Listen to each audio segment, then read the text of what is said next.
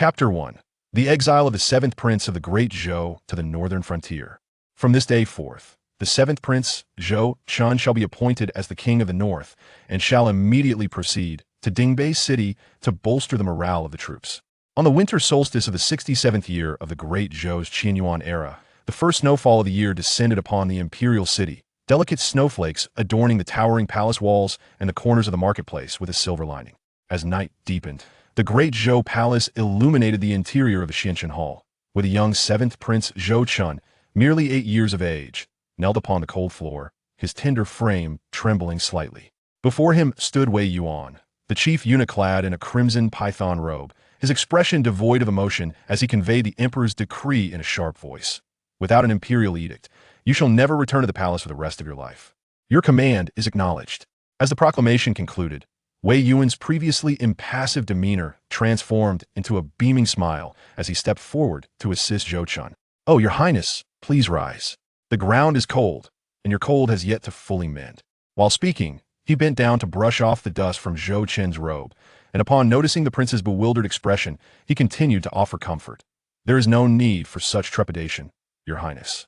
Being conferred a title at the age of 8 is an unprecedented honor in the history of the Great Zhou. Perhaps one day, when His Majesty is in high spirits, you shall be welcomed back." Though Wei Yuan's words were laden with flattery, as the most trusted eunuch of the current emperor, he was acutely aware that this seemingly prestigious title bestowed upon the seventh prince was, in fact, a veiled exile. The prospect of returning to the imperial city was as daunting as scaling the heavens, for the other princes in court would undoubtedly prefer to see him never return. Nevertheless, despite Zhou Chen's fall from grace, Wei Yuan held no disrespect towards him. Even though he now wielded significant power as the chief eunuch while Zhou Chen remained but an innocent child, the prince's lineage commanded respect. Zhou Chen bore the surname Zhou, belonging to the royal bloodline of the Great Zhou. The blood of the emperor flowed through his veins, representing the dignity of the imperial family. No matter how diminished his status, he was not a subject to be easily insulted. Those who could humiliate him were the emperor and his siblings, but never someone like Wei Yuan. Moreover, it was vital for him to perform well here. Given the emperor's keen insight, he would undoubtedly perceive his loyalty. Having navigated the palace intrigues for many years, Wei Yuan's astuteness was what had earned him his current position. Observing the dazed Zhou Chen, Wei Yuan's voice grew more concerned. Your highness, your highness." Yet, Zhou Chen remained oblivious to his concern, as if he had not heard a word. "I fear I am the least fortunate among the ranks of the transmigrators from Blue Star." Zhou Chen sighed inwardly, his youthful visage tinged with melancholy. Indeed, he was a transmigrator.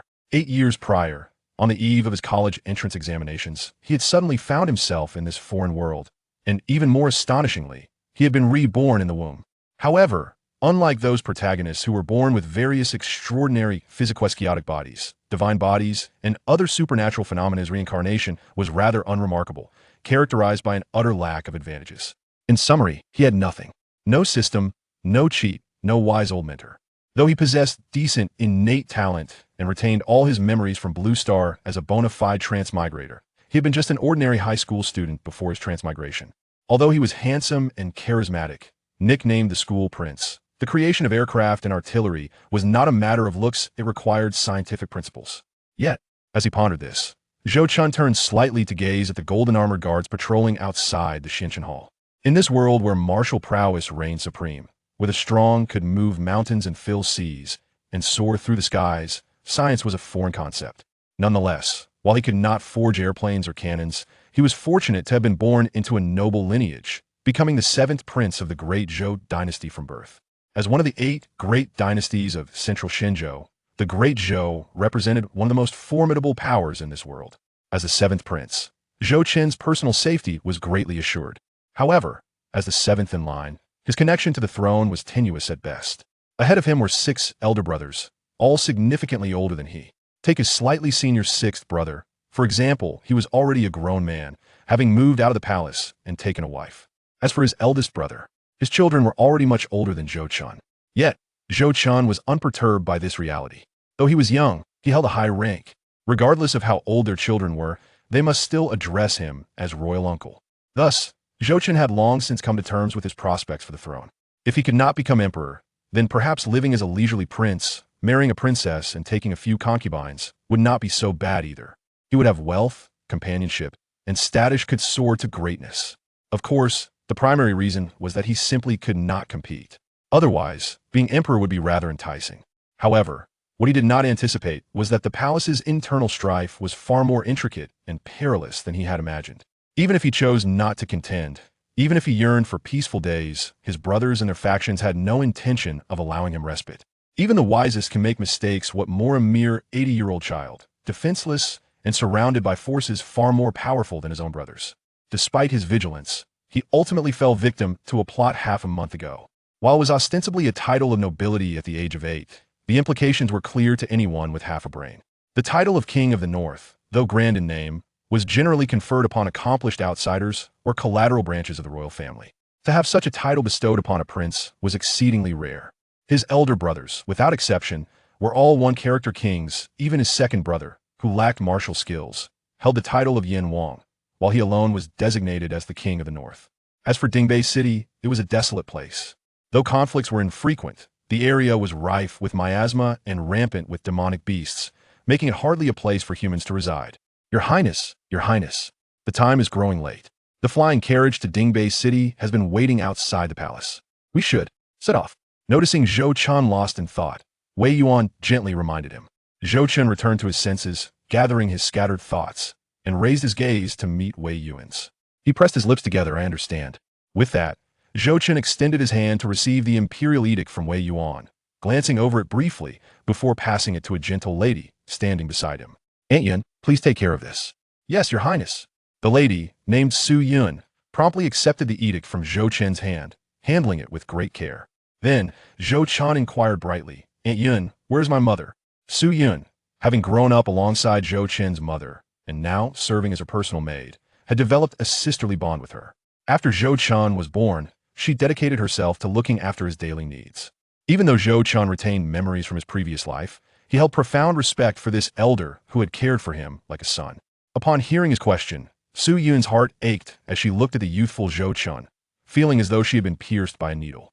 She murmured, since little Chen's birth, he has never been out of my sight. Now, he is to journey to the far-off Dingbei City, and who knows when he will return. I can accompany little Chen to Dingbei City, but what of the lady? As the saying goes, a mother's worry follows her child for 1,000 miles, and Dingbei City was far more than just a few hundred miles away from the Great Zhou's imperial city. With this thought, Su Yun felt a wave of emotion wash over her, forcing a smile as she responded, Your Highness, the Empress has been waiting for you at the Xianji Gate since early this morning. This story unfolds slowly, featuring a system, though not extensively, with a decisive male lead who is not overly benevolent, focused entirely on his ambitions, and with a singular female lead. It is recommended to read a few more chapters. Chapter 2. The Mother-Son Farewell to the Sovereign of the Great Zhou.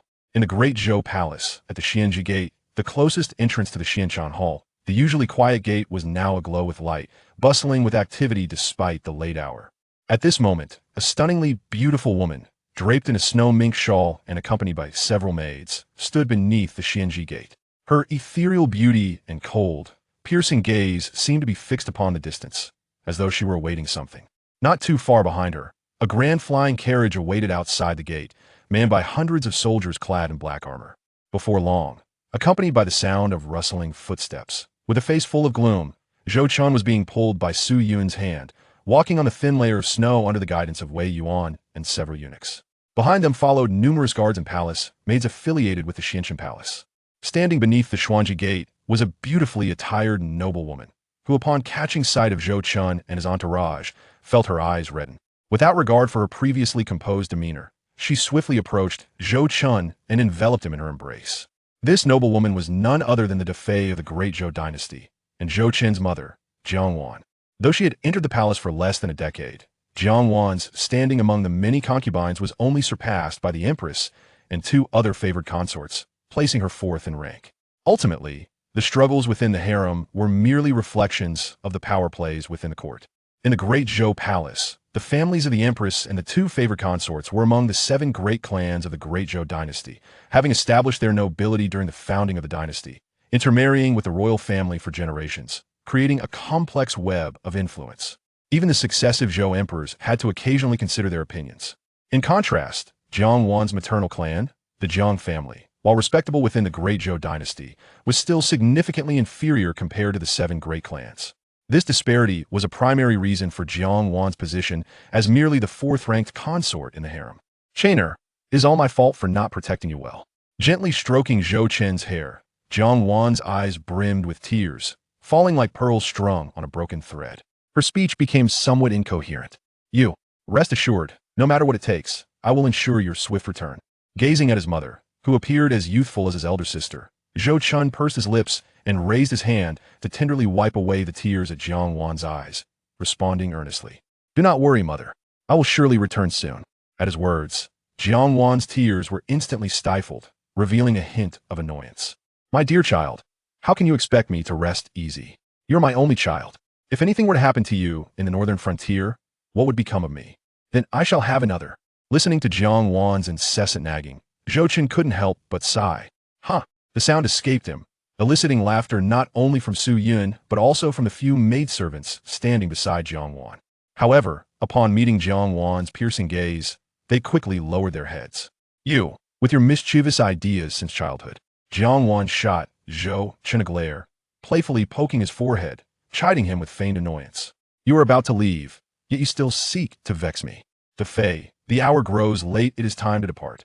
At that moment, Wei Yuan could no longer contain himself and interjected from the side. Upon hearing his voice, Jiang Wan's expression shifted instantly, her demeanor returning to its earlier chilliness as she replied coolly. Wei Gonggong, I'm aware of the time, it is still quite early. There's no need to rush at this moment, is there? With that, Jiang Wan rose, casting a sidelong glance at Wei Yuan before turning to the maidservants standing nearby, instructing. Donger, bring forth the items. Yes. At her command, a poised maidservant promptly stepped forward, holding a brocade box. Jiang Wan delicately opened the box, revealing an ancient jade ring that instantly caught Zhou Chen's attention. A spatial ring? Upon seeing the jade ring within the box, Zhou Chen's eyes sparkled with excitement as he exclaimed. Spatial rings could generally only be utilized by cultivators above the Qi gathering realm. As the 7th prince of the Great Zhou Dynasty, Zhou Chen had encountered spatial rings early on, for his caretaker, Aunt Yun, possessed several for storing his belongings. However, he had never owned one himself, as he had not yet broken through to the Qi gathering realm. In this world, the cultivation realms from lowest to highest are body refinement, Qi gathering, separation and convergence, true essence, divine travel, transcendence, saintly entry, saintly king, Tao source, and emperor zenith. Each realm is further divided into 9 levels. Reaching the Emperor Zenith is considered the pinnacle of strength in this world. Throughout the history of the Central Divine Continent, the mightiest beings have always belonged to this realm. Zhou Chen's adoptive father, the current Zhou Emperor, is a Tao Source realm cultivator, still some distance from the legendary Emperor Zenith. Of course, he is not alone. The emperors of the other major dynasties are also situated at the Tao Source realm level, each varying in strength. As for whether there are any cultivators at the Emperor Zenith in the Central Divine Continent now, it is beyond Zhou Chen's current knowledge. Indeed, it is a spatial ring. Jiang Wan took the jade ring from the brocade box and placed it in Zhou Chen's palm, speaking gently. Chainer, I heard from Xiao Yun that you have recently broken through to the Qi gathering realm. This is a special gift from your mother tried on. Zhou Chen's heart soared her words as he immediately slid the jade ring onto his finger. As his inner energy surged into it, the ring, which had initially been much larger than his finger, seamlessly adjusted to fit perfectly. Yet, upon witnessing the scene within the storage ring, he was momentarily stunned. Mother, this! Within the vast and orderly space, various garments were meticulously arranged on wooden racks categorized by age, 8, 9, 10. In addition, there were a plethora of daily necessities, an array of weapons, various cultivation resources, martial arts manuals, and a mountain of spirit stones and precious jewels. This spatial ring was given to me by your father when I entered the palace. According to him, few rings in the entire Central Divine Continent are larger than this. It should suffice for you for quite some time. You are still young, and your body grows quickly. I am unsure what attire would suit you best, so I prepared selection. With Aunt Yin looking after you, I can rest easy. However, the northern frontier is not like the imperial capital. Even as a prince, the resources available to you pale in comparison to those in the capital. These provisions may only last you a while. And Xiao Yun, you must keep an eye on him. At just 8 years old, he speaks inappropriately with the little maids in my palace. I truly fear he may learn bad habits once he reaches the northern frontier. Once again, Her familiar stream of thoughts poured forth, yet this time, Zhou Chen surprisingly remained silent, his head bowed in contemplation. What is it? Do not worry about your mother. As Jiang Wan spoke, her eyes reddened once more, mist forming within their depths. But this time, she ultimately held back, biting her lip as she turned to Wei Yuan, her voice cold. Wei Gonggong, the hour has come. It is time for you to depart. Yes. Wei Yuan, relieved at her command, immediately responded, then turned to Zhou Chen, bowing slightly as he asked, Seventh Prince, shall we be on our way? Zhou Chen lifted his gaze to the now turned Jiang Wan, a smile gracing his lips, yet his eyes shimmered with unshed tears. He opened his mouth as if to say something, but in the end, remained silent, lowering his head as he quietly made his way out of the palace. Wei Yuan and Su Yun, upon witnessing the scene, promptly followed suit. Once all had boarded the flying carriage, it swiftly soared through the skies, heading towards the northern frontier of the Great Zhou. Meanwhile, within the resplendent halls of the Great Zhou Palace, a pale-faced eunuch entered and knelt before a middle-aged man. Addressing him respectfully, Your Majesty, the seventh prince has already departed. The middle-aged man, clad in a black dragon robe, sat majestically upon the throne, his visage exuding an air of authority, while his eyes, akin to bolts of lightning, seemed capable of tearing the very fabric of space itself. This man was Zhou Chen, the current emperor of the Great Zhou Dynasty and the father of Zhou Chen, renowned as one of the most formidable figures in the central divine continent. Upon hearing the eunuch's report, Zhou Chen remained impassive, continuing to peruse the jade tablet in his hands. The eunuch, recognizing the emperor's demeanor, dutifully prostrated himself on the ground, refraining from any movement. Chapter 3. Arrival at Dingbei, System Activation after a considerable passage of time. Zhou Qian's gaze shifted away from the jade slip as he raised his head to look at the eunuch, calmly inquiring, Fan Jian, where is Empress Da? In response, Fan Jian replied, Your Majesty, the Empress has already returned to the Hall of Nurturing Virtue. But, as he spoke, Fan Jian glanced up at Zhou Qian, hesitating to continue. Zhou Qian furrowed his brow, pondering the matter at hand. Your Majesty, it is nothing of great importance, merely a message conveyed by the noble consort Da, stating that the seventh prince is currently far in the northern frontier. She fears that before his return, she will be unable to attend to Your Majesty's needs, and humbly requests Your Majesty's understanding. Upon finishing his words, Fan Jian prostrated himself on the ground, beads of cold sweat forming on his brow, his heart gripped by utmost fear. Zhou Qian was momentarily taken aback, then sighed deeply, his voice resonating with an air of melancholy. I understand. After speaking, he turned his gaze towards Fan Jian, who was prostrated on the ground, and inquired, What of the task I entrusted to you?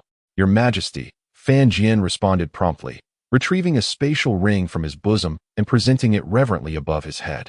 You commanded me to discreetly acquire the items sold by the noble consort Da at a high price, and I have successfully procured every single one. They are all contained within. Please, Your Majesty, take a look. As soon as he finished speaking, the jade ring, which had been elevated above Fan Jian's head, was swiftly seized by Zhou Qian. Well done. Upon hearing Zhou Qian's praise, Fan Jian's heart swelled with joy, and he hastily bowed in gratitude. Thank you for your commendation, Your Majesty. However, before he could revel in his elation for long, Zhou Qian's countenance darkened abruptly, as if he had stumbled upon a grave discovery within the jade ring. His expression turned as grim as the depths of a cauldron. This Jiang Wan dares to sell even the feathered azure armor I gifted her. Witnessing Zhou Qian's furious demeanor, the previously excited Fan Jian's face turned ashen. He quickly prostrated himself, imploring, Your Majesty, please quell your anger. Please. The noble consort Da is merely driven by maternal affection. The seventh princess' journey to the northern frontier is fraught with uncertainty regarding his return, and moreover, the northern frontier is indeed harsh and frigid. At this juncture, Fan Jian hesitated slightly, casting a cautious glance at Zhou Qian, fearful of continuing his explanation. He could only hastily pivot and add, Thus, the noble consort Da has resorted to selling her treasures to gather resources for the seventh prince. Bang! Upon hearing these words, Zhou Qian's jade tablet in hand was instantly reduced to powder. The seven families had secretly conspired, forcing me to banish him to the northern frontier. What is there to fear in speaking of this? This Great Zhou is still the realm of the Zhou family. With that declaration, Zhou Qian abruptly rose from his throne, his eyes glinting with murderous intent. The maternal lineage of the second prince is not theirs.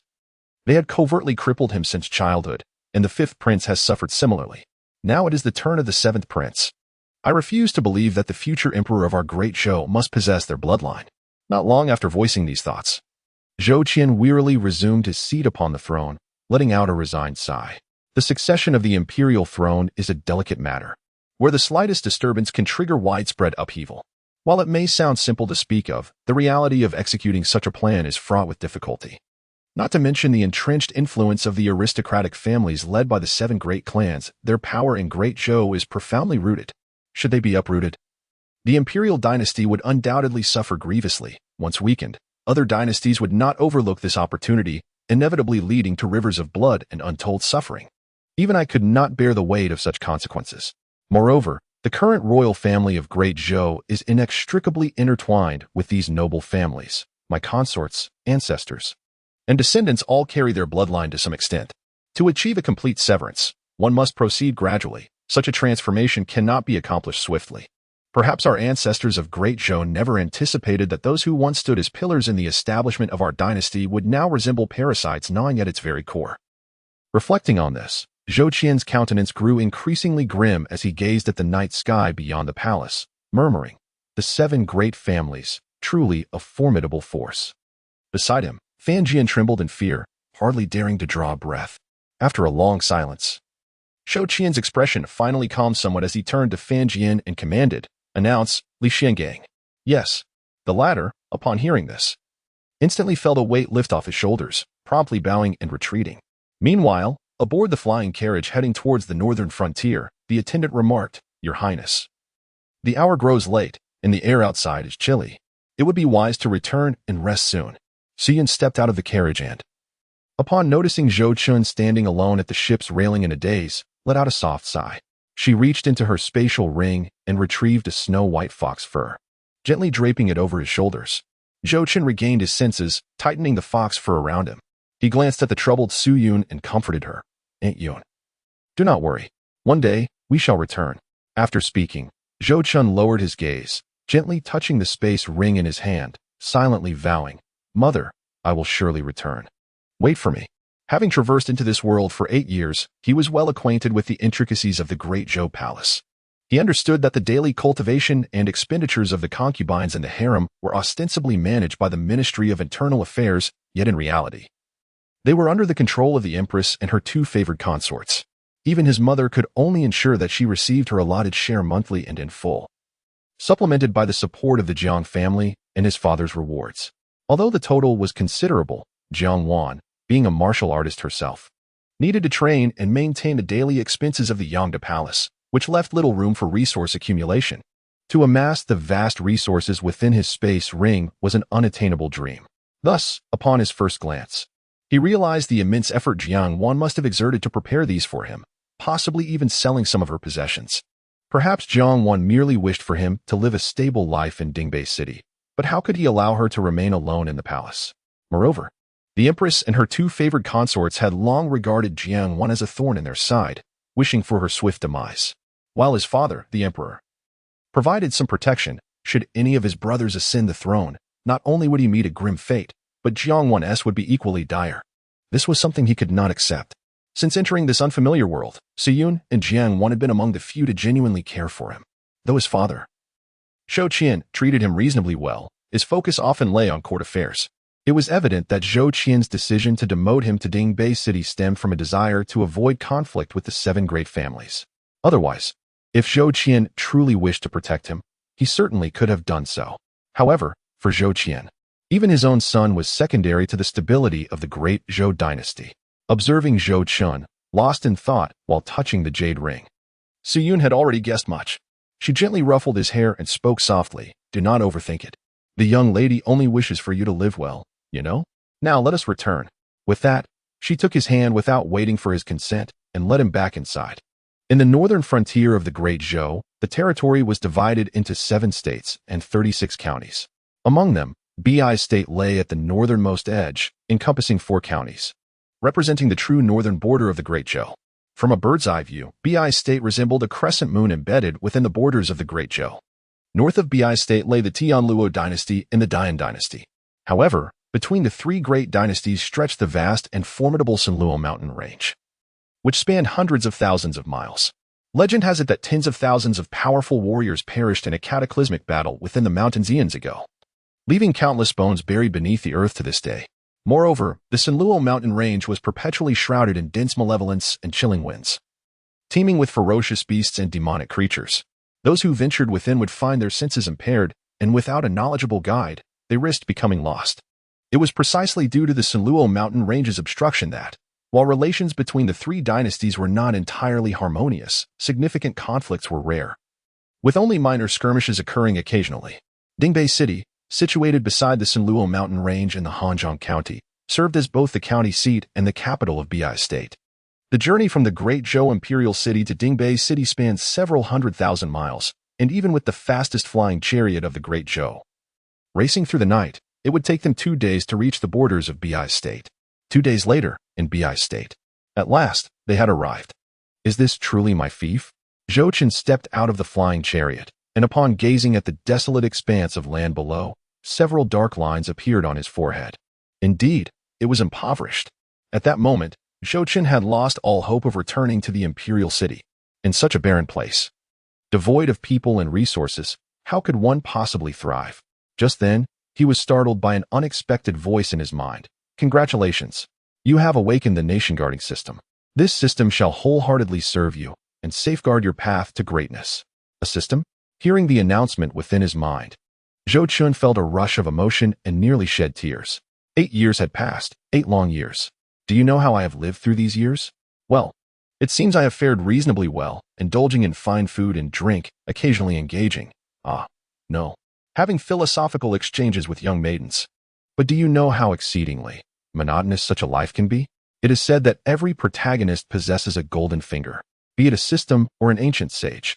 Yet, after 8 years of traversing this realm, he had nothing, despite his prominent status. He thought he was merely a villainous pawn destined to be obliterated by the Son of Destiny. Little did he expect that, after all this time, he, too, possessed a system. Chapter 4. The Nation Guarding System and its Novice Benefits. How to utilize the Nation Guarding System. Just as Zhou Chen was about to inquire about its usage, a sudden urgent sound echoed in his mind. Danger! Danger! The system detected that you were in an extremely perilous fantasy world, teeming with countless strong foes and rampant beasts. Your environment for growth is exceedingly treacherous. To ensure your safe development, the system has specially prepared novice benefits for you. Will you accept them? Listening to the alarm in his mind, Zhou Chen promptly nodded. Yes. Was this not the perfect pillow for his unexpected nap? On the journey here, he had heard Wei Yuan speak of some conditions in Bei's prefecture.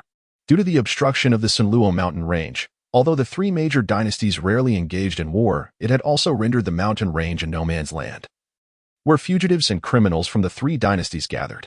Moreover, due to a great battle thousands of years ago, countless powerful beings had perished there, leading to sporadic discoveries of opportunities within the Sanluo mountain range, attracting numerous mercenary groups and bandits from all corners of the central divine continent.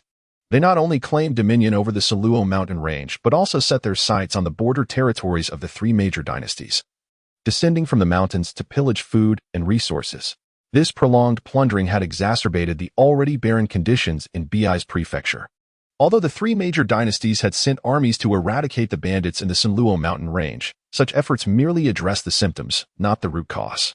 Before long, the bandits would rise again. Over time, the 3 major dynasties grew indifferent, merely stationing troops at the mountain's border to fend off the bandits and mercenaries. Thus, while Zhou Chen need not fear a war between dynasties in Bei's prefecture, certain risks remained. Even as the king of the north, surrounded by numerous powerful guardians, he pondered, why entrust his life to others when he could rely on himself? Of course, without the emergence of the system, he would have had no choice but to trust those around him. But now, that was an entirely different matter. Congratulations. You have received the Novice Gift Package. Shadow Legion. You can summon all members of the Shadow Legion led by Terra, with no side effects. You may summon them at any time. They are utterly loyal, immortal, and their individual strength increases with that of the summoner. Initial rank, Ordinary Shadow Soldier, equivalent to the first layer of Qi Gathering. 9 Ghost Generals, first layer of True Essence, Terra, first layer of Divine Travel, initial summoning value, 10,000. Note, this refers only to the number of Shadow Soldiers, which increases with the summoner's strength. Ancestral Dragon Blood 1. Ancestral Dragon Blood can transform your essence, enhancing your aptitude, and under specific conditions, can evolve into the body of an ancestral dragon. Note, The violent energy within has been removed, making it safe for consumption. Fallen God Technique, a divine-level cultivation method. Mastering it to perfection grants the ability to create worlds and slay gods. A series of notifications resounded, leaving Zhou Chen, who stood on the flying chariot, utterly astonished as he silently marveled at the opulence of the novice gift package. The Shadow Legion, Ancestral Dragon Blood, Fallen God Technique. Each item was a treasure. Was this the long-awaited reward for the system's 8-year delay? If so, it had not betrayed his daily prayers. After some time, Zhou Chen calmed himself and glanced at those around him before leisurely returning to the chariot. Although he yearned to immediately explore the Shadow Legion, Ancestral Dragon Blood, and the like, the current company was not conducive for such revelations. Furthermore, through the recent experiences, he had come to understand the functions of the nation guarding system. As the name suggests, as long as he guarded the border for a full year, he would receive rewards from the system, which would improve with the duration of his service. Though it did not offer daily rewards like other systems, Zhou Chen was nonetheless satisfied. After all, even the tiniest morsel was still sustenance. He discerned the difference between occasional meat and a diet devoid of it. The emergence of the system reignited Zhou Chen's ambitions. With the system in place, returning to the imperial city would surely be a trivial matter.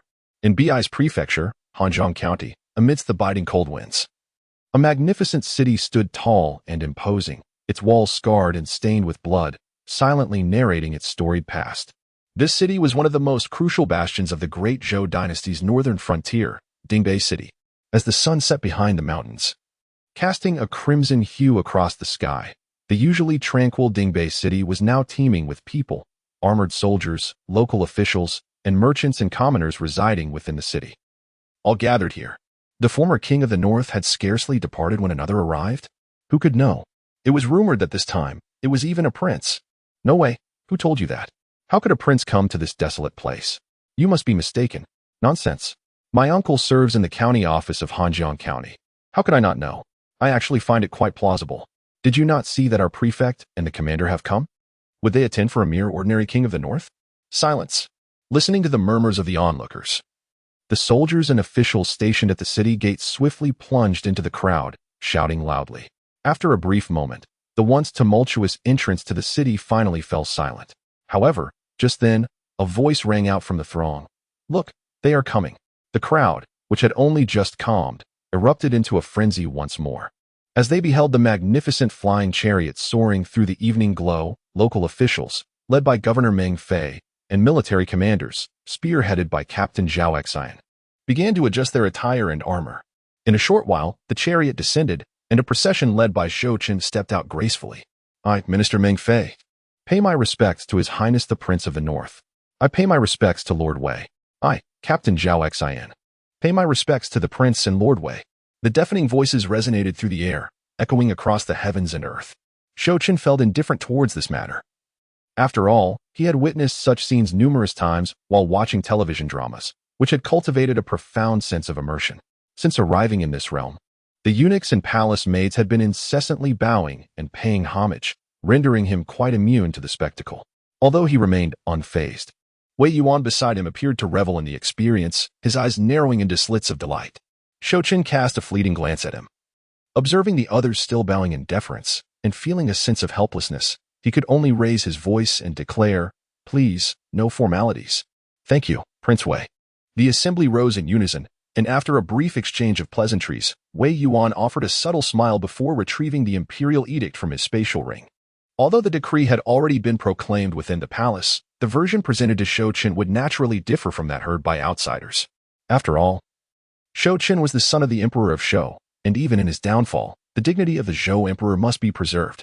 Consequently, the edict that Wei Yuan produced was replete with laudatory phrases extolling Zhou Chen's innate intelligence and exceptional wit. So eloquently articulated that Zhou Chen began to question whether he had truly offended the remains of the great ancestor of the Zhou dynasty merely half a month prior. Moreover, during the recitation of the edict, Wei Yuan deliberately employed a sonic secret technique, projecting his voice with such resonance that not only the entirety of Dingbei City, but also the desolate expanses 1,000 miles away could hear the proclamation of Zhou Chen's elevation. This left Zhou Chen feeling so embarrassed that he wished he could somehow retreat into the depths of the earth.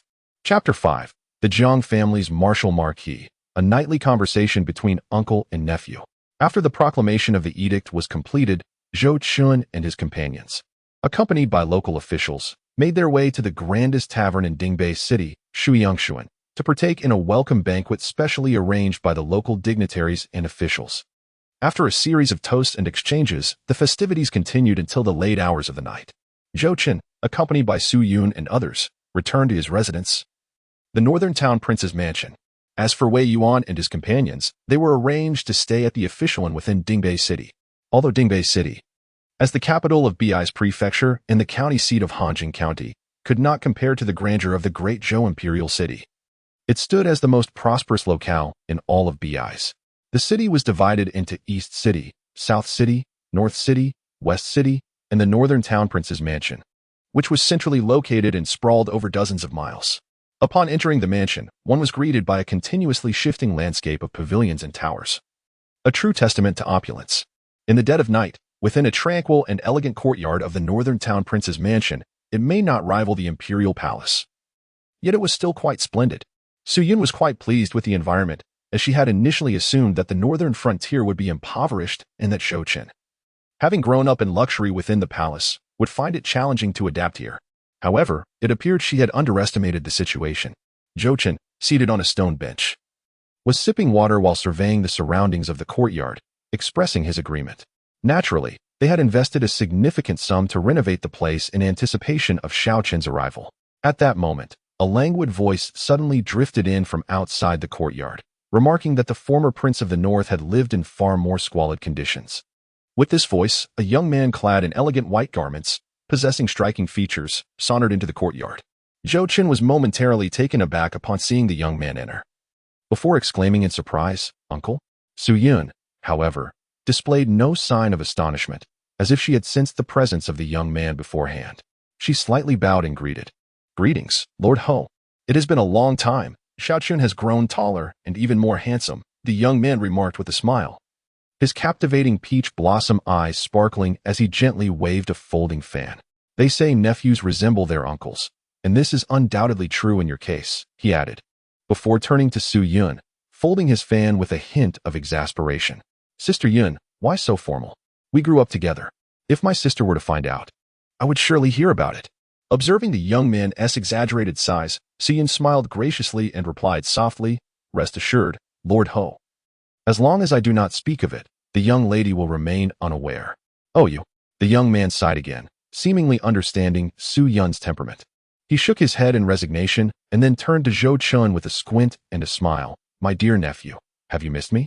Hearing this, Zhou Chen's lips twitched slightly, and with a slight shrug, he replied, "If you hadn't come, I might have forgotten you altogether." Looking at the seemingly disenchanted young man, Zhou Chen raised an eyebrow and asked, "Uncle, what brings you here?"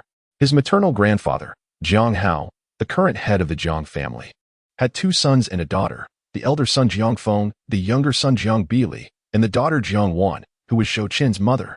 The young man before him was his uncle, Tian Wu Ho Jiang Bili.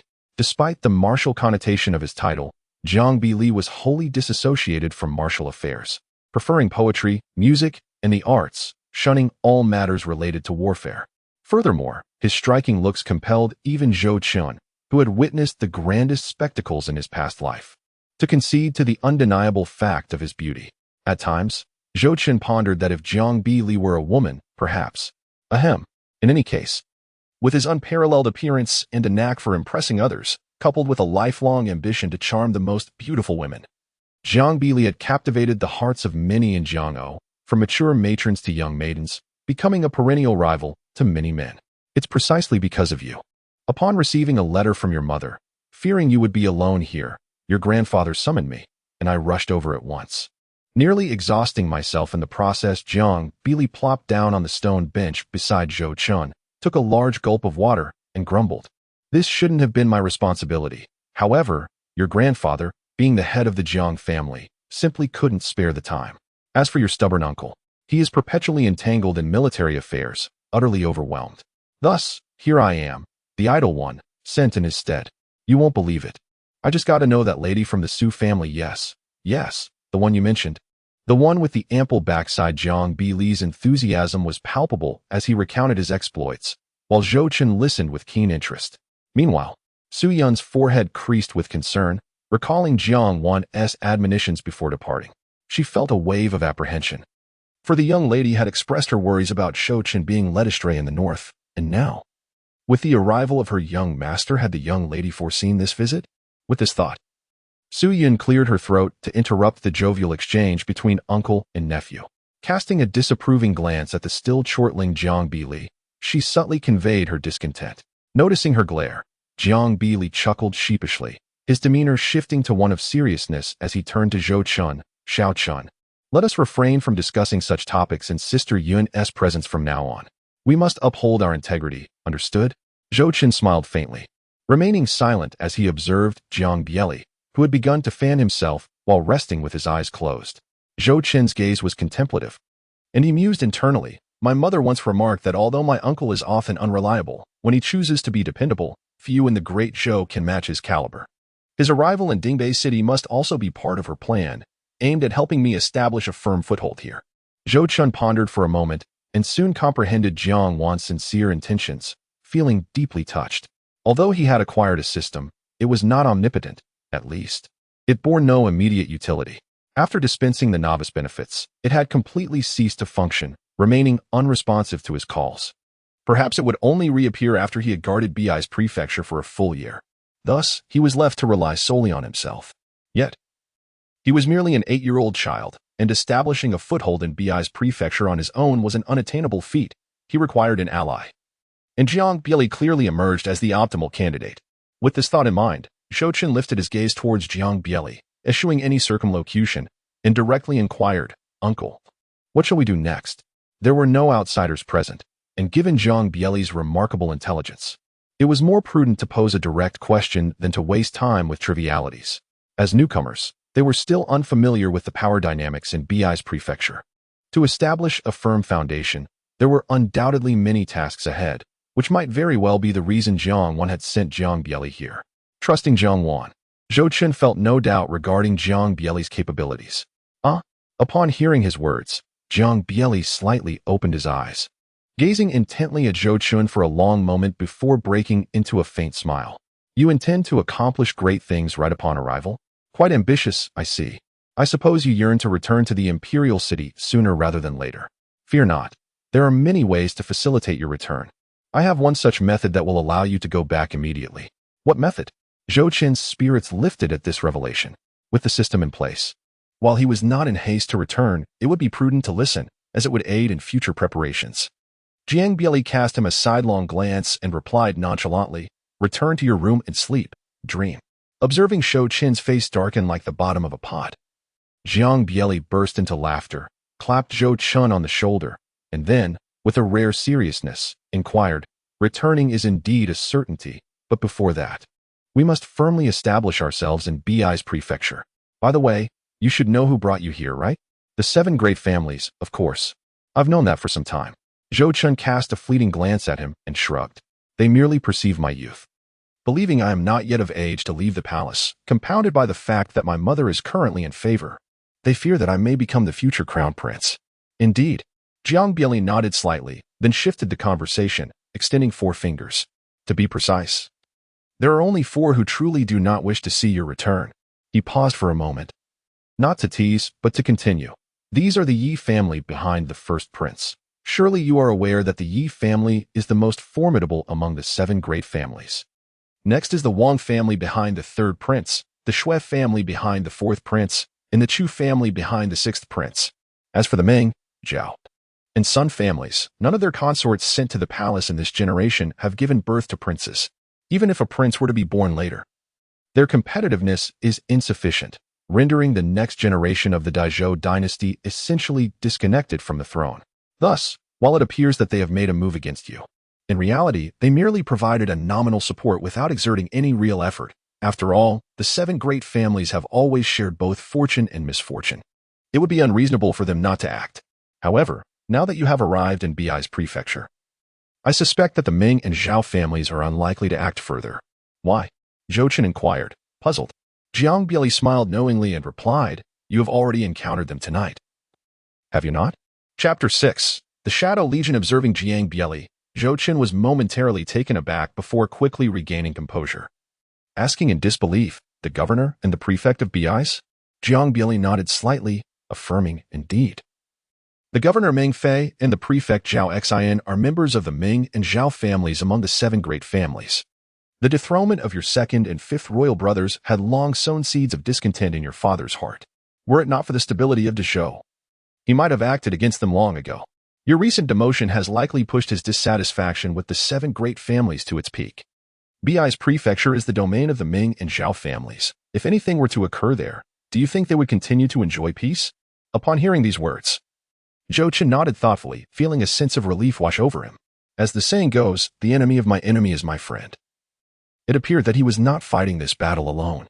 At the very least, the Ming and Zhao families were not inclined to see him come to harm. No wonder Meng Fei and Zhao Xian had been so cordial towards him at tonight's banquet, even offering to introduce him to the young ladies of their households. Was it truly for this reason? Zhou Chen silently berated himself, although he acknowledged the gravity of the situation. He reminded himself to exercise caution. Even if the Ming and Zhao families refrained from action, the families supporting the other 4 imperial princes would undoubtedly conspire against him. At the very least, they would seek to incapacitate him to ensure their own peace of mind. Observing Zhou Chen's seemingly relaxed demeanor, Jiang Bieli's expression shifted, and he spoke with grave seriousness. "You must understand that since the era of your imperial grandfather, including your father, their maternal line has not originated from the 7 great families. Their influence has significantly waned compared to the omnipotent power they wielded centuries ago. Thus, during this transition of the throne, they will not permit any unforeseen circumstances. They will certainly strive to stifle all potential threats in their infancy. This is precisely why they have disregarded your father's wrath and taken action against your 2nd and 5th imperial brothers. Therefore, you must remain ever vigilant." Zhou Chen's expression tightened, and he quickly replied, "I understand, uncle." He added, "Enough of that. You must be weary from the journey. Rest early tonight." After giving Zhou Chen a reassuring pat on the shoulder, Jiang Bieli paused for a moment before continuing, "Upon receiving your mother's letter, I arrived here 3 days ago. I have spent the past few days exploring Bi's prefecture and have begun to formulate some ideas."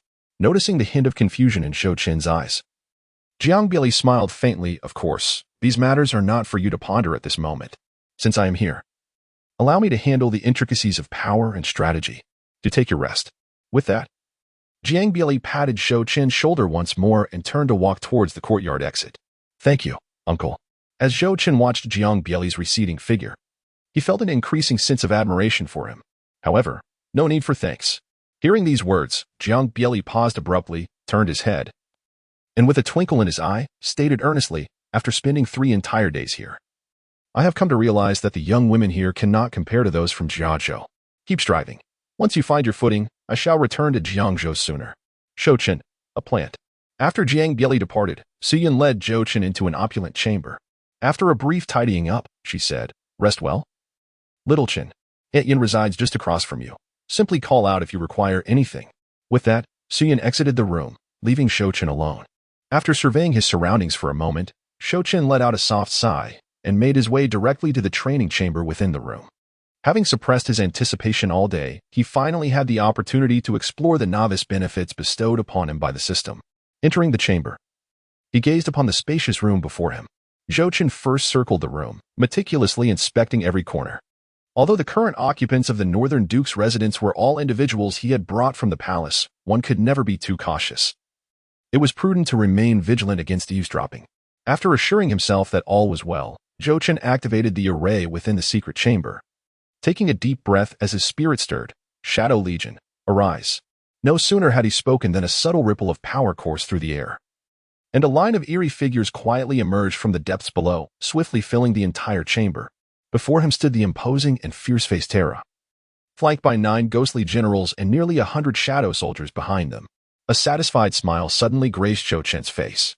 Although the room contained only a limited amount, this was merely due to the cramped confines of the secret chamber. According to the system, Terra's strength was equivalent to that of a divine traveler. While the 9 ghost generals were at the true origin realm, though currently somewhat diminished, their power would naturally rise in tandem with my own growth. Furthermore, as my abilities escalated, the number of shadow soldiers I could summon would also increase. Just imagine. Once I reached the Emperor's realm, seizing control of this world would be a mere trifle, effortlessly accomplished. With this thought, Zhou Chen felt an even greater sense of satisfaction. as if he glimpsed a future brimming with promise. Terra, you 10 shall remain closely by my side. As for the others, I demand to be fully informed of every aspect within the city of Dingbei, including the royal palace. With a single command from Zhou Chen, Terra and the 9 ghost generals transformed into shadowy figures, swiftly merging into the shadows behind him. As for the other shadow soldiers, they were summoned in batches by Zhou Chen, dispatched to various locations within the northern city, including the royal palace. Although he currently commanded a formidable legion of 10,000 shadow soldiers, their presence was of little significance to him. After all, their power was limited to the first level of chi gathering. Even in such large numbers, they would be obliterated by a genuine powerhouse in a single strike. Even if they were not annihilated, their utility remained questionable. However, as members of the Shadow Legion, they possessed the unique ability to traverse any surface or wall as shadows. And they could also navigate through the Shadow Realm for spatial movement, making them unparalleled scouts. Through the 9 ghost generals concealed within his shadow, Zhou Chen could maintain constant awareness of the happenings within the city and the royal palace. Thus, it was paramount for him to strategically deploy the shadow soldiers outside, as it represented the most advantageous course of action at this stage. Once the opportune moment arose, perhaps he could establish an assassin organization, eliminating anyone he desired. As he gazed at the shadows behind him, a bold idea surged within Zhou Chen's mind. Capable of transforming into shadows, traversing space, impervious to death, tireless, and unwaveringly loyal, the Shadow Legion could be considered a naturally born assassin organization. However, they were still too weak. Patience was necessary. With insufficient strength, even innate assassins would prove ineffective, especially against formidable adversaries, such as the 7 great families that had stood for millennia in the Great Zhou Dynasty.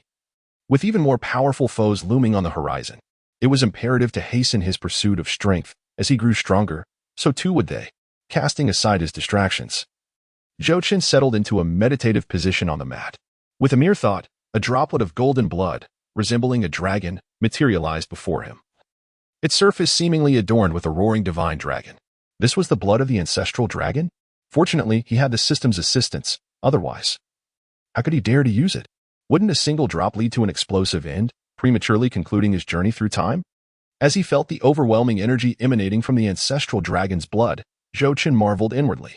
He gently parted his lips, and in that instant, the ancestral dragon's blood, which had been floating serenely in midair, surged like a celestial dragon, rolling into his mouth. Upon entering, the blood transformed into an exceptionally pure energy, flowing seamlessly down into his organs. In the next moment, Zhou Chen felt as though he was on the verge of childbirth. No, rather, he felt as if he were about to give birth to 10 children. The pain was excruciating, overwhelming. Damn it. System, I curse you. Are you deliberately leaving behind this frenzied energy? A torrent of potent energy surged violently within Zhou Chen's frail body, causing it to swell rapidly like a balloon. His skin felt as though it were seared by a red-hot iron, while the entire chamber transformed into a furnace, the temperature soaring dramatically. Simultaneously, despite the barriers of the formations, astonishing changes were occurring outside. The entire prince of the northern town's residence was enveloped in a crimson cloud, within which countless true dragons seemed to roar. Though it was the dead of night, this spectacle captured the attention of many. My dear nephew, you certainly harbor numerous secrets. Upon noticing the commotion emanating from Zhou Chen's room, Dingbei instantly sat up from his bed, propping himself against the headboard, murmuring to himself. On his very first day here, he was presented with such a formidable challenge. However, who asked me to be your uncle? With a gentle sigh, in the next moment, Dingbei's previously calm demeanor shifted dramatically, his gaze sharpening. With a flick of his wrist, the folding fan he held transformed into a luminous wheel, soaring out the window and descending into the sky. 3,000 miles of river eastward flowing into the sea, 5,000 fathoms of mountains scraping the heavens, Dingbei intoned. Instantly, it seemed as if countless phantom rivers coalesced above the prince of the northern town's residence, a tumultuous torrent, thundering forth, while boundless peaks descended from all sides, pressing down like Mount Tai, unstoppable. Soon, the extraordinary crimson cloud that enveloped the residence gradually dissipated. With the fan back in hand, Dingbei exhaled a breath of relief. After pondering for a moment, he called out towards the door. Come here. As soon as his voice fell, someone outside responded, My lord? Seal the news. Dingbei replied, his tone icy. No one is permitted to divulge a single word about tonight's events. Those who defy this command shall be executed. Understood. The person outside nodded, hesitated briefly, then continued, My lord, should we silence the entire residence, or Silence as many as have witnessed it, Jiang Bieli interjected, rubbing his temples. Also, go to the provincial capital and inform Ming Zhomu. He likely saw what transpired tonight. Just tell him I was in seclusion. He will know what to do. Yes. As the voice outside faded, Jiang Bieli's gaze shifted suddenly toward the room, and he sighed again, muttering, alas, why must they all be so troublesome? The young lady is intriguing. She can flirt and then flee. With that, his figure vanished from the room. At this moment, Suyun stood anxiously outside Zhou Chen's door, her face etched with worry. She was directly across from Zhou Chen's room, and such a ruckus could hardly escape her notice. Having just bathed, she had rushed over without a second thought, her hair still damp and cascading down her back. Don't, Sister Yun. Just as she was about to push open the door to check on the situation, someone suddenly seized her hand. What are you doing? Upon seeing it was Jiang Bieli who was blocking her, the usually gentle and gracious Su Yun flared up. Little Chen is still inside. Jiang Bieli, sensing her distress, pulled her aside to a stone table in the courtyard, reassuring her, don't worry, my dear Sister Yun. I know you regard Little Chen as a son, but he is also my blood nephew. Would I let him come to harm? Moreover, he paused, his gaze roving over Su Yun. Then with a mischievous smile added, if you go in like this, and Little Chen sees you, it might not be appropriate, would it? Su Yun was momentarily taken aback, following Jiang Bieli's gaze to her own attire. The thin dress she wore had become soaked, clinging to her form, accentuating her figure. Particularly the prominent curves of her bosom, leaving much to the imagination. Realizing her oversight in her haste to check on Zhou Chen, she gasped. Her energy circulating rapidly to dry her dress. After completing this, she turned to Jiang Bieli, whose gaze was still fixed on her, her cheeks faintly flushed as she scolded. You were peeking. I wasn't. I didn't. Don't make baseless accusations. Jiang Bieli quickly turned away, wiping his mouth of any drool, and leisurely said, how could this be called peeking? This is appreciation, an aesthetic delight. Chapter 7. The Blood of the Ancestral Dragon. The body of the true dragon Su Yun seemed well acquainted with Jiang Bieli's nature, rolling her eyes in exasperation, uninterested in further banter. She turned back to Zhou Chen's room. Her face clouded with concern. Do you think Little Chen will be all right? Rest assured, he is fine. Jiang Bieli replied, casting his gaze toward Zhou Chen's room. Though I cannot see the situation inside, I can sense that Little Chen's vitality remains intact and is growing stronger. Perhaps, after tonight, he will undergo a transformation, akin to a hidden dragon rising to the heavens. As for this matter, he paused, pointing skyward with a faint smile. Everyone possesses their own secrets. Though Little Chen is still young, he has his own thoughts. As long as he does not speak, our duty as elders is merely to shield him from the storm until he becomes powerful. But there are no buts. Su Yun frowned, wishing to say more. But Jiang Bieli pulled her away. Come on, let's not dwell on this. It's time for you to return and rest. After they departed, in the confines of Zhou Chen's chamber, within a secret room, lay a single drop of the ancestral dragon's essence blood, though minuscule in quantity. The energy it harbored was immeasurable, transcending that of ordinary blood. It was, in fact, essence blood. Even after the system had diminished 99.9% of its potency, it remained beyond Zhou Chen's capacity to endure. This principle is often referred to as the void cannot be supplemented. While the ancestral dragon's essence blood is a rare tonic, excessive intake could transform it into a perilous substance. Zhou Chen felt a swell of anxiety. He resembled an overinflated balloon, and anyone witnessing his current state would undoubtedly assume he was on the brink of explosion. The overwhelming majority of the energy from the essence blood was aiding in the enhancement of his physique, facilitating a profound transformation. However, a significant amount of energy continued to surge chaotically within his body. If he failed to expel or channel this energy promptly, an explosion was inevitable. Then it struck him. He must circulate his cultivation technique. This was the only method to direct the unruly energy within him outward. In this world, anyone aspiring to embark on the path of cultivation must first undergo body refinement. In essence, body refinement entails the forging of one's physique, fortifying the self.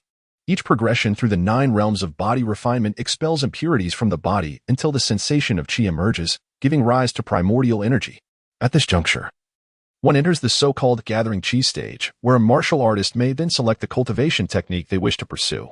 In the central divine continent, cultivation techniques are classified into 6 tiers: divine, sacred, celestial, terrestrial, mysterious, and yellow, with each tier further subdivided into upper, middle, and lower grades. For instance, the Zhou royal family's ancestral technique, the Zhou emperor's world-subduing canon, is categorized as a middle-grade sacred technique in the central divine continent.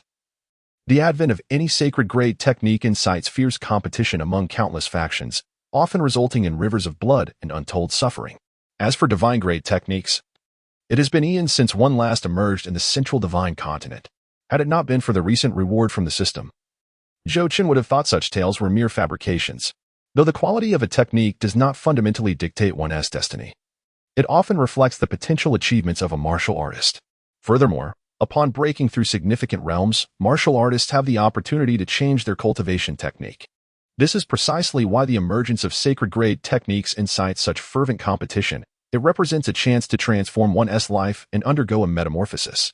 Naturally, as a prince of the Great Zhou Dynasty, Zhou Chen bore no such concerns. From the moment of his birth, a sacred grade technique awaited him.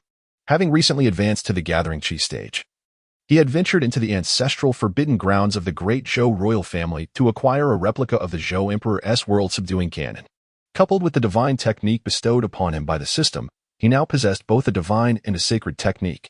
This abundance perplexed Zhou Chen, leaving him to ponder which technique to choose. As a member of the Great Zhou royal family, he felt an imperative to uphold the dignity of the royal lineage's cultivation techniques. With this resolve in mind, Zhou Chen summoned the golden jade slip containing the divine technique to his hand. The sacred technique, of course, deserved to be treated with the utmost reverence. It would be sacrilegious to wield it casually. Yet, the allure of the divine technique was undeniable. With a gentle sigh, he acted without hesitation, tapping the jade slip against his brow. Instantly, the characters inscribed within transformed into countless motes of light, all merging into his brow. As he felt the chaotic energy still surging within him, Zhou Chen winced in pain and promptly began to cultivate the divine technique that resonated in his mind. The path of the divine fall is decreed by destiny. As he engaged in his cultivation, the previously rampant energy within him found an outlet, converging towards his dantian. With the influx of this immense energy, Zhou Chen's cultivation soared at a visibly rapid pace. Gathering Qi second layer, Gathering Qi fifth layer, Gathering Qi eighth layer, separation and union first layer, separation and union fifth layer. His cultivation ascended to the fifth layer of separation and union, and only then did the tumultuous energy within him gradually settle. Zhou Chen's once inflated physique had returned to its original state, although his garments were thoroughly drenched in perspiration. Wiping the sweat from his brow, Zhou Chen exhaled softly and reclined upon the ground, feeling a significant sense of relief. Although the power of the ancestral dragon's blood continued to enhance his constitution, the discomfort was now within bearable limits. He pondered when this ordeal might conclude. He could sense that his body was undergoing a profound transformation, a fact evidenced by the black impurities expelled from him. Reflecting on this, Zhou Chen lowered his gaze and inhaled the scent emanating from his own form. The next moment, he retched a few times, resisting the overpowering stench, and stripped off the garments sullied with black impurities. He sat cross-legged on the mat, fully unclothed, beginning to contemplate the changes within him. Indeed, the ancestral dragon's blood was formidable. Even a minuscule fraction of energy, hardly more than a mosquito's leg, had elevated him to the realm of integration. If he were to obtain the complete ancestral dragon's blood, would he not ascend to unimaginable heights? The entirety of the ancestral dragon's blood was beyond his current capacity to endure. Nonetheless, achieving a leap of 1.5 realms in less than a night left Zhou Chen feeling quite content. It is worth noting that an 8-year-old in the realm of integration is a rarity, not only in the Great Zhou Dynasty but throughout the entire central divine continent. Ah, the Shadow Legion. With this thought, Zhou Chen promptly closed his eyes, attuning himself to the changes in the Shadow Legion following his breakthrough. Yes, the Shadow Soldiers have also reached the 5th level of integration, just like me. Astonishing, I can now summon 20,000, a full doubling of my previous capability. My heavens, 20,000 in the realm of integration. The 9 Ghost Generals have all attained the 1st level of divine travel, while Terra stands at the 1st level of the extraordinary, not synchronized with me. Zhou Chen furrowed his brow slightly, but soon he found solace in his thoughts. Indeed, if I were to ascend to the Imperial Venerable Realm in the future, would they not soar to the heavens as well? This does not seem to align with the nature of a system that only dispenses rewards once a year. What is this? As he silently grumbled within, General Bart, hidden in his shadow, abruptly transmitted an image into his mind. Is there truly an anomaly occurring? The formation within this secret chamber is evidently ineffective. I must replace it tomorrow. Henceforth, I shall exercise greater caution. The image emanated from a shadow soldier concealed within the northern town prince's residence, depicting the recent phenomenon of crimson clouds above the estate. The emergence of this spectacle elicited a sense of chagrin within Zhou Chen. He had presumed that the protective formation would ensure absolute security. Yet reality had delivered a harsh blow to his expectations. That folding fan. As he continued to observe the image, a folding fan soared skyward, causing Zhou Chen's expression to sharpen. My goodness, is my uncle truly this formidable? This, he must be at least at the sacred realm. Right? My mother is only at the extraordinary realm. How has he cultivated so? Is it through dual cultivation? How absurd. Can one truly cultivate while incessantly courting ladies? Outrageous. Observing the image of the folding fan transforming into countless rivers and mountains, he felt an aura far more terrifying than that of Terra.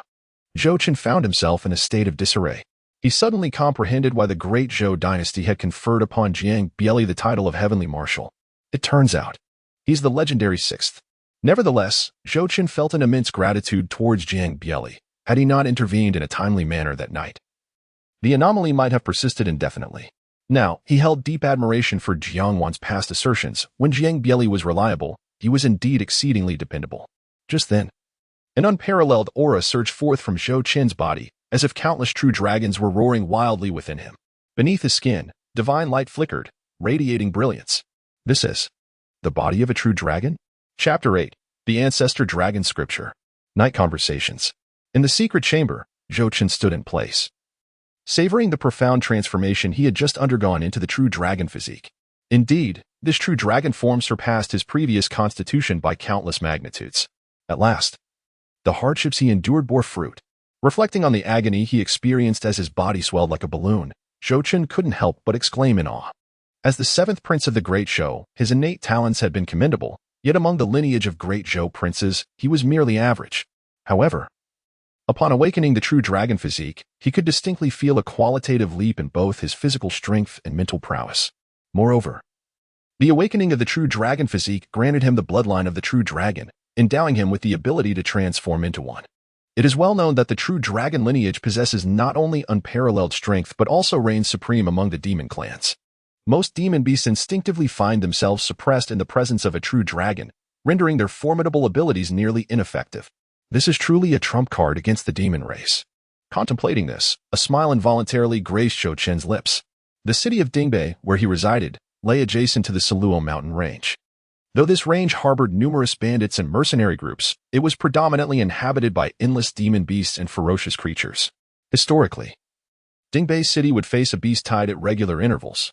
In recent years, however, due to the purging efforts of the three major dynasties, coupled with the extermination of the marauders within the Siluo Mountains, the likelihood of a beast tide had significantly diminished. Yet, should a beast tide truly erupt in Dingbei City in the future, his true dragon bloodline would undoubtedly serve as a formidable weapon against such a calamity. Long live the ancestral dragon! Zhou Chen murmured to himself, reflecting on the Zulong Sutra, a martial art he acquired from the blood of the ancestral dragon. It is a body refinement technique, and upon reaching perfection, his true dragon form can evolve into that of the ancestral dragon, rivaling the physical might of the legendary Zulong. However, the conditions. By heavens, does one have to hunt true dragons? To infuse oneself with their blood? Would it not suffice to use my own? After all, I possess a trace of the true dragon bloodline. Though I have only traversed into this world a few years, I diligently perused the Imperial Library, absorbing knowledge from celestial texts to geography, without omitting any. As far as he knew, while true dragons existed in the central divine continent, their numbers were scarce, and each was immensely powerful. To locate numerous and weaker true dragons, he would need to venture to the kingdom of 10,000 beasts in the southern divine continent, where one of the four royal families is indeed that of the true dragon. The risk involved is somewhat colossal. With this thought, Zhou Chen sighed. As a royal of the kingdom of 10,000 beasts, the status of the true dragon family was undoubtedly on par with, if not superior to, his own as a prince of the Great Zhou. Hunting true dragons within their domain would be no small feat. Well, if I bolster my strength, it matters little. After all, I have numbers on my side. Not pondering for long, Zhou Chen ultimately resolved to target the true dragons in the central divine continent. It was not entirely by choice, but rather the southern divine continent was exceedingly distant, with an expanse of at least 100,000 miles separating him from Dingbei City.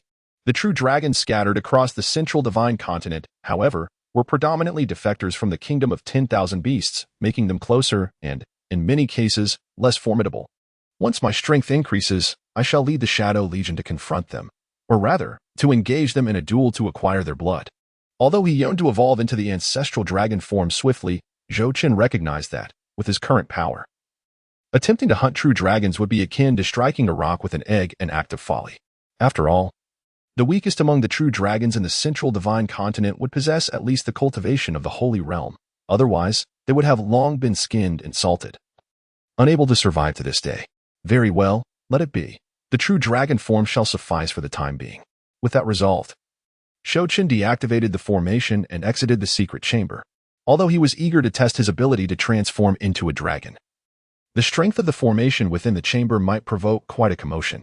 Tomorrow, I must arrange for the formation to be changed. Lying on the expansive bed, Zhou Chen continued his musings.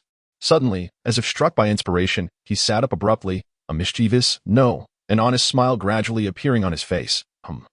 My uncle possesses such formidable strength. He must have ample resources at his disposal. In Dingbei City, at the Bei's prefecture, the governor Meng Fei, clad in dark robes, sat upright on a mat, his expression solemn. Before him sat a middle-aged man in black armor, his demeanor commanding. It was Zhao Xian, the commander of Bei's. The Wang family of the north seems unusually restless tonight. Meng Fei frowned slightly and sighed. Even Jiang Bieli has sent word. I wonder what the family is thinking. Insisting on placing His Highness the Seventh in our territory among such remote regions of the Great Zhou. Zhao Xian's expression darkened. Gritting his teeth, it is neither prudent to act nor to remain passive.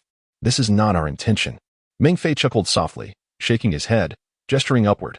Clearly, it is His Majesty who desires both the Ming and Zhao families to assist his son in weathering this storm. Zhao Xian furrowed his brows in contemplation before suddenly realizing. Are you suggesting? Precisely. Meng Fei nodded slightly. In our generation, there are no princes within the palace, and our next generation has no ties to the Zhou monarch. The four families, wishing for a smooth transition of the throne, would rather err on the side of caution and would undoubtedly act against His Highness the Seventh. Yet, His Majesty evidently does not wish to remain idle. Even if he intends to demote His Highness the Seventh from the imperial city, he must find a location beyond the influence of the four families. Thus, with a slight shrug, Meng Fei smiled wryly, looking across the Great Zhou. Only Bei's prefecture is suitable for His Highness the Seventh to take refuge, remote and devoid of formidable foes. Zhao Xian, upon hearing this, appeared contemplative. Does His Majesty cherish His Highness so dearly, intending for him to inherit the throne? Meng Fei chuckled and shook his head, responding nonchalantly. If His Majesty truly held such affection, why would His Highness the Seventh be sent to Dingbei City? You must understand. The imperial family is the most callous of all. I believe His Majesty merely wishes to prevent our family's princes from ascending the throne, especially since the second and fifth princes have been. At this, Meng Fei fell silent, cautiously glancing around before continuing. Currently, aside from the princes supported by the four families, the eldest is none other than His Highness the Seventh. It is only natural for His Majesty to show him some favor. However, being in the prime of life, the other princes have ample time to mature. Thus, the throne of the Great Zhou has yet to reach a definitive conclusion. Perhaps. Meng Fei smiled mysteriously, suggesting that our families still have a chance. Hearing this, Zhao Xian also smiled knowingly, then glanced out the window. What about the happenings at the Wang family tonight? Let us pretend nothing transpired. Meng Fei pondered for a moment before saying, since Jiang Bieli has spoken, let us grant him this favor. After all, the four families will benefit from it, and it bears little consequence for us. Otherwise, if he stirs up trouble, neither of us would emerge unscathed.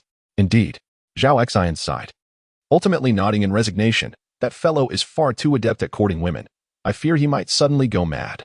At which point, my wife and daughter may no longer be mine. Shaking his head, Zhao Xian rose, clasping his hands in farewell. If that is the case, Meng brother, I shall take my leave for tonight. We shall reconnect should the need arise. Of course, as we are both in the same province, we must support one another. The following morning, Zhou Chen, guided by a maid, entered the dining hall and immediately spotted Jiang Bieli, who was sipping congee. You're up? Come and have some congee. Jiang Bieli said with a smile upon seeing Zhou Chen, gesturing towards the main seat. Your Aunt Yin has prepared it for you long ago, and it contains the meat of the Yunlin beast, a delicacy from Bei's prefecture, renowned for its tenderness. Oh. Zhou Chen gently nodded and made his way to the main seat, where he picked up the congee and began to drink heartily. At present, he was still unable to fully abstain from food, and even if he could, Most martial artists would not decline the pleasure of indulging in exquisite delicacies to satisfy their appetites. Where was Aunt Yun? After finishing a bowl of meat porridge, Zhou Chen turned to Jiang Bieli, his curiosity piqued. In the past, the first sight that greeted him each morning was often Su Yun, yet today, he had not caught a glimpse of her thus far. The shadow troops he had stationed throughout Dingbei City had only observed Su Yun leaving the city, unaware of her destination. Chapter 9. Dining hall at the foot of Yulong Mountain. Your Aunt Yun? I sent her out of the city to assist me with a task. So there is no need for concern, Jiang Bieli said vaguely while sipping his porridge. Noticing his reluctance to elaborate, Zhou Chen refrained from pressing further.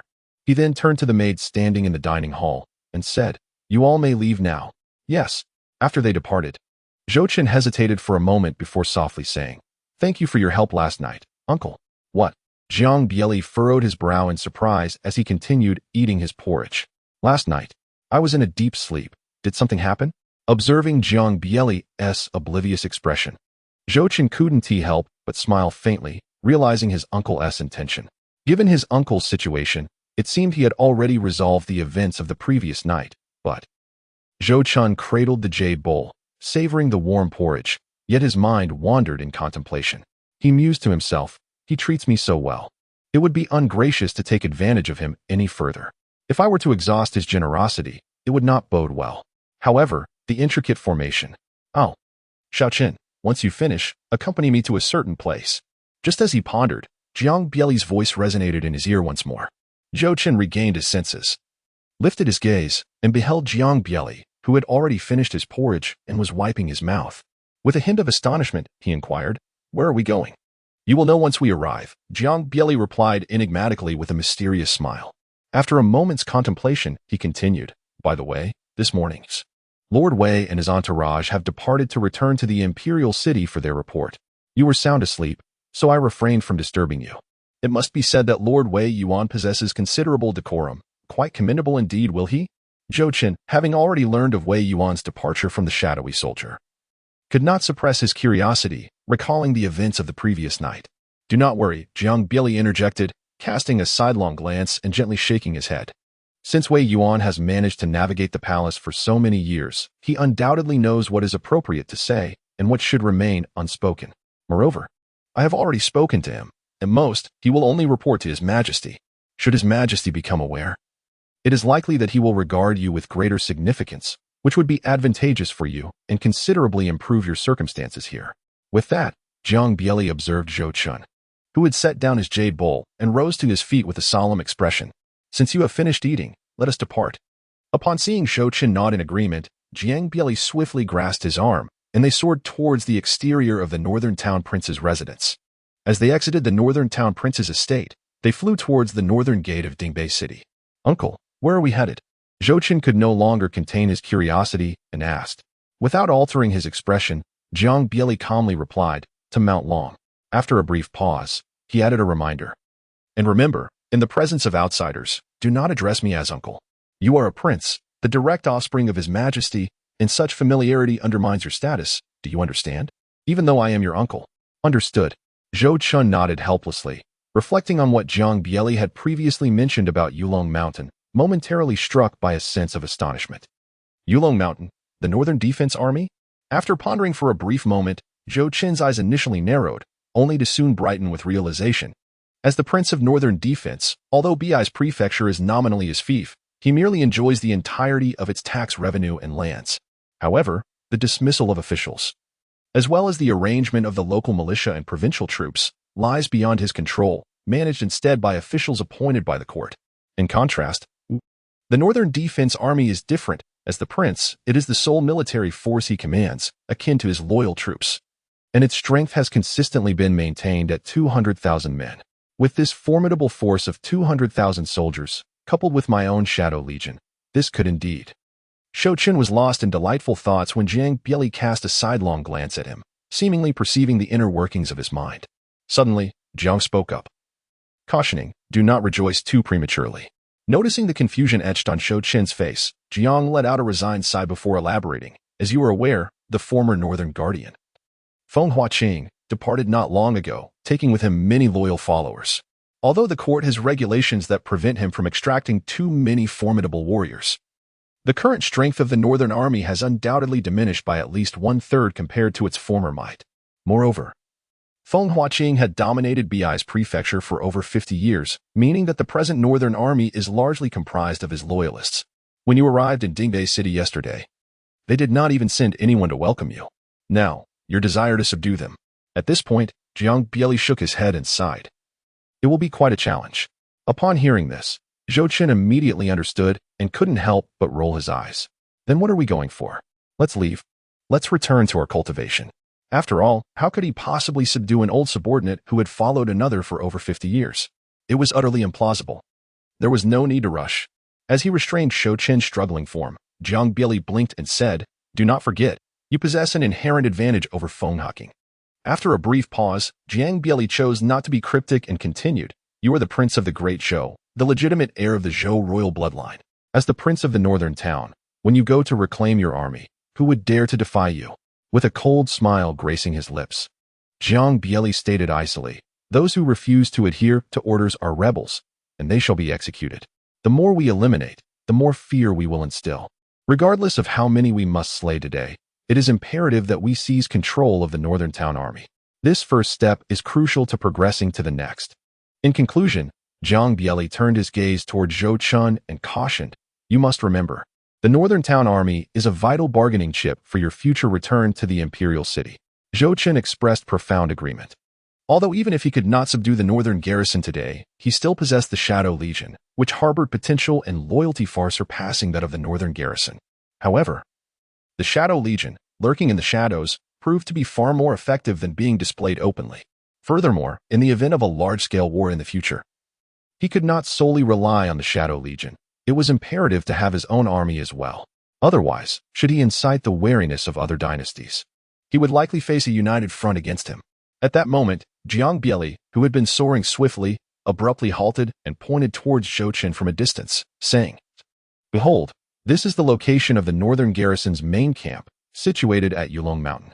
The undulating mountain range behind it is the Sunluo Mountain Range." Zhou Chen lifted his gaze, following Jiang Bieli's, and beheld a magnificent peak standing majestically before him amidst the Sunluo Mountain Range. Through the swirling mists, he could discern the grandeur of the edifices rising and falling upon the summit, where the black dragon banners of the Great Zhou royal family and the flags of the Northern Defense Army fluttered proudly in the wind. It is said that this Yulong Mountain was excavated from the Sunluo Mountain Range by the ancestors of your Great Zhou royal lineage. Jiang Bieli led Zhou Chen along a woodland path towards Yulong Mountain, serving as the stronghold for the Northern Defense Army to fend off foreign invasions and the bandits and beast tides of the Sunluo Mountains. Before long, the two arrived at the foot of Yulong Mountain, standing before the entrance to the Northern Defense Army's encampment. The soldiers stationed at the gate changed their expressions upon seeing Zhou Chen and Jiang Bieli. Soon, a burly middle-aged commander hurriedly emerged from a nearby wooden cabin, hastening to greet them. He clasped his hands and said, "I, Li Yun, pay my respects to His Highness the Northern King, and to Lord Tianwu."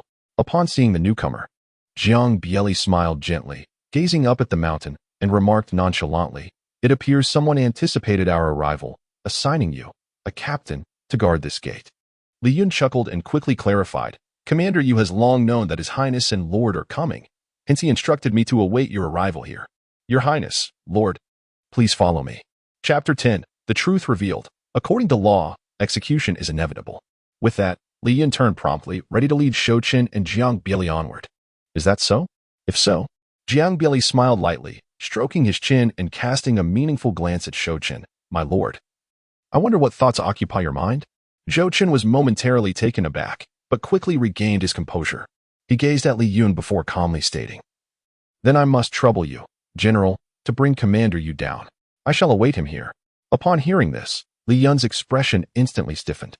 After a brief pause, he softly replied, "Your Highness, is this truly advisable?" "What do you mean?"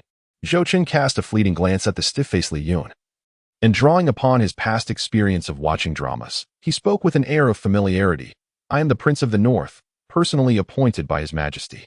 The Northern Army is under my command. Should I, a dignified prince, personally pay a visit to this commander?" His youthful voice echoed through the mountains and forests, though soft. It carried an undeniable authority that brooked no dissent. Alas, this time he was doomed. Misfortune seemed to cling to him. How foolish I have been to wonder why none were willing to come. A bitter pang gripped Li Yun's heart. He had anticipated that this would be a splendid opportunity to showcase himself before the newly arrived Prince of the North and earn the commander's favor. Yet it had turned into a path of no return. Meanwhile, Zhang Bieli, standing to the side, wore a smile, evidently pleased with Zhou Chen's performance. "Why are you still hesitating?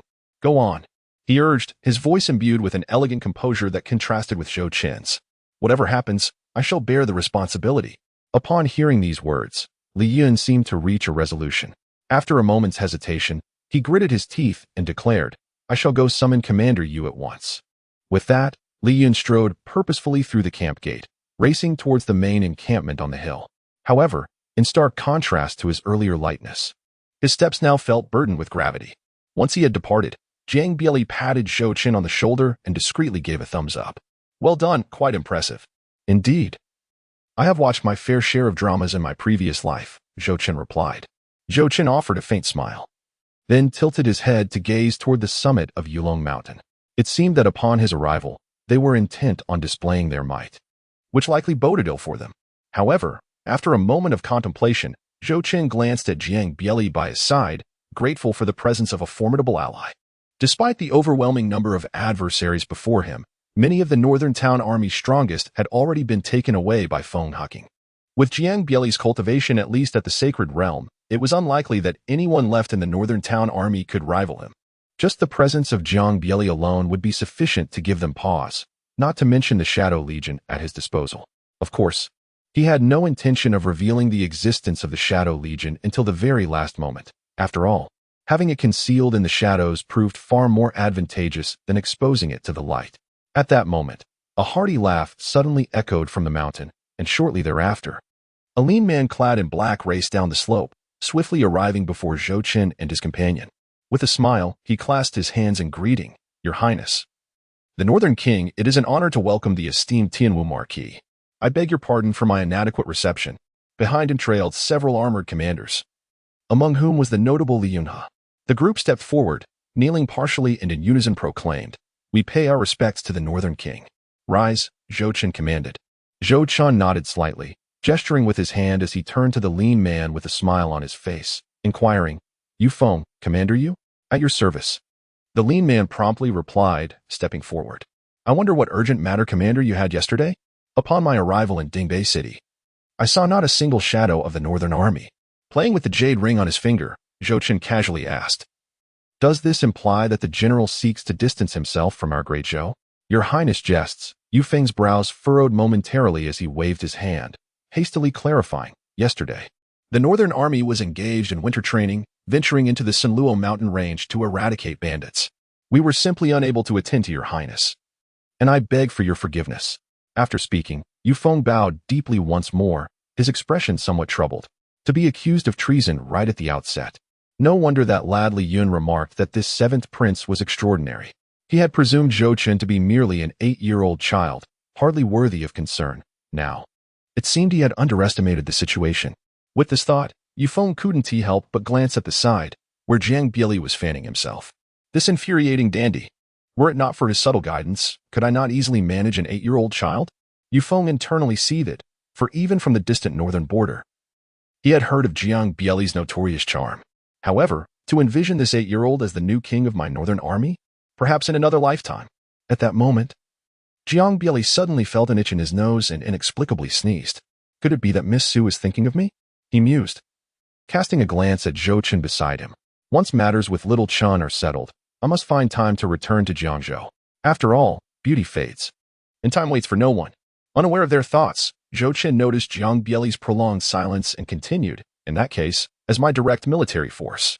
Raising his gaze slightly to meet the palpably anxious Yu Feng, he revealed a faint smile. "I intend to officially take command of the entire Northern Army. Do you have any objections, Commander Yu?" This. Yu Feng remained silent for a long while before finally expressing his discomfort. "Your Highness, the Northern Army, as your direct military force, naturally looks to you for guidance." However, he paused briefly, casting a seemingly casual glance at Zhang Bieli before continuing, "Yet, your Highness is still quite young. Should the military authority be bestowed upon you now, it would surely invite covetous eyes. if you were to be deceived by treacherous individuals. Casting a subtle glance at Jiang Bieli, he added, at that time, not only would your virtuous reputation be tarnished, but the hard-earned renown of the Northern Army, built through years of fierce battles, would also be jeopardized. I implore you to think carefully. With that, Yu Feng bowed deeply, paying his respects to Zhou Chen. Oh. Zhou Chen, taken aback, slightly tilted his head and regarded Jiang Bieli's enigmatic smile, then retorted, in accordance with the general's words, what should this prince do now? The slightly bent Yu Feng, feeling a surge of joy within, spoke without hesitation. At present, the borders are secure and tranquil, and the northern garrison is methodically conducting its training. Your Highness might consider waiting a while longer. For how long? Zhou Chen countered. Yu Feng fell momentarily silent, pondering for a brief moment before cautiously suggesting. Once your Highness reaches the age of maturity, our northern garrison will undoubtedly be united in purpose, with your Highness leading the way. By that time, our forces will surely be robust and formidable, enabling your Highness to achieve renown throughout the central divine continent. Zhou Chen inclined his head slightly, then turned his gaze towards the 10 or so generals still half kneeling before him. A subtle smile graced his lips as he inquired, what are your thoughts? Do you also believe that I, at my tender age, am unfit to assume command of the northern garrison? Upon hearing his words, the assembled men exchanged glances before redirecting their attention to the standing Yu Feng. Receiving a discreet nod from Yu Feng, they collectively responded, Your Highness. We too feel that you are still too young to take on this responsibility. Enough, I'm aware, Zhou Chen interjected, waving his hand dismissively. His gaze turned icy as he focused on the beaming Jiang Bieli, calmly stating, Duke Tianwu, according to the laws of the Great Zhou. What is the penalty for defying the imperial decree? Jiang Bieli narrowed his eyes, casting a glance at the visibly altered expressions of the others, and replied with a smile. By law, the punishment is execution. Very well, then let it be done. Chapter 11. Are you willing to obey the decree? Execute them all at the foot of Dragon's Peak. The Tianzi No. 1 drill ground awaited. Following the mountain path straight down, the first to arrive was indeed the Tianzi No. 1 drill ground. Numerous such drill grounds existed on Dragon's Peak, all constructed by formidable beings who had moved mountains and shaped stones, with Tianzi No. 1 being the largest among them. This place was typically reserved for grand ceremonies of the northern garrison or collective military drills.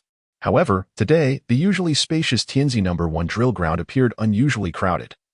As nearly all members of the northern garrison had gathered there, their expressions solemn. Despite the throng, an eerie silence enveloped the drill ground. So quiet that one could hear a pin drop. This was because today, Dragon's Peak was poised to welcome an esteemed guest. As the entire northern garrison awaited with bated breath, Zhou Chen ambled along the mountain path leading to the Tianzi No. 1 training ground. Glancing about leisurely and pausing occasionally to admire interesting sights, appearing less like an individual set to assume command over the military and more akin to a visitor enjoying a scenic outing. Behind him, Jiang Bieli mirrored this demeanor, his fan idly swaying as he wore a contented expression, a smile playing at the corners of his lips, occasionally reciting lines of poetry with a flourish. In stark contrast to their relaxed manner, the scene behind them was one of palpable tension. A group of lieutenants led by Li Yun clutched ornate boxes, their faces ashen and their eyes betraying a mixture of terror and anxiety. Even the familiar mountain path, which they had traversed countless times, now felt treacherous underfoot, as if all their strength had been drained away. After what felt like an eternity, the group finally arrived at the Tianzi No. 1 training ground just as midday approached. The moment they appeared, the previously tranquil atmosphere erupted into a cacophony of whispers. Is that the King of the North? He looks so young, a voice exclaimed. Followed by another, wait, where are Commander Yu and Wang Feng? The commanders at the forefront exchanged glances, their expressions laden with suspicion, their gazes revealing their uncertainty. Look at the ornate boxes in Li Yun's hands, and their pallor, one lieutenant murmured, stealing a glance behind Zhou Chen's group, his voice barely above a whisper, tinged with fear. Do you think? Even without his words, the unusual demeanor of Li Yun and the others was evident to anyone with eyes. The group exchanged looks, their expressions shifting dramatically, eyes wide with confusion. Had Commander Yu and his men truly been slain by the newly arrived King of the North? The thought was unfathomable. How could they have dared such a thing? Why had they sensed nothing amiss? With the strength of Commander Yu and his men, such an outcome seemed impossible. Amidst their turmoil of thoughts, Zhou Chen remained oblivious, strolling into the training ground, drawing the attention of all as he made his way toward the command platform. Jiang Bieli followed closely behind, while Li Yun and the others headed straight toward the front of the training ground. Zhou Chen approached the front of the platform, gazing down at the densely packed troops of the northern town, feeling the weight of every eye upon him. A familiar sensation suddenly surged within his heart. The last time he experienced such attention was during a profound self-critique in front of the entire school. How nostalgic. He gently shook his head, a faint smile gracing his lips, then retrieved the imperial edict from his spatial ring. Following the teachings of Dingbei, he raised the edict high above his head and proclaimed in a clear voice, "I trust you are all aware that I am the newly appointed king of the north and, likewise, your new commander. This is the imperial decree. Will you all honor it?" The moment his voice resonated, the crowd erupted in astonishment. The several generals standing at the forefront exchanged glances, their expressions revealing uncertainty. Although Zhou Chen's gaze swept across the entire assembly, the majority of the attention was directed toward them. It could be said that their decisions would essentially represent the collective choice of the northern town troops. After a lengthy pause, a slender man stepped forward, slightly bowing to Zhou Chen. "Your Highness, with the edict in hand, I certainly cannot refuse. However, I wonder about the fate of the other leaders?" Zhou Chen smiled gently, directing his gaze towards the gaunt man. "And you are?" he inquired. "I am Peng De." Humbly serving as the deputy commander of the northern garrison, the emaciated man promptly replied. Zhou Chen gave a slight nod and spoke with an air of indifference. "Very well. General Peng, from this day forth, you shall assume command of the northern garrison army." His gaze lowered, as if discussing a trivial matter. "As for Commander Yu and his men, they defied imperial decree and have been executed by my order." With a subtle gesture from Zhou Chen, Li Yun and his subordinates standing below the platform swiftly opened the brocaded boxes they held. Within lay the severed heads of Yufeng and others, their lifeless faces frozen in expressions of disbelief, unable to fathom that Zhou Chen would dare strike them down before the eyes of all. The sight of Yufeng's head sent the assembly into an uproar once more. Every gaze converged upon Zhou Chen, brimming with shock and incredulity. "Your Highness." A scar-faced officer stepped forward, his voice tight with suppressed fury. "Commander, you served the Great Zhou with unwavering loyalty. He fought in countless battles, vanquished countless foes. Your actions defy both reason and law. I cannot obey this decree. Your Highness, you have chilled our hearts with this deed," another captain declared, stepping forth. "I, too, refuse to comply." One after another, officers and soldiers rose in defiance across the vast training grounds. The sight of Yufeng's head had made one thing clear. This newly arrived prince of northern garrison was no ordinary ruler. Should he truly take command, as the former prince's loyalists, their fates would be grim. Only by uniting in resistance could they avert this fate. After all, if the northern garrison army mutinied, even Zhou Chen, as a prince of the realm, could not bear the consequences.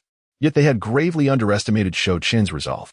As they rose in opposition, Zhou Chen remained motionless upon the command platform, his silence profound. Dingbei, however, shook his head repeatedly, his expression one of sorrow and regret. Time trickled away, and soon, no more dissenters emerged. By then, over 5,000 soldiers and officers had openly defied Zhou Chen. After a prolonged pause, Zhou Chen glanced at Dingbei, then smiled faintly. "Is that all? Are there no more who dare oppose me?" Receiving no further challenge, he nodded slightly before turning his gaze to Peng De below. His voice was calm, almost detached. "General Peng, your moment to prove your worth has arrived. Every man who stood today is guilty of treason. Execute them all." Then, his eyes shifted to Tian Wuho. "Stand watch. Any who flee or recant, show no mercy."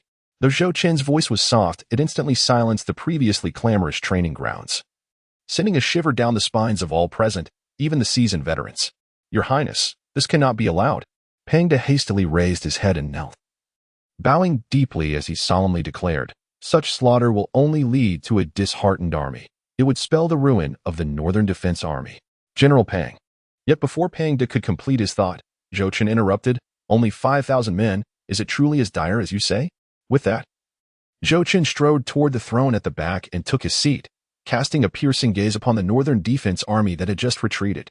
"I am the 7th Prince of the Great Zhou, here by the imperial decree of the Emperor. Do you dare to openly oppose me? I am curious to know, to whom does your so-called loyalty truly belong? Is it to Feng Huaqing?" As he surveyed the now silent crowd, Zhou Chen smiled and waved his hand dismissively. "If you wish to disperse, then disperse. Leave at once," he declared with conviction. "I refuse to believe that in base Hezu we cannot muster even a force of 200,000. Finally, Zhou Chen closed his eyes and leaned back against the throne, continuing, "Rather than keeping you treacherous individuals, it would be wiser to cultivate anew. It may take time, but I can afford to wait." As long as the name of the Northern Defense Army endures, it shall not be dismantled. Zhou Chen opened his eyes, squinting slightly, his youthful gaze brimming with a murderous intent. He cast a glance at the motionless General Pang, kneeling before him, and spoke in a deep voice, "General Pang, will you not make your move? Do you wish to be the first to perish?" Chapter 12. The old king falls, the new king rises. As his words echoed, Pang's expression froze in place. He had been reveling in the prospect of becoming the new commander of the northern garrison, yet now, before he could even settle into his position, Zhou Chen had thrust this perilous dilemma into his hands. For a leader to wantonly slaughter his own soldiers is an unforgivable transgression, especially considering that over 5,000 had just rallied behind him. Was he truly prepared to execute them all? Should he act upon Zhou Chen's command today? Establishing his authority within the northern garrison would become an insurmountable challenge. To stab his brethren in the back would brand him a scoundrel, incurring the wrath of generations past. Yet, if he refrained, contemplating this, Pang struggled to lift his gaze to Zhou Chen on the platform. At that moment, Zhou Chen was fixated on him, their eyes locking in a silent confrontation. As he met Zhou Chen's calm yet piercing stare, Pang's heart raced.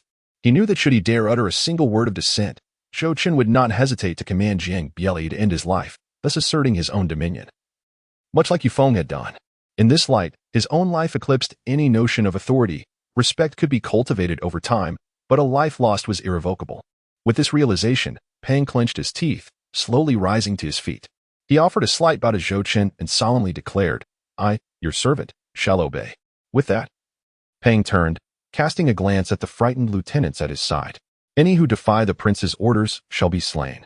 Suddenly, Pang's voice boomed, and with a swiftness that caught all off guard, he hurled a punch at the scarred face of a middle-aged man, the very lieutenant who had been the first to oppose Zhou Chen. The scarred man, caught unawares by Pang's decisive strike, was sent crashing to the ground, blood spilling forth from his mouth. "Pang, you treacherous fiend." Before the words could fully escape his lips, Pang had drawn his sword and lunged at him, delivering blow after blow. The scarred man, already weaker than Pang, was left grievously injured by the surprise assault. "You shall meet a wretched end." A final, anguished cry escaped him as, moments later, Pang lifted the scarred man's severed head high above, blood staining his face, and bellowed, "Northern garrison, execute the prince's orders. Follow me to slay." With that proclamation, Pang discarded the head, spitting contemptuously, and resumed his assault on the nearby lieutenants. In his wake, some of Pang's loyal subordinates began to take action, charging towards those who had previously stood against Zhou Chen. In an instant, the previously tranquil training grounds erupted into chaos, a fierce battle igniting. Of course, with Dingbei at hand, this conflict was not destined to endure for long. Soon, as anguished screams pierced the air, one figure after another fell. The training grounds became drenched in blood, the scent of iron permeating the atmosphere, with lifeless bodies sprawled haphazardly across the ground.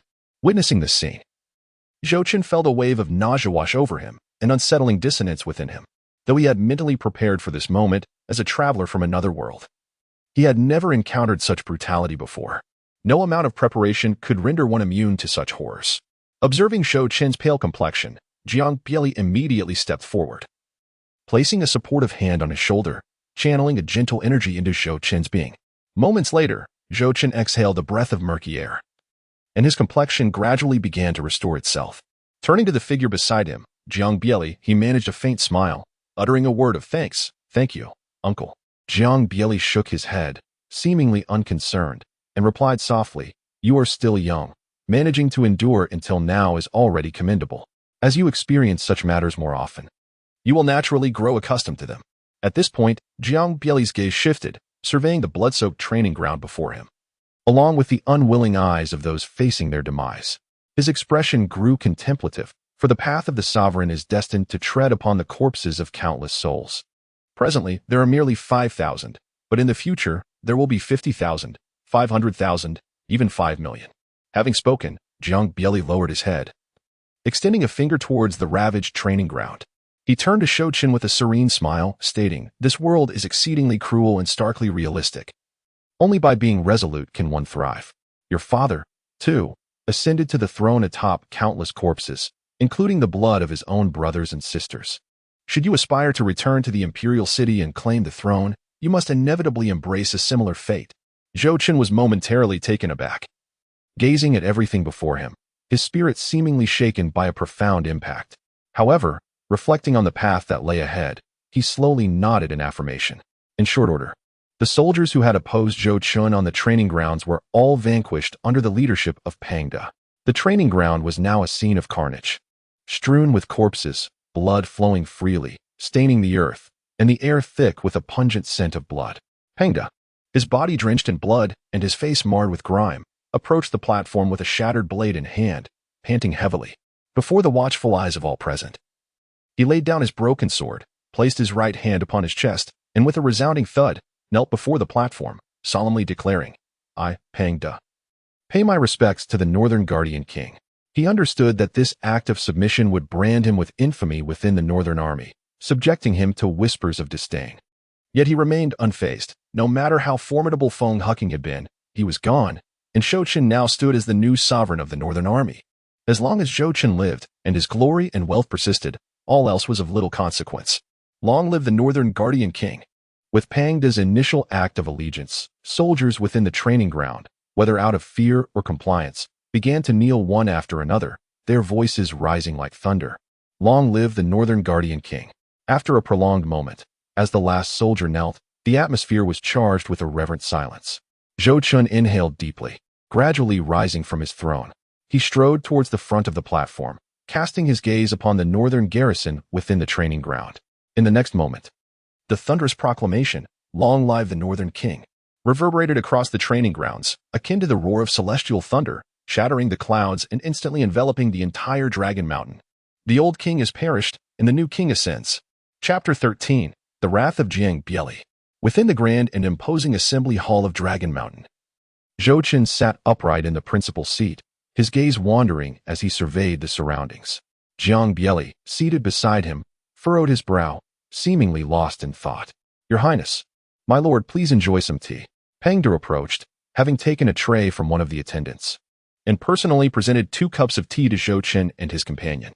Dingbei accepted the tea, took a delicate sip, and then raised his eyes to Pang De. Inquiring, "General Pang, has everything been taken care of?" At this moment, Zhou Chen had just lifted his cup of tea when he heard Dingbei speak, and his gaze involuntarily shifted towards Pang De.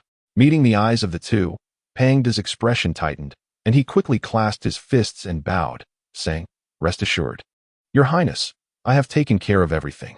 He continued, "The fallen comrades who met their demise in battle will have the northern garrison provide substantial compensation to their families." After a brief pause, Pang De cautiously stole a glance at Zhou Chen before proceeding. "As for the other soldiers, I have already arranged for them to return to their respective tents." He inquired, "What has been their reaction?" Zhou Chen quietly sipped his tea and suddenly inquired. Upon hearing this, Pang De's expression shifted to one of noticeable tension, with fine beads of sweat appearing on his forehead. After a prolonged hesitation, he solemnly replied, "Your Highness, the soldiers are profoundly grateful to the prince for issuing pensions for our fallen comrades." "Is that so?" Zhou Chen smiled faintly, as if he had anticipated Pang De's words, and raised the teacup to his eyes, calmly stating, "Disband all the camps of the Northern Town Army and reorganize them. Your men shall assume command of each camp. Those who refuse shall be executed. Within 2 days, regardless of the means you employ, I expect you to firmly grasp control of the Northern Town Army, reporting directly to me." Upon hearing this, Pang De's expression shifted, and he covertly glanced at Dingbei, seated beside Zhou Chen. The essence of military might lay in the souls of its commanders if the original leaders of the camps were to be reassigned, and the troops were mixed and disordered. It would be nearly impossible to incite rebellion in the short term. This was precisely what he had intended to implement, yet Zhou Chen had articulated it before him. He certainly did not believe such a strategy could be devised by an 8-year-old boy. It must have been Dingbei. As this thought crossed his mind, Pang De grew increasingly anxious. Although Zhou Chen is the king of the north, he is merely 8 years old. Even though he is the son of Emperor Zhou, he has not yet reached a level that instills fear in him. Zhou Chen is not particularly fearsome. However, when coupled with the enigmatic Dingbei, the situation becomes significantly more daunting. The prior Yufeng was quietly eliminated by Dingbei. Was he not? Why do you gaze at me so? Did you not hear the princess' words? Suddenly, Dingbei sneezed, and upon noticing Pang De's unwavering stare, an unsettling sensation coursed through him, prompting him to exclaim hastily, "Though he is undeniably a handsome man, he has yet to reach the point of harboring affection for men. Moreover, Pang De's appearances, well, perhaps best left unspoken. I shall obey your command." Pangda, blissfully unaware of Jiang Baili's thoughts, offered a slight bow, preparing to take his leave. Just as Pangda was about to exit, Jiang Baili suddenly inquired, "General Pang, have you brought the items I requested?" At these words, Pangda's expression shifted dramatically, a flicker of trepidation flashing in his eyes. After a prolonged moment of hesitation, under Jiang Baili's penetrating gaze, he ultimately retrieved a jade slip from his bosom and handed it to Jiang Baili, murmuring, "My lord, this is what you requested." "Very well. You may go," Jiang Baili replied, accepting the jade slip and casting a cursory glance at it, nodding slightly. Once Pangda had departed, Jiang Baili immersed his thoughts into the jade slip, studying it intently. As he continued to read, his brow furrowed deeper, and before he could finish, he slammed the jade slip onto the table with great force, his face darkening with anger. This Feng Huaqing is utterly despicable. How dare he openly defy the laws of the Great Zhou? How could he possibly have the audacity? Zhou Chen was momentarily taken aback, curiously grasping the jade slip and inquiring, "What is the matter?" Jiang Baili extended his hand, pointing distantly outside the hall, his handsome visage marred by an expression of discontent as he spoke in a low tone. "I have found it peculiar since earlier. The number of officers appearing in the training grounds was alarmingly scant. Given the strength of the northern garrison, such a situation should not have arisen. Initially, I surmised they must have been dispatched on a mission. It was only upon examining the records of the soldiers' cultivation that I realized Feng Huqing must have reassigned numerous personnel before his departure. I had thought the northern garrison's strength had merely diminished by a third, but it appears it is reduced to a mere fraction of its original force." After speaking, he rose once more, pacing within the hall, his brow knitted in concern as he murmured to himself, "You harbor no enmity toward Feng Huqing. He should not have targeted you thus. By the way, Feng Huqing was once a disciple of the Ye family patriarch. It seems the scheme must have originated with the Ye family. This is dire, should the bandits or mercenary groups in the Sunluo mountain range become aware of this. The mercenaries may be manageable as they dwell deep within the mountains and have little direct conflict with the Great Zhou. However, those bandits will undoubtedly seize this opportunity. No. If the Ye family has already resolved to act, they must have disseminated the news." Observing Jiang Baili, who was lost in his own thoughts, Zhou Chen comprehended the gravity of the situation. With a slight smile, he lifted his gaze to Jiang Baili and reassured, "Uncle, do not be anxious. Remain calm." "How can I not be anxious, my little ancestor?" Jiang Baili retorted, rolling his eyes and gritting his teeth. "If the northern garrison falters this time, our foundation for returning to the royal capital will be obliterated. Re-establishing a military force of this magnitude would take countless years. The northern garrison is not solely the force of the northern king, it is also the border army of the Great Zhou Dynasty, tasked with safeguarding the homeland and protecting the common folk of the northern frontier. The encampment at Yulong Mountain was strategically placed to promptly repel external bandits and armies from other dynasties. Anyone who retreats without authorization is deemed a deserter, punishable by death under the laws of the Great Zhou." Noting Jiang Baili's anxious demeanor, Zhou Chen smiled lightly, and with a swift mental shift, he envisioned the scene in Dingbei City, 100 miles distant from Yulong Mountain, beneath the cloak of shadows unseen by any eye. Over 1,000 shadowy soldiers traversed through the Kingdom of Shadows, clandestinely making their way toward the Sunluo mountain range. "Once I grasp your movements, how could I possibly be unable to deal with you?" Zhou Chen's lips curled into a slight smile, his gaze shifting as if peering through layers of space towards the imposing Sunluo mountain range that loomed beyond Yulong Mountain. The Sunluo mountain range, dense with forests and shrouded in chilling winds, stood as the most suitable terrain for the shadow soldiers to maneuver. With these soldiers scouting within the mountains, every movement of the bandits would be laid bare before him, allowing for meticulous preparation in advance. Just as Zhou Chen was deploying the shadow soldiers to the Sunluo mountain range, within an ancient black castle nestled in the mountains, a diverse assembly of figures sat cross-legged in the grand hall, exuding an aura as frigid as that of malevolent spirits risen from the depths of hell. Chapter 14. The third young master of the Ye family seated in the grand hall were the leaders of various notorious bandit groups that had taken refuge in the Sunluo mountain range, each a figure capable of instilling fear in the hearts of the innocent. What was even more astounding was the sight of these adversaries, who typically resorted to violence at the slightest provocation, gathered in harmony within the same space.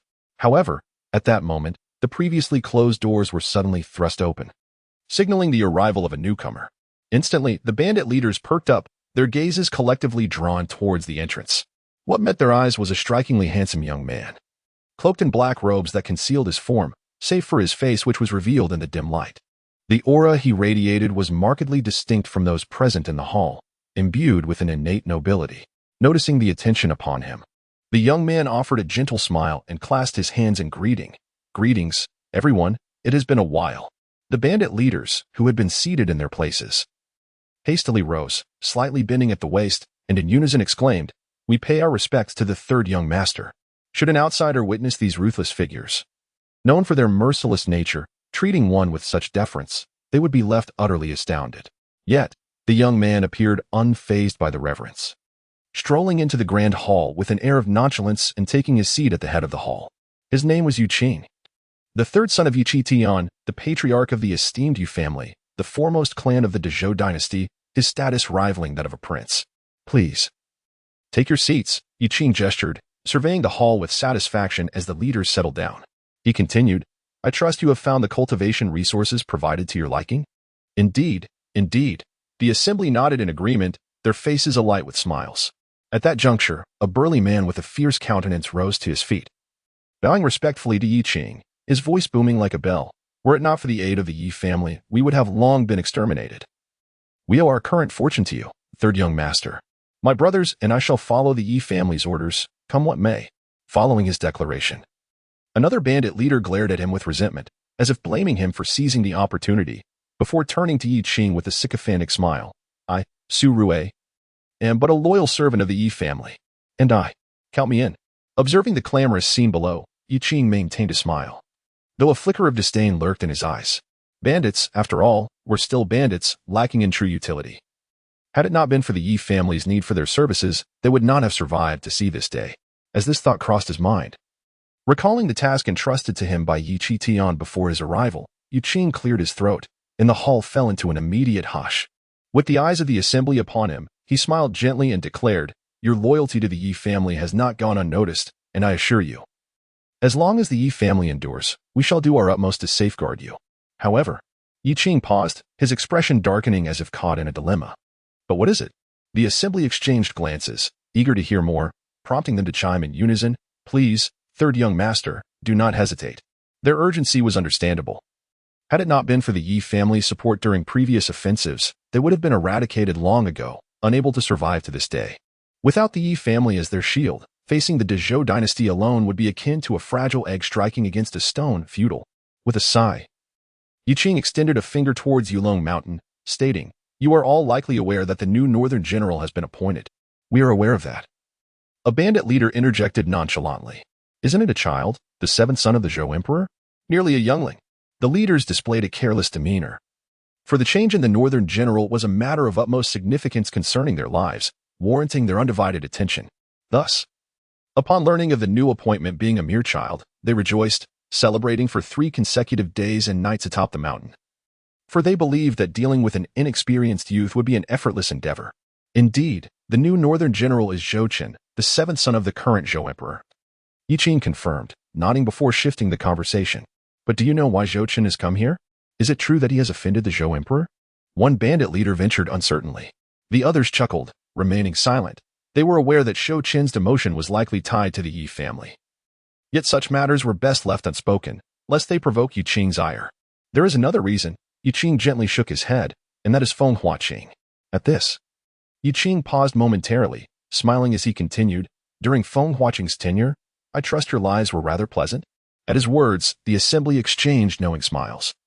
And one member rose, respectfully stating, "It is primarily due to the Ye family's favor. Had it not been for the Ye family's kindness towards that fellow Feng Huaqing, he would not have secretly relayed messages to us before each purge, allowing us to prepare for our substitutes. That is all I ask of you." Ye Chen nodded slightly, then sighed. "However, with Feng Huaqing now reassigned to the southern frontier, the Ye family may no longer be able to ensure your safety." "How could that be?" An elderly, slender man stood up, his face a mask of ingratiation. "The Ye family's influence is well known. A mere gesture would suffice to protect us." The assembly nodded in agreement. But as Ye Chen observed their incessant deflection, a glint of coldness flashed in his eyes. "These opportunistic individuals, once Zhou Chen is dealt with, I shall promptly mobilize forces to eradicate you all." Suppressing his thoughts, he raised his head with a smile, saying, you all seem to underestimate the Ye family. After all, this Zhou Dynasty remains the realm of the Zhou family. On this very day, the seemingly inexperienced Zhou Chen, whom you all deem insignificant, unleashed a massacre upon the Dragon Emperor Mountain right before your eyes. In the brief span of a mere incense sticks burning, he commanded the slaughter of over 5,000 soldiers of the Northern Town Army. Those were once his staunch subordinates, now transformed into his own forces. At this juncture, Yi Qing paused, observing the astonished faces surrounding him, and spoke in a somber tone. If Zhou Chen can be so ruthless to his own army, do you truly believe he will show mercy to you? If you do not hasten to prepare yourselves, the fate that befell the Northern Town Army today may very well be yours tomorrow. Consider your course of action carefully. With that, Yi Qing waved his sleeve and prepared to depart. At that moment, an elderly figure in black robes swiftly rose and obstructed Yi Qing's path, exclaiming, "Young master, please wait." Chapter 15. We are ruthless, not foolish. The moment the voice echoed, silence enveloped the hall as all bandit leaders turned their gazes towards the old man in black.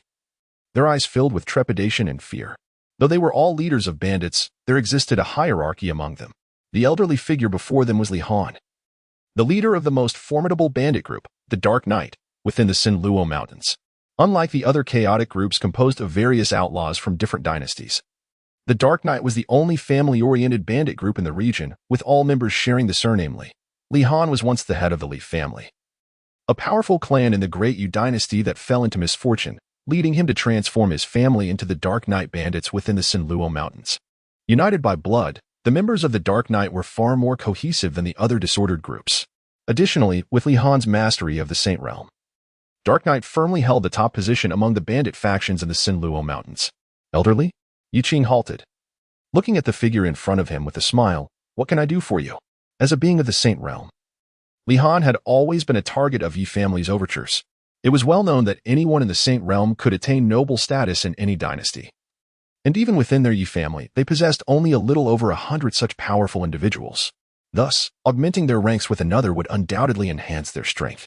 Therefore, despite his proud demeanor, Yi Qing extended the appropriate respect towards Li Han. I dare not presume, Li Han replied with a slight bow, hesitating momentarily before asking. I merely wish to know what the Yi family intends to do. Although the Yi family had been making efforts to win him over, he understood that if he were to truly join their cause, it would be challenging to extricate himself later. Currently, their relationship was one of mutual cooperation. But should he commit, he feared becoming a mere pawn, forever at their beck and call. Thus, Li Han had been delaying his response to their overtures, knowing that as long as the Yi family sought his allegiance and saw potential for success, both he and Dark Knight could remain secure in the Sinluo Mountains. Oh, Yi Qing, upon hearing this, regarded Li Han with a contemplative gaze. After a moment, he surveyed the assembly of individuals in the hall and proclaimed, "You all are the pillars of the Yi family. I shall speak plainly. Given that the newly appointed Northern Town King poses a threat to us, we should consider replacing him."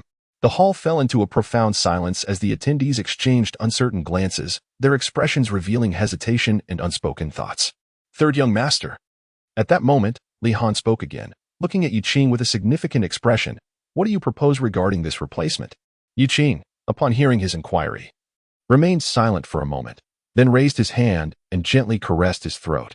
Observing this gesture, the assembly collectively gasped in shock, some even swallowing hard. The once lively hall was now enveloped in a thick silence. Even Li Han, who had anticipated this turn of events, fell into a contemplative stillness, his gaze wavering. He realized that the Yi family intended to use their strength against Zhou Chen, but he had not anticipated their audacity to contemplate the assassination of a prince. Though Zhou Chen had been demoted, he was still undeniably the son of the emperor. Should they succeed in such an act, they would not only provoke the dignity of the Zhou imperial family but also incite the emperor's wrath, leaving them with no escape. It was known that they had survived numerous onslaughts from the three great dynasties not merely due to the Yi family's assistance, but because the rulers of those dynasties had never intervened, including the formidable Dao Source Realm warriors. They, the bandits, could be poetically described as kings of the mountains, but in harsher terms, they were mere rats scurrying in the shadows. Would the Dao Source Realm warriors ever regard them as worthy opponents? Yet, if Zhou Chen were to perish, Li Han could not ascertain whether the emperor would take matters into his own hands. Even if the emperor chose not to intervene, he would not gamble with such a risk. Understanding this, he immediately lifted his head and gazed at Yi Qing, resolutely rejecting the notion. Third young master. This matter is utterly impossible. We may engage the northern town army, but Zhou Chen must not come to harm. After a brief pause, he added with significant weight, even if he were to fall, it must not be at our hands. Upon hearing this, the other bandit leaders in the hall, though silent, nodded in agreement. They were indeed ruthless, but they were not foolish. To dare slay the emperor's son would require a level of madness they could not afford. You bunch of useless fools. After all these years of support from the Ye family, and yet you are of no practical use. Observing their resolute demeanor. A flicker of sharpness flashed in Yiqing's eyes, yet he quickly masked it with a hearty laugh. It was merely a jest. Do not let me deceive you. The emperor's son is not someone we can afford to offend. Indeed, we need not lay a finger on him. Once we annihilate the northern town army, Zhou Chen will undoubtedly lose the face to continue as the northern town king. Once he departs, I assure you that the new northern town king will certainly be one of ours, and at that moment, your future glory and wealth shall be within reach. As the words fell, the crowd visibly relaxed, their faces illuminating with smiles as they burst into hearty laughter, exclaiming, "How splendid! Let us proceed as the third young master suggests." Observing the jubilant assembly within the grand hall, Yiqing harbored a cold smirk within, thinking, "Humph, once the operation commences, young Zhou Chen shall not be dictated by your whims. Once I have extinguished Zhou Chen, I will promptly mobilize my forces to annihilate you all." Murmuring to himself, Yiqing continued to speak aloud. In that case, let us now deliberate on the plans for this operation. Unbeknownst to him, at the very moment his words echoed, within the unnoticed shadows of the hall, an unseen ripple stirred briefly before plunging back into silence. Yiqing, the third young master of the Ye family. Meanwhile, Zhou Chen, who had just returned from the Dragon's Peak with Jiang Bieli, sensed something amiss. He turned his gaze toward the towering Sanluo mountain range beyond the city, murmuring to himself. Chapter 16, The Saint-Level Alchemist and the Master of Formations. As he approached the vicinity of the northern town king's residence from a distance, Zhou Chen spotted Su Yun standing at the entrance of the Wangfu. However, at her side were two elderly men with white hair, one clad in a green robe, rotund in stature and possessing a gentle demeanor, and the other in plain linen, appearing somewhat gaunt, with a hint of coldness etched upon his face. At that moment, Su Yun also recognized Zhou Chen and his companion. Her eyes brightened, and she hurried forward, bowing respectfully. She then addressed Jiang Bieli, saying, "My lord, I have brought the people you requested." After a quick glance at the two old men lingering at the entrance, she added with a sigh, "I had initially arranged for them to rest, but they insisted on meeting you and the prince." "That is of no consequence," Jiang Bieli replied, seemingly unfazed. He waved his hand dismissively before turning to Zhou Chen with a smile. "My lord, allow me to introduce these esteemed individuals. The portly elder in the green robe is Dan Xuanzi, hailing from Jiazhou. Despite his rotundity, he is renowned as a saint-level alchemist in our region. The other gentleman, dressed in linen, is Qin Wu from the neighboring Wuzhou, and he is equally esteemed as a master of formations. Henceforth, they shall serve as veneration for the northern king's manor. Saint-level alchemist, master of formations." Although Zhou Chen had gleaned some information about these two from the shadow soldiers, he was nonetheless taken aback. While the martial arts in Zhangshenzhou flourished, other disciplines such as alchemy, weaponry, formation techniques, and even beast taming were equally prosperous. In Zhangshenzhou, the field of alchemy bore a resemblance to martial arts. Take Dan Xuanzi, for instance, as a saint-level alchemist.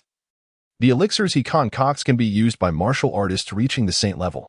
To attain the title of a true saint-level alchemist, one must not only ensure a commendable success rate in refining elixirs but also possess the knowledge to craft a certain variety of saint-level elixirs, thus achieving certification from the Alchemist Guild. As a result, every saint-level alchemist attracts countless martial artists aspiring to reach the saint level, willing to serve them tirelessly in pursuit of a single elixir. While saint-level martial artists are relatively common, saint-level alchemists are exceedingly rare, and thus, the status of each saint-level alchemist far surpasses that of a saint-level martial artist. The same applies to masters of formations, whose status is no less significant than that of saint-level alchemists, often even exceeding it. Each master of formations has historically been a coveted asset among various esteemed families. The fact that Jiang Bieli managed to invite these two remarkable figures to the modest Bei Zizhou as veneration for the northern king's manor, it seemed implausible. He could not believe that either his status as a prince of the Great Zhou or Jiang Bieli's prowess could compel them to lower themselves to such a place. It was utterly inconceivable. Surely, it must have been some sordid arrangement. What are you thinking? Observing the doubt in Zhou Chen's eyes, Jiang Bieli's lips twitched as he transmitted in frustration, "These two were not summoned by me, but rather by your grandfather. Do not be misled by their current esteemed status. In their youth, they were merely impoverished lads. Were it not for your grandfather providing them with the resources for alchemy and the study of formations, they might not have attained their present standing." Grandfather? Upon hearing this, Zhou Chen instantly comprehended the situation. Given Jiang Hao's prowess at the Saint King level, coupled with his gratitude towards Dan Xuanzi and Qin Wu for their recognition, it was indeed not a daunting task for them to deign to visit Bi's prefecture. Suddenly, as if struck by a thought, Jiang Bieli conveyed through telepathy, "Although they have agreed to serve at the Northern King's manor as offerings at the behest of your grandfather, they will only remain here free of charge for a decade. After 10 years, should you wish for them to continue their stay, remuneration will be required. However, the compensation they demand," pausing slightly, Jiang Bieli cast an odd glance at Zhou Chen. She added, "is quite substantial." "How substantial?" Zhou Chen asked, momentarily taken aback.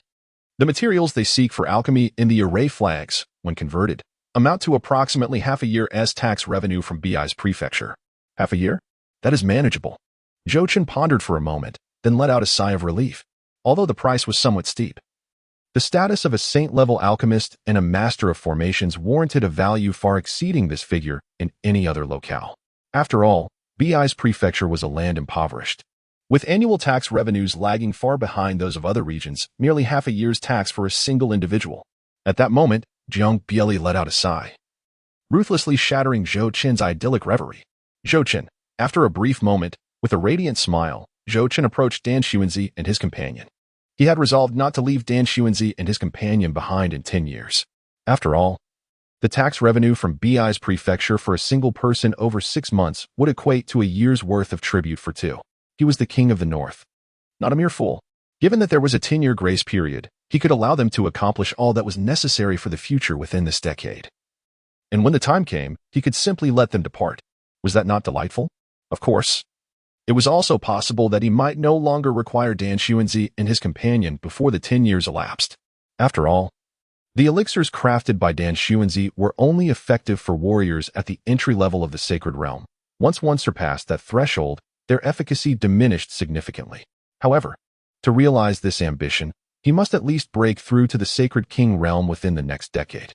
By that time, even if he urged Dan Xuanzi to leave, they might choose to stay, for the potential for growth of an 18-year-old sacred king was undeniably formidable. At that moment, upon seeing Zhou Chen and his companions approach, Dan Xuanzi and his companion immediately stepped forward, clasping their hands in greeting, saying, "This old man, Dan Xuanzi, pays his respects to your highness and young master." "This old man, Qin Wu, pays his respects to your highness and young master." Upon hearing this, Zhou Chen nodded slightly, refraining from further commentary. Observing this, Jiang Bieli stepped forward, clasping his hands in a gesture of respect and remarked, "Both of you have endured a long and arduous journey. Such words, second young master, are unnecessary. Were it not for the support of Elder Jiang back in the day, how could I, Dan Xuanzi, stand here today? Indeed, the immense grace bestowed by Elder Jiang is something Qin will never forget throughout his life." After a series of courteous exchanges filled with flattery, Zhou Chen instructed the preparation of a grand welcoming banquet at the residence of the King of the North for Dan Xuanzi and his companion.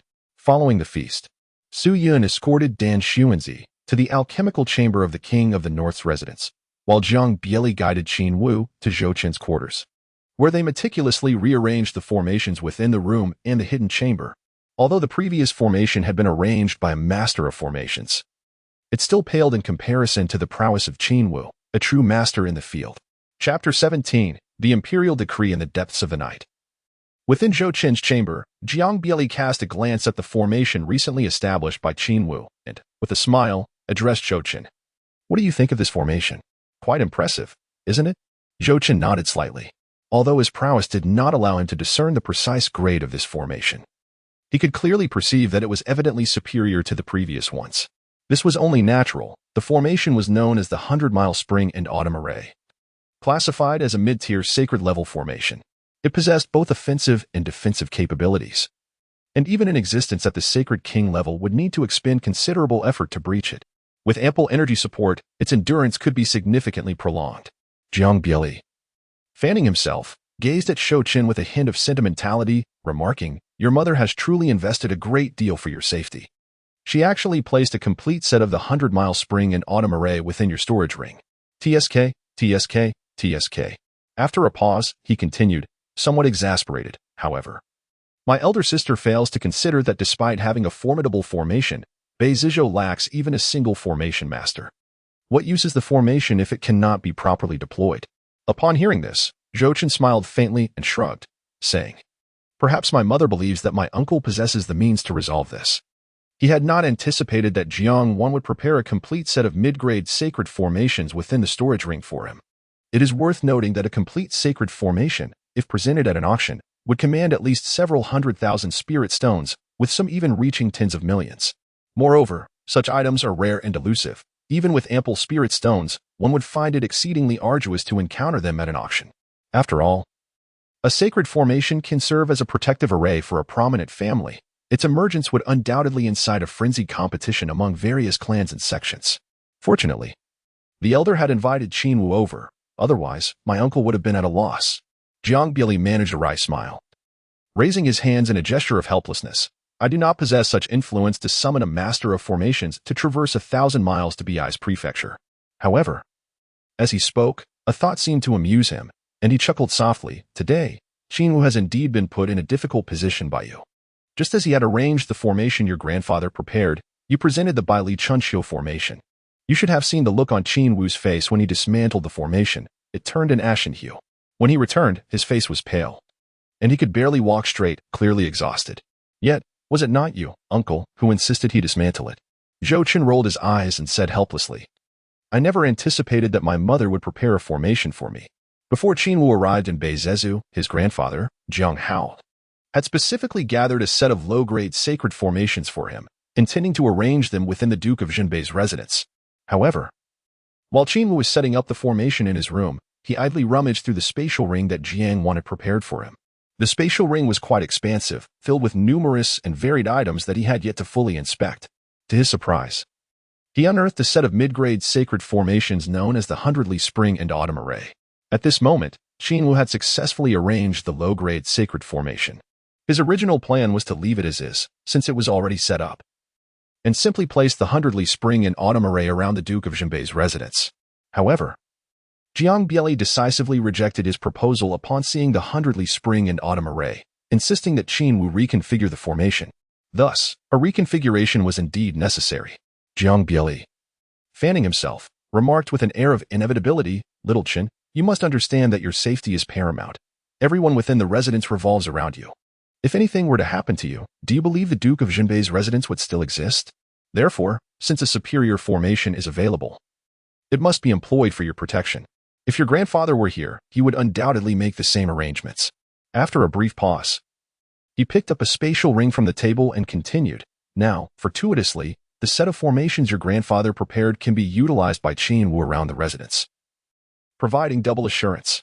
However, this matter will likely take a couple of days to arrange. Jiang Bieli pursed his lips, recalling the dismal state in which Qin Wu had left, and suddenly felt a pang of guilt. He remarked, let him rest for now, this matter is not urgent. Zhou Chen naturally had no objections to this arrangement. Even if Jiang Bieli had not mentioned it, he would have organized it in such a manner.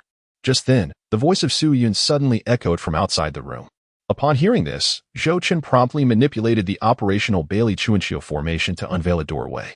As he observed Su Yun approaching, he hurriedly inquired, Aunt Yun, how is Qin Wu faring? I have already escorted the esteemed Qin back to his quarters and arranged for attendants to be by his side. I trust there will be no issues, Su Yun replied with a gentle smile. Sister Yun, what of Dan Xuanzi? Jiang Bieli, rubbing his temples, asked. Has he mentioned when he will commence alchemy? In 3 days' time. The alchemical chamber is currently in dire need of assistance. Although Elder Dan has brought a few apprentices, it remains insufficient. Thus, he intends to recruit additional apprentices from within Dingbei City before embarking on his alchemical endeavors, Su Yun pondered before adding, moreover, Elder Dan plans to exhaust the materials in the treasury before proceeding with alchemy according to the prince's requirements. After speaking, she turned to Jiang Bieli and continued. Elder Dan also mentioned that should the Marquis require anything, he is at your service. That won't be necessary, Jiang Bieli waved his hand dismissively. Casting a glance at Zhou Chen, he then stated, Sister Yun, I kindly ask you to inform Dan Xuanzi to directly refine those herbs into the elixirs needed for Zhou Chen's cultivation. A variety of elixirs should be prepared. Should there be a shortfall, do not hesitate to inform me. Understood, Marquis. Xian acknowledged before withdrawing. Once she departed, Jiang Bieli sat in silence, his gaze flickering as if lost in contemplation. Upon witnessing this, Zhou Chen naturally refrained from interrupting. After a brief interval, Jiang Bieli suddenly rose from his seat and approached the writing desk in Zhou Chen's chamber. He retrieved a scroll made of silken fabric woven from jade silkworms and began to inscribe upon it with great flourish. Uncle, what are you doing? With a heart full of doubts, Zhou Chen could not help but rise and approach Jiang Bieli, inquiring with curiosity. As he drew closer and beheld the contents inscribed upon the silk, he was momentarily taken aback. At that moment, Jiang Bieli had already completed his writing. Exhaling a deep breath, he turned to Zhou Chen with a mysterious smile and said, "Your Highness, may I borrow your royal seal for a moment?" "Uncle, are you seeking to amass spirit stones?"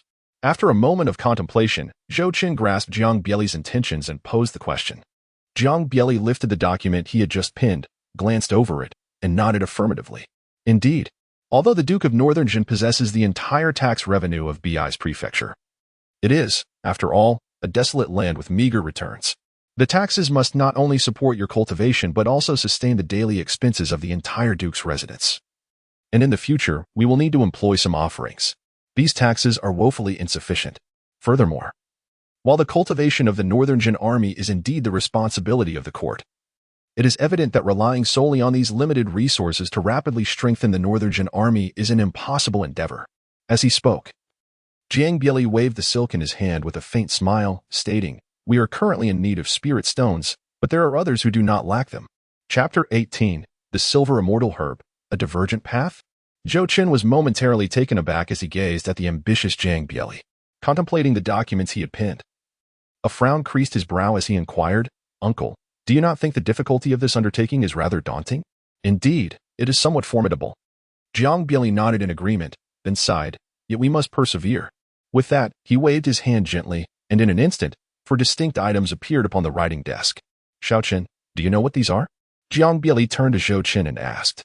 Upon hearing this, Zhou Chen immediately approached the desk, scrutinizing the items for a moment. He then picked up a silvery plant and brought it to his nose for a sniff, uncertainly inquiring, "Is this the silver immortal herb?" A flicker of surprise appeared in Jiang Bieli's eyes as she smiled and replied, "Have you seen it in the palace?" Zhou Chen nodded and remarked, "I have encountered it in the palace of my mother, but the silver immortal herb seems to be merely does it not?" Although I am uncertain of Jiang Bieli's intentions, the silver immortal herb is rather commonplace, and certainly not something to be overly astonished by. In the Great Zhou Imperial Palace, I have even seen sacred herbs on several occasions. Jiang Bieli slightly inclined his head and responded, "Indeed, the silver immortal herb is classified as While it may not be particularly precious, it is an indispensable ingredient in the formulation of numerous elixirs. Without it, many potions cannot be concocted. However, if my memory serves me correctly, the silver immortal herb is not exactly scarce, is it? Its price is also rather modest." Zhou Chen furrowed his brow. Seemingly anticipating Zhou Chen's inquiry, Jiang Bieli replied without hesitation, "Precisely because it is affordable and widely utilized, it garners considerable popularity. Thus, the increased sales naturally lead to greater profits." After speaking, Jiang Bieli smiled and added with a hint of implication, "The silver immortal herb has historically thrived solely in the northern borders of our Great Zhou. The vast mountains and lakes of the Northern Zhou prefecture provide an ideal environment for its growth. Consequently, the trade of the silver immortal herb has always been a significant source of revenue for the Northern Zhou prefecture. Moreover, among the many merchants dealing in the herb throughout the region, the Han family in Dingbei city stands out as the most prominent, with business extending not only across the entire Northern Zhou prefecture, but also reaching into other prefectures and cities." "The Han family?" Zhou Chen appeared pensive. Well aware of the Han family. Just yesterday, upon his arrival in Dingbei city, among the guests who welcomed him was Han Yu, the head of the Han family. As one of the largest clans in Dingbei city, the Han family has firmly established its roots in Bi's prefecture for centuries, boasting a profound foundation that even the governor of Bi's must regard with a measure of respect. The Han family's ancestors initially rose to prominence through the trade of silver immortal grass. Although they started late, their ascent was remarkably swift. Do you know why? At this juncture, Jiang Bieli smiled and turned to Zhou Chen, hinting at the influence of powerful backing. Zhou Chen spoke without a moment's hesitation, asserting that in a lucrative industry like that of silverleaf grass, if there were no backing behind it, it would likely have been devoured by others long ago. Zhou Chen could hardly believe that the Han family alone could safeguard such a substantial portion of the market, monopolizing the entire silver immortal grass trade in North Zhou for hundreds of years. After speaking, he gazed at Jiang Bieli's meaningful expression, his eyes narrowing slightly as he pondered. Is it one of the 7 great families? The only other force he could conceive that would warrant his uncle's particular attention and maintain a connection with him was indeed one of these illustrious families. Precisely. Jiang Bieli affirmed, not prolonging the suspense any further. He continued, the Han family's formidable backing is none other than the Ye family, the foremost among the 7 great families of Dazhou. The majority of the profits garnered from the sale of silver immortal grass by the Han family are funneled to the Ye family, who in turn provide protection for the Han family, allowing them to expand their business without restraint. Upon hearing this, Zhou Chen's expression remained unchanged. The prominent families of the Great Zhou Dynasty typically employed such methods to amass wealth and power. They either dispatched their own kin to local territories or allied with local families through marriage or collaboration to expand their influence and continually enhance their family's strength. He felt no surprise at the Ye family's actions. With this in mind, Zhou Chen placed the silver immortal grass upon the desk, and his gaze shifted to the 3 other items displayed nearby. Were these 3 also similar? Jiang Bieli exhaled a deep breath and nodded, subsequently introducing the items in turn. The dark golden spirit wood, known as the fusion spirit wood, is also a specialty of our northern frontier and serves as an exceptional material for weapon crafting. The largest merchant of fusion spirit wood in Bi's prefecture is the Qian family, who is backed by the provincial governor, the Ming family, to which Ming Fei belongs. As for the fish housed in the basin, shimmering with golden light, it is called the golden light fish, which inhabits the deep mountains and old swamps of Bi's prefecture. It is both a superb delicacy and a valuable ingredient for alchemy. The sale of the golden light fish is predominantly monopolized by the Sun family, while the Murong family, although not one of the 7 great families, is among the top aristocratic clans of the northern frontier. Lastly, the uncarved beautiful jade, known as Cold River jade, is a specialty of our Cold River County. Wearing it enhances beauty, replenishes vitality, and boosts potency, making it beloved by men and women of all ages. The Zhao family, to which the Bi's prefecture's constable Zhao Xian belongs, has a branch that controls the sale of Cold River jade in Bi's prefecture. After completing the introductions, Jiang Bieli sighed lightly, his tone tinged with helplessness. Silver immortal grass, fusion spirit wood, golden light fish, Cold River jade. These 4 can be considered the most lucrative trades in Bi's prefecture. Regrettably, these businesses are firmly monopolized by the Qian, Sun, Zhao, and Han families, leaving no room for outsiders to intervene. Zhou Chen took a deep breath, his eyes shimmering with determination. Behind the 4 prominent families stood formidable forces, the Ming family backing the wealthy, the Murong family supporting the Sun family, the Zhao family's own lineage, and the Ye family standing behind the Han family. Among these, 3 families were allied with one of the 7 great clans of the northern Zhou Dynasty.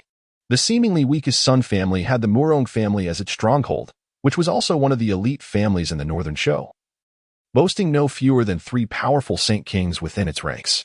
After a moment of silence, Zhou Chen looked up at Jiang Bieli and inquired, "Is my uncle suggesting that I take action against them?"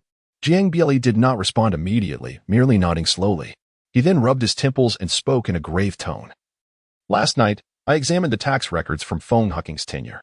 Considering the exorbitant profits from these 4 businesses, their annual tax contributions to the Northern King's manor are merely a drop in the bucket compared to the immense profits they generate from these dealings. It is evident that they are evading taxes.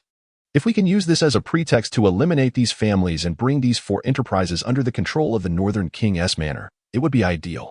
At this juncture, Jiang Bieli paused, adopting a cautious tone. "However, given our current strength, it is clearly unrealistic to simultaneously confront all 4 families. We must be strategic and take them down one at a time." He then turned his gaze to Zhou Chen. "Little Chen, do you have any thoughts?" Upon hearing this, Zhou Chen focused on the 4 items laid out on the table, his gaze flitting between the silver immortal grass, the spirit-melding wood, the golden light fish, and the Cold River jade. After a moment of contemplation, a glimmer of resolve sparked in his eyes, and under Jiang Bieli's watchful gaze, he unhesitatingly picked up the silver immortal grass, which represented the Han family. Chapter 19. Plucking their wings as the largest merchant of silver immortal grass in Bi's prefecture, the Han family monopolized over 90% of the trade in this commodity.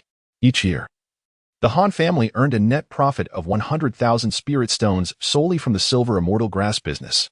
Such exorbitant profits may not be uncommon in many affluent regions of the Great Zhou, and could even be considered ordinary. However, in the harsh and desolate borderland of Bei's prefecture, this wealth is beyond the imagination of ordinary folk.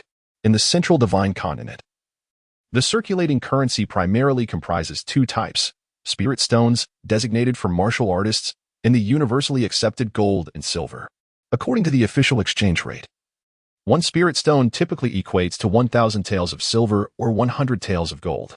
It can be said that a single spirit stone is sufficient to ensure a common family's livelihood for decades, with even some savings left over. However, this is merely a theoretical exchange rate. In actual transactions, due to the rarity of spirit stones, even if a commoner were to produce 2,000 taels of silver, they might still be unable to acquire a single spirit stone. One can only imagine the astonishing annual income of 100,000 spirit stones for the Han family. While the other three families, primarily engaged in the sale of golden light fish, spirit melding wood, and cold river jade, also reaped considerable profits each year, not falling too far behind the Han family. Together, these four families amassed nearly 500,000 spirit stones in profit each year in Bei's prefecture. In stark contrast, their annual tax contributions to the Northern King's manor were pitifully low. Before Zhou Chen's appointment, the Sun family, which paid the most taxes, contributed merely 60,000 spirit stones annually, while the Han family, reliant on the Ye family, contributed a mere 10,000 spirit stones. The total tax paid by the four families combined did not even reach 200,000 spirit stones, according to the tax rates stipulated by the Great Zhou's laws. These four families should be paying at least 400,000 spirit stones to the Northern King's manor each year, however, apart from the Sun family. The other three families did not even meet 1/10 of this amount. Silver immortal grass, Ye family? Jiang Bieli's gaze fell upon the silver immortal grass in Zhou Chen's hand, a flicker of surprise crossing his eyes. The Han family is the largest merchant of silver immortal grass in Bei's prefecture. Since Zhou Chen has chosen the silver immortal grass, it signifies his intention to strike first against the Han family. Behind the Han family stands the Ye family, the foremost among the 7 great clans of the Great Zhou. Zhou Chen's decision appears to favor the Han family, yet it is more accurately a choice for the Ye family. Indeed, Zhou Chen nodded gently, caressing the leaves of the silver fairy grass, and calmly analyzed. On the surface, the Qian and Zhao families are backed by the governor and the general of Bei's prefecture, making them local tyrants in this region. As the saying goes, a strong dragon cannot suppress a local snake. Since we are newcomers, it would be unwise to target them first. Beside him, Jiang Bieli slightly inclined his head, admiration gleaming in his eyes. In his scheme, he had also ruled out the Qian and Zhao families first, preparing to choose between the Han and Sun families. However, he had anticipated that Zhou Chen would opt for the Sun family to strike, as they were the weakest among the four. Although the Sun family had the support of a prestigious family in the northern frontier, they paled in comparison to the 7 great families. The annual taxes the Sun family paid to the Northern King's mansion provided ample evidence of their limited power. Yet, to his surprise, Zhou Chen chose to target the Han family instead. While the Han family was not a local tyrant, their backing from the Ye family, the foremost of the 7 great families, gave them a significant edge over the Sun family. At that moment, Zhou Chen continued, "Though we could initiate action against either the Han or Sun family, I believe targeting the Sun family first holds little significance for 3 reasons." As he spoke, he effortlessly raised 3 fingers. Jiang Bieli, intrigued, smiled and urged, "Please, enlighten me." Firstly, while the taxes the Sun family pays to the royal mansion fall short, they are still substantially higher than those of the other 3 families. If we first subdue the Han family, the intimidation will prevent the Sun family from acting recklessly. If we dare to confront the Han family, we shall not fear the Sun family. Secondly, although the Sun family's monopoly on the golden light fish trade is profitable, it demands considerable effort and yields far less than the other 3 ventures. The silver fairy grass is the most lucrative of these 4 businesses, and if we are to take action, we ought to seize the most bountiful opportunity. Lastly, if we strike the Sun family first, even if we succeed in taking them down, it would merely alarm the others, allowing the 3 remaining families to unite in defense. Should the 3 great families behind them intervene, dealing with them would become immensely more complicated. By first eliminating the strongest, the Han family, we can sever their support and potentially block any overt interference from the Ye family under the auspices of the Great Zhou's laws. After articulating his thoughts, Zhou Chen fell silent, gazing at Jiang Bieli as if awaiting his response. Yet there was one crucial point Zhou Chen did not disclose. His desire to eliminate the Han family first was not solely based on the three considerations mentioned. The most critical reason was to preemptively clear any future threats in the impending conflict, through intelligence gathered by shadow soldiers lurking in the Siluo Mountains. He had learned that Yu Qing, the third son of the Ye family, had colluded with the bandits entrenched in the area and was plotting against him. Given this, rather than waiting passively, it would be far wiser to strike first, obliterating the Han family, Ye family's staunch ally, to prevent any underhanded tactics from emerging later. Ye family, if you wish to harm me, then I shall respond in kind, ensuring you suffer a financial setback first. Zhou Chen murmured softly, his eyes sparkling with excitement, as if he could hardly wait to witness the reaction of the Ye family upon learning of the annihilation of the Han family. Jiang Bieli, having listened to Zhou Chen's analysis, nodded in satisfaction, a smile gracing his lips. Since you have thought it through, as your uncle, I shall certainly lend my support. Pausing for emphasis, he cast a meaningful glance at Zhou Chen and continued, when do you intend to take action? Do you have confidence in dealing with the Han family? Zhou Chen retorted, I presume that in such a remote and impoverished place as Biai's prefecture, the Han family would not station a Saint King there, would they? Jiang Bieli did not respond directly but lazily stretched his limbs, exuding an air of calm assurance. That certainly would not be the case. Sensing the implication in his words, Zhou Chen felt no further hesitation, breaking into a broad smile as he confidently declared, one must strike while the iron is hot. The Han family has reigned over Biai's prefecture for many years. They will certainly not anticipate that we would act against them so soon after our arrival. Therefore, let us seize the opportunity while they remain unprepared and strike decisively. Upon hearing this, Jiang Bieli's lips curled into a slight smile as he handed the fabric he held to Zhou Chen. Zhou Chen grasped the cloth, surveyed it briefly, and then, with a flourish, inscribed several characters upon it. He then retrieved the seal of the Northern King from his spatial ring and decisively pressed it onto the fabric. Holding the now royal decree, Zhou Chen exhaled gently before passing it to Jiang Bieli, his voice resolute. Uncle, I must trouble you with a task. Relay the order to Peng to demobilize 10,000 elite soldiers to hasten to the various prefectures of Beizezhu overnight. Capture all members of the Han clan and await further judgment. Confiscate all assets of the Han family and transfer them to the royal treasury. Should anyone dare to resist, they shall face lethal consequences. Chapter 20. The Northern Army enters the city in the early hours of dawn. The sky still cloaked in darkness. The North's characteristic chill lingered, enveloping the surroundings in shadows. Most inhabitants of Dingbei City remained in slumber, save for the fully armed soldiers patrolling various locales, their weapons glinting ominously in the dim light. As the gateway to the Siluo mountain range, Dingbei City's northern gate was always fortified more heavily than the others. Though morning had arrived, the northern gate remained under strict guard, the gates firmly shut, with hundreds of sentinels stationed nearby. Within the watchtower atop the city wall, numerous sentinels vigilantly monitored the movements beyond the gates. The presence of the Yulong Mountain, home to the Northern Army, provided an additional layer of security. Thus, any conflict that might arise would likely be detected by the Northern Army first, who would promptly relay the information. Consequently, the soldiers stationed at the northern gate, while serious in demeanor, exhibited little tension. At this moment, two armored gate officials stood atop the city wall, directing the patrolling soldiers below while scanning the horizon for any signs of disturbance. Suddenly, one of them, a man named Li Qing, shivered involuntarily and muttered, "This cursed weather grows colder by the day." The chill was palpable, his breath visibly crystallizing in the frigid air. The other, shorter officer, Zhang Bao, remarked while rubbing his hands together, "I just want to change shifts and return home to snuggle with my wife for a good rest." Li Qing, recalling his own solitary status, smirked and replied, "Oh please, by the time you get home, your wife will already be awake." Zhang Bao shot him a glance and chuckled. "Awake is good. I can take her for some morning exercise before napping. Just be careful not to exhaust yourself," Li Qing retorted, only to be interrupted by Zhang Bao's sudden exclamation. "Look, Li Qing," Zhang Bao shouted, pointing into the distance. Li Qing turned to behold a sight that froze him in place. In the sky, a multitude of massive, blood-red bats, their eyes gleaming with a savage bloodlust, soared toward them, thousands strong, casting a shadow that turned the heavens crimson. These shadow bloodbats, native to the Siluo Mountains, were predominantly third-tier beasts, akin in strength to martial artists at the Lihi realm. However, their ferocity and formidable defenses were remarkable. Eventually, they had been tamed by the Northern Army, becoming one of their mounts.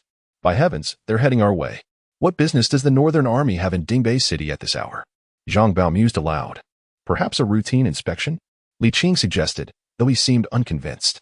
The Northern Army conducted inspections every few days, but never this early. Wait. No. Li Qing corrected himself, pointing at the figures atop the bats. There are too many people, at least 5,000 soldiers. When has an inspection ever required such numbers? Something significant must be afoot. Zhang Bao swallowed hard and asked, what do we do now? What else can we do? We must report this to the prefecture immediately. If trouble brews, we are both doomed, Li Qing declared, retrieving a communication token from his waist to relay the situation. Li Qing, look! Zhang Bao suddenly shouted, following his gaze. Li Qing froze in shock. Behind the mass of shadow bloodbats, a young man clad in white appeared. Upon sensing their attention, the man smiled and raised a hand, unleashing an overwhelming force that surged toward them. Not good. It's the Marshal Marquis. While the news of Jiang Bieli's presence in Dingbei City had eluded many, the gate officials were well aware. As Jiang Bieli unleashed his power, Li Qing and Zhang Bao felt a wave of dread wash over them. They summoned all their strength to resist, yet as their forces collided, they realized just how formidable Jiang Bieli was. In the face of his might, they seemed like mere infants, sent sprawling to the ground, bloodied and unconscious. The soldiers below fared no better, collapsing under the overwhelming pressure. Cries of terror echoing as they succumbed to the onslaught. As Zhang Bao fell into unconsciousness, Li Qing struggled to reach the communication token nearby, but as he touched it, he too lost consciousness. Observing the scene, Jiang Bieli smiled softly and murmured, after all this effort, I cannot allow you to relay this information. Having concluded his discussion with Zhou Chen, he wasted no time in heading to Yulong Mountain, instructing Peng De to assemble 10,000 loyal soldiers overnight. Half would proceed to the other 3 counties of Beizeze to secure the Han family's strongholds, while he would personally escort the remainder to Dingbei City. To prevent any leaks, he employed secret techniques to conceal the movements of the Northern Army throughout the journey. Though he understood that news would inevitably spread upon reaching Dingbei City, delaying it would be advantageous to their plans. With that thought, Jiang Bieli turned to Peng De, who stood atop a shadow bloodbat, and calmly commanded, continue onward. Target, the Han family. Yes.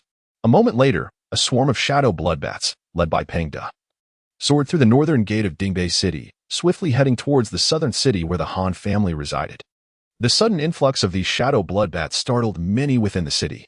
In a room of the northern governor's mansion, Meng Fei sat up in bed, casting a glance at the 2 beautiful women beside him, both utterly undraped in sleep. He then raised his gaze towards the window, gritting his teeth in frustration. What does Jiang Bieli intend to do?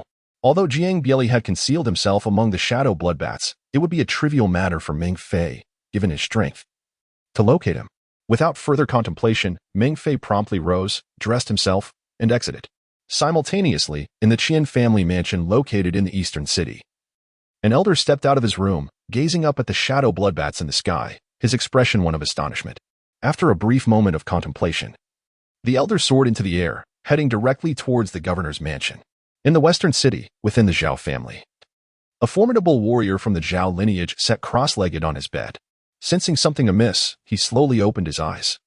Peering through the window at the blood-red clouds on the horizon, his expression unchanged, before closing his eyes once more. In the northern city, the head of the Sun family lay fast asleep. Upon hearing the continuous shrieks of the shadow bloodbats, he merely turned over, adjusting his sleeping position. At the Lingyun Pavilion, the tallest structure within the northern town prince's mansion and indeed all of Dingbei City, the view from the top was unparalleled. At this moment, Zhou Chen, who had been observing the movements of the northern town army through shadow soldiers, arrived at the pinnacle of the pavilion accompanied by Su Yun. Chapter 21. The Han family residence in the southern city. The Han family, a prominent aristocracy of Bi's prefecture, though not as grand as the northern town prince's mansion, occupied an expansive area. The residence was adorned with pavilions and terraces, arranged in a harmonious layout that exuded grandeur. At this moment, within the Han family mansion, aside from the patrolling guards, many had been roused from their slumber, emerging from their rooms with bewildered expressions. Deep within the mansion, an elder suddenly opened his eyes, perceiving through layers of space the swarm of shadow bloodbats approaching. The northern town army? He murmured, then rose and exited his room. Although somewhat surprised by the arrival of the northern town army, the elder displayed little anxiety, for he hailed from the Ye family and was one of their esteemed patrons. His presence in the Han family was twofold. Firstly, to provide protection. Despite the impoverished nature of Bei's prefecture, the lucrative business of silver immortal grass attracted many covetous forces, and a single Han family could hardly manage alone. However, with his strength at the third stage of the Saint Realm, coupled with the Ye family's renown, he was sufficient to deter all factions within Bei's prefecture. Secondly, he was there for supervision, as the resources such as spirit stones that the Han family annually offered to the Ye family were neither insignificant nor trivial. The Ye family had dispatched him to prevent any clandestine manipulations by the Han family. As the elder stepped out of the room, Han Yu, the head of the Han family, hurried forward, his voice tinged with apprehension. "Elder Gu, why has the Northern Town army suddenly come here?" The elder, known as Gu Yuan, glanced up at the approaching shadow bloodbats and replied solemnly, "What is there to fear? Who in Bei's prefecture does not know that the Han family is under the banner of the Ye family? The Northern Town army would not dare to harm a hair on the Han family." Despite Gu Yuan's reassurances, Han Yu remained uneasy and retorted. But, upon hearing Han Yu's rebuttal, Gu Yuan's expression darkened, and he scoffed, "There are no buts. Feng Huqing would not dare to touch a single hair of the Han family. How could an 8-year-old child possess such audacity?" With that, he cast a cold glance at Han Yu and coldly stated, "Han family head, focus on your responsibilities. These matters do not require your concern." Feeling the weight of Gu Yuan's gaze, Han Yu was enveloped in an icy chill. After a brief internal struggle, he ultimately refrained from further protest, gritting his teeth and murmuring, "I understand." With a sense of inexplicable sorrow, Han Yu reflected that, to outsiders, the Han family might seem like a prosperous household, but in reality, they were merely puppets of the Ye family. Even a mere patron of the Ye family could dictate terms to him. Ultimately, how could a merchant family compete against the overwhelming might of the Ye family? Sighing, Han Yu swiftly made his way to the front courtyard, determined to prepare the family's warriors for battle. The Northern Town army's sudden appearance surely harbored ulterior motives. Gu Yuan might possess his own confidence and strength, but the Han family must be ready. Before long, the leading shadow bloodbat hovered above the Han family mansion, circling in the air. A proclamation echoed, "The Han clan has resided in Bei's prefecture, engaging in commerce for many years. They should remain law-abiding and benefit the region. Yet, they have disregarded the laws of the Great Zhou, evading taxes and deceiving the court."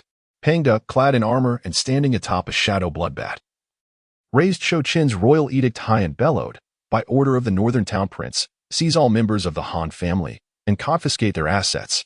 Any who resist shall face death without mercy." As Pangda's voice resonated, amplified by his true energy, it echoed throughout Dingbei City. Naturally, the various powerhouses within the city heard Pangda's declaration, their expressions filled with astonishment. The Han family was, after all, under the aegis of the Ye family. What was the Ye family? The foremost clan of the Great Zhou Dynasty, second only to the imperial family. To move against the Han family was akin to rubbing the Ye family's face in the dirt. How dare Zhou Chen? At this moment, a multitude of formidable figures, including Ming Fei, ascended into the sky, keenly observing the unfolding events at the Han family. Should the northern garrison succeed in this endeavor, it would bring utter disgrace to the Ye family. If they could not even protect their own forces, how could other factions be expected to serve the Ye family loyally in the future? The Ye family could not afford such humiliation. Thus, it was certain that the Han family would not submit easily, nor would the Ye family. In this tumultuous atmosphere, Gu Yuan, with a grim expression, soared into the air, confronting Pangda, who was mounted on the shadow bloodbat. "The Han family is under the aegis of the Ye family. Without evidence, how dare you apprehend anyone?" As he spoke, the overwhelming aura of a sage-level expert became evident, leaving Pangda in a state of turmoil, unable to utter a word. At that moment, Jiang Bieli gracefully approached from behind, lightly tapping Pangda's shoulder, instantly alleviating his predicament. He then turned to Gu Yuan and calmly remarked, "If there is tangible evidence, we shall soon ascertain the truth." "Lord Tianwu." Gu Yuan's eyes narrowed, filled with apprehension as he regarded Jiang Bieli, clearly aware of his illustrious reputation. However, as if struck by an idea, he sneered, "Jiang Bieli, as a mere lord, your presence in the Northern King's territory without cause surely contravenes the laws of the Great Zhou?" Unfazed, Jiang Bieli shrugged and smiled. "Feel free to report me. After all, I am but a leisurely lord, without land or official title, free to linger wherever I please. Moreover, I have already apprised His Majesty of this matter."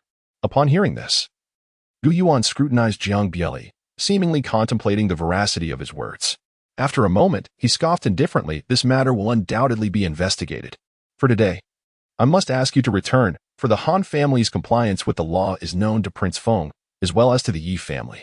The Northern King, being new to this realm, may not yet grasp the full situation. Jiang Bieli smiled lightly, responding nonchalantly, "Our lord has decreed that the individuals must be returned today." He then turned to Pang De, grinning, "General Pang, why do you hesitate? Our lord is watching closely." With those words, Pang De's expression tightened as he glanced around, spotting Zhou Chen standing atop Ling Yun Pavilion, quietly observing. In the next instant, Pang De raised his right hand and bellowed, "Northern Garrison, advance." He surged ahead, riding the Shadow Bloodbat, diving towards the Han clan members below. Behind him, the other Shadow Bloodbats, carrying soldiers of the Northern Garrison, descended upon the Han family, plunging them into chaos. How audacious!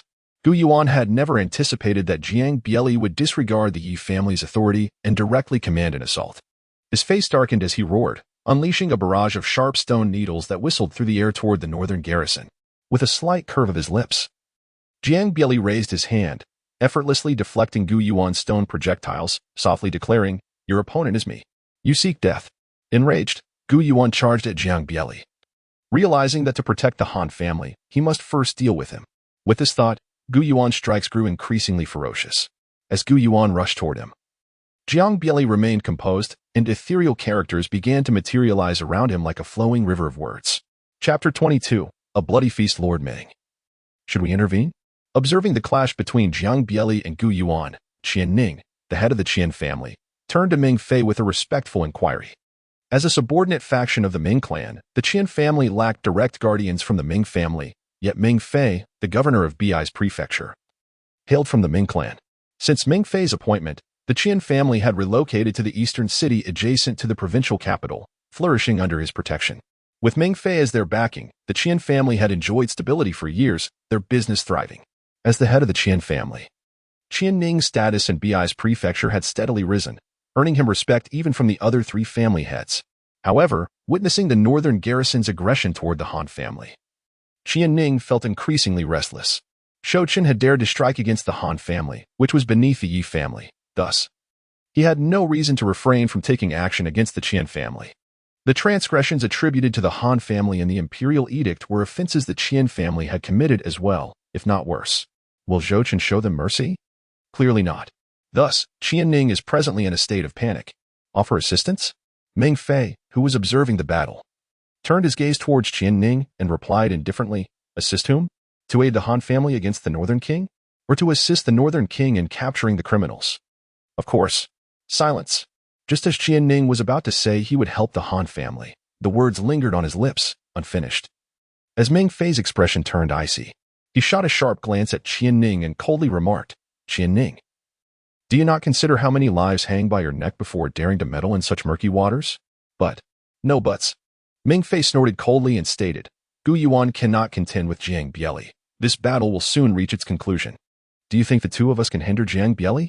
Observing Jiang Bieli, who was overpowering Gu Yuan, a flicker of apprehension crossed his features as he murmured, "I never expected this romantic rogue to be so formidable. If only Zhao Xian were here." He had assumed Jiang Bieli's strength was comparable to his own, yet he was taken aback by Jiang Bieli's prowess. Even he would not stand a chance against Jiang Bieli unless Zhao Xian joined forces with him. Perhaps then they could contend. Of course, this is contingent upon Jiang Bieli not concealing his true strength. However, Zhao Xian had gone to the military camp in Dongning County for routine inspections and had yet to return. The Zhao family warrior left behind, though powerful, would not intervene unless the Zhao family was involved, rendering him unreliable. Relying solely on himself, not only would he struggle to impede Jiang Bieli, but he would likely perish in the process. Should there be any hidden strengths, Jiang Bieli's power would indeed be terrifying. After mulling over these thoughts, he glanced at Gu Yuan, who was fighting desperately, and the calm Jiang Bieli. Ming Fei quickly lost interest in continuing to watch. It was merely a matter of time before Gu Yuan's defeat.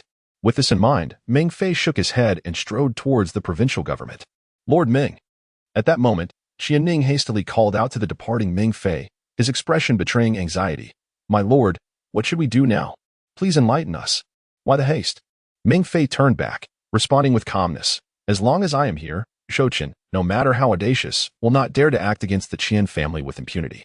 Moreover," he paused, casting a glance in the direction of the Northern King's residence, and coldly laughed, "the Han family is not easily extinguished.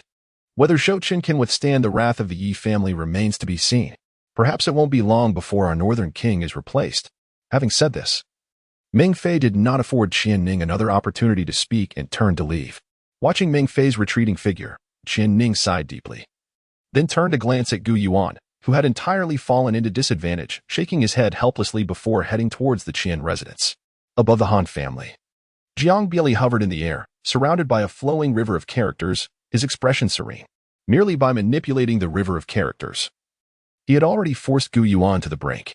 Even though Gu Yuan had exerted all his strength, he struggled to withstand the onslaught of the characters. Each word akin to a devastating meteor, relentlessly bombarding the fleeing Gu Yuan.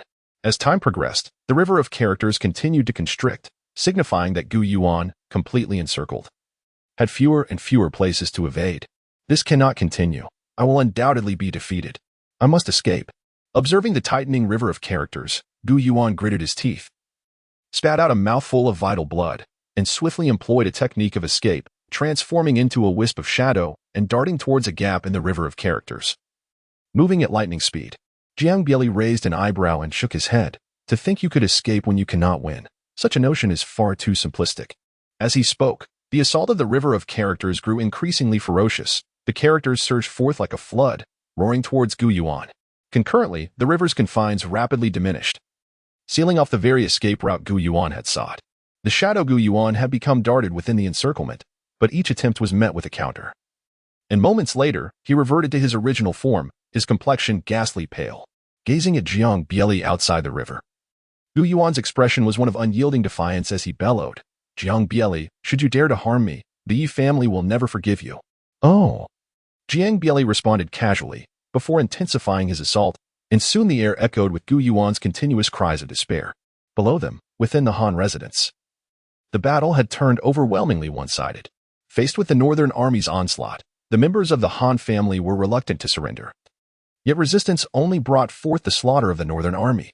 Rather than a mere capture, what transpired within the Han residence was akin to a massacre, a gruesome feast. Outside the estate, hundreds of shadowy bloodbaths encircled the Han family, with nearly 1,000 Northern soldiers stationed around the estate. Not a single person, nor even a fly, could escape. Within, the soldiers of the Northern Army, riding the shadowy bloodbaths, roamed the skies above the Han residence. Should anyone resist, the bats would instantly pounce, devouring their flesh and blood. In the blink of an eye, the Han residence was drenched in blood, with corpses strewn about, and the wails of the dying were incessant. At the Northern King's residence, Lingyun Pavilion, observing the battle devoid of any suspense, Zhou Chen withdrew his gaze and turned towards Su Yun.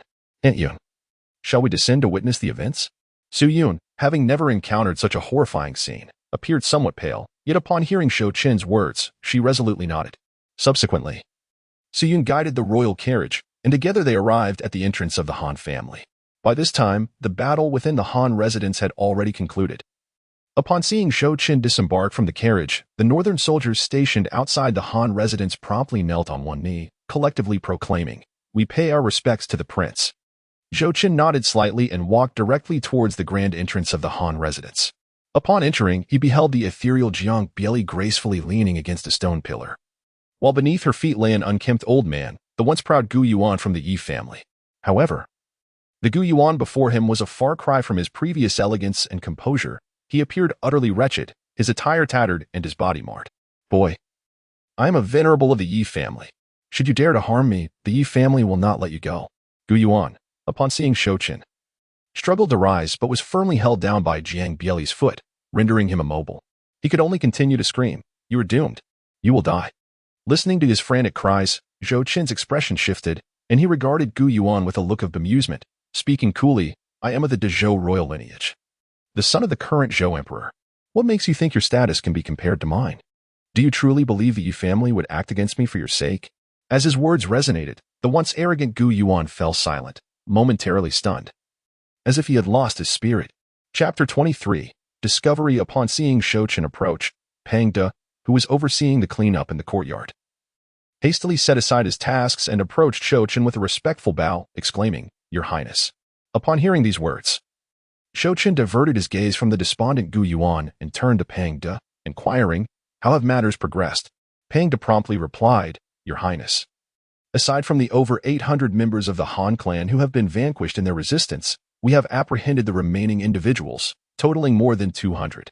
What of Hanyu? In accordance with your command, Your Highness, we have captured Hanyu. However, after a moment of hesitation, Pang De spoke gravely. Hanyu resisted with excessive fervor, inflicting injuries upon many of our brethren, and I had no choice but to sever both of his arms. It is of no consequence. Zhou Chen's expression remained unchanged as he waved his hand dismissively. His sole concern was for Hanyu's survival, while all else held little significance for him. He then instructed. The crimes of the Han family, with Hanyu as the mastermind, must ensure his life is preserved. Furthermore, a thorough interrogation is imperative, including inquiries into his accomplices. To guarantee that all evidence is comprehensive, Pang De felt a sense of relief within, promptly responding, "The subordinate shall obey your command." Afterward, as if recalling something, he cautiously inquired, "Your Highness, given that Hanyu has been in commerce for many years, he is undoubtedly shrewd and cunning. I fear he may not readily divulge information." Zhou Chen raised his head and calmly remarked, "You have captured so many members of the Han family. Do you truly fear that Hanyu will remain silent? As long as you can pry open Hanyu's lips, what does it matter if you eliminate them all?" Pang De immediately grasped the implication and responded, "The subordinate understands." Zhou Chen nodded slightly, his gaze shifting to the corpses draped in white cloth scattered across the courtyard. A frown etched upon his brow, he inquired, "What is the casualty report for the Northern Town Army?" Upon hearing Zhou Chen's query, Pang De immediately directed his attention to the lifeless bodies laid out in the yard. Responding in a somber tone, "Your Highness, during this operation, the Northern Town Army suffered over 100 fatalities and sustained more than 300 injuries. The Shadow Bloodbats incurred dozens of casualties as well, primarily due to Hanyu's counterattack." As he spoke, a flicker of sorrow gleamed in Pang De's eyes. To fulfill Zhou Chen's directives, he had brought along his trusted confidants, each of whom had served him for no less than 3 years. With such a significant loss of life in a single battle, how could he not feel profound grief? It has been arduous indeed. Zhou Chen paused for a moment in silence, then proclaimed in a resonant voice, "For those who perished in this operation, they shall be honored as martyrs. The Northern Town Army will bestow a compensation thrice the standard amount to their families and inform the local officials to ensure they are well cared for. The injured will each receive a reward equivalent to 6 months of military pay and a promotion by 1 rank. For the remaining participants in this mission, each shall also receive a reward of 6 months' pay." As his voice resonated, an abrupt silence enveloped the Han residence, only to be shattered moments later by the jubilant cries of Prince Ye. "Long live the prince!" It was uncertain who initiated the cheer, but it quickly escalated into a deafening cacophony that drowned out the somber atmosphere of the Han household, significantly alleviating the preceding sorrow. Both the wounded soldiers and those unscathed beamed with delight, for they were aware that the military pay for the border troops was already considerably higher than that of other armies in the Great Zhou. Zhou Chen's generous allocation of 6 months' pay was no trifling sum, and such an act had never been witnessed by the Northern Town Army before. In an instant, they began to perceive this seemingly ruthless young prince, who appeared indifferent to the loss of life, in a much more amiable light. "Your Highness," Pang De, with reddened eyes, performed a deep bow to Zhou Chen and exclaimed, "On behalf of those fallen brothers, I express our profound gratitude to Your Highness." "No need for that. Please rise," Zhou Chen replied. Zhou Chen waved his hand dismissively, paying little heed to the immediate consequences of his actions. Although this endeavor would indeed result in a significant financial outlay, considering that there were a full 10,000 elite soldiers involved, each requiring at least 6 months' worth of military pay, not to mention the substantial compensation for the bereaved. It was estimated that this single operation could deplete the treasury of either the Northern Town Army or the estate of the Northern King. However, in the grand scheme of things, it was an undeniably profitable venture. Should word of this circulate, who would not wish to follow in his footsteps? Money, after all, could be earned again, but winning the hearts of the soldiers was infinitely more valuable than mere wealth or spirit stones to him. Once the Northern King's estate fully assumed control over the Han family's businesses, avenues for profit would abound. Furthermore, with the impending acquisition of the Han family's assets, he stood to gain significantly, offsetting these expenditures. And there were still the Sun, Qian, and Zhao families to consider. In comparison, these military salaries were but a trifling matter. With that thought, Zhou Chen exhaled a breath of frustration and exchanged a few words with Jiang Bieli before striding towards the back courtyard of the Han residence, with Pang De hastily following suit. Upon arriving at the courtyard, they found the Northern Town Army meticulously cataloging the Han family's possessions: gold, silver, precious stones, silks, spirit stones, medicinal herbs, and weaponry, all stored within numerous large chests that filled the entire yard. Zhou Chen, you shall not escape unscathed. Your Highness, I beseech you to spare this young woman. I am willing to do anything you desire. The members of the Han clan, previously restrained along the corridors, erupted in a flurry of emotion upon Zhou Chen's arrival, some hurling curses, others pleading desperately, while some wept silently. At that moment, Han Yu, stripped of his arms and powers, was pinned to the ground by a northern town soldier. As he caught sight of Zhou Chen approaching, bloodshot eyes filled with rage, he spat blood and, with a chilling laugh, uttered, "Zhou Chen, you beast, you shall surely face retribution, without fail. Ha ha ha ha." Zhou Chen shifted his gaze to Han Yu on the ground and with a faint smile remarked, "The grace of the Han family head at the welcoming banquet upon the initial arrival of the former king in Dingbei city is still vividly etched in my memory. It is a pity that now." Heh. With a sigh, Zhou Chen refrained from continuing, turning his attention to the side and gesturing with his hand. Understanding the unspoken command, Pang De promptly called out, "Bring forth these remnants of the Han family and escort them to Longyu Mountain for their fate." As his words echoed, hundreds of soldiers from the northern town army surged forward, swiftly apprehending the members of the Han family and transporting them to the Shadow Bloodbath. Ultimately, Pang De personally led the group, escorting them towards Longyu Mountain. "Beasts, may you meet a wretched end. Spare me, I implore you. No, please, no." After the Han family members were taken away, the rear courtyard of the Han residence fell into a profound silence. Zhou Chen strolled through the courtyard, observing the large boxes arranged within. Occasionally, he would discover intriguing items, taking them out to play with for a moment before returning them to their place. Suddenly, as he wandered, Zhou Chen seemed to sense something, a flicker of unusual light appearing in his eyes. He lifted his gaze to glance at the northern town army, who were diligently counting their possessions. Zhou Chen continued to meander through the courtyard, subsequently approaching an imposing black iron chest with an air of nonchalance. His gaze, both intentional and inadvertent, swept over an object within the chest, and a barely perceptible smile gradually graced his features. Chapter 24. The ancient painting of the true dragon. After a stick of incense had burned, Zhou Chen emerged from the rear courtyard and approached Jiang Bieli and the others. At that moment, Gu Yuan was still thrashing about, seemingly deranged, and bellowing, "Zhou Chen, release me at once. What of your status as a member of the Great Zhou royal family? You are but a discarded pawn. The Zhou emperor has long forsaken you, and the Ye family is not one you can offend." Listening to Gu Yuan's vitriolic curses, Zhou Chen merely smiled and proceeded to stride towards the exit of the Han residence, casually remarking, "This individual impersonated a member of the Ye family and attempted to assassinate this prince. He has already been slain by the esteemed Tianwu Marquis." At this juncture, Zhou Chen paused, turning his gaze back to Gu Yuan, and calmly declared, "Let the traitor's corpse be displayed at the eastern gate for 3 days. As a warning to others. After 3 days, dispatch the body to the Ye family for their handling. This individual dared to tarnish the Ye family's reputation. He is truly deserving of the most severe punishment." From the outset, he had no intention of allowing Gu Yuan to escape. Yi Qing had already conferred with the bandits within the Sunluo mountain range, and they would soon make their move against him. Given this, it was far better for him to take the initiative rather than wait for them to strike. This time, he aimed not only to inflict financial loss upon the Yi family, but also to bring them shame. An individual of the Holy Realm serving as an offering was indeed a formidable asset, even for the mighty Yi family. "Yes, your highness," Jiang Bieli responded with a smile. "You cannot kill me. You must not." Moments later, Gu Yuan's piercing cries abruptly ceased. Subsequently, Jiang Bieli and Su Yun emerged from the Han residence, followed by 2 soldiers dragging Gu Yuan's lifeless body towards the eastern gate. Observing Zhou Chen standing at the entrance, Su Yun's expression turned anxious, her brows furrowing as she remarked, "Your highness, your actions may have severely offended the Yi family." "Offended?" Jiang Bieli, standing beside him, raised an eyebrow and replied with utmost seriousness, "Sister Yun, how could this be deemed an offense? This individual had the audacity to impersonate a member of the Yi family. Our prince is merely safeguarding their honor. In my view, once the traitor's body is delivered to the Yi family, they will undoubtedly be overwhelmed with gratitude." "Indeed."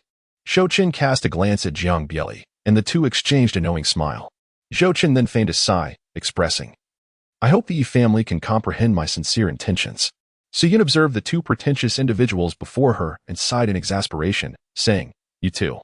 Even if the Yi family appears to be inactive, they are undoubtedly scheming behind the scenes. If they dare to provoke me, I shall retaliate. They have already taken action against me, so why should I concern myself with their reputation? To hell with that." Naturally, Zhou Chen refrained from articulating these words directly, opting instead for a slight shrug as he remarked, When soldiers come, we shall meet them with arms. When water flows, we shall dam it. After all, they had never intended to spare me. Upon saying this, he turned his gaze toward Dingbei, hesitating momentarily before saying, "Uncle," regarding the business affairs of the Han family. Although he wished to expand comprehensively in his previous life, he was merely a high school student. While he possessed some knowledge of business, it paled in comparison to those who specialized in it. Thus, it was most prudent to leave such matters to the experts. His sole responsibility was to tally the spirit stones in the background. "Rest assured, Your Highness, I shall handle it," Dingbei interjected before Zhou Chen could finish. He then turned to Su Yun, saying, "Sister Yun, please escort His Highness back to the Wangfu. I will take care of matters here." Understood. By the time Zhou Chen and Su Yun returned to the Northtown Prince's residence, the sun had risen high in the sky. And news of the Han family's downfall had swiftly spread throughout the entire Dingbei city, continually reaching the outskirts as time passed. After all, prior to this calamity, the Han family was a prominent aristocracy in Bei's prefecture, and every action they took drew considerable attention, particularly such a significant event as their house being raided. In the streets of Dingbei City, numerous individuals congregated within a tea house, whispering amongst themselves. Who would have imagined that within a single night, the Han family would be utterly ruined? Indeed, I have heard that all branches of the Han family throughout Bei's prefecture have also been eradicated. Our newly appointed Prince of Northtown is quite formidable. Hush, are you courting death? I find it strange that there has been no response from the provincial government regarding such a major incident. Surely, there are greater events yet to unfold. At the eastern gate of Dingbei City, countless people gathered outside, gazing at the corpses hanging from the city wall, murmuring quietly. Who is that man? Why is he hanging there? It seems he was an assassin attempting to kill the Prince of Northtown, slain by Lord Tianwu. I have heard that this individual not only attempted to assassinate the prince, but also masqueraded as someone from the Ye family. The Ye family from the imperial city? Indeed. This man has committed an audacious act, offending two of the top families in our Great Zhou all at once. He likely intended to incite discord between the royal family and the Ye family. He truly deserves punishment. In that moment, a middle-aged man, dark-skinned and returning from the market with his vegetable cart, arrived amidst the crowd. Upon hearing the discussions around him, he looked up and saw the body suspended from the city wall. The sight of Gu Yuan's corpse caused a fleeting glimmer of cold light to flash in his eyes before it vanished just as quickly. He then casually surveyed the surroundings before pushing his cart away from the throng, making his way toward the city outskirts. As noon approached, in a dim chamber within a black fortress in the Sanluo mountain range, Yi Qing had already received word through his spies about the Han family's downfall at the hands of Zhou Chen. Damn it, damn it, damn it. Yi Qing paced back and forth in the chamber, his face ashen, surrounded by shattered vases and overturned furniture. As he walked, he ground his teeth and muttered, "Zhou Chen, you dare to lay hands on my Yi family. You truly are. When heaven offers a path, you refuse to tread it. Yet you barge into hell without invitation." Initially, he had intended to allow Zhou Chen to live longer, but now, suddenly halting his steps, Yi Qing shouted towards the chamber entrance, "Bring me someone." "Third young master." A voice answered promptly from outside the chamber. "Immediately relay this news to my father. And have Li Han come to see me at once." "Yes." In the secret chamber of Zhou Chen's room at the Northtown Prince's residence. Ever since returning from the Han estate, Zhou Chen had immersed himself within the confines of the chamber, activating the formation as if the outside world held no relevance to him. At this moment, he sat cross-legged on a mat. Before him lay an ancient painting depicting an exceptionally majestic dragon, its scales vividly detailed, claws fierce, winding through the clouds, as if it might spring to life at any moment and soar into the sky. Chapter 25, The Seal in the Painting. It turns out to be the blood of a true dragon. No wonder my true dragon body resonates with it. Zhou Chen held the ancient painting before him, contemplating it intently for a moment before a realization struck him. This depiction of a true dragon was indeed acquired from the backyard of the Han family, though at the time it had been obscured amidst a clutter of trivial items, rendering it seemingly unremarkable. Were it not for his possession of the true dragon physique, he would have certainly overlooked it among the multitude of objects. It was unfathomable who might have taken the essence of true dragon blood to create the ink for this artwork. Such extravagance was beyond comprehension. In the central divine land, each drop of true dragon blood, depending on its grade, could be valued at no less than several hundred spirit stones, with some fetching prices in the tens or even hundreds of thousands. The blood of a true dragon at the emperor level is a treasure beyond price. The true dragon painting in his possession, nearly 1 meter and 20 centimeters in length, contained an unimaginable quantity of true dragon blood. Even if it were the least expensive variety, it would still be worth tens of thousands of spirit stones. With such an abundance of blood, it was likely that it could elevate my true dragon physique to a new level. The more he gazed at the painting, the more he cherished it. The recent destruction of the Han family had proven to be immensely profitable for him. Not only had he struck a blow to the Ye family, but he had also rallied the military's morale and uncovered a lucrative path for wealth. Most importantly, he had unexpectedly acquired true dragon blood. Had he not targeted the Han family, he would never have been able to amass such a substantial amount of true dragon blood so swiftly. And the prospect of enhancing his true dragon physique would have remained a distant dream. Suddenly, as he pondered how to extract the true dragon blood, a frown creased Zhou Chen's brow. It appeared that the painting had been ensnared in a form of restriction, which explained why the Han family members had been oblivious to its significance. Zhou Chen could not help but feel a sense of relief.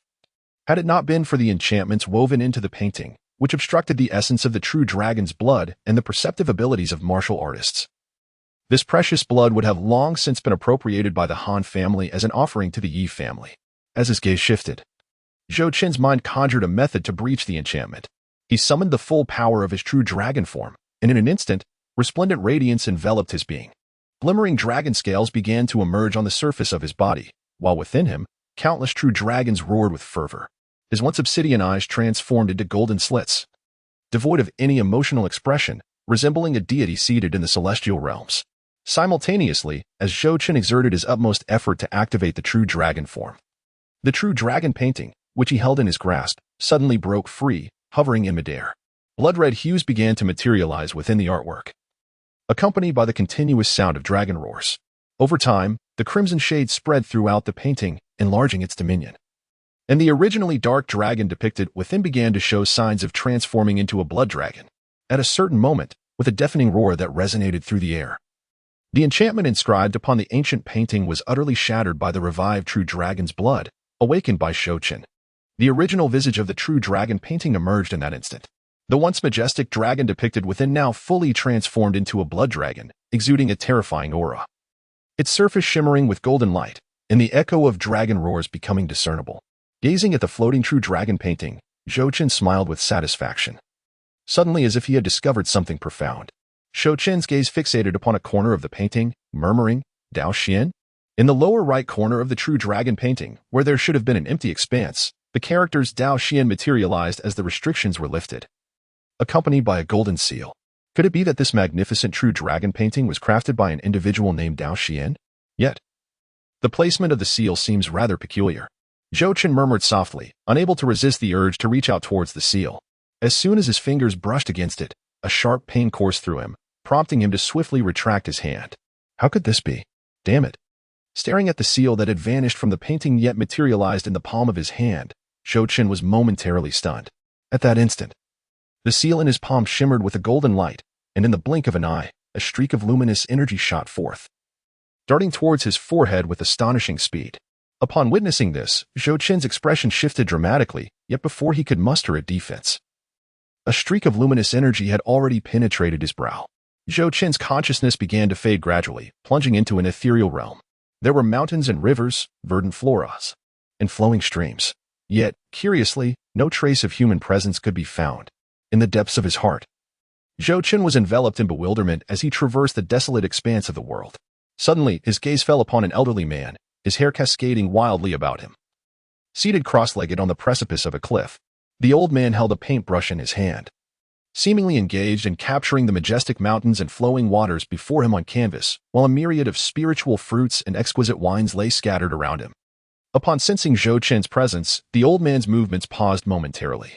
He turned to regard Zhou Chen with a benevolent smile and spoke, "I am called Wu Daozi, also known as Dao Xian, a denizen of the Great Tang Dynasty."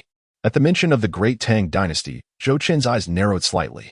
To his knowledge, there was no such dynasty among the 8 great dynasties of central Shenzhou at present. There had indeed been one in the past, but it had long since perished thousands of years ago.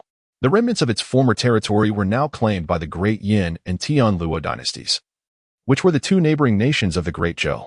Just then, Wu Daozi continued, "I began my journey into painting in my youth. At the age of 50, I experienced an epiphany, entering the Dao through my art, and I have since cultivated to the realm of Dao Source, where the world reveres me as the Honorable Dao Xian. At 50, entering the Dao through painting, achieving the Dao source realm. Zhou Chen was momentarily taken aback.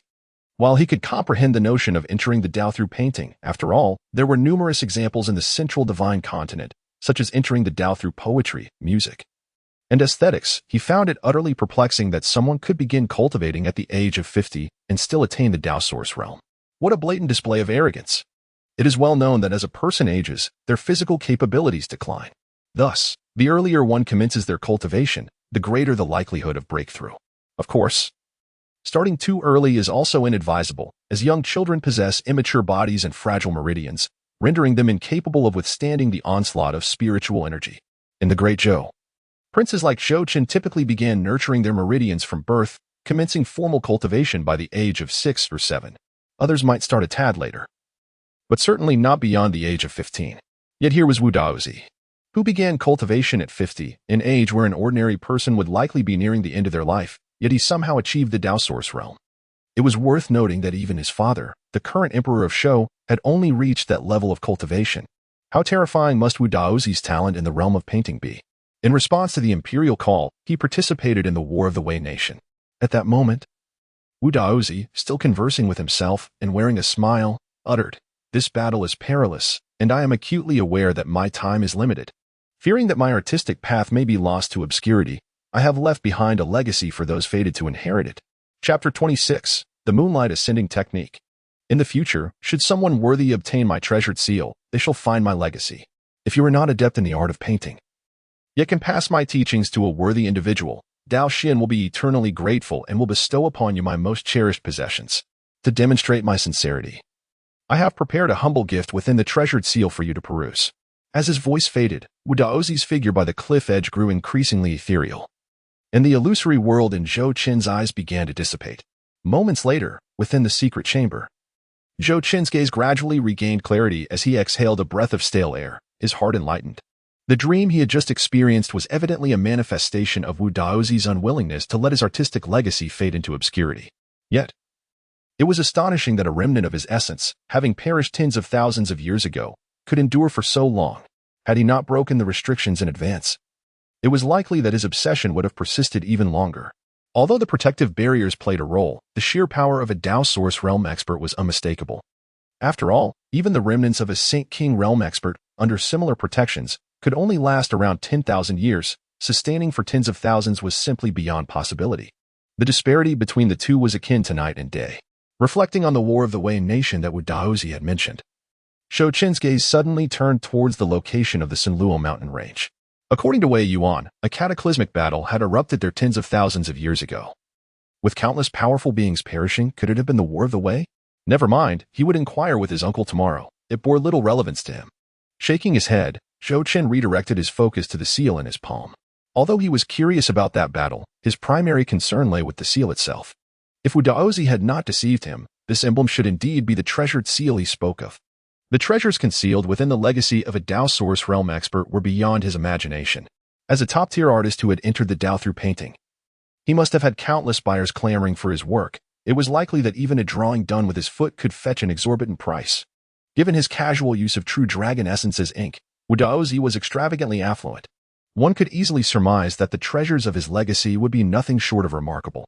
What, he wondered, could this humble gift truly entail?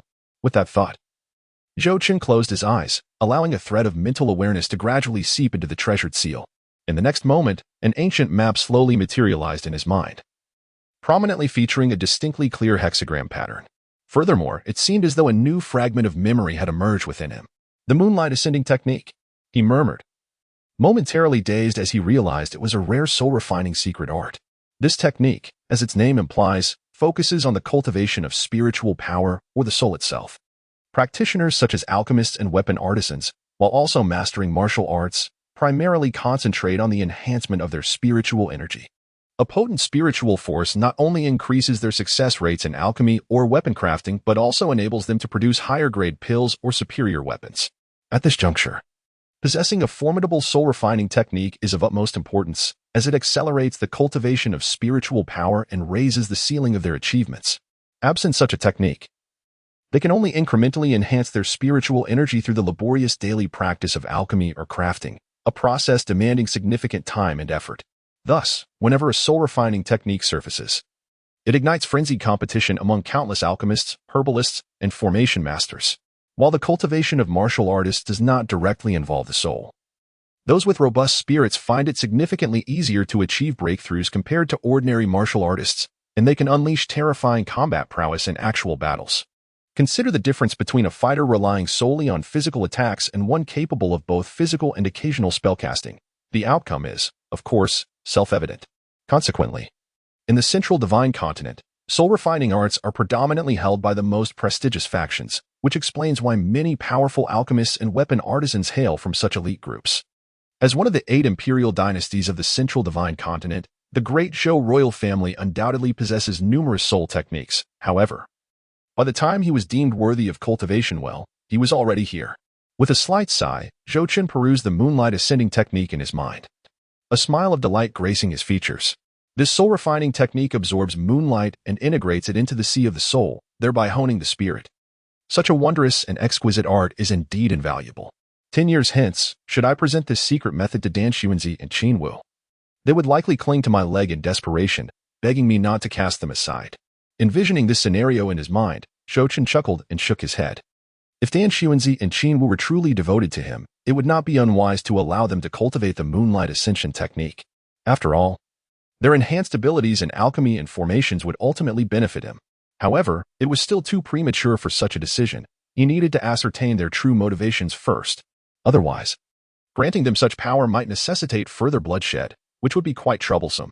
With a shake of his head, Zhou Chen reined in his tumultuous thoughts and rose from the cushion, making his way directly to a wall in the secret chamber.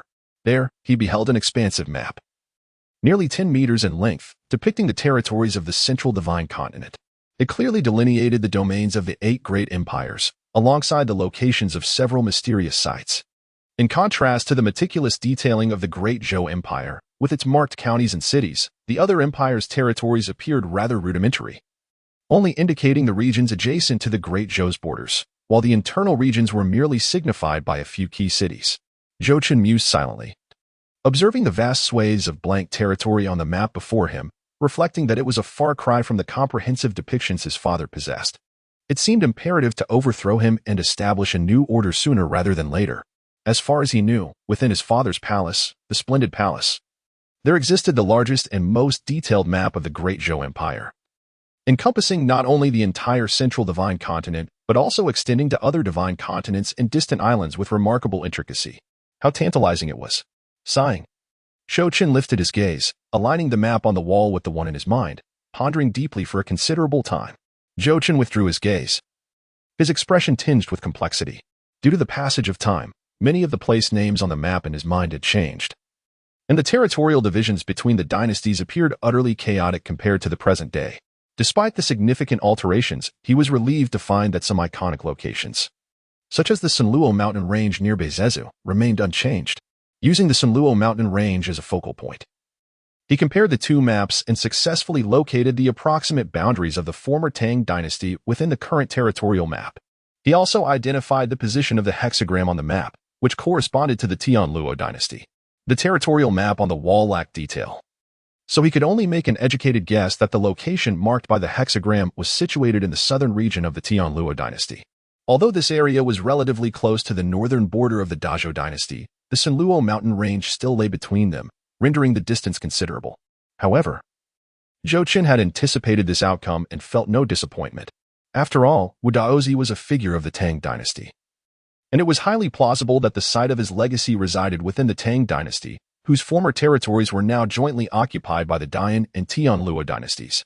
Thus, Zhou Chen was not surprised that Wu Daozi's heritage would manifest within the Tianluo dynasty. Were it to appear in the Dazhou dynasty, he would indeed be taken aback. While it was not uncommon to hear of treasures hidden in foreign lands, the notion of a legacy concealed in another nation was rare, unless enmity existed between the countries. However, Wu Daozi had fought for his nation, and regardless of the state of his relationship with the Tang dynasty, it could hardly be deemed as irreparably poor. Reflecting on this, a tinge of bitterness crept into Zhou Chen's smile.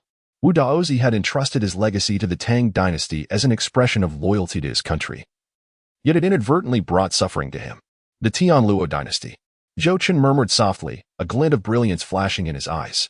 even during his time in the imperial palace.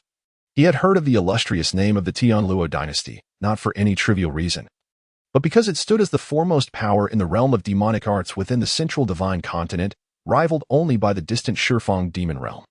These two entities represented the most formidable forces of demonic power in this world, while other factions merely ranked as their descendants, hardly worthy of comparison.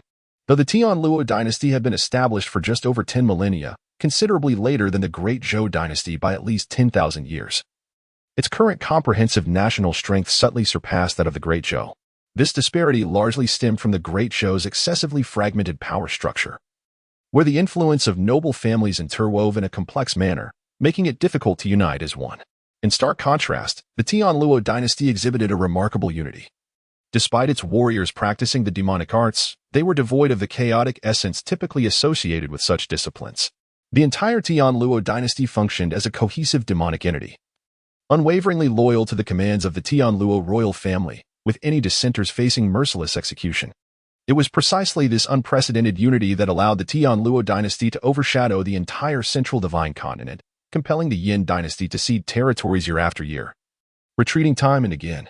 As a neighboring nation, the Great Zhou held no fear of the Tianluo dynasty, yet it was also reluctant to provoke such a formidable adversary. The Tianluo dynasty, the Tianluo royal family, and the Tianluo Empress, seated cross-legged on the ground, Zhou Chen stroked his chin, gazing at the map of the Tianluo dynasty's territories on the wall, murmuring to himself. Though the Tianluo dynasty was a demonic power, it had historically been governed by women.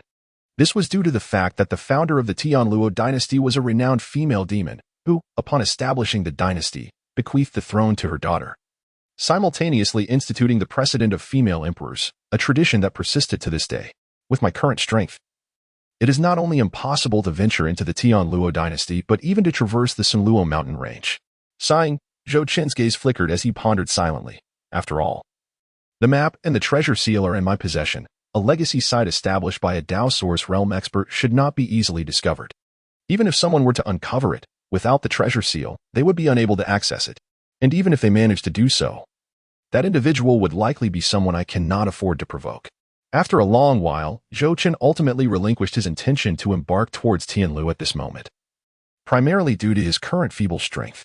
Moreover, the bandits assembled by the Ye family were poised to launch an assault on the northern garrison. As the king of the north, he felt compelled to remain and oversee the situation.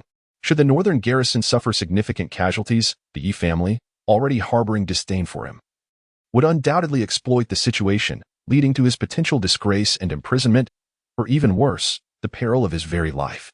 After all, the legacy of Wu Daozi was concealed there. There was no urgency to retrieve it at this juncture. Just then, he recalled the shadowy soldiers. Zhou Chen's brow suddenly arched as his gaze shifted towards the shadow beside him. He mused inwardly, although I cannot go myself, I can dispatch some shadow soldiers to investigate the situation. This would conveniently allow them to ascertain the precise location of the land of inheritance. The position marked on the territorial map was exceedingly ambiguous. While he possessed a general understanding of the area, the specific location remained elusive. With this thought, Zhou Chen promptly focused his mind, commanding nearly 1,000 shadow soldiers within the Sunluo mountain range to covertly journey to the Tianluo dynasty via the Shadow Kingdom. He also arranged for a ghost general concealed within a shadow to closely monitor their movements and report back at any moment. Currently, he had the capacity to summon as many as 20,000 shadow soldiers, and aside from those stationed near Dingbei City, he dispatched the remainder to the Sunluo mountain range and various counties in Bei's prefecture, notably due to concerns regarding potential bandit activity in the Sunluo mountain range. The majority of the shadow soldiers, over 10,000, were allocated there, ensuring comprehensive surveillance from every angle. After deploying the shadow soldiers, Zhou Chen's attention turned to the ancient painting of the true dragon not far away, his gaze profound. He pondered for a moment. Zhou Chen rose and approached the ancient painting, feeling an insatiable yearning coursing through his body. Gritting his teeth, he stripped off his outer garments and extended his hand to gently touch the blood dragon depicted in the artwork. In the next moment, a resounding roar accompanied by a magnificent dragon's cry erupted, as an overwhelming force surged from within him, greedily seeking the true dragon's essence portrayed in the painting. Drops of the true dragon's essence were slowly absorbed into his being amidst the reverberating dragon's call. As time passed, the once vibrant blood dragon in the painting began to fade, while Zhou Chen's flesh turned an eerie crimson, reminiscent of a person flayed alive. Waves of indescribable agony engulfed him, nearly causing him to lose consciousness. Yet, compared to the previous ordeal of refining the ancestral dragon's essence, this pain was significantly more bearable and well within his limits. Chapter 28. The transformation of the Shadow Legion. Time trickled away in the hidden chamber as Zhou Chen continued to consume the true dragon's essence from the ancient painting to cultivate the ancestral dragon scripture. With the scripture's heightened operation, the absorbed essence incessantly refined his body, reshaping his meridians, while massive impurities were expelled from his form. Unlike the previous bout of foul, dark impurities, this time they emerged grayish-white and even bore a hint of sweetness, a testament to the ancestral dragon scripture's ability to purify the true dragon's body. At that moment, the final drop of true dragon's essence from the ancient painting was consumed, accumulating nearly 500 drops within Zhou Chen's body. He felt akin to a cooked shrimp, radiating an astonishing heat that caused the temperature in the chamber to rise dramatically. Upon realizing the true dragon's essence was nearly exhausted, Zhou Chen narrowed his eyes, clenched his jaw, and sat cross-legged on the ground, resolutely commencing the cultivation of the fallen god scripture. Although the overwhelming energy derived from the true dragon's essence was mostly absorbed by the ancestral dragon scripture to enhance his physique, a portion of it surged through his meridians into his dantian, wreaking havoc within. The path of the fallen god is destined by the heavens. As Zhou Chen channeled the fallen god scripture, his cultivation level surged due to the immense energy gathered in his dantian. 6th layer of separation and fusion. 8th layer of separation and fusion. 1st layer of true essence. 2nd layer of true essence. 4th layer of true essence.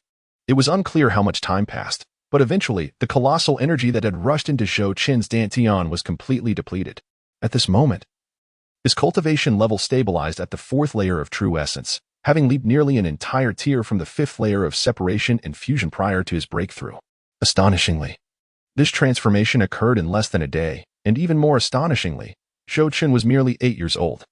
Even more astonishing was the fact that Zhou Chen had just celebrated his 8th birthday before leaving the palace, indicating that the 4th layer of true essence was far from his ultimate limit at this age. Ecstatic, feeling the unparalleled power coursing through him, Zhou Chen opened his eyes and let out a triumphant roar, his gaze filled with excitement. Although his cultivation had not dramatically increased, he had anticipated this outcome and felt no disappointment. After all, the true dragon's essence was undoubtedly inferior to the ancestral dragon's essence bestowed by the system, and the essence used by Wu Daozi was of a relatively low grade, equivalent to that of a saint-level true dragon. Despite its abundance, it lacked the capacity for a qualitative transformation. Furthermore, the path of cultivation would undoubtedly grow increasingly arduous, requiring ever more energy. Achieving the 4th layer of true essence with what was essentially leftover energy was already an unexpected delight. Beyond the increase in cultivation, what thrilled him most was the leap in strength. Upon reaching the true essence realm, the energy in his dantian would gradually condense into liquid form, ultimately transforming into true essence. The power of true essence far surpassed that of mere energy. Moreover, as the energy in his dantian converted into true essence, it signified his capacity to absorb more of the world's spiritual energy, transforming it into true essence for storage in his dantian. After all, previously he had been containing gas, but now he was containing liquid, and their potency was incomparable. He felt that now, with a single punch, he could obliterate his former self. Not lingering in excitement for too long, Zhou Chen regained his composure and slowly closed his eyes, for his transformation was not yet complete. As the ancestral dragon scripture operated, it ground away the remnants of his original true dragon body, purifying the remaining impurities while harnessing the immense power of the true dragon's essence to compensate for any deficiencies. As time flowed, the crimson hue that had enveloped Zhou Chen gradually faded until it vanished, replaced by a divine radiance. At a certain moment, a roar echoed from within him, signifying the completion of his transformation. Zhou Chen now radiated a golden light, embodying a sanctity beyond measure, while a terrifying wave of power surged within him, akin to a war god. At that moment, he slowly opened his golden slit-like pupils, flames of gold flickering within, emanating a chilling aura. The true dragon body had reached its pinnacle. Surveying his transformed physique, Zhou Chen could not help but murmur to himself. By utilizing the true dragon's essence from the ancient painting, he had successfully cultivated the ancestral dragon scripture to its 2nd layer, and his true dragon body had now attained great perfection. A moment later, so powerful, after experiencing the might of his enhanced physique, Zhou Chen could not suppress a smile. Although he had yet to engage in actual combat, he was confident that with his perfected true dragon body, he could easily defeat martial artists at the God Travel realm, and even contend with those newly entered into the transcendent realm. Simultaneously, the completion of his true dragon body not only endowed him with a formidable physique far surpassing that of other martial artists at the same level, but also significantly enhanced his innate talents. His rate of absorbing spiritual energy from the heavens and earth had increased tenfold compared to his previous true dragon body. This accelerated absorption of spiritual energy signified a further enhancement in his cultivation speed. Even without the system, relying solely on his own cultivation, he could eventually become a formidable powerhouse. Of course, relying solely on personal cultivation was impossible. It would never be achievable in this lifetime. Those who cannot rely on external support are either foolish or naive. With this thought, Zhou Chen exhaled deeply, his gaze shifting to the shadow beside him. Filled with anticipation, I am on the verge of breaking through a major realm. The Shadow Legion should not be far behind, right? Whispered softly within my heart. Zhou Chen closed his eyes, commencing his exploration of the shifts within the Shadowy Legion. Before long, Zhou Chen opened his eyes once more, his gaze alight with astonishment and exhilaration. His recent breakthrough not only enabled him to summon an astonishing 40,000 shadow soldiers, but each of these soldiers now shared his own cultivation level of the 4th tier of true essence. It is noteworthy that the majority of the soldiers in the Northern Guard army, which he commanded, were merely at the true essence or harmonization stages, with perhaps a few attaining the realm of divine travel. Although there appeared to be a significant disparity between the two forces in a life-and-death confrontation, a single shadow soldier could easily match 4 or 5 of the Northern Guard soldiers, if not more. After all, shadow soldiers are immortal, whereas ordinary martial artists, once deceased, are irrevocably lost. Thus, the Shadow Legion he could summon had now become equal to, if not superior to, the Northern Guard army. This is particularly true given that at the pinnacle of combat prowess, the Shadow Legion boasted 9 ghost generals in Terra. As one of the border armies of the Great Zhou Dynasty, the Northern Guard army's strength should not have been so feeble. Prior to Zhou Chen's ascension as the Northern King, according to Pang De, the Northern Guard army had boasted 3 individuals at the Saint Realm, led by Feng Huaqing, who was at the 9th level of the Saint Realm, along with 2 vice-commanders of the same caliber. Beneath them, there were over 30 extraordinary realm warriors, and nearly 1,000 at the realm of divine travel. Nearly all soldiers had attained the true essence realm, a necessity for repelling the numerous bandits and mercenary groups plaguing the Sunluo mountain range. However, just as Feng Huaqing was about to step down, he exploited his connections with the Ye family to not only transfer the 2 vice-commanders at the Saint Realm to the southern regions of Shou, but also to withdraw the majority of the extraordinary and divine travel realm warriors, replacing them with novice soldiers at the harmonization stage. Consequently, upon Zhou Chen's arrival, only 5 extraordinary realm leaders remained, along with nearly 100 at the divine travel realm. Of those remaining, Zhou Chen ordered the execution of a significant portion, resulting in the Northern Guard army achieving its weakest state since its inception. In contrast, following his breakthrough, the Shadow Legion not only saw the strength of its ordinary shadow soldiers elevated to the 4th tier of true essence, but also experienced a monumental transformation in the powers of the 9 ghost generals in Terra. Initially at the 1st tier of the realm of divine travel, the 9 ghost generals had now risen to the 7th tier, while Terra, who had been at the 1st tier of the extraordinary realm, had ascended to the 7th tier as well. Despite the Shadow Legion's numerical disadvantage, the combined strength of the 9 ghost generals in Terra, coupled with the Legion's inherent characteristics, was sufficient to effortlessly vanquish the leaders of the Northern Guard army. Sitting upon the meditation mat, Zhou Chen observed the changes in the Shadow Legion's strength, a satisfied smile gracing his features. In comparison to the Northern Guard army, he naturally wished for the Shadow Legion's strength to accelerate further. After all, the Northern Guard army could not constantly accompany him for protection, while the Shadow Legion could. The stronger the Shadow Legion became, the more secure his safety would be. Having eliminated Gu Yuan and decimated the Han family, it was likely that the Yi family would soon take action. After assessing the changes in the Shadow Legion, Zhou Chen's brow suddenly furrowed as he recalled Yu Qing's, who was restlessly stationed within the Sunluo mountain range. He murmured to himself, "It is essential to dispatch additional shadow soldiers to keep a vigilant watch." Fortunately, he had managed to break through beforehand. Ascending to the 4th level of the True Essence realm not only allowed him to summon an additional 20,000 shadow soldiers, but also significantly enhanced his strength, thereby expanding the range of his capabilities. After pondering for a moment, Zhou Chen appeared to have devised a plan. He opened his eyes and began to rearrange the deployment of his shadow army. Aside from the 1,000 shadow soldiers sent to the Tianluo dynasty, he dispatched approximately 10,000 more to the Sunluo mountain range, bringing the total number of shadow soldiers in that area to over 20,000. Concurrently, he reallocated around 3,000 shadow soldiers within Dingbei City, concentrating most of them around the Sun, Qian, Zhao families, as well as the provincial government and the military governor's residence in the other 3 counties of Bei's prefecture. He stationed approximately 10,000 shadow soldiers at key cities and vital routes to maintain constant surveillance, with the shadow soldiers acting as his eyes. It could be said that nearly all of Bei's prefecture was under his watchful gaze. Any subtle disturbance would be easily detected by him. Additionally, he retained nearly 6,000 shadow soldiers in reserve for unforeseen circumstances.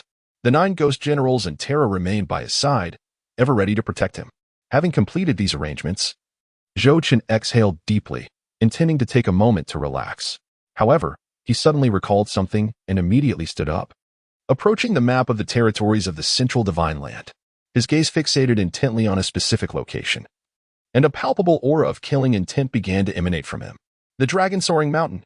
Gazing at the dragon-soaring mountain on the map, Zhou Chen's eyes turned icy as he quietly uttered, "Terra, come forth." No sooner had the words left his lips than a shadow emerged from the darkness beneath his feet. Kneeling before him, it was Terra, who had already attained the 7th level of the extraordinary realm. "Tonight, we shall take lives," Zhou Chen murmured, observing the imposing and fearsome figure of Terra before him.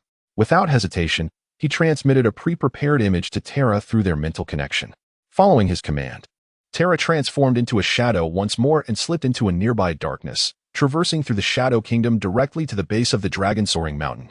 Unlike his previous visit, the night at the dragon-soaring mountain was eerily silent. Though the mountain was brightly lit, as bright as day, not a single sound of commotion could be heard. Terra lingered for a moment at the foot of the mountain, then, guided by the image Zhou Chen had provided, seamlessly melded into the shadows and stealthily proceeded toward a certain location. The first, Zhou Chen sat cross-legged in the dim chamber, observing his surroundings through Terra's vision. Muttering to himself, he was acutely aware that there were spies within the northern garrison, a fact he had long suspected, just a few days prior. While probing the activities of the bandits in the Sunluo mountain range, he had sensed something amiss. Yi Qing's rapid dissemination of information was alarming. It was almost as if he had relayed news to the bandits immediately after Zhou Chen had finished his massacre on the Dragon Mountain. Even though Yi Qing was the 3rd son of the Yi family, such swiftness was inconceivable unless there were traitors among the northern garrison. Naturally, as a loyal subordinate nurtured by Feng Huaqing over the years, it was not surprising that the northern garrison harbored diehard followers of Feng. Despite Zhou Chen having slain over 5,000, many still remained devoted to Feng Huaqing. Furthermore, given the Yi family's historical favors towards Feng, it would be exceedingly easy for them to infiltrate the northern garrison with spies. Thus, upon returning from the Dragon Mountain yesterday, he had dispatched numerous shadow soldiers to monitor the actions of the northern garrison soldiers vigilantly. Initially intended for a prolonged stay, it was only earlier today, as he ordered Pang to eliminate the Han family, that certain individuals began to stir, transmitting information through various means. Though uncertain if they were indeed yes spies, time was of the essence, and he could not afford the luxury of a thorough investigation. Any suspicious individuals, whether spies or not, must be considered guilty, and he preferred to err on the side of caution. Therefore, the images sent to Terra depicted those anomalous soldiers within the northern garrison, a list of names, a death list. Chapter 30. A single punch explosion at the Dragon Mountain. In a rather spacious room, a burly middle-aged man with a beard sat cross-legged on the ground, his eyes tightly shut as if in deep meditation. The man, named Qin Shou, was a lieutenant in the northern garrison, having reached the 8th level of the ethereal realm. Unbeknownst to others, he held another secret identity as a spy planted by the Yi family within the northern garrison. Suddenly, Qin Shou opened his eyes slightly, glancing out the window, pondering grimly. Damn Pang Da. The military's control has become increasingly stringent, and my scope of action is narrowing. At this rate, I will surely be exposed. Since Pang Da succeeded Yu Feng as the commander, he had been overly cautious to prevent unrest within the northern garrison that might provoke Zhou Chen. Consequently, he had disrupted the original structure of the troops and imposed strict discipline, forbidding any private gatherings or actions among the soldiers outside of regular training. Even as a lieutenant, subordinate only to Pang Da and a few other commanders, Qin Shou could not act independently. It seemed prudent to remain inconspicuous for the time being. After all, he had already relayed considerable intelligence, and the Yi family should not hold it against him. He wondered if the others had been compromised. The remainder was left to them. With these thoughts, Qin Shou closed his eyes once more. Since the Yi family intended to deploy multiple spies within the northern garrison, it was unlikely he was the only one. Others existed, their identities concealed for safety. This way, if one were discovered, the others would remain at reduced risk of exposure. Just then, an overwhelming sense of danger surged through Qin Shou, as if a terrifying demon had locked its gaze upon him.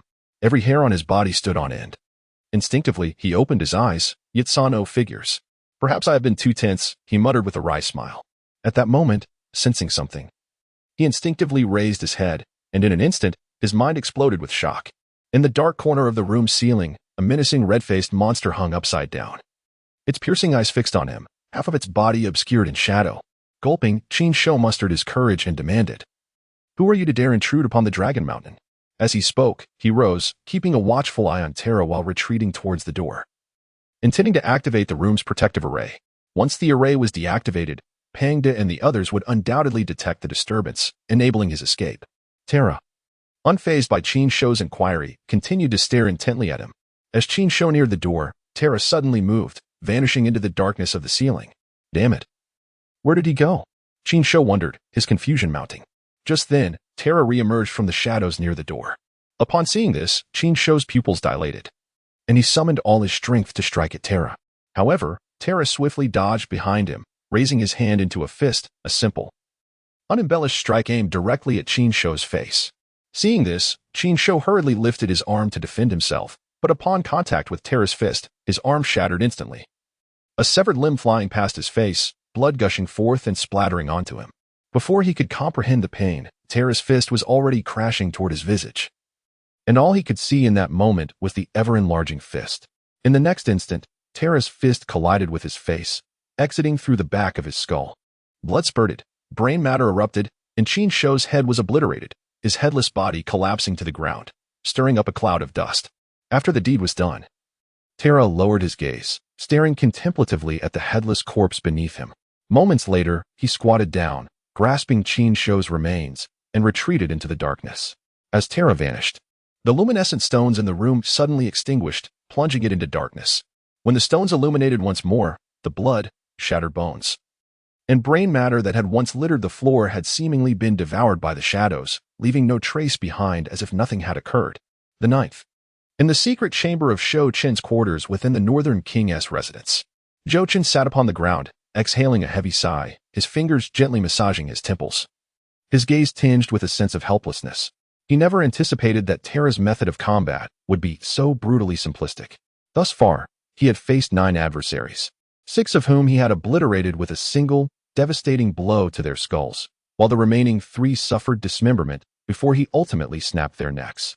The gruesome scenes were vividly etched in his memory. He could even feel the warm splatter of their brain matter upon his face. As if the savagery of the battle weren't enough, Terra's defensive capabilities were alarmingly formidable. Moreover, his speed was nothing short of astonishing, so swift that even those of lesser strength could not even glimpse his shadow before meeting their demise. Alas, it was utterly grotesque. How could such a thing be allowed to exist? Zhou Chen sighed, silently condemning Terra from a moral standpoint. Shortly thereafter, a radiant smile graced his face. However, he mused, I prefer. With a chuckle, Zhou Chen reined in his smile, closed his eyes once more, and murmured, the next is Zhang San, the commander of Camp Xuanzi No. 3. At that very moment, while Zhou Chen was decimating the northern army spies through Terra, in a room within the rear courtyard of the northern Zhezhou provincial governor's residence, Governor Meng Fei was engrossed with a beautiful woman, entirely unclad. Her visage radiant amidst the lascivious sounds echoing through the chamber. My lord, a letter from the Yi family has arrived. Just as Meng Fei was deeply engaged, an elderly voice suddenly called from outside the room. Curse it. Upon hearing the voice, the initially eager Meng Fei lost all interest, cursing under his breath as he hastily rose from the woman, dressing himself swiftly. My lord, why are you leaving? The woman pleaded in despair. Ignoring her desperate entreaties, Meng Fei donned his attire and strode out of the room. What is going on?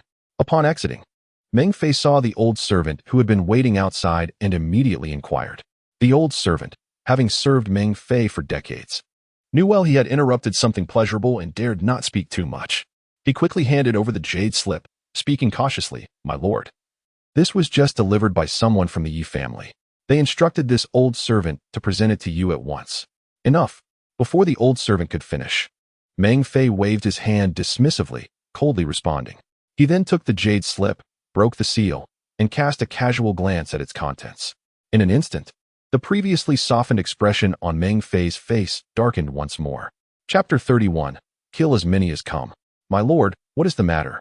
Observing Meng Fei's countenance darkening to an almost watery gloom, the old servant could not help but inquire. Meng Fei, upon hearing the question, tucked away the jade slip, glanced at the old servant, and gradually regained his composure, stating coolly, after being with me for so long, do you not yet discern what inquiries are appropriate and which are not? Upon hearing this, the old servant's pupils constricted slightly, his body trembling. He quickly raised his hand to slap his own face vigorously, muttering, my lord, please do not be angry. I spoke out of turn. Enough. Meng Fei waved his hand again, signaling the old servant to cease, and then massaging his temples, inquired, has General Zhao returned? The old servant, with his face marked by crimson handprints, quickly responded, in answer to your inquiry, my lord, having received your message. General Zhao returned to the Dingbei residence by evening and is awaiting your instructions. Go fetch him and tell him I await him at the usual place. Yes. After the old servant departed, Meng Fei remained standing in the courtyard, hands clasped behind his back, his shadowy gaze flickering with deep thought. Time passed, and suddenly, Meng Fei's eyes narrowed as he strode purposefully toward a certain direction, his figure gradually disappearing into the darkness.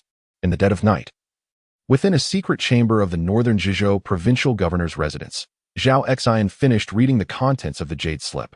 He looked at the expressionless Meng Fei, his brow furrowing. The Ye family requests that you submit a formal impeachment against the seventh prince? Huh, did you not just read it? Meng Fei replied with a faint smile, taking a sip of tea before lifting his head and saying, the Ye family accuses Zhou Chen of rampant tyranny within northern Zhizhou, indiscriminately slaying the innocent and ruthlessly exterminating the soldiers of the northern army, truly a heinous crime.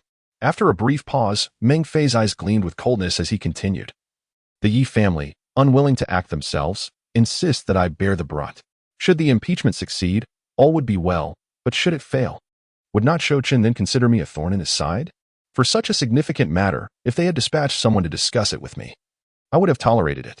However, the Ye family merely sent a secret letter. Although I am not of the direct Meng lineage, I am nonetheless a member of the Meng clan, a provincial governor, not their servant. Meng brother, do not be angry. Observing Meng Fei's ashen face, Zhao Xian offered a wry smile. He poured more tea from the jade pot, patiently attempting to soothe him. The seventh prince has only just arrived in northern Zhizhou. The emperor may still be watching closely. The Ye family fears leaks, which is why they did not send anyone in person. Moreover, you are well aware of the Ye family's arrogance. Even if you were of the direct Meng lineage, they would hardly regard you highly. Furthermore, with the first prince currently favored by the emperor, poised to become the crown prince, the Ye family will naturally look down upon us even more. Yet, that Zhou Chen, to brazenly extinguish the Han family before your very eyes, is indeed audacious. After a moment of silence, Zhao Xian could not help but ask, what are your plans now? Meng brother, are you prepared to submit the impeachment against the seventh prince? Meng Fei set down his teacup and lifted his head, speaking solemnly, of course. I must submit the impeachment. Otherwise, not only would I fail to meet the expectations of the Ye family, but the main branch of the Meng family would likely also harbor grievances against me. However, Meng Fei paused, letting out a cold snort before continuing. The Ye family wishes for me to be the scapegoat, and I shall not simply comply with their desires. Upon hearing this, Zhao Xian's eyes narrowed, and he inquired hastily, what does Meng brother intend to do? Meng Fei smiled knowingly, raising his teacup. The task of submitting the impeachment shall indeed fall to me. But I do not wish to offend either side. I intend to inform our prince of the northern army in secret while pushing the blame entirely onto the Ye family. In this manner, I will have followed the Ye family's orders to impeach the prince while avoiding any ire from him. Zhao Xian furrowed his brow, hesitating as he spoke. Is this not too risky, Meng brother? If the Ye family discovers, what of it if they do? To follow all the Ye family's directives would be the real danger. Meng Fei coldly retorted, with the Empress Dowager currently in the Emperor's favor. Do they think I can simply have the seventh prince executed based on my impeachment? That is a pipe dream. I believe the Ye family merely wishes to vex the seventh prince, to administer some punishment. If the seventh prince learns that I am behind the impeachment, would I not then be scapegoated? With that, Ming Fei waved his sleeve, moving aside with a slight smile. I suspect my career will end as a provincial governor, with no further prospects. If that is the case, why should I toil so hard for them? Is it not delightful to serve as a humble provincial governor? Upon hearing this, Zhao Xian recognized the futility of further discussion and could only laugh along, rising to clasp his hands and salute. Ming brother, your insight is commendable. I am in admiration. Ha ha ha, come, let us continue our tea. Zhou Chen gazed at Terra standing before him, a subtle smile gracing his lips. The death list he had entrusted to Terra contained a total of 28 names, and now, without exception, all 28 had been utterly annihilated by her. Their remains devoured by the shadows. Of course, despite the eradication of those 28 individuals, Zhou Chen firmly believed that there were still some spies embedded within the northern garrison by various factions. However, he felt little concern regarding this. As long as the Shadow Legion was present, he was unperturbed by the potential presence of spies, no matter how many infiltrators there were. He had no fear of them revealing their true intentions. The more that came, the more he would eliminate. Just then, it seemed as if he had suddenly realized something. Zhou Chen's gaze sharpened slightly. After instructing Terra to return, he promptly closed his eyes. Moments later, Zhou Chen slowly opened his eyes, a faint smile gracing his lips. It seemed that Ming Fei possessed a certain discernment. He murmured softly. Having overheard the conversation between Ming Fei and Zhao Xian through the shadowy soldiers lurking within the provincial capital, every word etched into his memory. Concurrently, he became privy to Ming Fei's orchestrations. Naturally, he felt a profound satisfaction with Ming Fei's decision, to be candid. He relished having an adversary like Ming Fei, one who adeptly navigated the treacherous waters of deception and self-interest. Of course, were Ming Fei to occupy the role of his subordinate, well, that would spell doom for him. As for the Ye family, since they have resolved to impeach me, I must brace myself accordingly. Han Yu's interrogation should soon reach its conclusion. Time is of the essence. And then there is the moonlight ascension technique. Seated upon the meditation cushion, Zhou Chen's gaze flickered as he contemplated his strategies. After a considerable pause, it seemed that a resolution had begun to crystallize within him. Zhou Chen rose swiftly. Making his way to the writing desk within the secret chamber, he retrieved 2 exquisite pieces of jade silk and began to write fervently. Chapter 32. Was the intention to frighten her to death? The following dawn, before the sun had yet to rise, Zhou Chen, holding 2 pieces of silk that had already been inscribed, made his way towards Jiang Bieli's chamber. Upon reaching the threshold, he glanced through the slightly ajar door. Zhou Chen caught sight of Jiang Bieli seated before the desk, intently gazing at a certain object. As a martial artist, Zhou Chen possessed exceptional eyesight. And through the narrow crack of the door, he discerned the faint inscription of Spring Night Secret Play. Zhou Chen smiled knowingly, and at that moment, Jiang Bieli also sensed his arrival. With a swift motion of her hand, the art album she had been holding was instantly replaced by a collection of poetry. Having completed this subtle transition without altering her demeanor, Jiang Bieli looked up in feigned surprise and exclaimed, "Little Chun has arrived. Do come in." Upon hearing this, Zhou Chen no longer hesitated. He pushed open the door and stepped inside.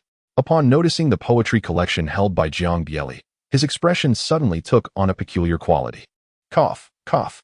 Observing Zhou Chen's cough, Jiang Bieli inquired, "What is it?" In response, Zhou Chen helplessly raised his hand, gesturing towards the poetry collection in Jiang Bieli's grasp, and said softly, "Uncle, you are holding the book upside down." Jiang Bieli. After a brief moment, the once graceful and composed Jiang Bieli regained his poise. He took the 2 pieces of silk that Zhou Chen had handed him and began to pace back and forth in the room, scrutinizing them while frowning in contemplation.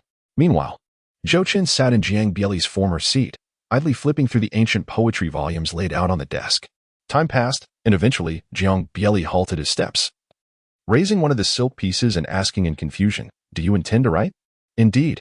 Zhou Chen, while perusing the ancient tome in his hands, raised his gaze and remarked, "This is merely a draft. Please review it for any deficiencies, and I shall make the necessary amendments." He continued, "It would be prudent to provide an explanation as well. Thus we need not fear the Ye family exploiting the affairs of the Han family for their own gain." Jiang Bieli, as she spoke, revisited the previously lifted piece of silk, then expressed her approval, saying, "It is well written, the structure is clear, and the considerations are thorough. Once Pangda has gathered sufficient evidence against the Han family, we can submit our report directly to His Majesty."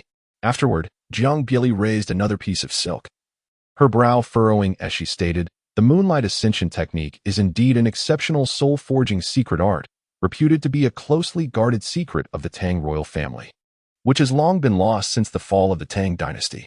Pausing momentarily, she turned her gaze towards Zhou Chen and inquired, "Little Chen, from where did you acquire this?" "From the Han family archives," he replied. Zhou Chen set down the ancient tome he held, a faint smile gracing his lips as he remarked, "I thought this might be of use to my uncle, so I brought it for you to peruse."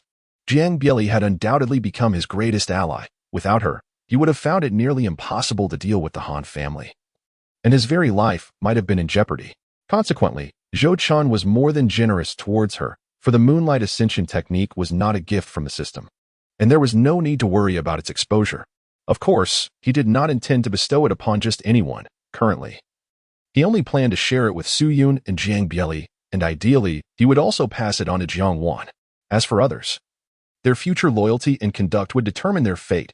Zhou Chen was not a philanthropist. After all, he was rather self-serving. Upon hearing Zhou Chen's explanation, Jiang Bieli paused momentarily, casting a deep gaze at him before smiling with satisfaction. Little Chen has truly grown. In the midst of their conversation, he handed the silk cloth containing the Moonlight Ascension technique back to Zhou Chen. Noticing the confusion in Zhou Chen's eyes, Jiang Bieli shook his head and said, "Though the Moonlight Ascension technique is remarkable, it is not suited for your uncle. My martial path is rather different from yours." "Different? What do you mean?" Zhou Chen was momentarily taken aback, yet upon observing Jiang Bieli's reluctance to elaborate, he could only suppress his curiosity and refrain from further inquiries. Glancing at the silk in his hand, Zhou Chen continued, "Uncle, would it be possible for you to send this item to my mother?" "No," came the reply. Zhou Chen initially believed that Jiang Bieli would readily agree, yet, to his surprise, Jiang Bieli rejected the proposal without a moment's hesitation. After her refusal, Jiang Bieli fixed her gaze intently upon Zhou Chen and meaningfully inquired, "Do you intend to unveil the Moonlight Ascension technique to the world in its entirety?" Zhou Chen was momentarily taken aback, but soon he came to a realization. Jiang Wan had long resided within the confines of the imperial palace. Even if Jiang Bieli successfully delivered the secret method to her chambers, how could this matter possibly escape Zhou Qian's attention? The secrets of the great Tang imperial family, regardless of Zhou Qian's disdain, would inevitably revert to the ownership of the Zhou royal lineage. Consequently, the precious technique he had painstakingly acquired would be snatched away by others. Wouldn't his adversaries, such as the crown prince and the third prince, be able to cultivate it as well? Contemplating this, Zhou Chen found himself ensnared in a web of conflicting emotions, his countenance shifting between light and shadow. "Fear not."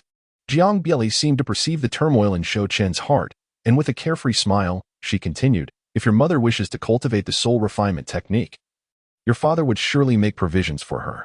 The secrets of the soul refinement method, which have been preserved for millennia since the dawn of the Zhou Dynasty, are unlikely to be inferior to your Moonlight Ascension technique.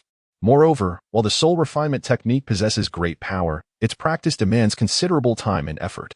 Aside from alchemists and artifact smiths, warriors seldom squander time on such pursuits. After all, combat prowess cannot be consumed as sustenance. But enhancing one's cultivation can elevate a warrior's lifespan. Wouldn't that be a more enticing endeavor? Your mother resides in the palace and is not required to engage in battle. I suspect she may not even desire to practice this technique." Upon hearing this, Zhou Chen exhaled a long breath, and the turmoil within him dissipated significantly. He then inquired, "Shall I give this directly to Aunt Yin? It would save me the trouble of transcribing it again." This time, Jiang Bieli did not refuse. She merely stretched her limbs and chuckled. "If Aunt Yin were to see it, she would likely be so moved that she would embrace your head and weep." "Very well. Then I shall go and present it to her now." Zhou Chen let out a chuckle and was about to rise from his seat. However, just as he stood, he was abruptly pressed back down by Jiang Bieli. Zhou Chen, perplexed, lifted his gaze, only to meet Jiang Baili's eyes. The two locked eyes. And Jiang Baili spoke softly, "Are you intending to frighten your Aunt Yun to death with your profound cultivation?" Upon hearing Jiang Baili's voice, Zhou Chen's body stiffened suddenly. He struggled to raise his head and sheepishly replied, "Uncle, I."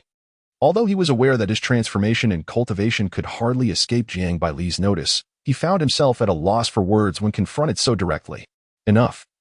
I understand you are reluctant to share." Jiang Baili waved his hand dismissively. "In this world, every matter has its own cause and effect. And even someone like me has my own secrets. While I may not know what you have gone through or the opportunities you have encountered, An increase in cultivation is ultimately a positive development, albeit somewhat startling. As he spoke, Dingbei could not help but smirk. Just a couple of days ago, he had encountered Zhou Chen at the Harmony Realm stage, which had surprised him, though it was a rarity for an 8-year-old. Yet, within just 2 days, an 8-year-old at the true origin stage, he had never before witnessed such a phenomenon. Whether it existed in the central divine continent, he could not say, but here before him stood such an individual, his very own nephew. Truly, life is unpredictable and absurd. With this thought, Dingbei rubbed his temples, appearing quite pained. After a moment of contemplation, a glimmer flashed in his eyes. He formed a hand seal, flicking his fingers, and beams of white light shot forth from his fingertips, entering Zhou Chen's body. As the white light coursed within him, Zhou Chen's aura began to rapidly diminish until it vanished completely. After completing the task, Dingbei's complexion turned slightly pale as he exhaled a breath of turbid air. Looking at the bewildered Zhou Chen, he casually explained, "It is merely a minor seal. It will not affect your true cultivation, but it will obscure your aura. While it cannot prevent the scrutiny of genuinely powerful beings, it should suffice in Beizhe Prefecture." Understood. Zhou Chen immediately realized, raising an eyebrow slightly and shrugging. He remarked, "Isn't this what they call playing the pig to eat the tiger?" "It could be considered so," Dingbei nodded thoughtfully. Then, as if struck by a sudden thought, she shifted the conversation and added, "Of course, you also have the option of not playing the pig." Zhou Chen was taken aback. "What do you mean?" Dingbei glanced at Zhou Chen and replied with an air of certainty, "If your imperial father were to learn that you have now transcended to the true essence realm, he would undoubtedly devote himself to your cultivation.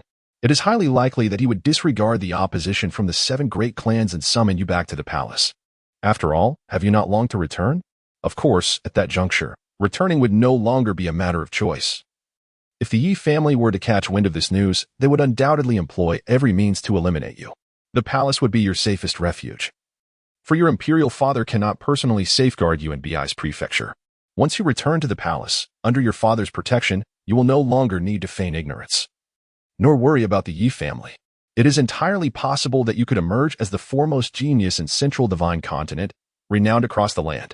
Zhou Chen, observing the loquacious Dingbei, merely tugged at the corner of his mouth and turned his head aside, indicating his disinterest in engaging with him. He was acutely aware that Dingbei's words held a semblance of truth, and he comprehended the rationale behind them. However, the crux of the matter was that he simply did not wish to return at this moment. After a prolonged wait for the system responsible for safeguarding the frontier, returning now would render that system utterly ineffectual. He possessed a profound understanding of his own limitations. Without the system and the fortuitous opportunities it provided, he surmised that, under the tutelage of the Great Zhou Dynasty, he would be fortunate to reach the Tao Source realm. At that juncture, with the aid of the Shadow Legion, he might be able to sweep across the central divine continent and unify the realm. Yet, the passage of time before that day remained uncertain. Regardless of how many treasures the Great Zhou royal family possessed, none could rival the allure of the gifts bestowed by the system. With a slight upturn of his lips upon noticing Zhou Chen's demeanor, Dingbei blinked and remarked, "Of course, if you truly wish to avoid returning, we could simply report a lesser amount." Upon hearing this, a glimmer of brilliance flickered in Zhou Chen's eyes as he abruptly turned his gaze, exclaiming, "Are you suggesting that?" "Indeed," Dingbei nodded solemnly, continuing, "in comparison to an 8-year-old at the true origin realm, an 8-year-old at the harmonious union realm, although rare, is not entirely absent within the Great Zhou Dynasty or even in central Shenzhou. Your father, in his pursuit of stability for the Great Zhou, is unlikely to forcibly summon you back to the palace. However, your significance in his heart will undoubtedly rise dramatically." At this juncture, he paused, fixing his gaze intently upon Zhou Chen, and asserted, "In my estimation, it is highly probable that he will dispatch formidable individuals to safeguard your journey, ensuring ample resources for you as well. Thus, your safety will be secured, and the means for your growth will be plentiful. What a splendid scenario that would be. Nevertheless, should the powerful beings sent by His Majesty arrive, it is likely that they will uncover the seal I have placed within you, and consequently, your true cultivation level may very well be exposed." Zhou Chen's eyes narrowed slightly, his hand resting on his chin, a contemplative expression adorning his face. Although he yearned to play the role of a cunning underdog, the idea of foregoing a free bodyguard felt like a tremendous loss to him. Moreover, with an impending conflict against the bandits of the Sanluo mountain range, having a formidable ally to safeguard him seemed advantageous. After a prolonged internal struggle, Zhou Chen finally lifted his gaze towards Jiang Bieli, inhaled deeply, and articulated with deliberate clarity, "Uncle, please proceed." A flicker of intrigue danced in Jiang Bieli's eyes as he replied with a smile, "Which type?" "Liha realm, I presume." Upon uttering these words, Zhou Chen shrugged slightly. Adopting a defiant demeanor, "Let it be known, this king does not fear exposure. If I refuse to leave, can he truly incapacitate me and drag me back?" Jiang Bieli raised an eyebrow, responding earnestly, "It is indeed a possibility." A moment later, Jiang Bieli adjusted the seal placed upon Zhou Chen, making it appear as though he possessed only the cultivation of the Liha realm. While still formidable, it was considerably less terrifying than that of the true essence realm. "Very well, we now await the arrival of the esteemed strongman dispatched by His Majesty. One can only hope he is astute enough to see through the fade without voicing it." Jiang Bieli sighed, clearly harboring little hope for such an outcome. Since Emperor Zhou is aware of his presence here, if he truly intends to dispatch formidable warriors to safeguard Zhou Chen, he would at the very least send forth beings of the Sacred King realm. Should this be the case, the seals he has established would be utterly ineffective against the intruders, and Zhou Chen's cultivation would inevitably be revealed. At this moment, all he can do is hope that the warriors sent by Emperor Zhou are genuinely loyal and harbor no ulterior motives. "My lord, are you inside?" Just then, Su Yun's voice suddenly resonated from outside the room. Zhou Chen's expression shifted slightly as he hurriedly called out, "Aunt Yun, I am here. Please come in quickly." As soon as his words fell, Su Yun entered, holding 2 jade slips in her hands, and approached Zhou Chen and the others with a smile, saying, "Your Highness, these are the confidential letters sent by General Pang and Lord Ming of the provincial government." Zhou Chen received the jade slip from Su Yun, glancing at it with disinterest before setting Ming Fei's jade slip aside. He had already been apprised of Ming Fei's matters the previous night. Shaking his head, Zhou Chen promptly opened the jade slip sent by Pang De. Upon a brief inspection, his eyes brightened with delight as he handed it to Jiang Bieli, exclaiming, "Uncle, we have gathered ample evidence against the Han family. Is that so?" Jiang Bieli, having just finished reading the jade slip from Ming Fei, could not help but beam with joy. "How splendid! We shall promptly report this to His Majesty."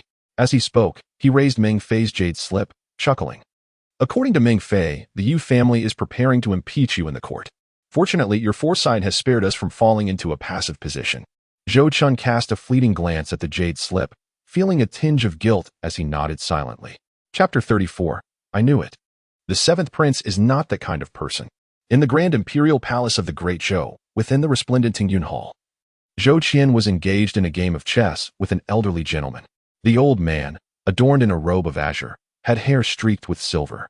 Despite his face being lined with wrinkles, his eyes sparkled with a remarkable brilliance, exuding an extraordinary presence.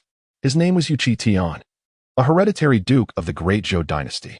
Moreover, he held an even more illustrious title, being the head of the illustrious Ye family, the foremost clan of the Great Zhou. In the Great Zhou Dynasty, the position of hereditary duke could only be held by the heads of the 7 eminent families. As the leader of the Ye family, Yu Tian was undoubtedly a paragon among the hereditary dukes, having attained the Dao source realm in his cultivation.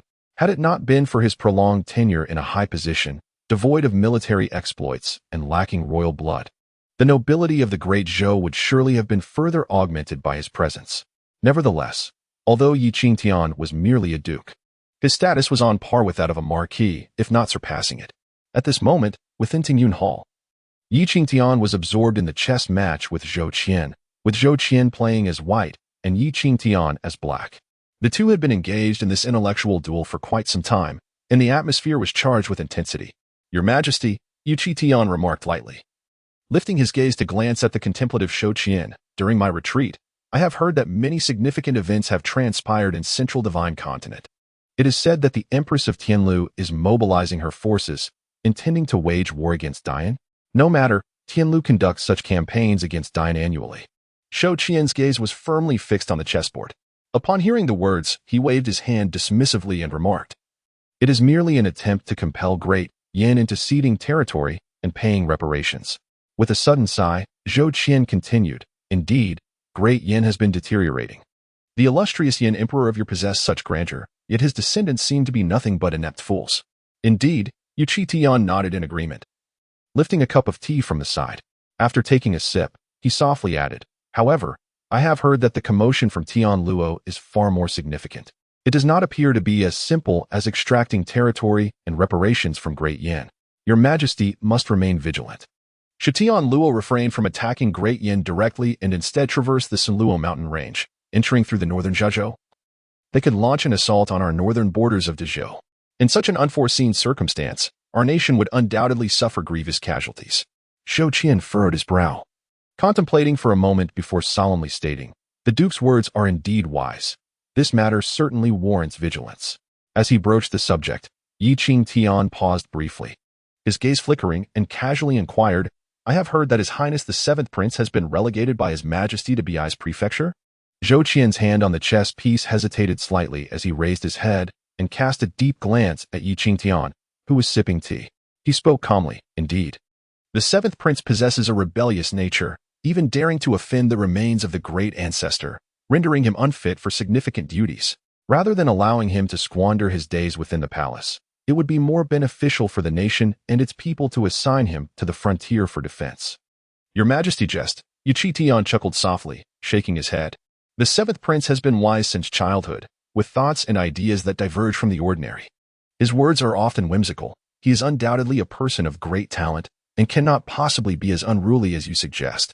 As for the alleged offense against the sacred remains of the great ancestor, I believe there may be deeper circumstances at play."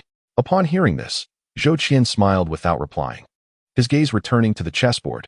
"Your Majesty, the Seventh Prince is currently in Beizezhou.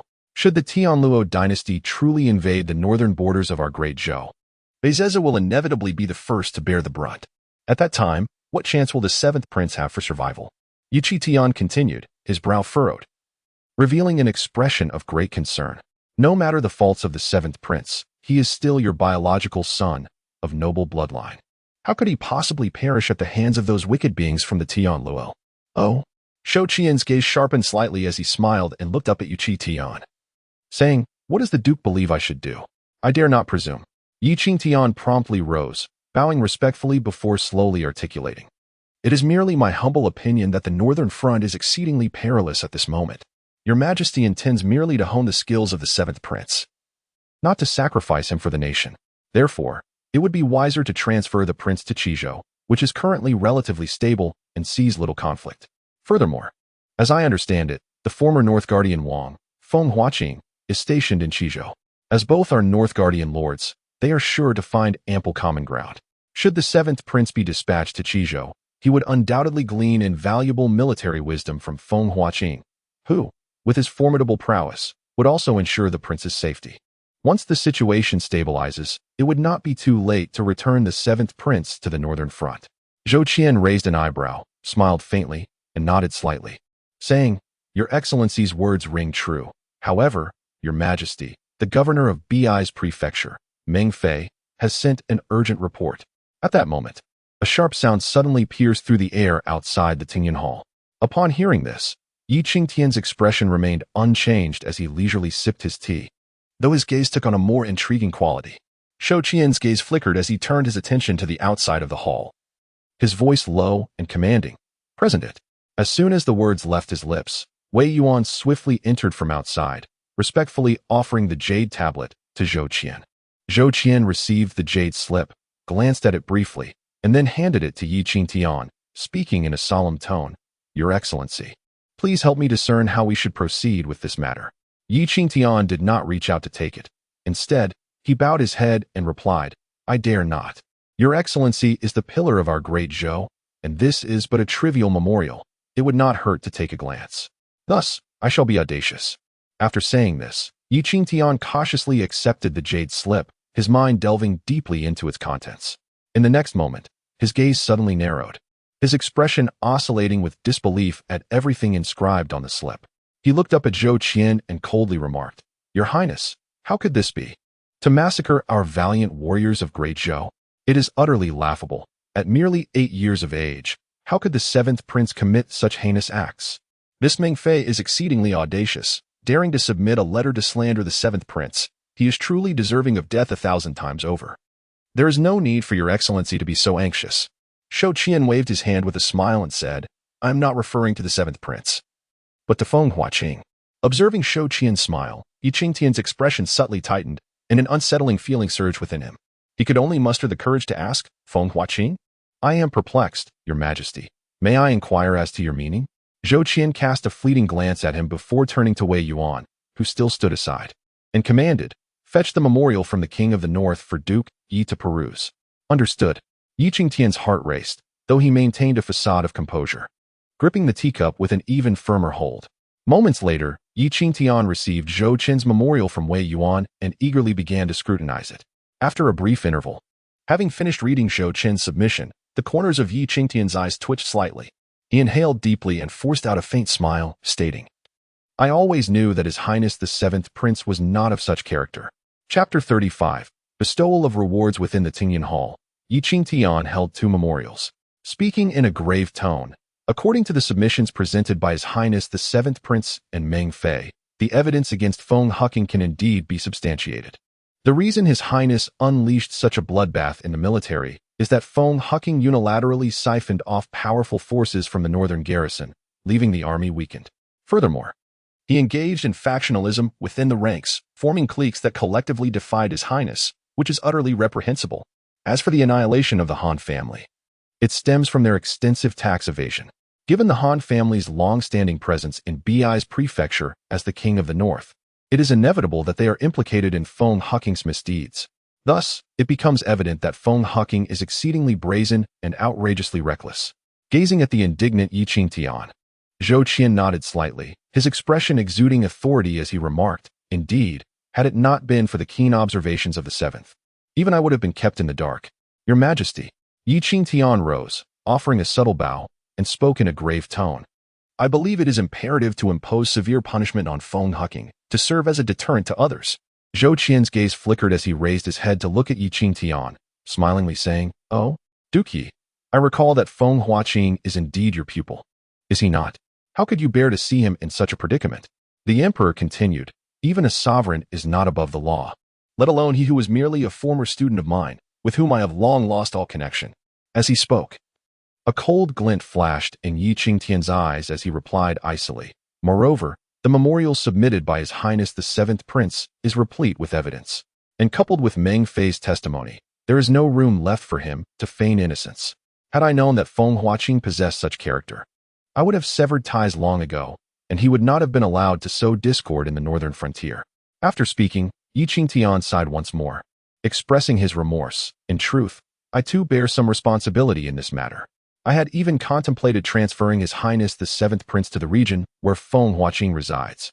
In hindsight, I am truly deserving of severe punishment. I humbly beseech Your Majesty to impose a fitting penalty." "Ha ha ha, Duke, you jest." Zhou Chen waved his hand dismissively, remarking, "The disciples of the Duke are scattered throughout the vast expanse of the Great Zhou, and it is inevitable that a few wrongdoers will emerge. How could the Duke possibly be aware of every single one? Is it fair to attribute their transgressions to him?" However, at that moment, Zhou Chen shifted the topic, inquiring, "What does the Duke propose regarding Feng Huaqing?" Upon hearing this, Yi Qingtian's expression remained unchanged, as if he had anticipated Zhou Chen's question. After a moment of contemplation, he spoke, "Though Feng Huaqing has committed heinous acts, he has nonetheless guarded our borders for nearly a century, earning his due recognition. If the punishment is perceived as unjust, it will surely dishearten many commanders stationed at the frontier. In my humble opinion, it would be wiser to apprehend Feng Huaqing and bring him back to the capital, where we can deliberate on the matter before deciding on a course of action." Zhou Chen nodded slightly and smiled gracefully, saying, "Very well. Let us proceed as the Duke suggests." After a moment, as if recalling something, Zhou Chen sighed and continued, "However, although Feng Huqing deserves punishment, his strength cannot be underestimated. Should he stubbornly resist, it will undoubtedly lead to significant casualties among our valiant soldiers. At this moment, I find myself uncertain as to whom I should dispatch." With a glint in his eye, Zhou Chen lifted his gaze and inquired, "Might the Duke have any insights on this matter?" Yi Qingtian's eyes narrowed slightly. He understood that Zhou Chen was eager for him to take direct action to resolve this issue. As the head of the Yi family, Yi Qingtian was not one to hesitate. After a brief moment of contemplation, he clasped his hands and replied, "Your Majesty, regarding the matter of Feng Huqing, I too bear some responsibility. My son has recently found himself with idle time. Perhaps he could personally apprehend Feng Huqing and thus redeem my shortcomings." Zhou Chen raised an eyebrow and inquired, Is it that young lad Yulang? I have heard that he has already ascended to the realm of Saint King. Yi Qingtian responded with a slight smile, his expression revealing a hint of pride, yet he remained humble as he said, "Thanks to His Majesty's great fortune. My son has indeed stepped into the Saint King realm 6 months ago. Excellent. Truly, he is worthy of being the son of the Duke. Our great Zhou gains yet another fierce general. With Yulang's prowess, capturing Feng Huaqing should be more than within reach." Zhou Qianlang let out a chuckle, then turned to Wei Yuan beside him, instructing, "Wei Yuan, draft a decree." Wei Yuan promptly stepped forward, respectfully responding, "This servant is at your command. Confer upon Yilang the title of Duke of Ding, bestow upon him the Duke's residence, and command him to swiftly apprehend Feng Huaqing for his crimes. After Feng Huaqing is brought to justice, appropriate rewards will follow." After pondering for a few moments, Shou Qian cast a glance at the silent Yi Qitian and continued. Meng Fei, the governor of North Zhuzhou, without discerning the truth, has carelessly submitted a letter, falsely accusing a prince. Such transgressions warrant the gravest consequences. However, considering that the claims in his letter are indeed factual and indirectly validate Feng Huaqing's guilt, he may be deemed to have partially atoned for his sins. Yet, while the death penalty may be evaded, the punishment of living must be endured. Therefore, let it be decreed that Meng Fei is to have his salary suspended for 5 years. As for the king of Dingbei, Shou Qian hesitated for a moment upon hearing the words, and Yi Qitian immediately raised his head, his gaze fixed intently on Shou Qian, seemingly awaiting his decision. It was not long before Shou Qian spoke with a resonant voice. Zhou Chen, the king of the north, despite his tender age of 8, possesses remarkable insight. Although his actions may occasionally be somewhat impulsive, his discernment of Feng Huaqing and the Han family's transgressions is undeniably commendable. I decree a reward for King Shou Chen, 100,000 spirit stones, 1 million in gold and silver, 10,000 bolts of silk. And I bestow upon him the black gold python robe, the flowing cloud Yintian spear, and the scarlet flame armor. As soon as these words left his lips, Yi Qingtian's expression darkened significantly, his eyes twitching, and the hand he had placed beneath the chessboard turned pale from the forceful grip. To him, the rewards of spirit stones, gold, silver, and silk bestowed upon Zhou Chen seemed trivial, even somewhat inadequate. The crux of the matter lay in the 3 illustrious items Zhou Qian had conferred: the black gold python robe, the highest honor bestowed by the Great Zhou, typically reserved for the crown prince, much like the black gold dragon robe worn by the emperor himself. If the black gold python robe were merely a symbol of status and identity, the latter 2 items were of far greater significance. The flowing cloud Yintian spear and the scarlet flame armor were sacred artifacts, traditionally wielded only by those of the Saint King realm and above. Even if the 7th prince had achieved great merit, he was but 7 years old. Could he truly make use of such treasures? In stark contrast, what had been granted to his son, Yilang, upon his ascension to the Saint King realm? A mere marquis estate? What worth was that? The Duke pondered whether the emperor's rewards were indeed justifiable. At that moment, Zhou Qian turned to look at Yi Qitian. Justifiable, indeed. Yi Qitian silently cursed within, unable to contain his emotions despite his usual cunning disposition. Naturally, he could not voice such heretical thoughts. Seeing Shou Qian's gaze still upon him, Yi Qitian quickly rose, took a deep breath, and forced a semblance of a smile, clasping his hands in a gesture of respect. "What your majesty has conferred is entirely reasonable. I, on behalf of my son, express my gratitude to your majesty. This is most splendid." Shou Qian nodded in satisfaction and smiled, saying, "I was concerned that the Duke of the State might perceive me as too frugal, having offered insufficient rewards to the King of Northern Suppression." Yi Qingtian remained silent. Observing his reticence, Shou Qian turned to Wei Yuan and remarked, "Since Duke Yu has no objections, you may proceed to draft the decree." Yi Qingtian replied, "Understood." Meanwhile, in the Northern Zhuzhou, within the King of Northern Suppression's manor, His Majesty should have received my memorial by now. Zhou Chen sat cross-legged on his bed, slightly opening his eyes and murmuring to himself. After all, his speed surpassed that of Meng Fei by a considerable margin. His memorial could certainly be classified as urgent. Chapter 36. My son Zhou Chen, possessing the bearing of a great emperor, the vast territory of the Great Zhou Dynasty was boundless. And even the highest-grade communication jade talisman struggled to reach every corner. Moreover, matters of state could not solely rely on the delivery of these talismans. To ensure the smooth transmission of governmental affairs, the Great Zhou established specialized small-scale teleportation arrays for the presentation of memorials and official documents at the residences of local officials and vassal kings. The range and authority of each array varied according to the rank of the official and the significance of their location. Only the arrays situated in state capitals or the residences of vassal kings had the capability to transmit memorials or documents directly to the imperial city or other states. In contrast, documents from county or city offices could only be forwarded to the Great Zhou imperial city or other states through the state capital. Upon arriving at the imperial city, all sorts of memorials and documents would be sorted by the designated Office of Communications before being dispatched to the various departments and offices within the city. As for the memorials intended for the Emperor Zhou, they would undergo a selective process based on a ranking system, with significant documents presented directly to the Emperor for his review, while less important ones would be redirected to various departments for specialized handling. In simple terms, memorials and documents originating from the residences of vassal kings were invariably of greater importance than those from state capitals and would be prioritized in their presentation to the Emperor Zhou. For someone like Zhou Chen, whose fief was located on the borders of Great Zhou and whose actions significantly impacted the dynasty's survival, every memorial he submitted was of utmost importance, making him a prime candidate for expedited processing. Thus, if Meng Fei's memorial was an ordinary submission, then Zhou Chen's was undoubtedly an urgent matter, with an inherent advantage in speed. Coupled with Zhou Chen's swift drafting of his memorial upon receiving the incriminating evidence against the Han family from Peng De, it was only natural that his submission would reach the imperial city far more quickly than Meng Fei's, thereby securing him a strategic advantage. Thinking about the content of the memorial brought a smile to Zhou Chen's face, albeit one filled with coldness and menace. For now, I cannot move against the Ye family. But can I not act against you? Initially, he had intended to report the transgressions of both the Ye family and Feng Huaqing, but after some consideration, he ultimately decided against it, erasing all references to the Ye family from his memorial. The Ye family had exerted influence in the Great Zhou for many years, not through adherence to the law, but rather due to their formidable strength, having committed countless offenses that could fill volumes. The mere act of reporting additional charges against them would not destabilize their position. It was a futile endeavor. It is said that a multitude of lice does not cause itchiness, and a multitude of debts does not cause worry. Rather than allowing the Ye family to share in the blame with Feng Huaqing, it was preferable to place all culpability upon Feng Huaqing himself.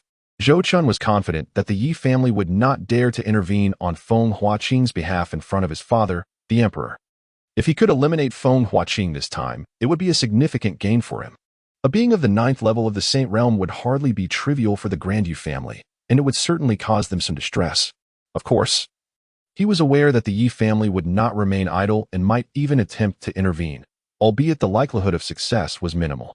Yet, even if they managed to rescue Feng Huaqing, the latter would likely become a mere rat in the street, forever unable to appear in public again.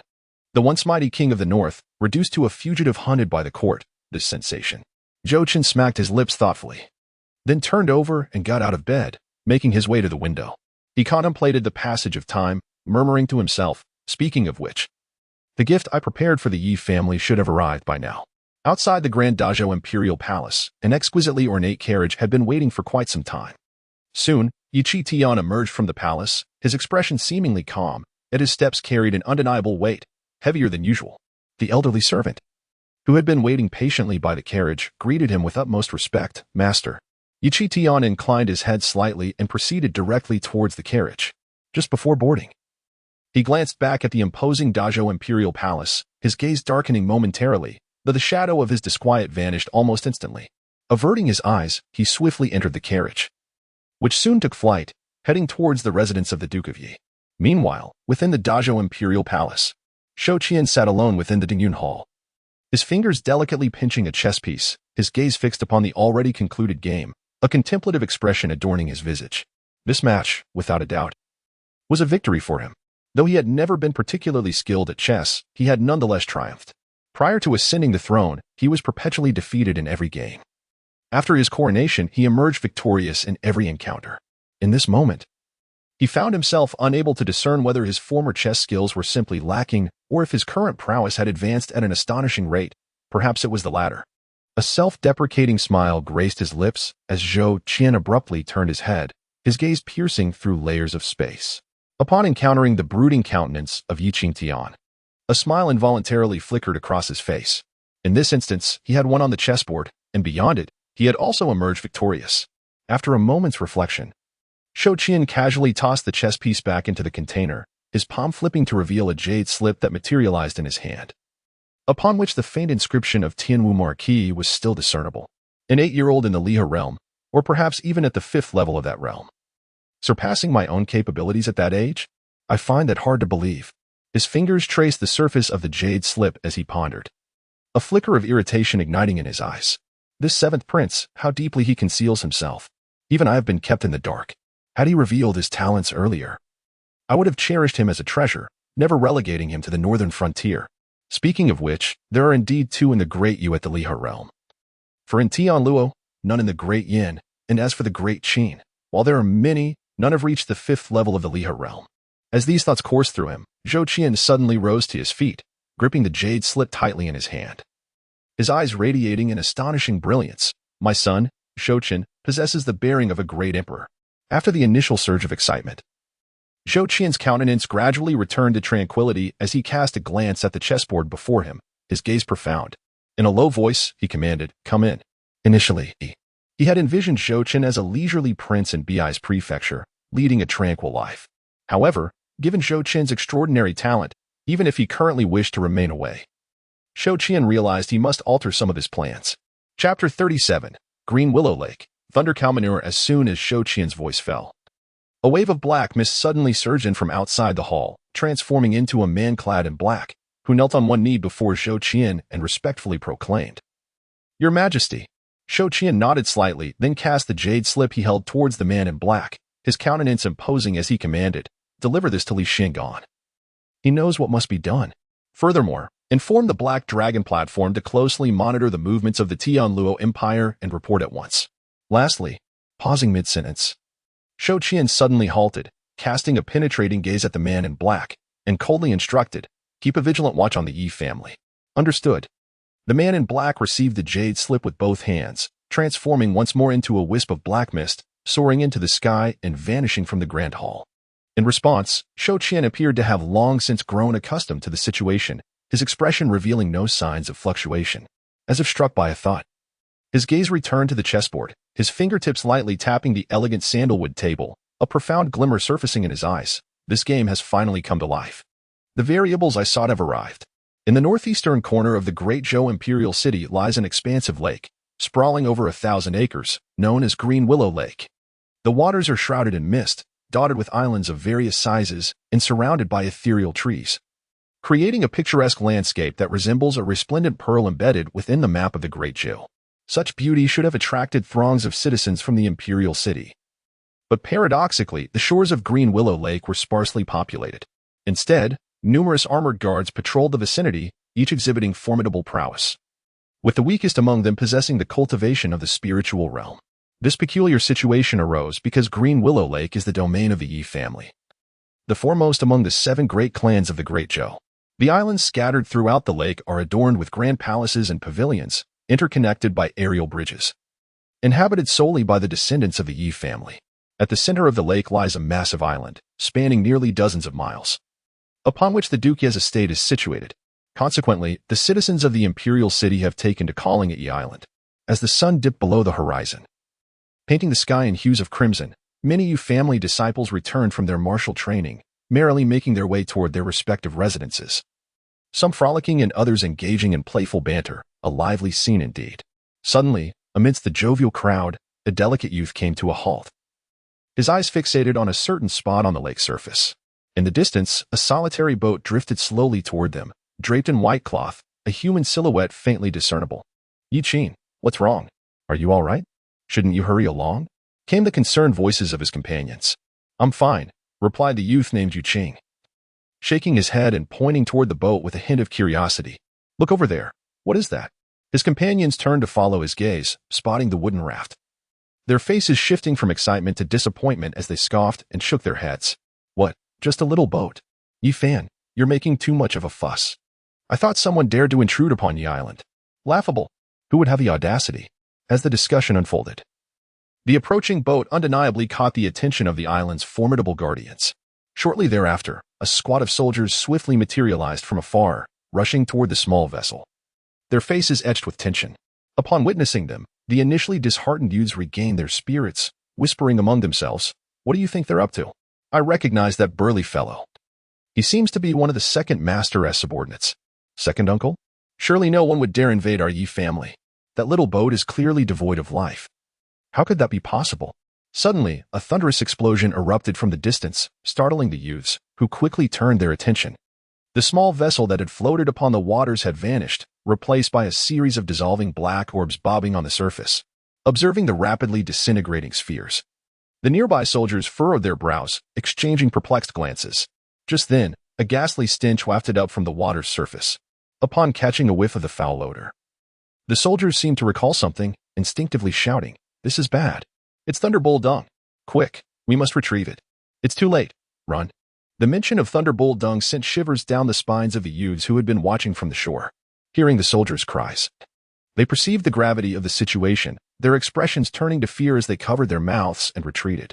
Before long, the noxious stench surged across the entire Green Willow Lake, causing the once boisterous youths to panic, scrambling to escape while covering their noses. The Chronicle of Unusual Artifacts of the Central Continent records, Thunderbolt dung, the excrement of the thunderbolt, resembles black pearls, devoid of odor in its original state. However, upon contact with water, it dissolves, releasing an overpowering stench that reigns supreme throughout the Central Continent, lingering for 3 days without dissipating. Not long after the youths fled, the foul odor permeated the entirety of Green Willow Lake. One by one, the Ye family's powerful members ascended into the air, their faces ashen with fury. After their anger subsided, they exchanged glances filled with confusion, although they longed to disperse the stench swiftly. The suddenness of the incident left them at a loss. After all, this was their first encounter with such a bizarre event. As the foremost clan of the Great Zhou, who would dare to cast Thunderbolt dung upon their territory? Let alone throwing refuse, no one would even dream of approaching Green Willow Lake. Just as they stood bewildered, a grand carriage suddenly pierced through the air, landing before the Duke's estate in no time. Chapter 38. The Wrath of Yuchi-Tian. As the carriage of Duke Yuchi-Tian touched down, the overwhelming stench surged forward like a tidal wave. The expression of the Duke transformed from a deep green to a dark hue, his already somber visage seemingly on the verge of dripping with displeasure. Fixing his cold gaze upon the approaching Ye family members, he barked, "What on earth is going on here? You wretches, what have you done?" Faced with the wrath of Yuchi-Tian, the Ye family members exchanged glances, their eyes cast downward in silence, too fearful to speak. Seeing this, Yuchi-Tian's anger intensified. His icy glare swept over the crowd, eventually locking onto a figure cowering at the back, and he thundered, "Yihan, you ungrateful wretch, step forward." At his command, the crowd parted like the sea, revealing a middle-aged man named Yihan, his face ashen as he braved the throng, forcing a smile as he approached. "Father." Yuchi-Tian ignored him, maintaining his stern countenance. "Speak. What transpired?" Upon hearing this, Yihan hesitated, his gaze darting subtly toward the surrounding Ye family members.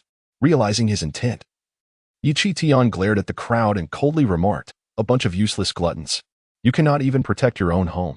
Had I returned any later, would my Ye family have been exterminated? Just the sight of you fills me with rage. All of you, go to the ancestral hall and reflect on your actions. No one is to emerge without my command.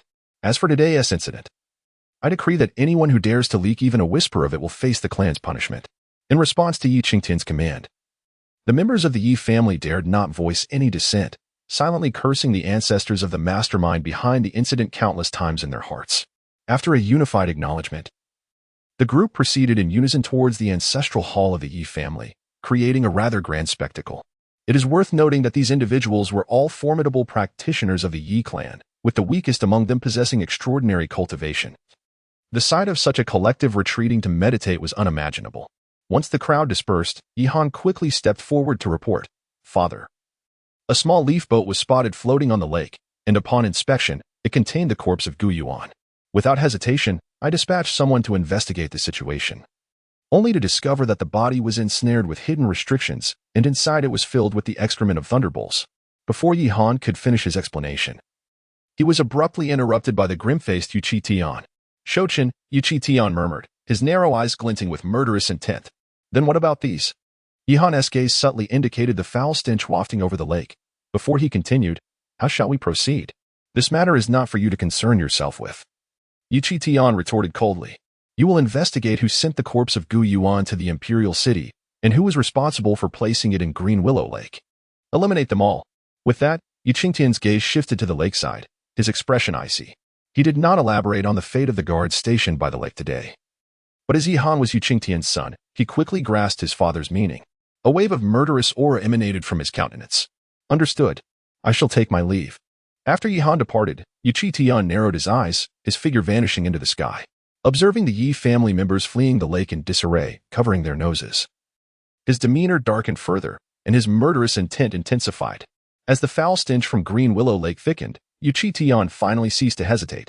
With a gentle lift of his hand, an enormous hand of Qi Tian materialized in the air, reaching towards the lake's surface. With a swift grasp.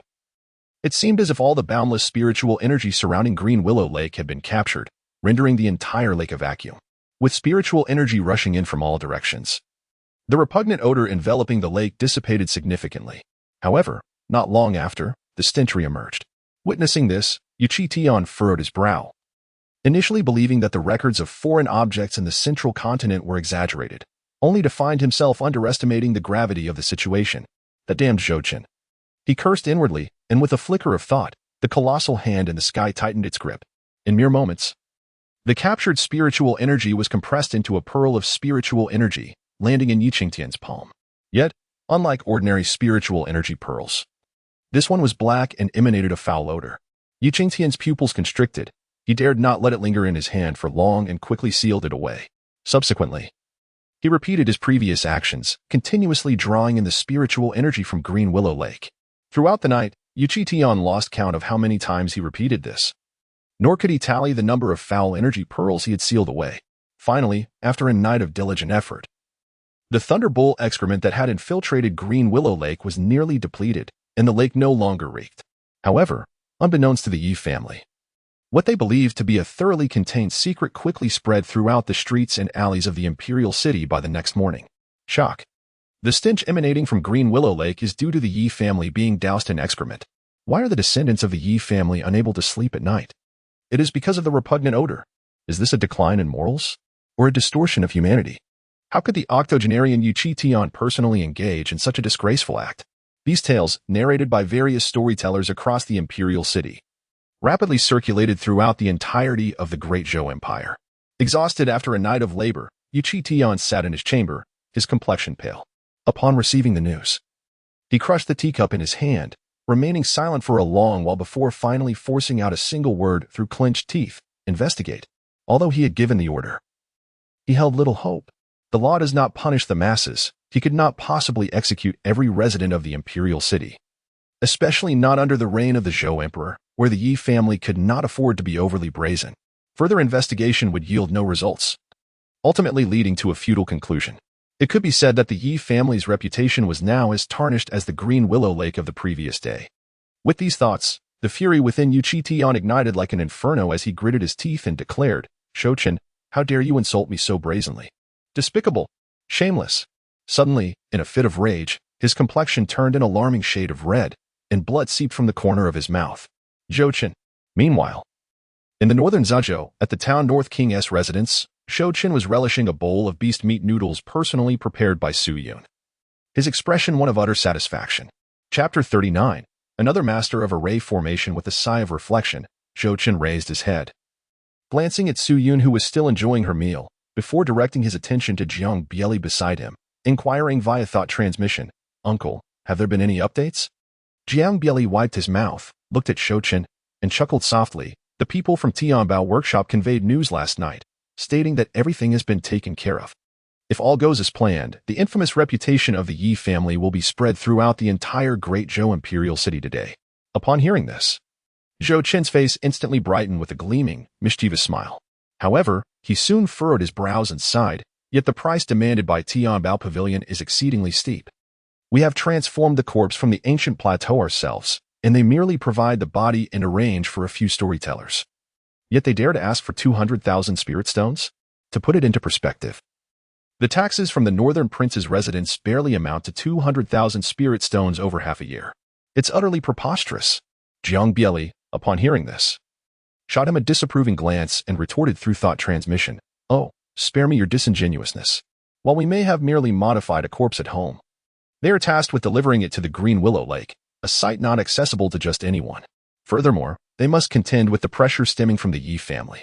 Once this matter is resolved, Tianbao Pavilion will likely face repercussions from the Yi family, albeit for them, it is hardly a concern.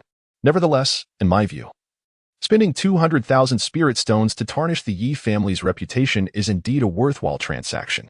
Without Tianbao Pavilion, even if we could manage to deliver the body to Green Willow Lake, we would hardly make any significant waves in the imperial city. Pausing for a moment, Jiang Bieli continued, moreover, was it not you who conceived this plan? To place Thunder's cow dung into Green Willow Lake, your imagination knows no bounds. Who, apart from Tianbao Pavilion, would dare to undertake such a venture in the entire Great Zhou?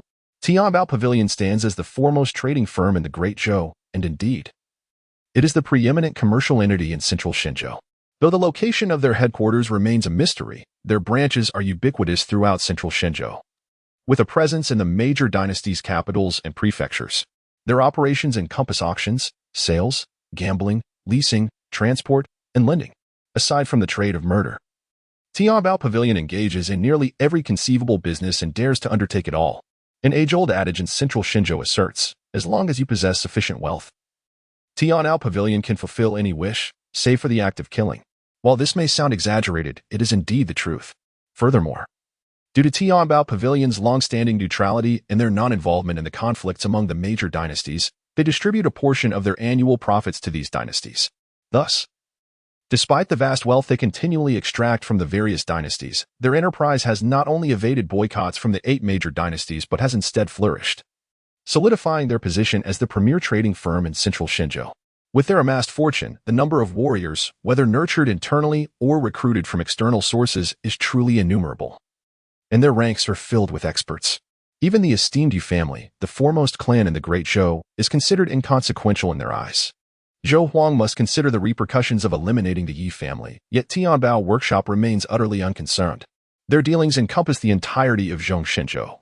Even if the Ye family were to vanish, they would merely perceive it as the loss of a single customer. This indifference is precisely what empowers Tianbao Workshop to engage in business with Zhou Chen and his companions. Uncle, I comprehend everything you have said. Zhou Chen exhaled a deep sigh, a bitter smile gracing his lips as he communicated telepathically. What I fear is that the Ye family may not even investigate Tianbao Workshop, but instead direct their vengeance towards us. Though he acknowledged the veracity of Jiang Bieli's assertions, he still found Tianbao Workshop's demands excessively severe. After all, upon encountering the remains of Gu Yuan, the first thought that would undoubtedly cross the minds of the Ye family would be of their involvement. It was entirely possible that the Ye family would not conduct a thorough investigation and would hastily attribute the blame to them instead. In such a scenario, Tianbao Workshop would face minimal risk. Damn it, had I known, I would have haggled more. After all, I had previously bartered at the market with the vendors. He lamented inwardly, feeling a sense of loss. Nevertheless, despite his growing sense of regret, if given the chance to choose again, he would undoubtedly make the same decision without hesitation. After all, while spirit stones could be regained, the opportunity to strike at the Ye family was fleeting and invaluable. No. At that moment, Jiang Bieli abruptly shook his head and, with utmost seriousness, conveyed telepathically, "It is not us, it is you." Zhou Chen was momentarily taken aback, while Jiang Bieli spoke with a calm demeanor. "The solution is of your own devising. The thunder ox dung was procured by you from Dan Xuanzi, and the restrictions were arranged by you through Qinwu. These are all matters attributed to you, Zhou Chen. What relevance do they hold for me, Jiang Bieli?" Having said this, Jiang Bieli nonchalantly lowered his head, resuming his meal. Zhou Chen, while warmly greeting Jiang Bieli in his heart, found himself amidst the vast and hidden valley of the Sunluo mountain range, shrouded in ominous winds and malevolent energy. In the heart of the valley, imposing figures stood tall, their numbers exceeding 10,000. These figures were none other than members of the bandit factions that had taken residence in the Sunluo Mountains, each one appearing as ferocious as man-eating beasts. In total, there were 27 bandit organizations, each clearly defined, with their members gathered in distinct positions throughout the valley. Simultaneously, within a brightly lit cave in the valley, the leaders of these 27 bandit factions, including Yu Qing, had convened. Among them was a weary-looking elder clad in black, who seemed to have arrived not long ago. "Esteemed guests, allow me to introduce," Yu Qing suddenly interjected, pointing at the elder beside him. "This is Mr. Mu Yun, a revered master of formations from the Ye family. Tonight, he shall lead us in our assault on Yulong Mountain." Li Han, standing at the forefront of the bandit leaders, furrowed his brow slightly and spoke in a deep voice. "Third young master, Yulong Mountain is not easily breached, even if I trust in Master Mu's mastery of formations. Dismantling them requires time and effort. If we cannot break through swiftly, the North Guard army will undoubtedly notice, rendering our efforts futile. Li Han paused for a moment, then turned to Yi Qing. I still believe our original plan to be the more prudent approach. I urge you to reconsider. There is no need for concern, elderly. Yi Qing replied with a gentle smile, revealing a jade talisman that he raised above his head. This talisman was gifted by Feng Huqing. As the Northern King for over 50 years, he is intimately familiar with the formations of Yulong Mountain. This talisman contains the weaknesses of all the formations. I had not intended to reveal it, as knowledge of their weaknesses is futile without a powerful formation master to exploit them. But now that Master Mu is here, this talisman renders the formations of Yulong Mountain effectively irrelevant to us. At this point, Yi Qing paused, a confident smile gracing his lips. Do you all now believe it is better to allow the fully armed North Guard army to descend the mountain, or to strike directly at Yulong Mountain, catching them unprepared? Li Han's eyes narrowed as he gazed at the jade talisman in Yi Qing's hand. He could scarcely fathom that Feng Huqing would entrust such a crucial item to the Yi family. Without the protection of the formations, the North Guard army, gathered at Yulong Mountain, would inevitably suffer significant casualties when caught off guard. After all, Feng Huqing had commanded the North Guard army for decades. How could he bear such a betrayal? Lost in thought, Li Han's previously sharp gaze softened, and he let out a deep sigh. After a moment, he regained his composure, looked at Yi Qing, and managed a smile. In this case, compared to your plan, our original strategy does appear somewhat lacking. I, Li Han, am willing to follow your lead. Yi Qing was indeed correct. Rather than allowing the North Guard army to prepare and descend fully armed to engage in battle, it was far more advantageous to dismantle the formations and assault Yulong Mountain while they remained unaware. This approach would undoubtedly minimize their losses. I, Old Shu, also consent to follow the third young master's plan. Me too. Count me in. Upon hearing Li Han's endorsement, the remaining 20-odd bandit leaders no longer hesitated and eagerly expressed their agreement. Within moments, every bandit leader had voiced their willingness to execute Yi Qing's plan without exception. Chapter 40. A Night of Darkness and Wind. A Night of Murder. Seeing this, Yi Qing's smile widened. He had made a promise to his father to invite Mu Yun. After all, even the Yi family possessed only a handful of formation masters, each with their own pressing duties, not easily mobilized. Even as the third young master, he could not command them at will. Zhou Chen, I owe you my gratitude for this matter, Yi Qing thought to himself with a cold smirk. To repay you, I shall ensure your suffering is not too swift. If it were not for Zhou Chen's destruction of the Han family and the death of the Yi family's protector, and the chaos caused by the Tianbao workshop at Green Willow Lake that enraged Yuqi Tian, he would never have been able to summon Mu Yun. To persuade Mu Yun to come, he had promised Yi Qing Tian that Zhou Chen must die. Third young master, when shall we commence our operation? Li Han inquired once again. At this, Yi Qing's eyes narrowed, a chilling murderous intent emanating from him as he coldly declared, on this dark and windy night, we shall act tonight.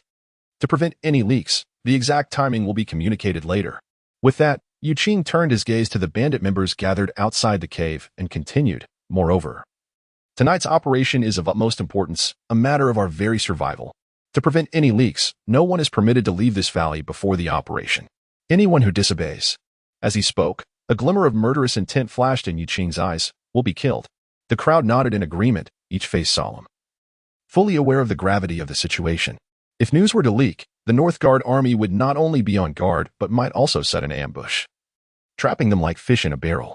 Such an outcome would mean their operation would not be about annihilating the North Guard army, but about self-destruction, a scenario they desperately wished to avoid. After concluding their discussions, the bandit leaders filed out of the cave to inform their subordinates not to leave the valley. Such matters concerning their lives and fortunes could not be taken lightly. At the North King's residence, Zhou Chen had returned to his room after breakfast. Sitting cross-legged on his bed, observing the movements across various locations through his hidden shadow soldiers, most of his attention remained focused on the Sunluo mountain range. Although the bandits had been silent for several days, he had offended the Yi family too severely this time. Yuqi Tian was furious, and the bandits could strike at any moment. Thus, he needed to remain vigilant. After a while, Zhou Chen located the valley where Yi Qing and the others were hiding through his shadow soldiers, carefully observing their activities. Have they changed locations? I've never been to this valley before.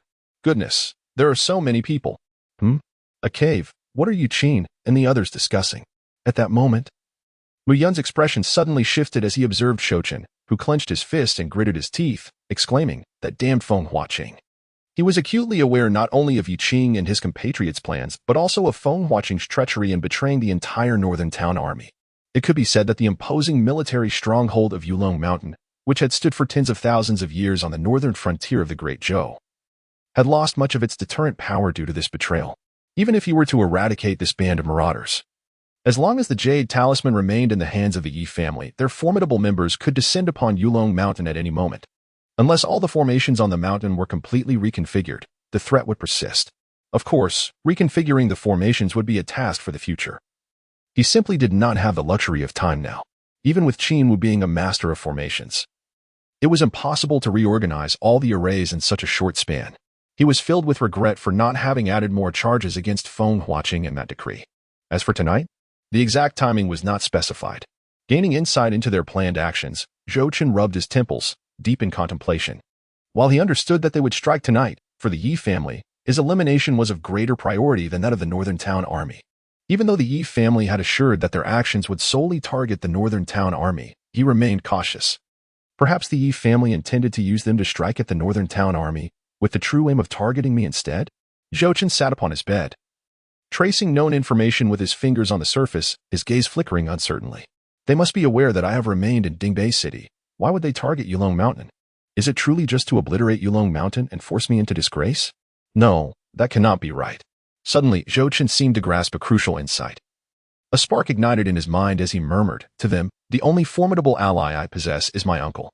If the northern garrison encounters peril, he will undoubtedly rush to their aid, which means with this thought, Zhou Chen's spirit stirred, and he began to channel his focus towards the shadowy soldiers concealed within Dingbei City, meticulously investigating every corner, particularly the anomalies near the northern king's residence.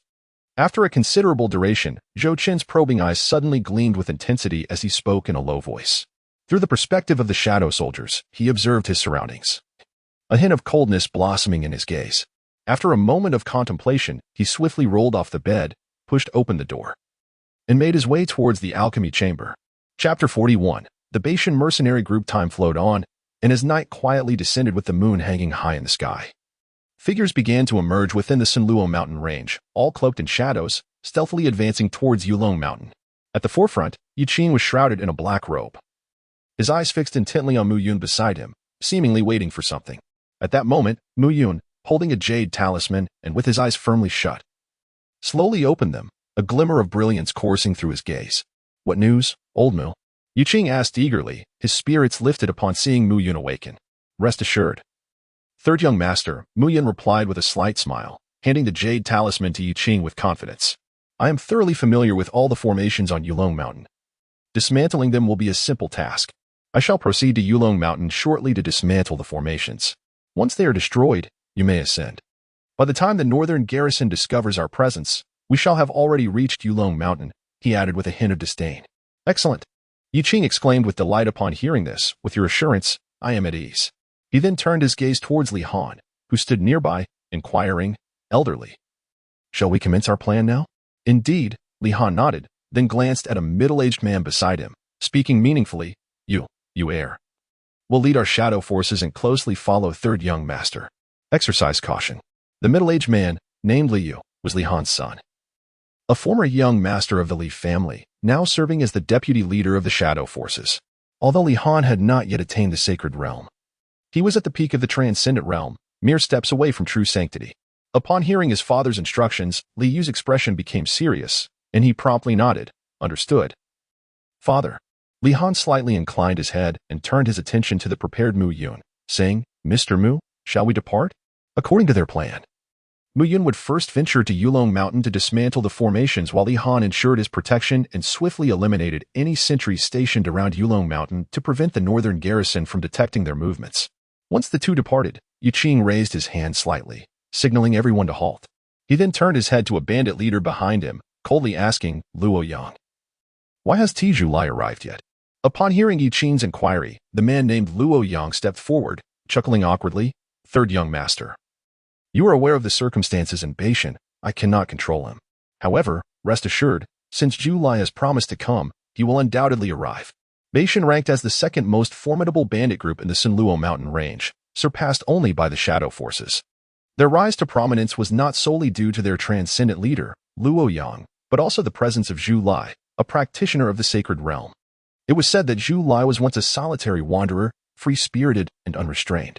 After fortuitously achieving the sacred realm, he inadvertently attracted formidable enemies, ultimately taking refuge in the Sunluo mountain range as a bandit.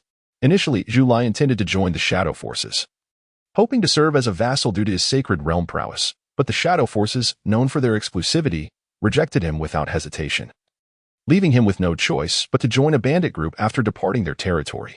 Thus, with Zhu Lai's addition, the nearly disbanded Beishan Sword to become the second most powerful bandit group, alongside the Shadow Forces, both possessing sacred realm masters. Had Zhu Lai not been indifferent to matters, Beishan might have had a chance to unify the chaotic landscape of the Sunluo mountain range. Yi Qing, clearly understanding the situation in Beishan, furrowed his brow and coldly addressed Luo Yang, sent a message to him, instruct him to hurry here at once. If he delays matters of the Yi family, I shall not hesitate to inform his enemies of his whereabouts. He should not presume that hiding in the Sunluo mountain range grants him immunity. Although both were sacred realm practitioners, Zhu Lai's solitary nature rendered him vastly inferior to Li Han, and even if they faced off, Zhu Lai might not prevail. Thus Li Han felt no need to treat him with courtesy. As the third young master of the Yi family, he possessed his own pride and did not extend politeness to everyone. Respect was reserved for the strong. Understood, third young master, Luo Yang replied, his face strained as he nodded repeatedly. After Luo Yang departed, Yi Qing narrowed his eyes, gazing at the brightly lit Yulong mountain in the distance, a cold smile suddenly gracing his lips. In Dingbei City, East City, within a residence just a street away from the Northern King's manor, several figures of varying expressions stealthily appeared in the courtyard. At the forefront, an elder in a black robe, with narrow, snake-like eyes, exuded an aura of great depth, rivaling Jiang Bieli, clearly a master of the sacred realm. Additionally, the elder held a black iron plate emanating a mysterious glow. What is the current situation at the Northern King's manor? The elder suddenly turned to a beautiful woman beside him, asking in a hoarse voice. The woman gently shook her head, responding, everything appears normal. Have you seen the Northern King? No, but I believe he is still within the manor. Not seen? The elder's eyes narrowed, a cruel glint flashing within them as he fixed a smile that did not reach his eyes upon the woman. Is everything normal if he is not in the manor? If Zhou Chen is absent, will our actions tonight not be in vain? You should be well aware of the consequences of failing the third young master's mission.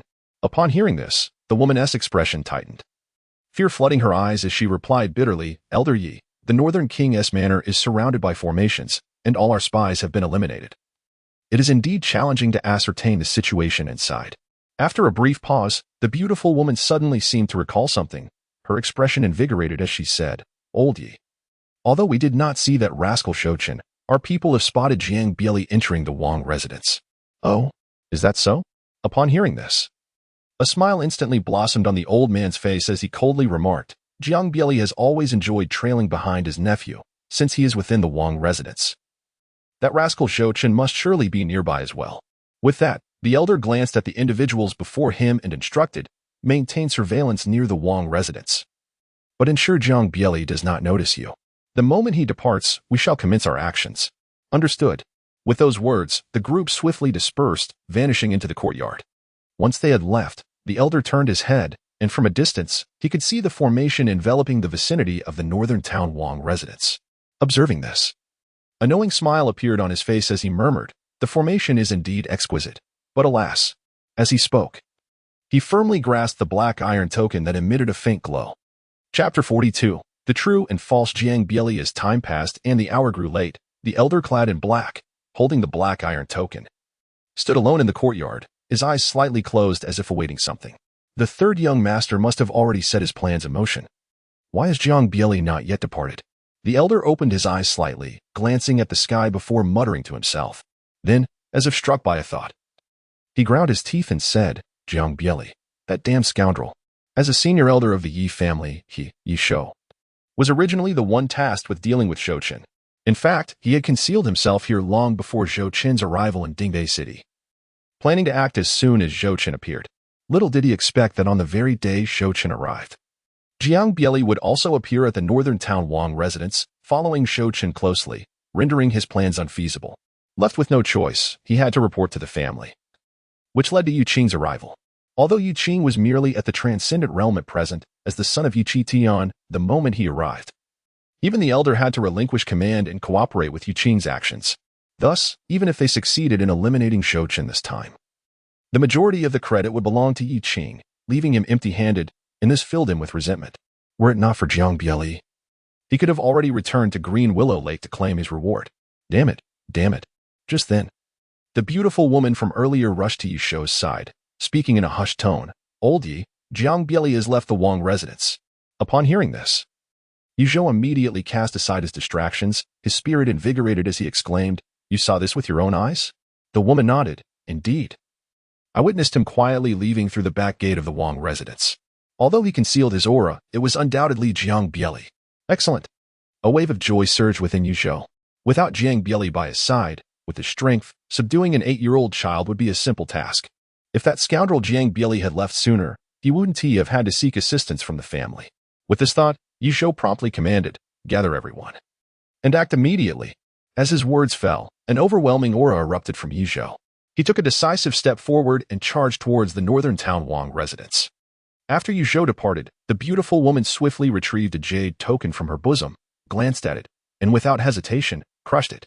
Completing this, she flickered away like a specter, following the direction Yi Shou had taken. Moments later, Yi Shou and his group convened at a secluded corner outside the northern town Wang residence. Before them loomed the saint-level formation, the Yin-Yang mixed heaven formation, enveloping the entire Wang residence.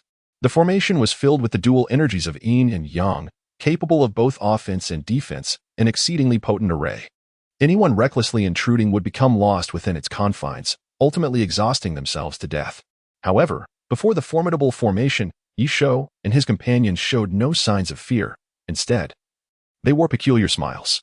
Stroking the black iron token in his hand, Yi Shou's eyes reflected regret as he murmured, "What a pity, this array token cannot be replicated. Using one means losing one. Otherwise, with the might of the token, where could we not go?" Shaking his head, Yi Shou's gaze shifted to the operational Yin-Yang mixed heaven formation, a fierce glint flashing in his eyes. He propelled the black iron token toward the formation. The token, shimmering with ethereal light, soared directly towards the formation. Yet, as it entered the range of the Yin-Yang mixed heaven formation, it not only failed to trigger the array but passed straight through it. In that instant, as the token traversed the formation, it suddenly radiated a brilliant light like a bolt of lightning, illuminating the entire Yin-Yang mixed heaven formation. Boom! The once stable Yin-Yang mixed heaven formation began to tremble violently under the influence of the radiant light, the array patterns within gradually dimming until they disappeared. Within moments, the formation that had enveloped the northern town Wang residence had vanished entirely, rendering it ineffective. After the formation dissipated, the black iron token fell back into Yi Shou's hand. Observing the token's fading glow, Yi Shou's face was filled with regret as he tucked it away into his bosom. Then, Yi Shou lifted his head to gaze at the now unprotected northern town Wang residence and the fleeing maidens and guards within. He coldly sneered, "Let us go and invite this prince of the northern town out." With that, Yi Shou took the lead, stepping forward and leaping into the Wang residence, followed closely by his companions. Moments later, Yi Shou and his group arrived in front of a brightly lit chamber. Looking at the room, Yi Shou frowned and remarked, "Is this where that rascal Zhou Chen resides?" The beautiful woman behind him quickly affirmed, "Indeed, according to our scouts, Zhou Chen lives here." Strange. Upon hearing this, the furrow in Yi Shou's brow deepened rather than eased.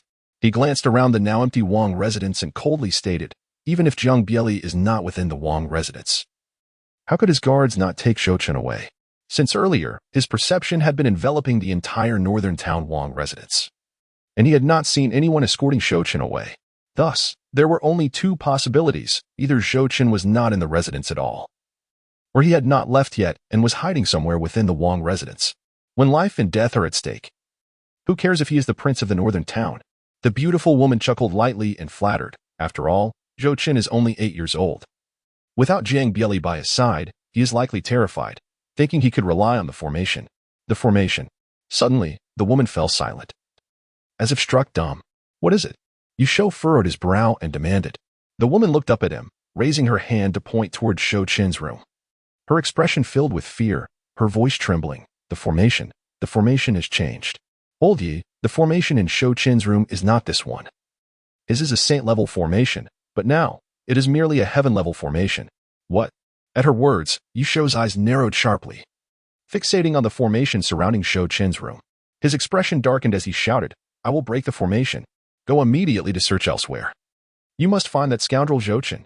"Yes, With that, the beautiful women swiftly vanished from sight, while Yu Zhou proceeded into the courtyard. Although he harbored little hope, he resolved to breach the formation and assess the situation. Better to act than to languish in uncertainty. What if Zhou Chen were indeed hiding within the room? Yet, if not there, where else could he possibly be? Dingbei had only just departed. How could he have known they would come tonight? Had their plans been compromised? The thought pierced Yu Zhou's heart, leaving him feeling like a puppet cruelly manipulated by unseen hands. Gazing at Zhou Chen's chamber standing before him, an overwhelming sense of humiliation ignited a fire within his eyes, and a potent force surged through him. This time, he would not resort to the dazzling formation token. He was prepared to force his way through. To use the token again would likely render it useless. And if it were squandered on a mere heavenly-level formation without uncovering Zhou Chen, he would truly be at his wit's end.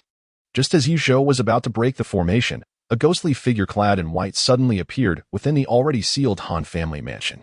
His appearance and aura mirrored that of Dingbei to an uncanny degree. Upon entering the Han residence, the white-clad man made his way directly to a courtyard, casually selected a room, and sat down on a chair, awaiting silently. Moments later, a brilliant light emanated from him, and his form began to undergo a remarkable transformation, first his visage, then his physique, and finally his aura. In mere moments, the man who bore an exact likeness to Dingbei vanished entirely, replaced by a comically dressed woman in flowing white robes, none other than Su Yun. Chapter 43. Is the plan exposed? Is there a traitor? I wonder how little Chen is faring now? Alone in her room, Su Yun glanced at her body, which had returned to its original state, and couldn't help but sigh. That young master truly is something. He says nothing and simply takes little Chen away. He even has me impersonate him, wearing his clothes, and insists I stay in the Han residence without wandering about. I really cannot fathom what they are up to. With a resigned shake of her head, Su Yun rose, shedding the garments belonging to Dingbei, and donned her own elegant dress before returning to her seat to meditate. Though she had no knowledge of what Dingbei and Zhou Chen were engaged in, her trust in them compelled her to remain obedient and refrain from straying. Meanwhile, atop Dragon Ridge, Yu Qing, shrouded in a black robe that obscured his features, stood in a training ground halfway up the mountain. Though not as grand as the first training ground, it could still accommodate tens of thousands of soldiers. At that moment, Yu Qing stood at the forefront of the training ground, flanked by the formation master Mu Yun and the tardy Zhu Lai. Scattered among them were a dozen bandit leaders and thousands of bandits, their faces now devoid of their former ferocity, replaced by expressions of sheer terror. Beneath their feet lay numerous scattered corpses, the ground drenched in blood. Outside the training ground, Zhou Chen, clad in a python robe, sat calmly in the viewing platform at the front, hands clasped behind his head, smiling as he observed the scene below. Beside him stood Qinwu, Dan Xuanzi, and others. Yu Qing raised his gaze to Zhou Chen, who was less than several hundred meters away, the very person he had longed to eliminate, yet he had no intention of striking. Not only that, but his face, concealed beneath the black robe, had turned an ominous shade of gray, his fists clenched so tightly that they appeared pale. For between him and Zhou Chen lay a formation, an unassailable barrier that had never been breached. Zhou Chen stood outside the formation, while he himself was ensconced within it. Yet, Yu Qing's countenance bore no trace of elation, for this formation served not only as a defense but also as a deadly trap. The very location they occupied was, in fact, the interior of a fearsome killing array. Furthermore, the periphery of the training ground was teeming with armed soldiers from the Northern Defense Army, some brandishing spears and swords, standing sentinel around the arena, while others lay in ambush atop the high ground, bows drawn and arrows nocked, or circled ominously in the night sky upon shadowy bloodbaths. A dense, oppressive mass stretched endlessly before them. They were thoroughly encircled. Young Master Yi. At that moment, Zhou Chen regarded the assembly in the training ground with a smile, exclaiming, "It is rare for young Master Yi to visit so late at night. Pray tell, what brings you here?" At these words, Yu Qing's heart quaked, and his expression darkened further. Although he had sensed that his plans were in jeopardy the instant the Grand Formation activated and the Northern Defense Army surged forth, he was perplexed as to how Zhou Chen had discerned his true identity. While the exposure of his scheme could be explained, after all, spies could be embedded within the Northern Defense Army, how had Zhou Chen come to know who he was? Even amidst the ranks of outlaws, where eyes and ears abound, it was conceivable that, despite his last-minute alterations to the operation, sequestering everyone in a secluded valley and forbidding any movement, there might remain clandestine means of communication he was unaware of.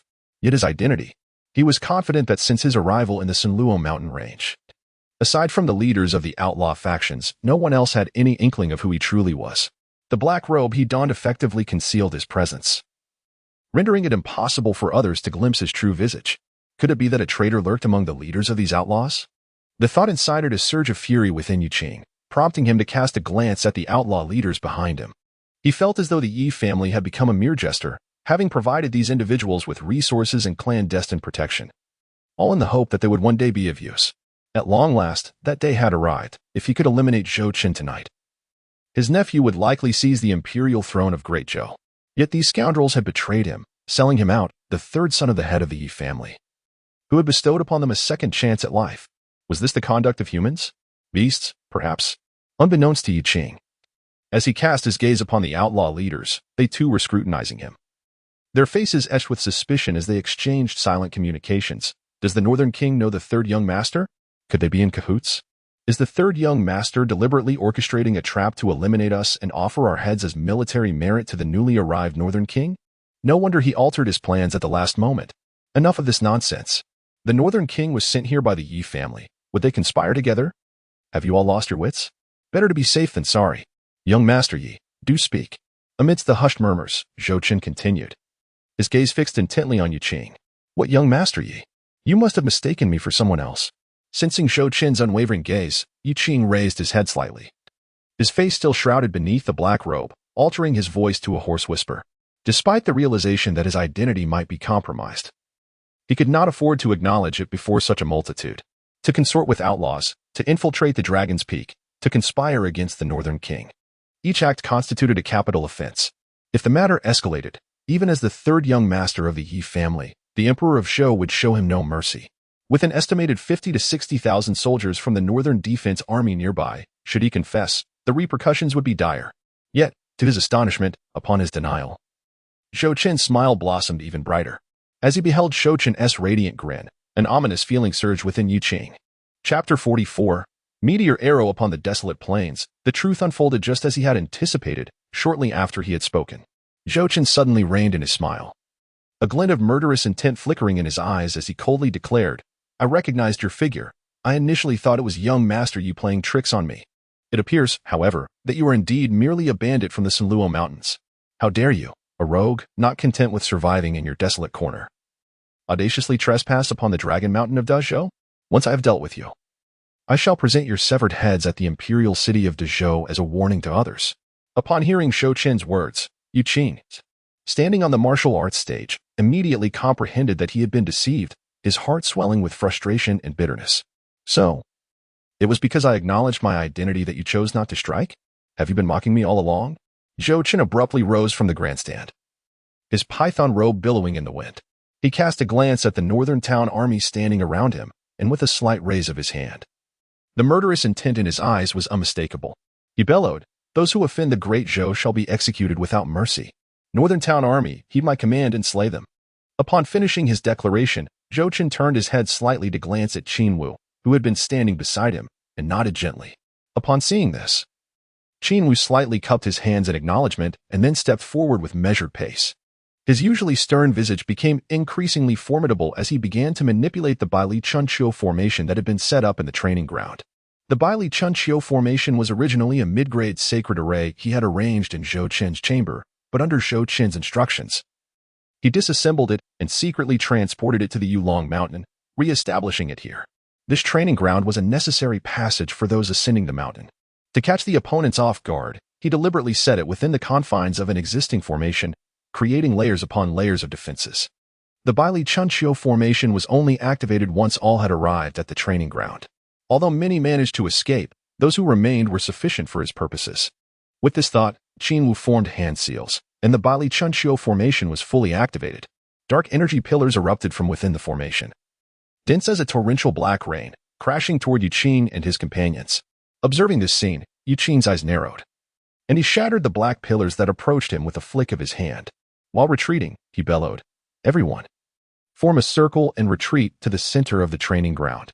Hold firm, just a little longer. Elder Li is still outside, and reinforcements will soon arrive. Once they come, Zhou Chen will surely meet his demise. The reinforcements he referred to were naturally Yu Shou and the others, since Zhou Chen had appeared here.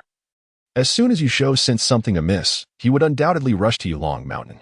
Once Yu Shou arrived, coupled with Li Han, who was engaged in fierce combat with Jiang Bili. Their combined strength would ensure that neither Zhou Chen nor Jiang Bili could survive. Upon hearing that reinforcements were on their way, the bandits, who had been teetering on the brink of despair, suddenly felt a surge of hope rekindle within their hearts.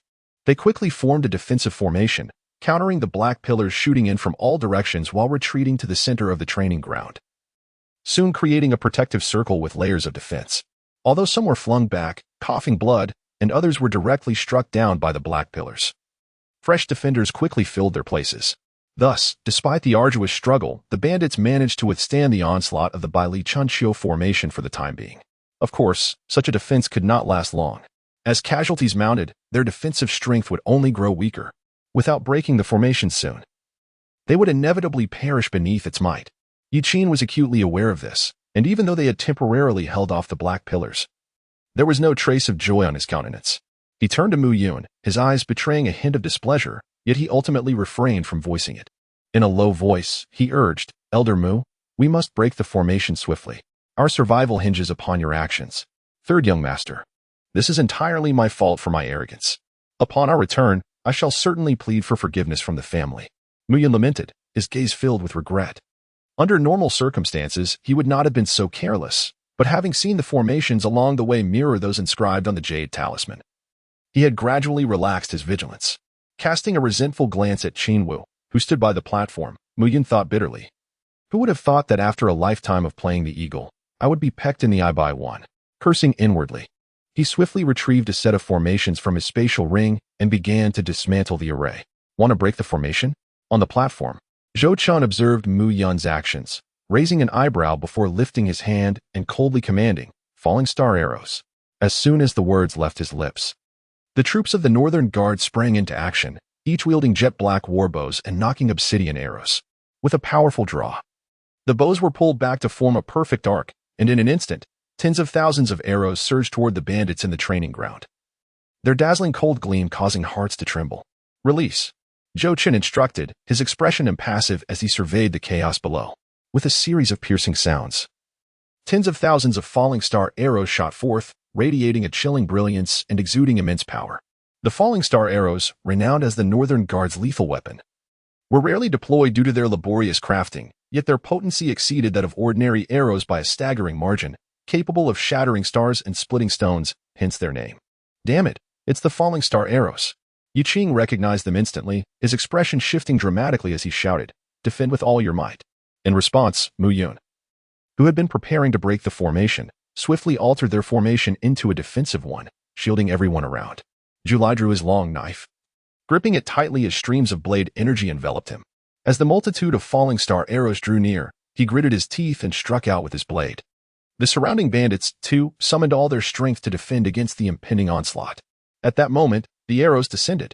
Countless falling star arrows sliced through the air like the strokes of a celestial artist, piercing through the Baili Chunqiu formation and crashing against the hastily assembled defensive array created by Mu Yun. Boom!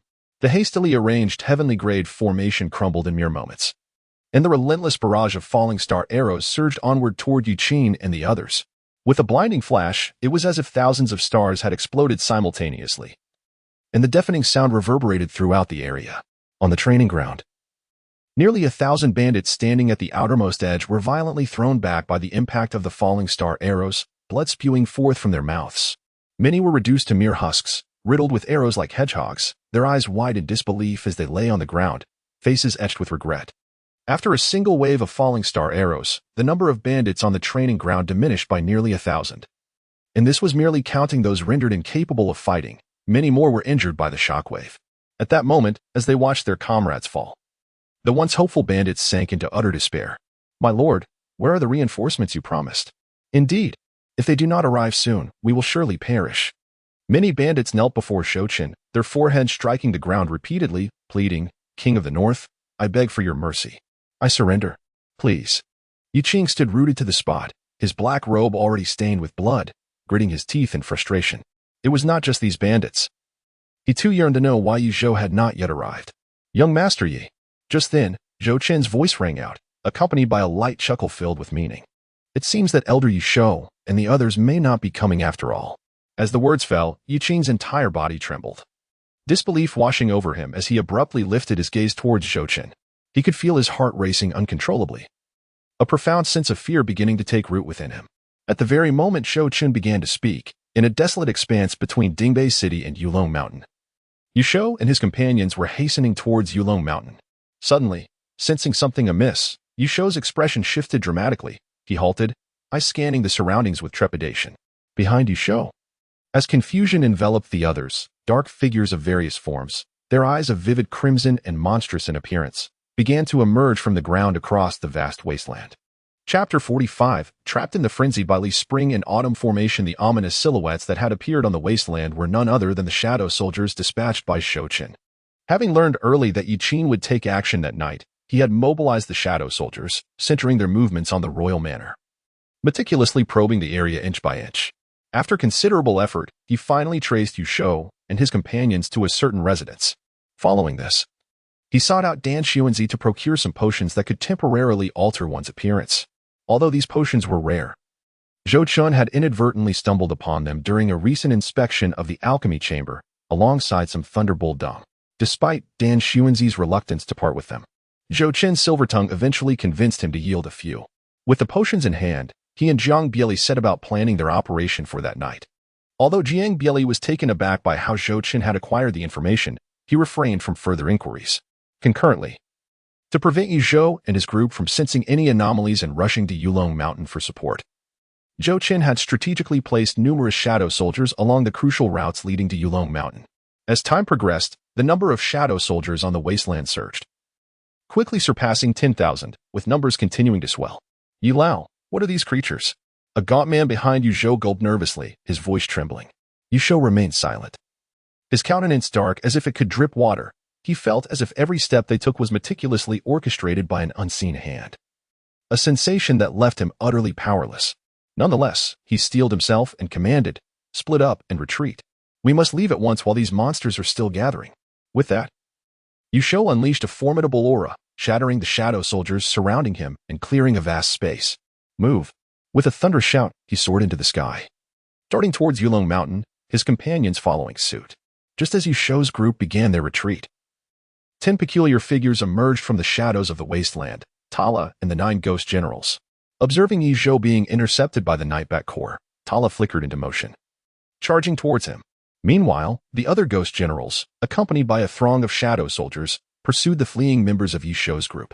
All members of Yuzhou's party were formidable warriors under the Yi clan, the weakest among them being of extraordinary caliber, with Yuzhou himself at the same realm. Within the Shadow Army, only Tala, at the 7th level of the extraordinary realm, could rival them, while the other ghost generals were no match for Yuzhou and his companions. Fortunately, the shadow soldiers were indestructible. Even if defeated, they would swiftly regenerate. Waves of shadow soldiers surged towards Yuzhou's group without weariness or fear of death. And even Yuzhou found it challenging to escape the relentless entanglement with Tala and the Nightbat Corps, let alone the others. Thus, Yuzhou's party found themselves firmly ensnared on the wasteland. Meanwhile, atop Yulong Mountain, under Zhou Chen's orders, tens of thousands of meteor arrows were unleashed simultaneously, further supported by the Li's spring and autumn formation. Following the devastating initial volley of meteor arrows, the bandits suffered catastrophic losses this time. The bandits in the arena found resistance increasingly arduous. After a single round of meteor arrows, over 1,000 bandits fell, with nearly 2,000 more rendered incapable of fighting. Now, fewer than 2,000 bandits remained able to resist. Gazing at the corpses strewn across the blood-soaked arena, the surviving bandits had succumbed to numbness, their spirits utterly shattered as they stood vacantly, enduring the onslaught of the formation. Mu Lao hastened to break the formation. Yi Qin gritted his teeth, panting heavily as he turned to Mu Yun, who appeared utterly drained. Indeed, the situation was dire. They had to contend with the assaults from the Li's spring and autumn formation, while also guarding against the meteor arrows raining down from outside the formation. Even as a practitioner of the extraordinary realm, Yi Qin could not withstand such intense exhaustion. Mu Yun nodded silently, then gritted his teeth, pulling out a stray arrow that had lodged itself in his left shoulder. After swallowing a healing elixir, he retrieved a formation from his spatial ring, intending to counter the formation with a formation of their own. Release. Zhou Chen, observing the fierce battle between Jiang Bieli and Li Han from the stands, issued another command. His voice cold and merciless, akin to unyielding ice, resembling a judge presiding over life and death, apathetically pronouncing the fate of the bandits. As his words echoed, The northern town army encircling the arena once more bent their bows and knocked their arrows, shooting without hesitation. Time passed, and it remained unclear how many rounds of meteor arrows had been unleashed, until at last, even the last of the northern town army's meteor arrows had been completely expended. Now, in the arena, aside from Yi Qing, Mu Yun, Zhu Lai, and a few dozen extraordinary bandits, all others had perished. The expansive arena lay littered with corpses, blood pooling like a river, a scene reminiscent of hell on earth. In the stands, Zhou Chen furrowed his brow slightly before turning to the man standing before him. Qin Wu, and spoke in a low voice, "Mr. Qin, it is now your turn. The meteor arrows have been exhausted. Ordinary battle arrows, no matter how numerous, will pose no threat to those within the formation. They will likely break before reaching them under the pressure. It would be more prudent to use the Baili spring and autumn formation to gradually whittle them down." Upon hearing this, Qin Wu slightly opened his eyes and nodded. "Rest assured, Your Highness." With that, Qin Wu waved his hand, causing the Baili spring and autumn formation within the arena to enter a frenzied state. The black beams it emitted instantly amplifying in strength severfold. Chapter 46, The Righteousness of Heaven and Earth Within the Formation. Yi Qing and the others gazed at the now vastly augmented black beams, a profound sense of oppression washing over them. Some of the weaker bandits turned pale, sweat beading on their foreheads. Yet, the only recourse available to them was to muster every ounce of strength to withstand the barrage of attacks emanating from the formation. At this moment, a black pillar of light, exuding an aura of destruction, seemed to tear through the void, bearing down with an overwhelming force towards Yi Qing and his companions. Accompanied by a deafening roar, the formation meticulously arranged by Mu Yun, the blade energy unleashed by Zhu Lai, and the defensive shield constructed by dozens of extraordinary bandits all crumbled under the assault of the black pillar. The foremost bandits, caught in the onslaught, were sent reeling, spitting blood as they flew backward. The Baili Chunqiu formation, a mid-grade sacred formation, was capable of withstanding attacks from sacred king realm experts, even when employed as a killing formation under Qin Wu's full force. It was not something mere extraordinary beings could resist. Under such a terrifying impact, even those in the Saint Realm would find it difficult to endure. In that dire moment, several bandits were struck by the black pillar, their anguished cries echoing as they were reduced to ashes. Eventually, as time passed, the remaining individuals managed to withstand this wave of the formation's assault. Yi Qing, having coughed up blood, no longer wore his usual calm demeanor. Instead, his face twisted with fury as he glared at Mu Yun. Gripping the latter's collar fiercely, he roared, "Why is the formation still unbroken? You worthless fool! If it weren't for you, we would have already leveled the dragon-guarding mountain." Extreme anger and fear rendered Yi Qing incapable of maintaining his composure. He understood that if they did not devise a method to break the formation soon, their only fate would be death. "Third young master, calm your anger," Mu Yun pleaded, his face pale with fright as he was held by the collar. "It is not that I cannot break the formation, it is simply that within the formation, they do not allow me the time to observe the formation's principles. Moreover, this formation is a mid-grade sacred formation, inherently complex, even outside the formation. Breaking it would require some time." After speaking, Mu Yun, still held captive by Yi Qing, continued to plead, "Rest assured, third young master, I have some insights now. If we endure a little longer, I will surely be able to break the formation."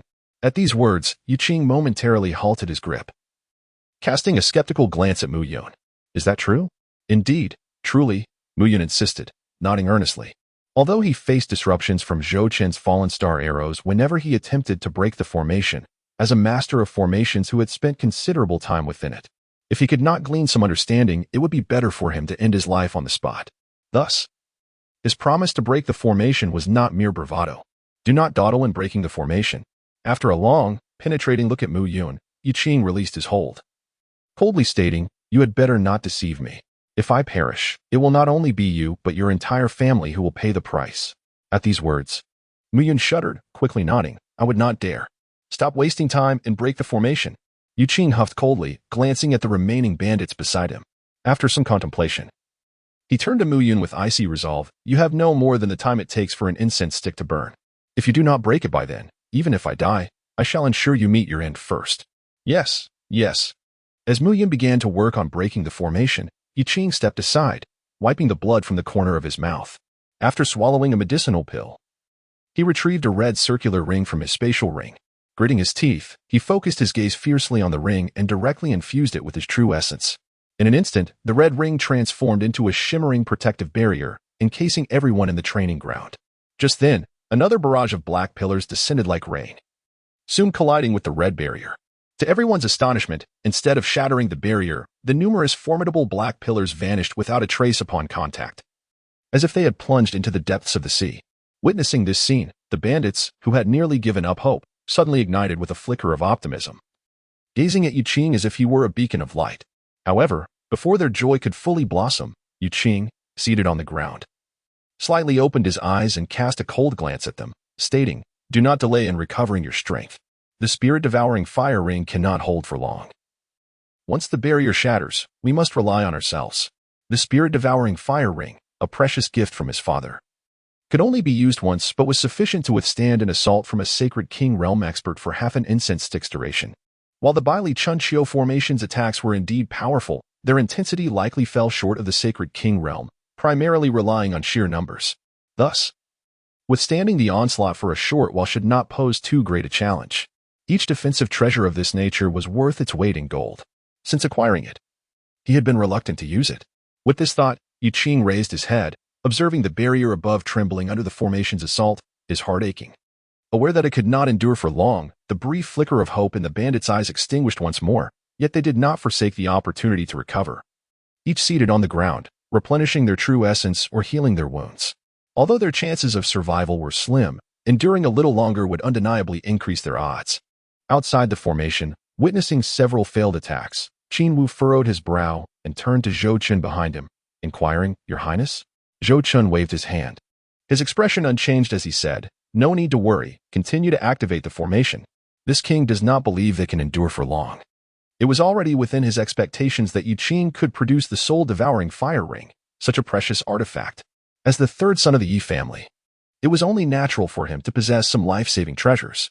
However, regardless of how powerful any treasure may be, it has its limits, aside from the system. Understood. Qin Wu nodded slightly, then turned around, with a gentle wave of his hand. The soldiers of the Northern Suppression Army beside the hundredly spring and autumn formation immediately began to throw boxes of spirit stones into the formation pool. Thousands upon thousands of spirit stones transformed into dust within the pool, their spiritual energy rapidly absorbed by the formation. As a saint-level formation, although the hundredly spring and autumn formation could draw in spiritual energy from the surrounding environment, it was but a mere drop in the bucket compared to the energy it consumed. To sustain such an intense attack, a vast quantity of spirit stones needed to be supplied continuously. It could be said that for every breath the hundredly spring and autumn formation operated, it consumed a significant amount of spirit stones. However, Zhou Chen felt no regret about this. One must sacrifice to gain. As long as he could annihilate this band of thieves this time, the benefits he would reap would far exceed the loss of spirit stones. Besides, they were merely spirit stones. The last time they wiped out the Han family, they had plundered over 1 million spirit stones from their treasury. Therefore, he was not lacking in spirit stones at all. At this moment, with the substantial replenishment of spirit stones, the black pillars of light within the hundredly spring and autumn formation began to brew once more. On the other side of Long Dragon Mountain, along a narrow mountain path, the fully armed Pangda led a large contingent of the Northern Suppression Army, engaged in a fierce battle against the bandits led by Liu. The sounds of combat were incessant, and the air was thick with the stench of blood. In a one-on-one confrontation, Pangda undoubtedly could not match Liu, but fortunately, the Northern Suppression Army held the advantage of terrain, and with the constant support of meteor arrows from the side, they were able to barely withstand Liu's assaults, even if they could not overpower him. As the battle below fell into a stalemate, in midair, Jiang Bieli was clashing with Li Han. Their confrontation had evidently reached a fever pitch. Li Han's clothing was disheveled, a trace of blood at the corner of his mouth, panting heavily as he gazed at Jiang Bieli standing before him. Suddenly, Li Han's right hand trembled, and the spear in his grasp shot towards Jiang Bieli like a dart. Jiang Bieli's attire was similarly in disarray, yet upon witnessing Li Han's charge, his gaze remained calm, his expression devoid of fear. He stepped forward, and a resplendent purple radiance erupted from him, akin to the descent of the stars, dazzling and magnificent. The heavens possess righteous energy, chaos gives rise to forms. Below are the rivers and mountains, above are the sun and stars. For humanity, it is vast and overwhelming, filling the boundless void. In times of adversity, one's true character is revealed, as if painting with vibrant colors. As verses flowed from Jiang Bieli's lips, the unique righteous energy of Confucianism emanated from him, seemingly transforming into the mountains and rivers, the sun and moon, carrying an immense momentum towards the charging Li Han, pressing down upon him. At that moment, Jiang Bieli appeared as a paragon of righteousness, the overwhelming righteous energy enveloping the heavens and the earth like a mighty ocean, sweeping through the space around them. One word encompasses heaven and earth. One character embodies the law. Each strand of righteous energy seemed to transform into every blade of grass, every tree, flower, and stone, encompassing the very essence of the cosmos. Where the righteous energy passed, it was invincible, with no one able to obstruct it. Upon witnessing this scene, a flicker of astonishment flashed in Li Han's eyes, but it vanished in an instant. Gritting his teeth, he did not slow down. Instead, he shot towards Jiang Bieli with greater fervor. His spear twirled, brilliant spear light swirling around him, casting a shadow over Jiang Bieli. Boom. Soon, the righteous energy released by Jiang Bieli collided with the spear light emitted by Li Han, resulting in a thunderous roar that echoed in all directions. The violent energies clashed fiercely, and the chaotic holy essence poured out in all directions, ancient trees splintering, rocks shattering. The Northern Suppression Army and bandits engaged in battle below were caught off guard, being flung away by a mighty force, crashing to the ground and spitting blood. After the earth-shattering collision, Jiang Bieli and Li Han stood facing each other in midair. Although both were somewhat disheveled, Jiang Bieli clearly appeared in a far better state. Holding a folding fan, his white attire, though slightly tattered, still exuded an air of elegance and detachment. He looked up at Li Han and calmly stated, "I have said it before, you shall not pass tonight." Li Han did not retort. He seemed to recognize the truth in Jiang Bieli's words. With his strength, it would be difficult for Jiang Bieli to kill him, but it would equally be challenging for him to escape and save Yi Qing. After a prolonged silence, Li Han exhaled a heavy breath and spoke softly, "Tianmu Marquis, you have hidden too deeply." As the former head of the Li family, he was accustomed to gathering information about his opponents before acting, such as with Jiang Bieli this time. However, the information he had collected was entirely at odds with what he now witnessed. Almost everyone who knew Jiang Bieli only regarded him as a romantic playboy, appealing to both the young and the old, yet they knew little of his true strength. Even the Yi family's intelligence network only discerned him as a person who had entered the sacred realm, but how strong he truly was remained largely unknown to them. He had assumed that Jiang Bieli, being young, would not be particularly formidable, even if he had stepped into the sacred realm. Yet, after engaging in battle, he realized how gravely mistaken he had been. Jiang Bieli was not only strong, but subtly superior to him. It was important to note that he was an eighth-layer existence in the sacred realm, and it had taken him centuries to reach this level. How old was Jiang Bieli now? How long had he been cultivating? Was he perhaps raised on medicinal pills? Li Han felt a wave of frustration welling up inside him. Yet, Jiang Bieli appeared entirely unconcerned with his turmoil. He merely smiled lightly and shrugged, saying, "Mr. Li, I have never concealed anything. It is simply that I lacked the opportunity to make my move." Li Han's expression faltered. After careful consideration, he realized Jiang Bieli was not entirely incorrect. The records of his previous engagements had involved trivial opponents. There had indeed been no need for him to exert himself fully. Could it be that he had wronged Jiang Bieli? With this thought, Li Han's frustration deepened. Just then, a tremendous noise erupted from the training ground where Zhou Chen was, causing Jiang Bieli's expression to shift slightly. After contemplating for a moment, he turned his gaze towards the bandits below, a smile gracing his lips as he remarked, "Mr. Li, those below must be your family's offspring, correct?" Li Han's gaze narrowed, discreetly glancing towards the direction of the training ground, then calmly replied, "What? As a marquis, do you intend to strike against the weak?" "Of course not." Jiang Bieli shook his head, a serene smile gracing his lips.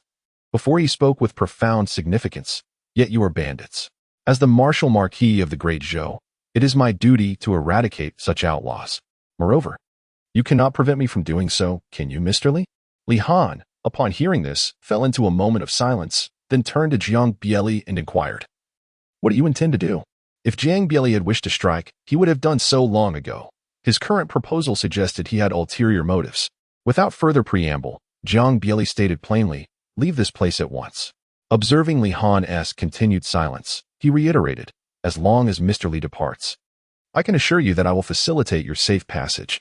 The elder added, "I shall take my leave as well." Li Han nodded slightly, then shifted the conversation. "However, I must take Yi Qing with me." He could disregard the fates of the others, but if Yi Qing were to perish, Yu Qi Tian would undoubtedly seek retribution upon him. Zhou Chen found himself unable to move, and likewise, he could not remain indifferent to Yi Qing's predicament. A soft chuckle escaped Jiang Bai's lips. Her expression abruptly turning frigid as she remarked, "It seems Mr. Li has yet to grasp the gravity of the situation. Your demands are rather excessive. Wouldn't you agree?" Yi Qing is the third son of the Yi family, the offspring of Yi Qing Tian. Li Han furrowed his brow, casting a stern glance at Jiang Bai as he replied, "Even if I do not take him away, do you dare to kill him? Moreover, one of them is a revered elder of the Yi family. Do you truly intend to slay him? We have not hesitated to eliminate esteemed elders in the past." Jiang Bai retorted, her expression unyielding as she fanned herself, her demeanor calm. "Moreover, whether we choose to kill or spare is our concern. So there is no need for Mr. Li to fret over it. You now have a choice. Either depart with your clan or stay and continue this battle. However, you may find that in the end, you will leave with nothing." With that, Jiang Bai gestured grandly, an aura of righteous energy emanating from her as she pointed her fan directly at Li Han, signaling a readiness for combat at the slightest provocation. "Ha ha ha, third young master. It's happening. It's truly happening." In the training arena, Mu Yun, battered and bruised, suddenly rose to his feet, trembling with excitement. Yi Qing, who was recuperating nearby, opened his eyes wide and seized Mu Yun's garment, demanding, "Can we breach the formation?" "Yes, yes indeed." Mu Yun nodded fervently, tears glistening in the corners of his eyes. "It has been exceedingly arduous, truly arduous. I have awaited this moment for far too long. If it weren't for Zhou Chen constantly disrupting my actions, with my mastery of formations, I would not have taken this long to breach it. Now, protected by the spirit fire ring, I finally have the opportunity to comprehend the formation's principles. I can breach it at last. Hurry, let us break through." Observing Mu Yun in a daze, Yi Qing could not help but urge him on.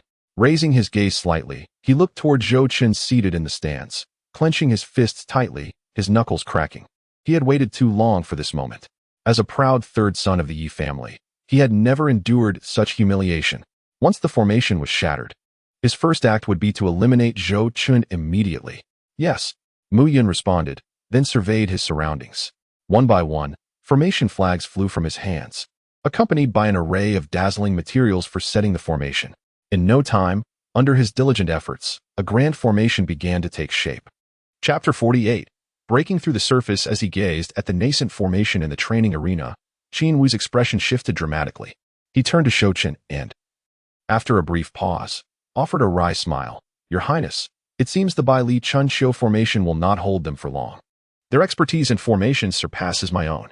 If we do not devise a plan to shatter that red barrier soon, once they complete their formation, we shall truly be unable to stop them." Upon hearing this, Zhou Chen gently nodded. Even without Qin Wu's words, he had already perceived the matter. Although Qin Wu was also a master of formations, his expertise paled in comparison to Mu Yun's. It was evident that Mu Yun, supported by the Yi family, possessed a superior legacy compared to Qin Wu, who had emerged from humble beginnings. What surprised him, however, was the tortoise shell that Yi Qing had produced. It was surprisingly resilient. To withstand a sacred-level formation for such an extended period, this crimson barrier, even if not a sacred treasure, was likely very close to it. No wonder Yi Qing had hesitated to reveal it earlier. Such a treasure, even as the third son of the Yi family, must have been his sole means of safeguarding his life. Had it not been a matter of life and death, Yi Qing would never have brought it forth prematurely. Even knowing that using it could save numerous bandits and allow Mu Yun to focus more intently on breaking the formation. In Yi Qing's eyes, the lives of the bandits were as insignificant as grass, utterly worthless. As long as Mu Yun remained alive, there was hope for breaking the formation. Thus, why squander a precious artifact to protect a few bandits? Zhou Chen felt little about this, but was nonetheless grateful for Yi Qing's selfishness. Were it not for that trait, he would likely have faced utter defeat that very night. With this thought, Zhou Chen slightly lifted his head to gaze toward the training ground, where Yi Qing was also looking back at him. Their eyes met, and despite the distance created by the black robe, he could sense Yi Qing's current smugness and his impatient desire to kill, with such intent to end his life. Zhou Chen realized he could not allow Yi Qing to emerge. Feeling the unmasked murderous intent emanating from Yi Qing, Zhou Chen murmured to himself, then shifted his gaze from Yi Qing to the crimson barrier overhead. At that moment, Qin Wu was still activating the formation, unleashing countless terrifying black pillars that struck the barrier, yet it merely quivered slightly before remaining intact. Observing this, Zhou Chen narrowed his eyes, fixating intently on the fiery red barrier. After a brief moment of contemplation, a spark of inspiration flickered in his mind, and he muttered to himself, perhaps I could break through from a single point? With this thought, Zhou Chen no longer hesitated and called out, Mr. Qin. Qin Wu paused momentarily, then turned his head to look at Zhou Chen, curiosity evident in his voice. Your Highness? Zhou Chen pondered for a moment, carefully choosing his words before he spoke. Could you attempt to concentrate the entirety of the 100 miles spring and autumn formation's assault upon a single point? I surmise that while this luminous shield is formidable, it must possess limitations. If we could direct our attacks with precision, it might yield unexpected results. A 1,000-mile dam can collapse due to an ant's burrow. As long as Yi Qing's shield is not excessively divine, it will inevitably have a threshold of endurance. By amplifying the intensity of our assault, the likelihood of breaching it would naturally increase. The 100 miles spring and autumn formation is inherently powerful. If we could unify its force, the resultant might would be unimaginable. Upon hearing this, Qin Wu's gaze sharpened as he contemplated for a while before responding. The challenge is considerable, yet I shall endeavor to try. The method proposed by Zhou Chen is not unfamiliar to him. However, mastering a mid-tier sacred-level formation is no simple feat, even as a master of formations. Achieving such meticulous control is a daunting task. If successful, it would be commendable, yet if it were to fail, Zhou Chen might justly lay blame upon him. He shall endeavor to do his utmost. Zhou Chen nodded slightly, speaking calmly. It would be ideal for Qin Wu to succeed, but if he failed, it was of no consequence. After all, a normal attack could not breach the defenses anyway, so attempting was not a loss. Yes, Your Highness. Qin Wu responded with a slight bow, then turned and waved his hand, casting numerous boxes of spirit stones into the formation pool. As the Bai Li Chunqiu formation completed its charging, Qin Wu took a deep breath, a resolute glint appearing in his eyes, and without hesitation, he formed seals with his hands, beginning to manipulate the formation's attack. Meanwhile, within the formation, Yi Qing stood beside Mu Yun, anxiously observing the latter arranging the formation. Suddenly, an overwhelming sense of danger surged from above. Yi Qing abruptly looked up to see countless black beams coalescing outside the protective barrier. Unlike before, these beams did not strike immediately, but began to gather.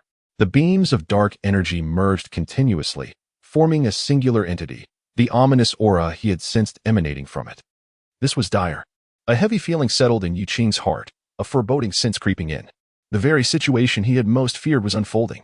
Given the intensity of this attack, the spirit-devouring fire ring could not withstand for long before shattering, and if the formation was not completed by then. No, this could not happen. Yi Qing gritted his teeth. Having finally glimpsed the hope of breaking the formation, he was unwilling to surrender. With this thought, Yi Qing swiftly turned to Mu Yun, urging, Old Mu, hasten the formation's completion. He then glanced at the panicked Julai and the others, shouting, Prepare yourselves. If you wish to survive, protect Old Mu alongside me. At that moment, the Bai Li Chunqiu formation's attack had already descended, unleashing 3 beams of black light, each 100 times more powerful than before, tearing through the void and striking the same spot on the barrier. Boom, boom, boom. A series of deafening explosions echoed as the barrier, which had remained steadfast against previous assaults, began to tremble violently, flickering uncertainly. Witnessing this, the expressions of Yi Qing and the others turned pale, their hearts racing with anxiety. This continued for some time until the fiery barrier finally stabilized. Albeit its once brilliant crimson hue had dimmed considerably. This was promising. Zhou Chen's eyes brightened. Although Qin Wu could condense the formation's attack into only 3 beams, the effectiveness was vastly improved. A few more strikes would surely shatter the barrier. Mr. Qin, continue the assault. Understood, Qin Wu replied, a hint of joy illuminating his face as he promptly complied. He once again directed the Bai Li Chunqiu formation to attack the previously targeted spot. And after several consecutive strikes, the fiery barrier grew even dimmer.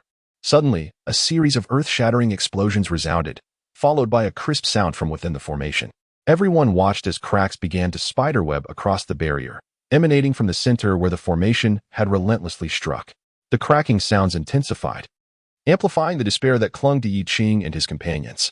Before they could react, under Qin Wu's control, the Bai Li Chunqiu formation unleashed another black beam composed of hundreds of converged light pillars, shooting towards the now fractured barrier. With a thunderous roar, the red barrier shattered completely, morphing back into the spirit-devouring fire ring, which fell back into Yi Qing's hand. However, the once fiery ring now lay dull and riddled with cracks, clearly rendered useless. Even after breaching the red barrier, the remaining black beam surged forth. Relentless in its destructive force, as though the very air was igniting. Bang! Ye Qing, still mourning the loss of the spirit-devouring fire ring, saw the impending danger and, with a sudden change in expression, crushed the ring in his grip, shouting, "Block it!" The bandits in the training ground had long been prepared, upon hearing Ye Qing's command. They summoned all their strength to shield themselves. The black beam roared like a malevolent dragon, hurtling towards them, the ferocity of its force causing the air to explode with sound. Boom! The beam struck, instantly shattering the defenses of the bandits. In that moment, over a dozen extraordinary bandits were reduced to ashes, while the remaining few narrowly evaded the beam's wrath. Only Mu Yun, closely guarded by the group, Ye Qing, adorned with protective treasures, and Zhu Lai, who had attained the sacred realm, emerged unscathed. The remaining bandits bore significant injuries, with many missing limbs, clearly unable to withstand another assault. Among the crowd, Zhu Lai gazed at his now shattered treasured blade, his eyes reddened with fury and sorrow. This blade had accompanied him since the beginning of his training, a companion through countless trials. Had it not intervened in time, he would have been gravely injured. Why did I participate in this damned operation? Why? He lamented the loss of his longtime companion, his spirit shattered. Meanwhile, Ye Qing stood amidst the wailing crowd, his black robe torn, though his true form remained concealed. The protective armor he wore had shielded him from harm against the black beam. Observing the formation's remnants reduced to ashes, Ye Qing's expression turned numb. The black beam had utterly obliterated his last vestige of hope. With the spirit-devouring fire ring lost and the formation dismantled, he had nothing left. In the depths of despair, he found himself devoid of anger. "Young master, I am sorry. I am so sorry." Mu Yun knelt on the ground, disheveled and tear-stained, bowing repeatedly. "Huh." Ye Qing let out a cold laugh, his gaze shifting to the bloodied Mu Yun. "Rise. What use is your apology now? I can hardly be bothered to kill you, as we are soon to meet our demise." No. Third young master. Suddenly, Mu Yun seemed to have an epiphany, scrambling to Ye Qing's feet, clinging to his leg, and urgently transmitting, "Perhaps you should reveal your identity. You are the third young master of the Ye family. Zhou Chen would surely hesitate to strike you directly, even if we erred in our nighttime raid on Longyu Mountain. If we can survive tonight, the family head may yet come to our rescue."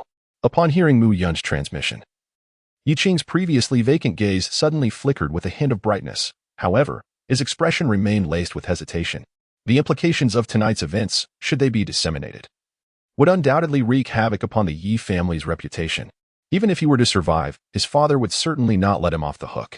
Just as Ye Qing grappled with his thoughts, Qin Wu turned around from the viewing platform, inquiring, "Your Highness, the adversary appears to be at their wits' end. Should we?" Though Qin Wu's words trailed off, Zhou Chen comprehended his intent. Casting a piercing glance at Ye Qing and the others, Zhou Chen gestured, "Launch another assault. Those three bandits should be able to endure a little longer. First, let us eliminate the others." "Understood," Qin Wu acknowledged, promptly following Zhou Chen's command to activate the hundredly spring and autumn array once more. In the next instant, a black beam of light surged forth, accompanied by a deafening roar. Following the tumult, the vast martial arena was left with only Ye Qing, Zhu Lai, and Mu Yun, as the remaining bandits had been entirely vanquished. Furthermore, due to the overwhelming power of the fused black beam, the deceased bandits had been reduced to mere ashes, leaving no trace behind. "Third young master, do not hesitate any longer. If you do, it will truly be too late." Mu Yun coughed up blood, his face a mask of urgency. Despite being a master of formations, his martial prowess was lacking. Had it not been for his ability to set up arrays for defense, he would have perished long ago. Yet, if this continued, once his array resources were depleted, he too would meet his end, and he would be the first among the three to fall. With gritted teeth, Ye Qing observed the dimming of his protective armor, aware that it could withstand only so much longer. After a brief moment of contemplation, he sighed. Very well. With that, he resolutely removed the black robe from his head, revealing his true visage. His gaze locked onto Zhou Chen on the platform as he declared through clenched teeth, "I am Ye Qing, the third son of Duke Yu Qi Tian. Even if this son is heired, it should be left to His Majesty to decide. I challenge anyone here to dare take my life." His proclamation ignited a wave of commotion, with the northern town army surrounding the martial arena exchanging bewildered glances and murmuring amongst themselves. As subjects of the Great Zhou Dynasty, they were certainly aware of the Ye family's illustrious reputation. What astonished them was that the third son of the Ye family had boldly led a nocturnal assault alongside the bandits of Sinluo Mountain against the Dragon Guard Mountain. Was this a spontaneous drill arranged by the third son of the Ye family with their lord? A test for them? On the platform, Qin Wu, who was poised to manipulate the array for another strike, momentarily paused, his actions halting as he turned to Zhou Chen with a troubled expression. Your Highness, this. Although he had long been informed of Yu Qing's identity by Zhou Chen, as long as Yu Qing had not explicitly revealed it, he could treat him as an adversary and manipulate the array without restraint, reasoning that he was merely targeting bandits, not the third son of the Ye family. However, with Yu Qing's identity now disclosed, should he proceed with lethal force, the repercussions from the Ye family would be dire, even for a master of formations like himself. Observing Qin Wu's troubled demeanor, Zhou Chen's gaze flickered, immediately grasping the latter's predicament. After all, Qin Wu was merely a temporary resident of the northern town prince's residence.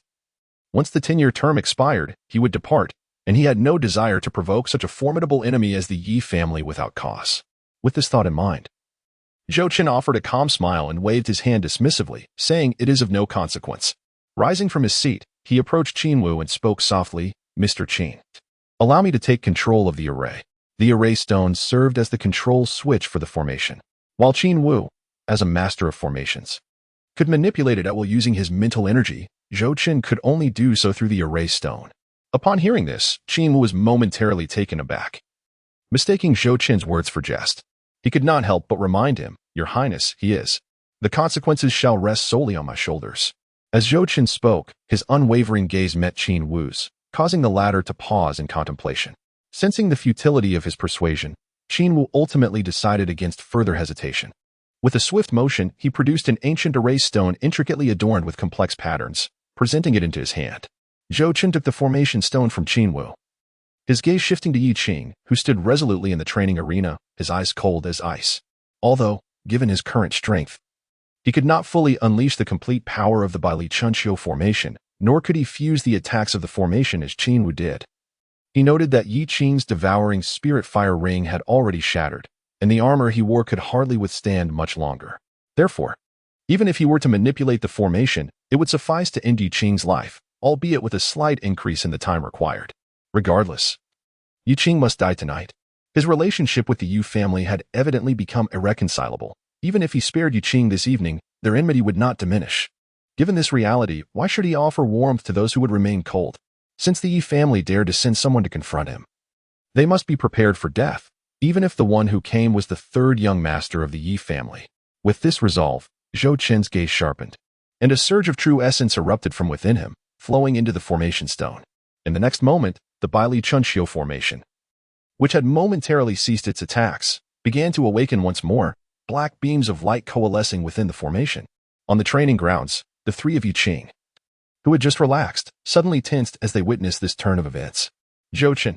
Yu Qing abruptly looked up at Zhou Chen, who was manipulating the formation, and shouted furiously, What do you intend to do? You better cease this at once. Huh? Zhou Chen slowly opened his eyes and cast a glance at the furious Yu Qing.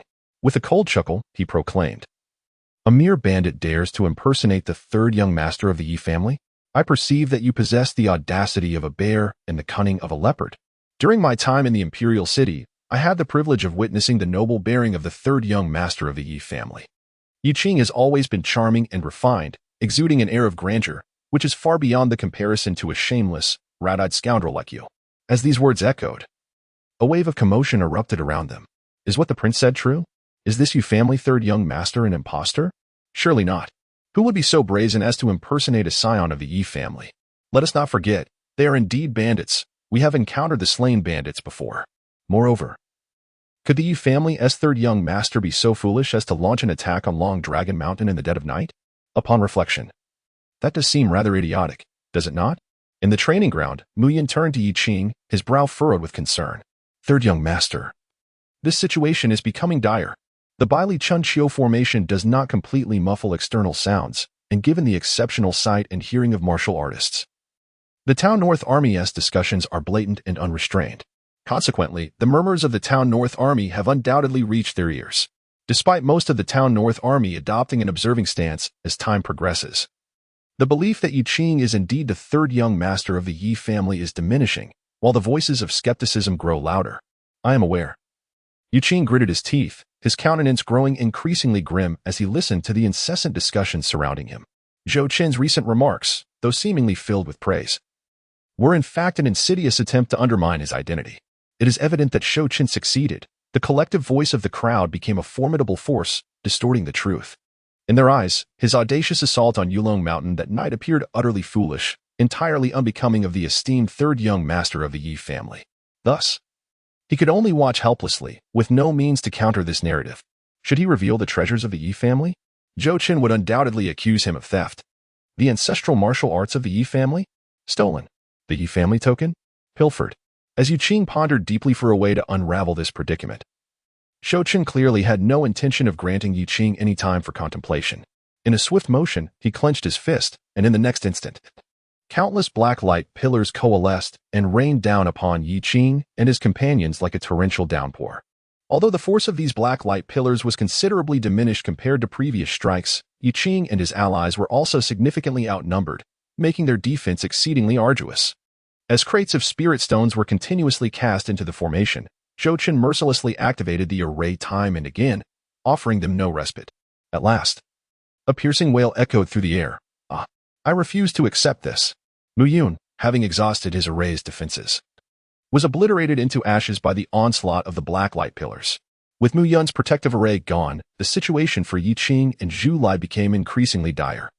In a matter of moments, Zhu Lai, who had entered the sacred realm, met a tragic end amidst anguished cries, annihilated by the hundredly spring and autumn array, joining his treasured blade in the afterlife. Thus, Chen was left alone on the training ground. His condition was far from favorable. His armor had lost its luster, his hair disheveled, and his complexion pale. Gazing at the now desolate arena, his eyes were filled with dread. "Zhou Chen, you dare to kill me? My father will never let you off the hook. You are simply courting death," he pleaded. Please, spare me.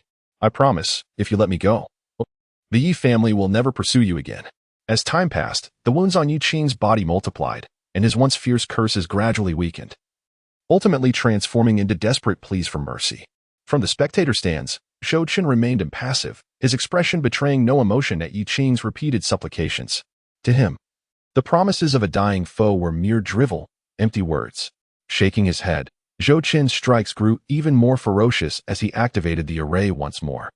In the Great Zhou Imperial City, at Green Willow Lake, on Yigong Island, stood the grand ancestral hall of the Ye family. As one of the foremost clans, second only to the imperial family, the Ye family's ancestral hall was extravagantly constructed, stretching for dozens of miles. At this moment, in the northeast corner of the ancestral hall, within an ancient and elegant main chamber, hung numerous identical jade tokens, each faintly glowing with ethereal blue soul light, differing only in the names inscribed beneath them. This hall, known as the Hall of Eternal Life, housed the life tokens of all direct descendants of the Ye family. Once a token shattered, it signified the death of a member. At this late hour, the Hall of Eternal Life was eerily quiet, with several formidable members of the Ye family seated in meditation, seemingly engrossed in their cultivation. Apart from a few regular guardians of the hall, most were summoned by Yi Chi Tian for reflection. Due to the large number of summoned individuals, each hall of the Ye family was now filled with a multitude of their powerful members. Suddenly, a crisp sound pierced the tranquil atmosphere of the Hall of Eternal Life, startling every meditating member, who opened their eyes in unison, filled with disbelief. The appearance of such an unusual sound within the hall could only signify one thing. A direct descendant of the Ye family had perished. Though the Ye family boasted a population of hundreds of thousands, the true direct descendants numbered only a few hundred. The loss of even one was significant. While many direct descendants were currently out in the world, most were within the confines of the Great Zhou Dynasty, and even in perilous situations. Invoking the Ye family name often afforded them protection. Rarely did life tokens shatter within the Hall of Eternal Life, typically occurring only once every few months, and mostly due to accidents. As martial artists contended with fate, the risk of unexpected demise was an inherent part of their existence. Now, the shattering of a life token in the dead of night, could it truly be an accident? Had a direct descendant of the Ye family succumbed to their own cultivation? Thoughts swirled in their minds, yet as their gaze fell upon the shattered token and the name inscribed beneath it, a profound silence enveloped the hall. Disbelief etched on every face. Chinga! A furious roar erupted from outside the ancestral hall, followed by an overwhelming aura of rage emanating from the Ye Duke's residence, sweeping across Green Willow Lake. In an instant, monstrous waves surged upon the lake, the sound of crashing water reverberating as countless spiritual trees were snapped in half. And the fish swimming in the waters exploded under the oppressive presence, floating lifelessly to the surface. After a considerable time, the violent energy gradually subsided. "The third young master has truly perished?" stammered a member of the Ye family within the hall, swallowing hard. "Impossible! Who would dare to kill the third young master? This must be true. I have never witnessed the family head in such a rage. Nothing could provoke such fury unless it were the death of the third young master. Yi Qing has truly fallen. Just moments ago, the news of Mu Yun's demise had also surfaced. What? Old Mu is dead too? He was a master of formations, though it was still night. The members of the Yi family residing near Green Willow Lake had already been awakened by Yi Qingtian's tumultuous actions. As news spread rapidly, the word of Yi Qing's demise reached every corner of Green Willow Lake. Furthermore, as a prestigious family within the Great Zhou, the Yi family's every move attracted significant attention. With Yi Qingtian's wrath, soon, all factions within the Great Zhou imperial city learned of the tragic news, uncovering the fall of Yi Qingtian's son. When the news of Yi Qing's demise finally broke, it sent shockwaves throughout the Great Zhou imperial city. For years, since the Yi family ascended to the forefront of the 7 great families of the Great Zhou, the safety of their direct descendants had rivaled that of the imperial family. No one dared to harm the royal family, and similarly, few would dare to threaten the Yi family's direct descendants. Moreover, someone like Yi Qing, the son of the family head, wielded power akin to that of a prince. In certain regions of the Great Zhou, he was even more influential than a prince. Yet now, this scion of the Yi family, whose power was comparable to that of a prince, had met his end. In the Grand Palace of Zhou, within the resplendent halls, the events surrounding the Yi family could not remain concealed from Zhou Chen, the sovereign of the realm.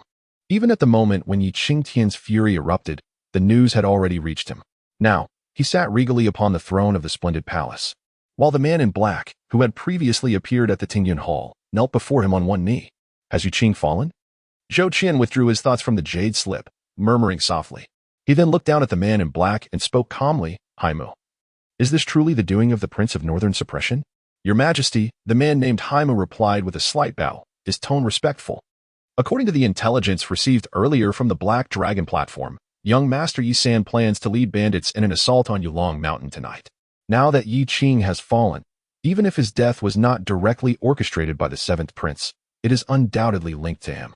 Earlier, Zhou Chen narrowed his eyes, frowning as he exclaimed, "Is there no concrete news?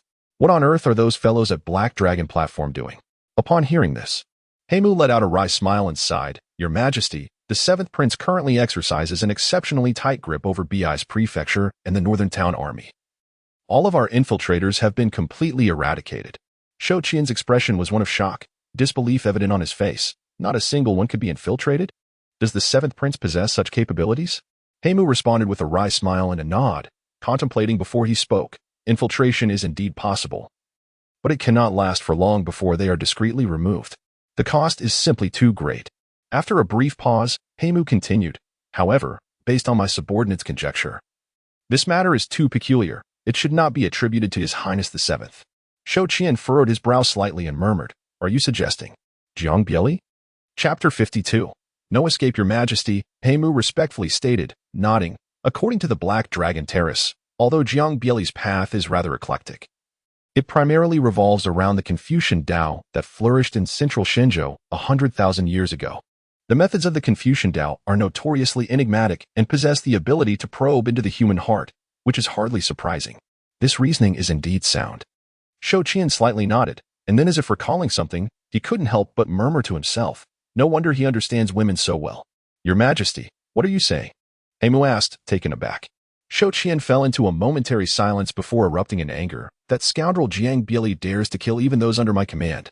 Observing the furious Zhou Chen, Haimu's form trembled slightly. He took a deep breath and promptly bowed, saying, "Your Majesty, please calm your wrath. The Marquis of Tianwu likely did not intend for this to happen."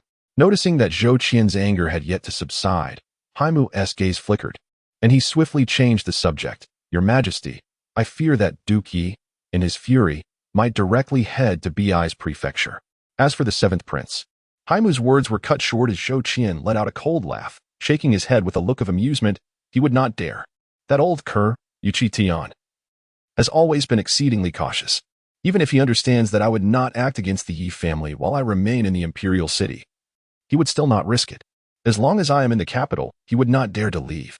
However, Zhou Qian's gaze sparkled with a glint of satisfaction as he clapped his hands and chuckled. The seventh prince has done splendidly this time. Who would have thought that Yuqi Tian would find himself in such a predicament? When the seven great families once targeted his two sons, he had just ascended to the throne, and for the sake of the stability of the Great Zhou Dynasty, he was compelled to swallow his anger and bide his time. Little did he expect that now, his son would be killed by mine, regardless of whether it was Zhou Chen who did it. He has certainly avenged some of his grievances. Your Majesty. At that moment, as Zhou Chen reveled in his delight, Haima suddenly spoke up. Zhou Qian's gaze shifted, inquiring, "What is the matter?" Haima hesitated for a moment before respectfully replying, "Since your Majesty has been constantly preoccupied with the seventh prince, it would be prudent to seize this opportunity to summon him back to the imperial city. This way, we can also safeguard the seventh prince from any unforeseen mishaps." Zhou Chen raised an eyebrow and, after a moment of contemplation, gently shook his head, saying, "There is no need. The imperial city is rife with formidable individuals, and I cannot constantly shield them. Moreover, Beizezhu is situated far from the imperial city. Those ancient practitioners from the seven great families, wary of my authority, would never dare to stray too far for an extended period. With Li Shuanggan's protection, he is sufficiently equipped to safeguard himself. Your Majesty is indeed wise." Naturally, Heimu had no objections to Zhou Qian's arrangements. He then looked up and inquired, "Your Majesty, should we continue to deploy spies in Beizezhu?" "Not necessary." Zhou Qian pondered for a moment before waving his hand dismissively, instructing, "Go and greet the Tian'ao Pavilion, ensuring they are promptly informed of any news regarding the seventh. Given how much we profit each year in Dezhou, it is high time they contribute." After speaking, Zhou Qian paused slightly, then could not help but curse. That scoundrel Jiang Bieli. Were it not for his inability to distinguish friend from foe, my spies would not have been eliminated, leading to such a troublesome predicament. Achoo! Achoo! Jiang Bieli, rushing fervently towards the training ground, suddenly found himself unable to suppress two sneezes. Could it be that someone is thinking of me? He mused, furrowing his brow before shaking his head and resuming his hurried steps towards the arena. I wonder how Xiao Chun is faring? What was that tremendous noise just moments ago? That rascal Li Han, unable to defeat me, insists on engaging in combat, dragging me along for so long. The thought only heightened Jiang Bieli's anxiety. Moments later, upon reaching the now deserted training ground, a chilling wind swept through, leaving Jiang Bieli in a state of disarray. Is it already over? Wasn't he, I suppose, to be the one to sweep through in times of peril? Just then, Zhou Chen emerged from the shadows of the training ground, hands clasped behind his head, wearing a smile as he observed the flustered Jiang Bieli. Jiang Bieli snapped back to reality, gazing at his nephew standing before him, and asked, "Is it finished?" "Yes." "What are the bandits?" "They are dead." "And Yi Qin?" Zhou Chen's gaze flickered momentarily, and he nodded slightly, murmuring, "He has also perished." Jiang Bieli.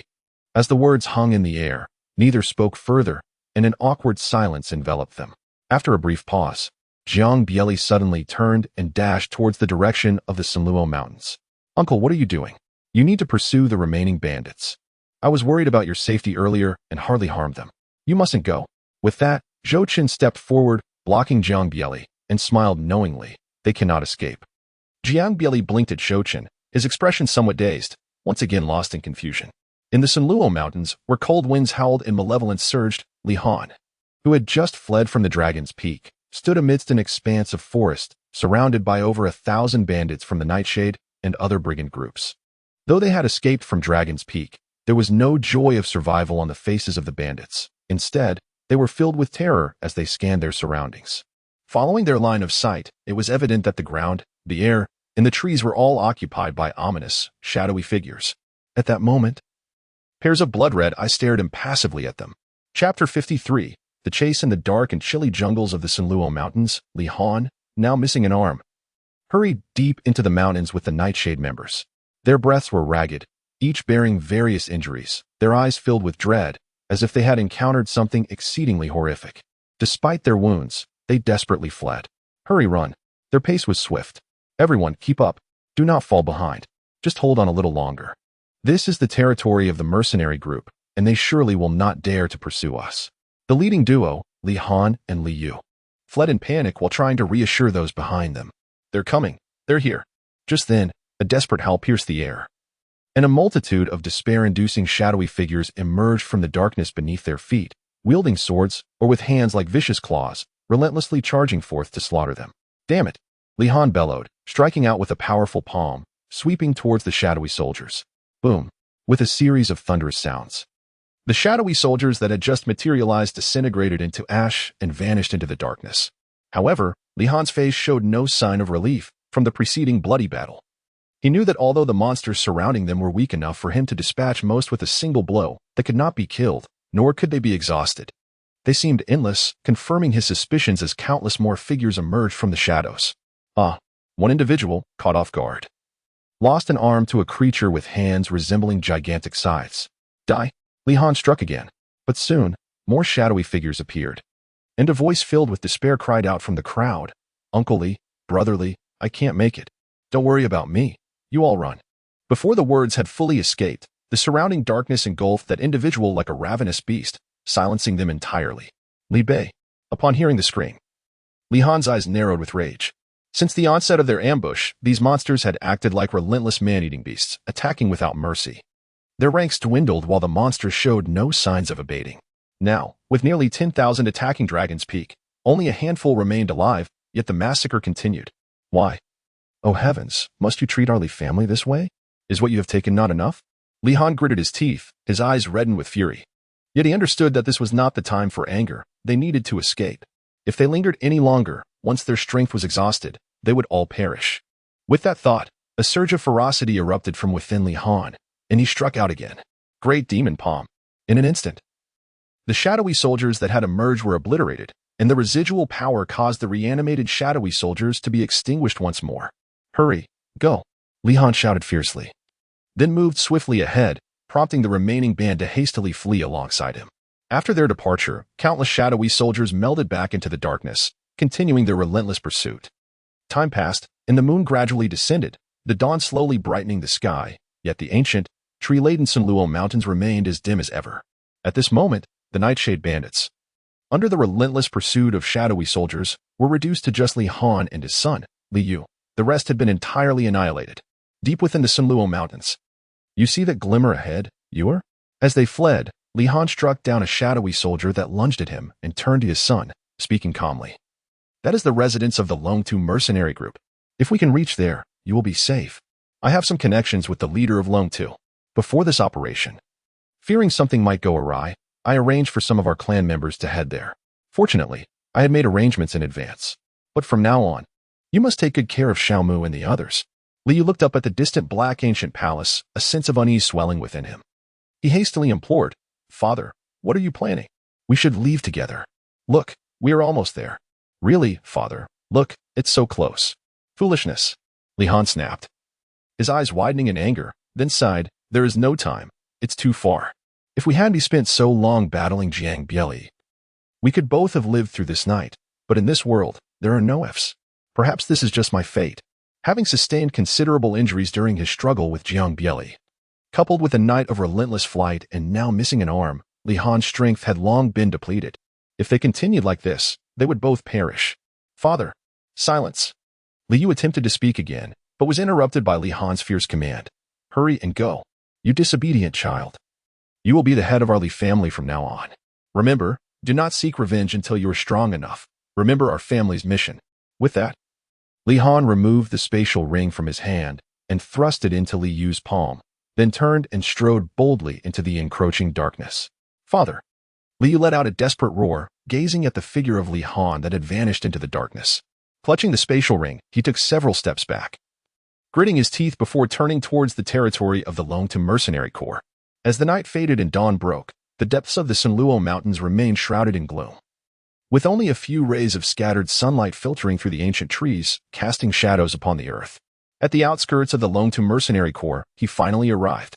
Li Yu glanced at the flickering torches before him, and the tension that had been coiling within him suddenly relaxed. Father, he murmured, turning back to the darkness behind him, fists clenched and bloodshot eyes reflecting his resolve. Regardless of the master you serve, one day, I, Li Yu, shall exact my revenge. The torches blazed fiercely, mirroring the flames of vengeance burning within Li Yu's heart. With a solemn vow etched in his soul, he dragged his weary form toward the imposing hall that stood not far ahead. However, the joy of surviving calamity and the fatigue that enveloped him failed to draw his attention to the quivering shadow beneath the firelight, which seemed to be consumed by an unseen force, gradually fading away. Suddenly, with a dull thud, Liu collapsed to the ground as his shadow vanished completely. At the very moment he fell unconscious, a razor-sharp shadow warrior's blade erupted from the ground, piercing through his back and instantly penetrating his heart, blood gushing forth. Simultaneously, another blade emerged, striking directly at the clenched fist of Liu, who, just then, the abrupt commotion startled the powerful beings within the hall, and an overwhelming aura surged forth. In the early morning, the sun shone brightly. In Dingbei City, at the residence of the Jinbei king, Zhou Chen sat alone in the garden pavilion, his eyes tightly shut after finishing his breakfast. Suddenly, Zhou Chen's eyes snapped open, and he discreetly reached into the darkness beneath his seat, retrieving an ancient spatial ring that bore traces of blood. After the battle last night, in order to spare Su Yun, who remained in Dingbei City, Jiang Bieli had hurriedly returned Zhou Chen home. The two found Su Yun, who was still cultivating in the Han residence, and after ensuring their safe arrival at the king's mansion, Jiang Bieli hurried back to Yulong Mountain to handle matters following the conflict, such as dispatching the Jinbei army to the bandits' lairs to eliminate the remaining threats. As for why Zhou Chen was wandering in the garden so early, it was mainly due to the destruction caused by Yi Shou and his companions the previous night, which had led to the ruin of many structures in the mansion, although he had made prior arrangements to secure belongings to mitigate further losses. The destruction of buildings was unavoidable. The blame could only fall upon Yi Shou and his crew for their reckless mischief. This morning, Su Yun had arranged for nearly 1,000 skilled craftsmen to be found in Dingbei City to undertake the reconstruction of the mansion. Most of the craftsmen were newcomers to the king's residence, thus appearing both excited and cautious, working diligently without a hint of negligence, which greatly pleased Zhou Chen. However, with so many craftsmen working together, the noise was indeed quite substantial. Additionally, as Qin Wu was redecorating the new room he had chosen, Zhou Chen had no choice but to seek refuge in the only relatively quiet spot in the king's mansion. Given the harsh winter, the garden appeared rather desolate, with only a few winter-sweet flowers blooming vibrantly, yet Zhou Chen had no interest in appreciating them.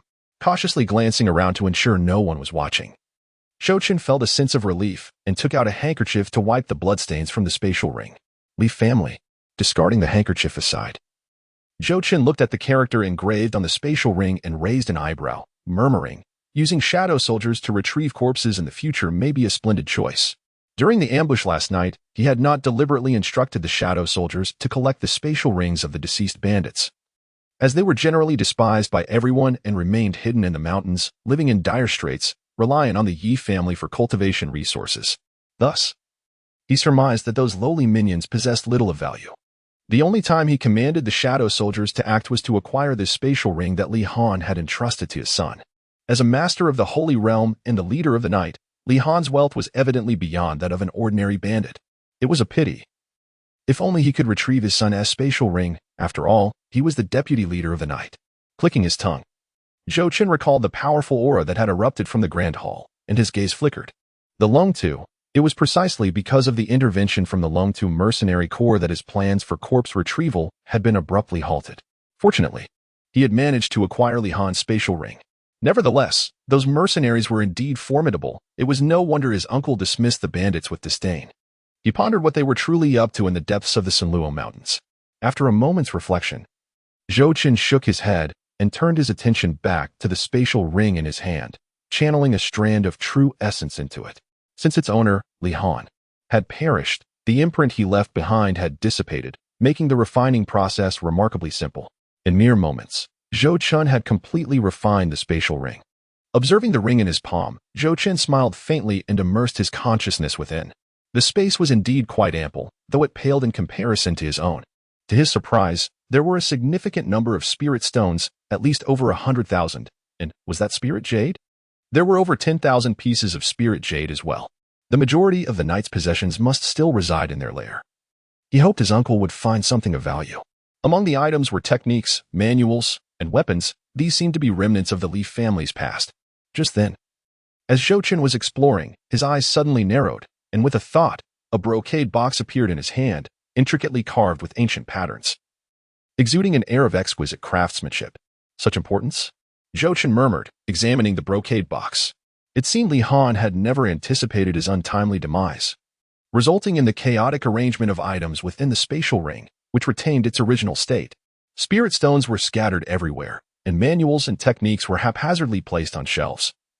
Yet this brocade box occupied a dedicated space on a wooden stand, clearly indicating Li Han's high regard for its contents. With curiosity igniting within him, Zhou Chen, after confirming that the brocade box posed no danger, carefully opened it. Zhou Chen cautiously opened the ornate box, and as it gradually revealed its contents, a blood-red token emerged before his eyes. The token bore an ancient design, with the words Yuda prominently inscribed in the center, surrounded by intricate carvings of ghostly patterns that exuded a menacing aura. As Zhou Chen gazed upon the token, a flicker of realization crossed his eyes, prompting him to lift it from the box. Although it appeared to be forged from black gold, it possessed the smooth, comforting texture of white jade. Yudu. His fingers traced the ghostly engravings on the token, and Zhou Chen's gaze became distant, seemingly lost in contemplation. He recalled his uncle mentioning that the Li family hailed from the Great Zhou Dynasty. Could this token be connected to the Great Zhou? No, that couldn't be right. It seemed there was no place called Yudu in the Great Zhou. Could it be? Zhou Chen's expression suddenly shifted, as he recalled a legend he had encountered in an ancient tome. Unable to suppress his murmurs, he pondered, could it be the ghost city of the netherworld? The ancient text described an invisible river of souls, coursing through the realms of existence. Upon the demise of living beings, when the light of their wisdom dissipates, they transform into mere spiritual entities, entering the fabled river of souls. After being purified by the waters of this ethereal river, these spirits may either be carried away to another realm, reincarnating as a new life, or continue along the current to the river's terminus, the ghost city of the netherworld. Could it be that the legend holds truth? Zhou Chen furrowed his brow, then shook his head. What does it matter? It has nothing to do with me, Zhou Chen. Despite this assertion, he carefully placed the token into a brocade box, securing it within his spatial ring, along with the spatial ring that belonged to Li Han. After completing this task, Zhou Chen's gaze flickered, and he rose directly, making his way towards the garden's exit. At that very moment, a charming young maid clad in azure hurriedly rushed in from outside the garden, panting heavily. Upon seeing Zhou Chen, her eyes brightened, and she swiftly approached him, taking a moment to catch her breath while patting her small chest. With a respectful bow, she addressed him, Your Highness.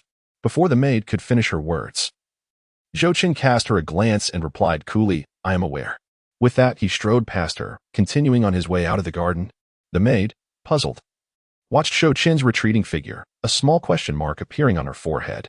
Tilting her head, she murmured, How strange. I feel as though I have yet to say what it is.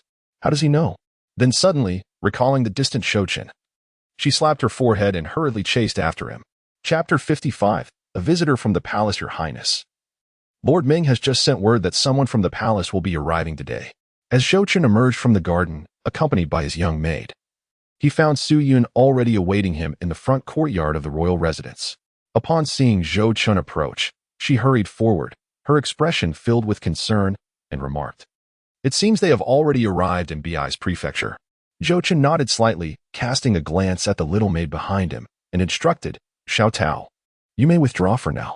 Upon hearing this, Xiao Tao, naturally hesitant to linger, bowed respectfully before hurriedly departing. Yuni, do not fret, Zhou Chen remarked.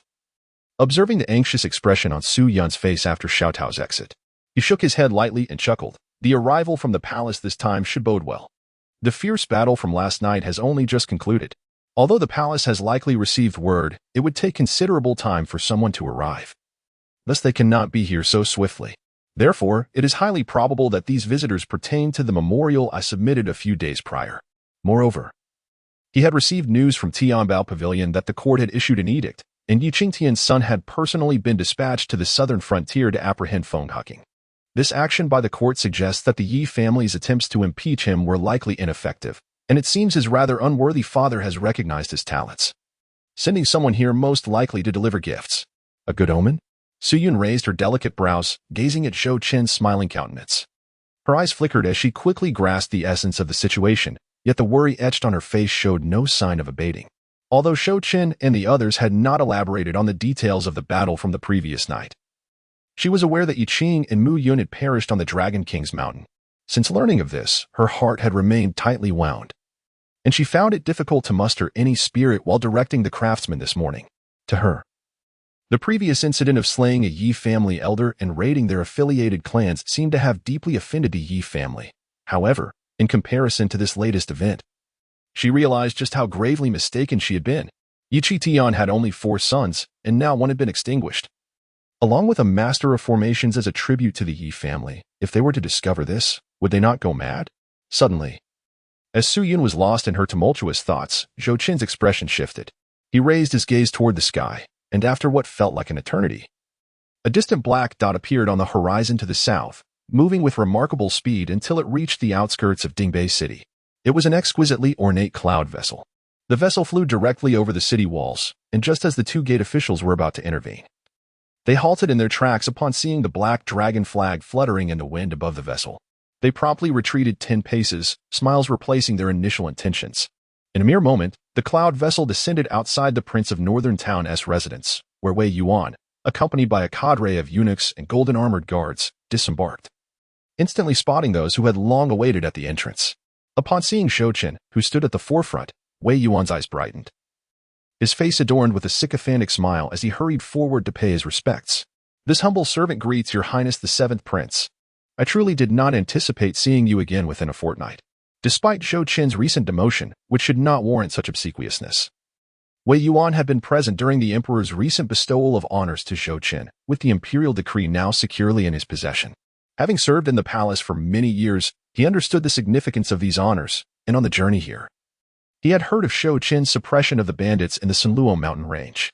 Such news, should it reach the imperial city, would undoubtedly create quite a stir, elevating Zhou Chen's standing in the emperor's eyes.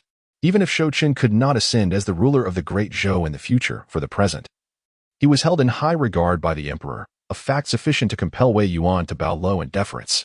After all, with such keen insight into imperial affairs, who else could take on the role of chief steward if not him? Zhou Chen cast a sidelong glance at Wei Yuan, fully aware of his intentions. Internally, he scoffed but maintained a smile, saying, "Your Excellency Wei, you flatter me. I did not anticipate seeing you again so soon." After a brief pause, Zhou Chen's gaze shifted to the trays carried by the eunuchs behind Wei Yuan, draped in crimson cloth. He made a gesture of invitation, smiling as he continued, "You have journeyed far. Please come inside the palace and rest." Upon noticing the eunuchs descending with their burden, he realized that his father had sent him a gift. Curiosity bubbled within him, yet considering the visitor's long trek, it was only courteous to invite him to sit for a spell. He hoped Wei Yuan would have the sense to decline entry, not wanting to overstep his bounds. In the next moment, Wei Yuan shook his head with a smile, respectfully replying, "My lord, there is no need to enter the palace. I come today bearing the emperor's orders and must soon proceed to the provincial capital." Zhou Chen's smile broadened, his gaze towards Wei Yuan increasingly admiring. "Good, he has promise." After a round of pleasantries, Wei Yuan retrieved the imperial edict from his robes and, as before, began to read it aloud with great fervor. Once the proclamation concluded, Wei Yuan collected all the rewards into a spatial ring, handing it over to Zhou Chen. He then lavished praise upon him before reluctantly boarding the cloud vessel, setting off for the provincial capital of Beis. Once Wei Yuan and his entourage departed, the onlookers nearby finally dared to rise, their faces awash with shock. What on earth had our lord done? The rewards are exceedingly generous. Did you not hear?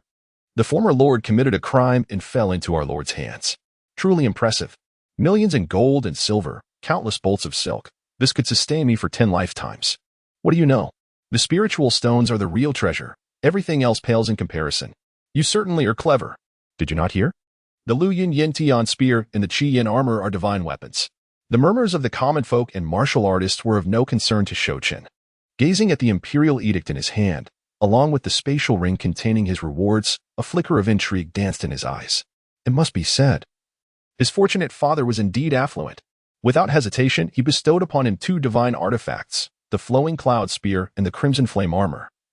One for offense and the other for defense, a thoughtful arrangement indeed. However, it is likely that his generosity was inspired by my innate talent, prompting him to grant these 2 divine weapons. Zhou Chen mused to himself, fully aware that the evidence he submitted regarding Feng Huaqing was insufficient to warrant the rewards he anticipated. After all, it was a fact that he had slaughtered numerous members of the Northtown army. Merely avoiding punishment would be a stroke of luck. Even if there were rewards, they would likely consist of some spiritual stones and gold, not the coveted black gold python robe or 2 sacred weapons. It appeared that, at times, revealing a bit of talent could prove advantageous. As he toyed with the spatial ring in his hand, a smile graced Zhou Chen's face as he murmured to himself, "However, My dear old father seems to know my penchant for using guns. Once I displace him from the throne, I shall treat him with kindness. After receiving the imperial edict, Zhou Chen plunged into the room where Qin Wu had already arranged the formation, dedicating himself to studying the recently acquired flowing cloud spear and the scarlet flame armor, while Su Yun continued to oversee the artisans repairing the royal residence's structures. Soon, night fell, and the sky was adorned with countless stars. Outside Bei's prefecture, atop a desolate mountain, a shadowy figure suddenly emerged at the peak, gradually revealing itself under the moonlight to be Yi Shou, an elder from the Yi family.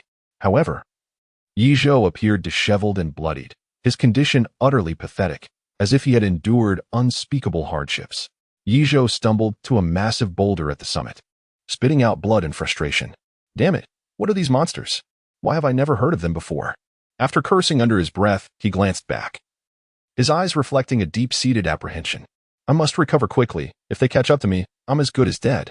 Gritting his teeth, he flicked his hand, revealing a jade box, which he opened to find a perfectly round spiritual elixir nestled within. The elixir bore enigmatic lotus patterns, indicating its considerable value. As he gazed at the elixir, a pained expression crossed Yu Shou's face. This elixir was a heavenly-grade treasure he had treasured for ages. Consuming it would not only restore his full strength but also temporarily enhance his physical prowess. Its worth was undeniable, a true life-saving asset.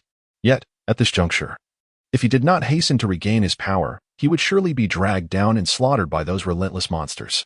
Though they were weak, they seemed inexhaustible, and his subordinates had fallen victim to their ceaseless assault, exhausted and then killed. Had he not fled early upon sensing danger the previous night, he too would have met a grim fate. Damn it! If I find out who is opposing the Yi family, I will ensure your demise. With a final curse, Yu Shou promptly consumed the elixir. After a brief moment of refining its essence, he leaned against the boulder, murmuring, given last night's events, those creatures are far more active at night than during the day. I should seek refuge in a larger city and devise a way to alert the family. As he pondered, his expression suddenly shifted. A familiar and dangerous aura surged within him. Without hesitation, Yi Shou leaped into the air, and at that instant, sharp blades erupted from the ground beneath him. Almost immediately, the shadowy army led by Terra materialized, surrounding Yi Shou once more. Seeing the bat-like figures overhead, Yi Shou's countenance fell. Damn it!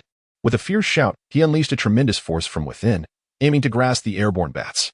He managed to eliminate a significant portion of them, but within moments, they reappeared.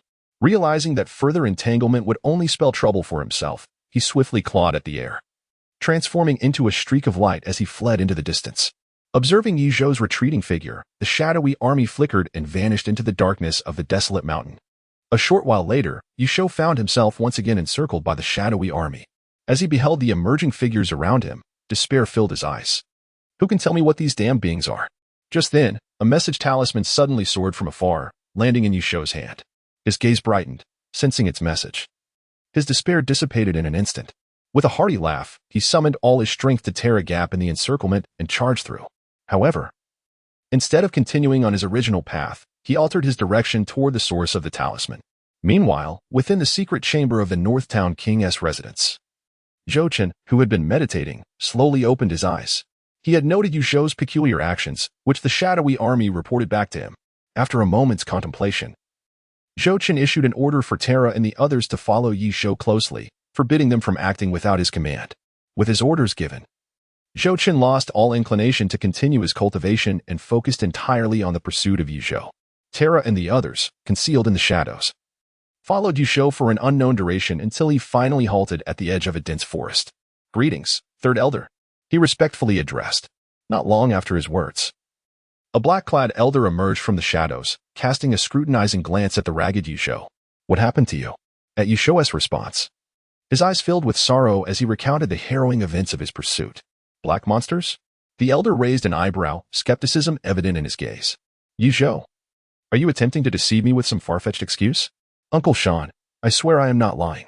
If you do not believe me, we can wait. They shall appear soon, Yi Shou hastily explained. Although both were elders of the Yi family, Yi Shan's status was significantly higher, not merely due to seniority, but because he was a formidable sacred king. If Yi Shan discovered he was being deceived, Yi Shou's standing within the family would be jeopardized. Seeing Yi Shou's earnestness, Yi Shan refrained from further questioning, biding his time for the appearance of the supposed black monsters. After a prolonged wait, A cacophony of cawing erupted as a flock of crows suddenly burst forth from the forest, leaving a mess in their wake. Yushan's expression darkened as he unleashed his aura, instantly dispatching the airborne crows, which fell like rain. Witnessing this, Yuzhou swallowed hard, stammering, "Uncle Shan, perhaps you are too strong. Should you not take your leave first?" Without a moment's hesitation, Yishan delivered a sharp reprimand to Yizhou, growling, "A pack of useless fools. 3 in the sacred realm, 1 a master of formations, and yet they cannot even dispatch an 8-year-old child. Useless. And to think they dare to deceive me with lies. How outrageous." Yesan became increasingly agitated and raised his hand to deliver another resounding slap to Yezhou. "Uncle Shan, there really is." Yezhou covered his face, glancing around. It saw not a single shadow. Feeling utterly desolate, he exclaimed, "You lot, show yourselves. Weren't you pursuing me just a moment ago? Come out already. What a farce." Yesan snorted coldly, dismissing the notion of any black creature. If such a thing truly existed, how could he have never heard of it? With this thought, his suspicion deepened. And his anger flared as he declared, "Once we return, you shall face punishment at the family's law hall." After that, Yeshan's gaze shifted to Yezhou, asking, "By the way, what of the Xianjin magnetic token? You haven't exhausted it, have you?" Fearing another slap from Yesan, Yezhou quickly nodded, handing over the magnetic token with caution. "Uncle Shan, how did you come to be here? Surely you wouldn't need to intervene against a mere child like Zhou Chen?" Upon hearing this, Yesan's expression changed as he noted Yezhou's apparent ignorance, a flicker of doubt crossing his eyes.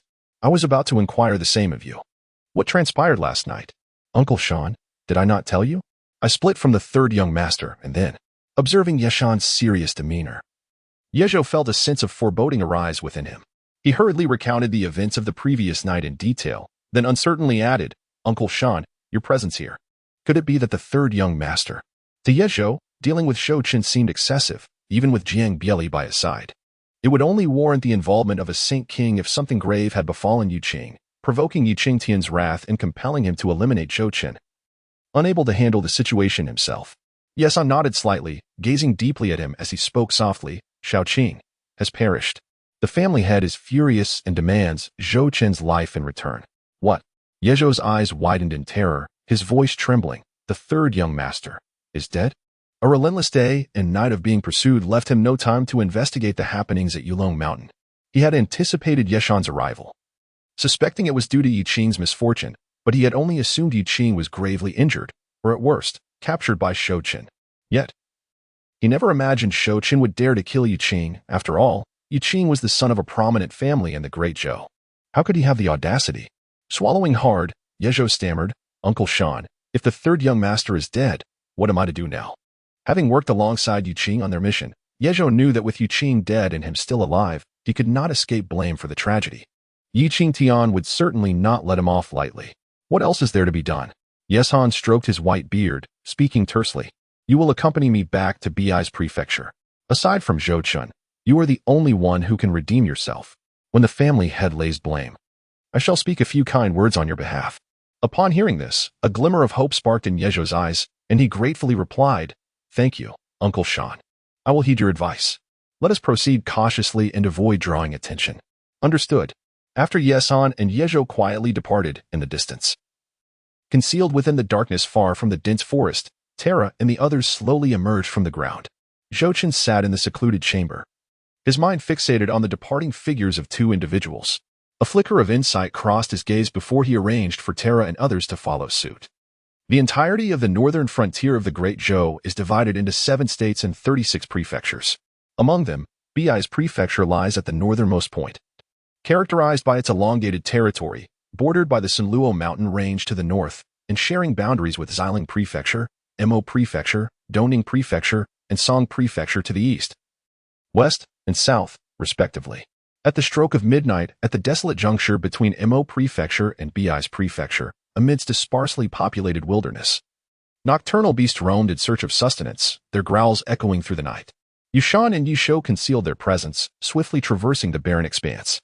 Just as they were about to enter Bi's prefecture, Yushan abruptly halted, his gaze sharpening as he looked toward the distance. There, on the far-off horizon, a range of mountains converged, with a solitary peak standing tall, piercing the clouds, significantly loftier than its counterparts, like a divine being gazing down upon the mortal realm. Following Yushan's line of sight, Yishou quickly elucidated, Uncle Shan, that is Tianshan Peak, arguably the highest mountain in Bi's prefecture. Do you think I am unaware? Yushan snapped back, casting a sidelong glance at him. When I roamed the Great Zhou, your father had yet to wed your mother. Yuzhou, slightly taken aback, urged. Let us proceed. I hope I am merely mistaken. Shaking his head, Yushan sighed and continued onward, with Yuzhou hastily trailing behind. Upon crossing into the territory of Bi's prefecture, an indescribable sword light suddenly erupted from Tianshan Peak, illuminating the dim night sky. Yushan, having been vigilant of the movements atop the peak, immediately sensed the brilliance of the sword light. Run, he exclaimed, yanking Yizhou's arm as they retreated swiftly. In the blink of an eye, Yizhou, caught off guard by Yishan's alarm, felt a surge of panic and inquired, Uncle Shan, what is the matter? Yushan cast a calm yet serious glance at him and uttered with deliberate clarity, Li Xiangang. What? Li Xiangang? At the mention of the name, Yuzhou's eyes widened, his throat tightening as he stammered in shock. As he was dragged away by the frantic Yushan, he could only wish for his uncle to hasten their escape. Meanwhile, the sword light from Tianshan Peak descended at an unfathomable speed, almost invisible to the naked eye. With a swift whoosh, the light cascaded, unleashing countless sword beams that instantly obliterated Yuzhou, along with his arm, turning him into a mere splatter of blood. Yuzhou barely had time to scream. All he perceived was a flash as brilliant as daylight before his existence dissolved into nothingness. Yushan, losing an arm, let out a cry of anguish upon witnessing Yuzhou's transformation into a mist of blood. Enraged, he roared, Li Xiangang. How dare you slay a member of the Ye family? I see you seek death. I know you can hear me. Stop pretending to be dead, he shouted. As an elderly figure clad in coarse linen, wielding a rusted iron sword, slowly appeared atop Tianshan Peak, regarding the disheveled Yushan with indifference. By decree of His Majesty, Bi's prefecture is now a forbidden zone. Those who trespass shall fa. Emperor Zhou was equally enraged, decisively stripping the Ye family of their numerous official positions throughout the Great Zhou. Simultaneously, he bestowed considerable rewards upon Zhou Chen. The three prominent families of Zhou, who had long been Zhou Chen's targets, sensing the unstoppable momentum of his rise, realized that he would inevitably turn his attention towards them. Consequently, they voluntarily surrendered their entire fortunes. Zhou Chen, seeing this, refrained from unnecessary conflict, instead plundering the three families thoroughly before instructing them to relocate their entire clans away from Zhou. With the exception of the four major families of Zhou, Zhou Chen finally established a firm foothold in the region, commanding both the Northern Defense Army and the four major businesses of Zhou with unwavering control. Thus, time flowed ceaselessly by. As the days passed, upon completing a year in Zhou, Zhou Chen would receive a reward from the system as scheduled. Thus, 9 years swiftly elapsed. Chapter 58. Zhou Chen 9 years later in the 76th year of the Great Zhou Qianyuan, in the city of Dingbei, Zhou. The bustling streets and alleys were filled with pedestrians at high noon, creating a lively atmosphere with a cacophony of sounds. Clap. Ladies and gentlemen, today we continue our tale. Near the outskirts of Dingbei City at a tea stall bustling with patrons, a venerable storyteller sat at the center, striking a wooden block, his eloquence flowing like a lotus blossom. The tea drinkers surrounding him, upon hearing the sound of the block, jolted to attention, hastily setting down their teacups, eager to listen. Previously, we recounted how His Highness, the Prince of Northern Defense, upon arriving in Zhou, orchestrated the annihilation of the bandits entrenched in the Sanluo mountain range, slaying over 10,000 bandits in a single battle, thereby ridding Zhou of a significant menace. Can you guess how old the prince was at that time? Now, do not presume that we, the common folk, are oblivious to these events. This incident reverberated throughout the Great Zhou. Indeed, the prince was merely 8 years old then. Who in Zhou is unaware of this? I suspect you are growing senile. Hasten to share today's tale. The tea patrons clamored, clearly impatient. The storyteller smiled faintly, stroked his beard, and leisurely waved his fan, saying, Indeed, the prince was only 8 years old at that time. However, the reason for the widespread commotion was not solely due to the prince's vanquishing of the bandits, but rather because he had executed the son of the esteemed duke, yet faced no retribution. Instead, he was lavish with rewards from His Majesty. His Ye family is the foremost family in our Great Zhou. The position of the duke's son was profoundly elevated. His Majesty holds our prince in such high regard. Could it be that he is destined for greatness? Exercise caution. Are you seeking your own demise? The storyteller, noticing the increasingly outrageous discussions, changed his expression. Casting a glance at the guards stationed at the city gate, he promptly admonished, striking the wooden block again to shift the topic. However, it is peculiar that since then, Our prince has rarely made public appearances, remaining reclusive for 9 years. Yet, not long ago, he accomplished another grand feat in the Sanluo mountain range. What feat? A curious listener craned their neck, inquiring. The storyteller chuckled, sipped his tea, and remained silent. Pray tell, do not keep us in suspense. Another urged, impatiently. You scoundrel. If you do not speak soon, I shall give you a thorough thrashing. As the patrons grew restless, the storyteller could no longer withhold the information and slowly began. Since the eradication of the bandits in the Sanluo mountain range 9 years ago, the Northern Defense Army has taken over the perimeter adjacent to Bezeza to familiarize the soldiers with the harsh conditions within the mountains.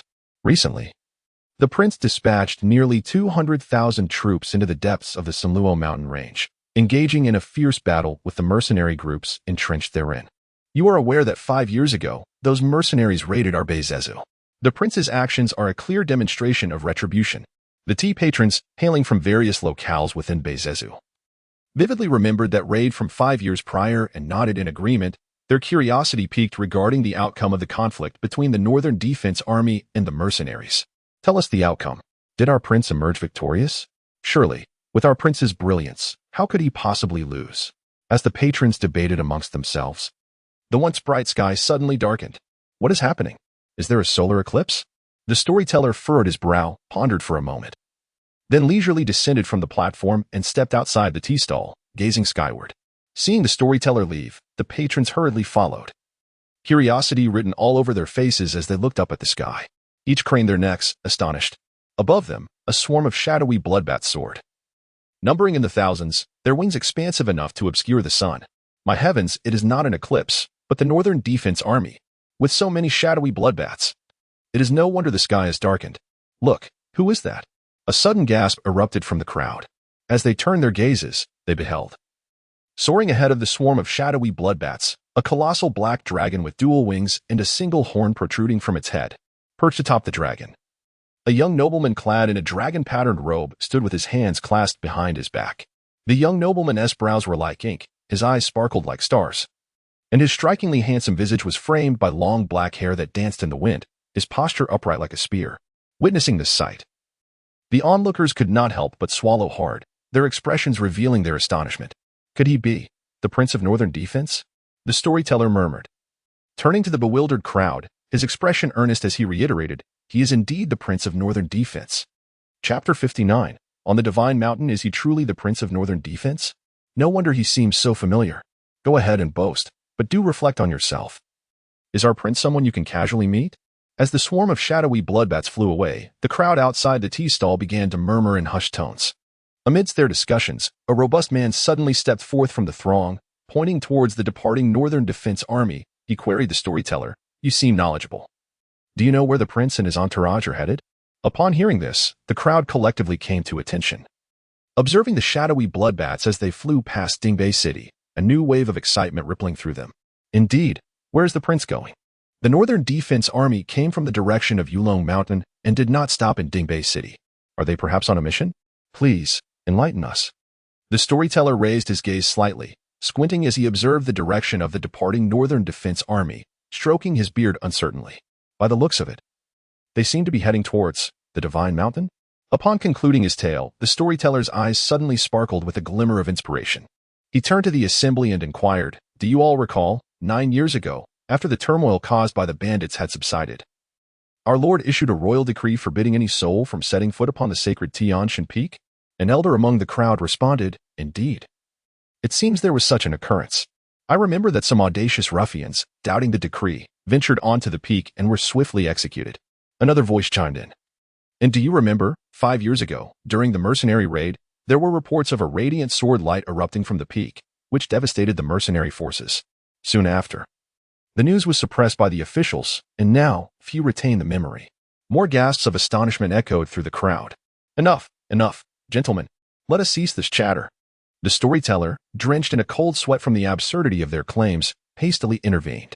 Yet, the gathering was far from the tea stall. And with so many engrossed in the excitement, who would heed his words? Just as the situation threatened to spiral out of control, a thunderous voice boomed from the city gate. A gatekeeper stood there, eyes wide with fury, demanding, "What are you all doing? Disperse at once. Dare you question the Lord's decree? Are you seeking death?" As the saying goes, 100 words from the common folk cannot outweigh a single word from an official. The moment the gatekeeper spoke, the crowd felt as if doused with cold water, and they dared not utter another word.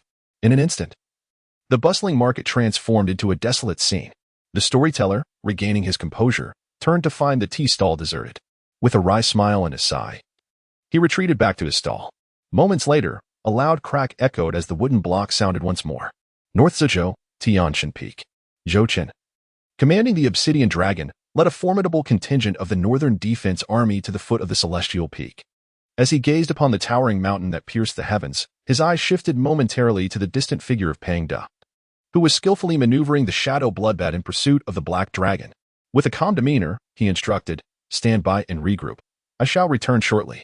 Before Pang De could respond, beneath Zhou Chen's feet, the Black Dragon soared skyward in an instant, whisking him rapidly toward the pinnacle of the Celestial Peak. The command was given. By the time Pang De regained his composure, Zhou Chen had long since vanished into the distance. Observing the figure that had disappeared from sight, Pang De could not help but click his tongue, his eyes brimming with curiosity. Just how much time had passed? And yet the Princess Black Dragon had accelerated once more? One could only wonder where it had come from. Could it truly be from the Sinluo Mountains? 7 years prior, Zhou Chen had ventured alone into the Sinluo Mountains for training, and upon his return, he had already possessed this Black Dragon. Although the soldiers of the Northern Town Army claimed that the Black Dragon was brought back from the Sinluo Mountains, Zhou Chen neither confirmed nor denied this assertion. And as time passed, the notion became tacitly accepted. After all, why would a prince feel compelled to explain himself to his subordinates? It was also reasonable, given the multitude of beasts within the Sinluo Mountains, that a Black Dragon would not be particularly surprising, even if the prince's Black Dragon was somewhat formidable. After pondering for a moment, Pang De's furrowed brow began to relax, but suddenly, as if struck by a revelation, it knitted once more. Yet, I have been muddling through the Sinluo Mountains for nearly half my life, and how is it that I have never encountered such fortune? Is it truly a matter of luck?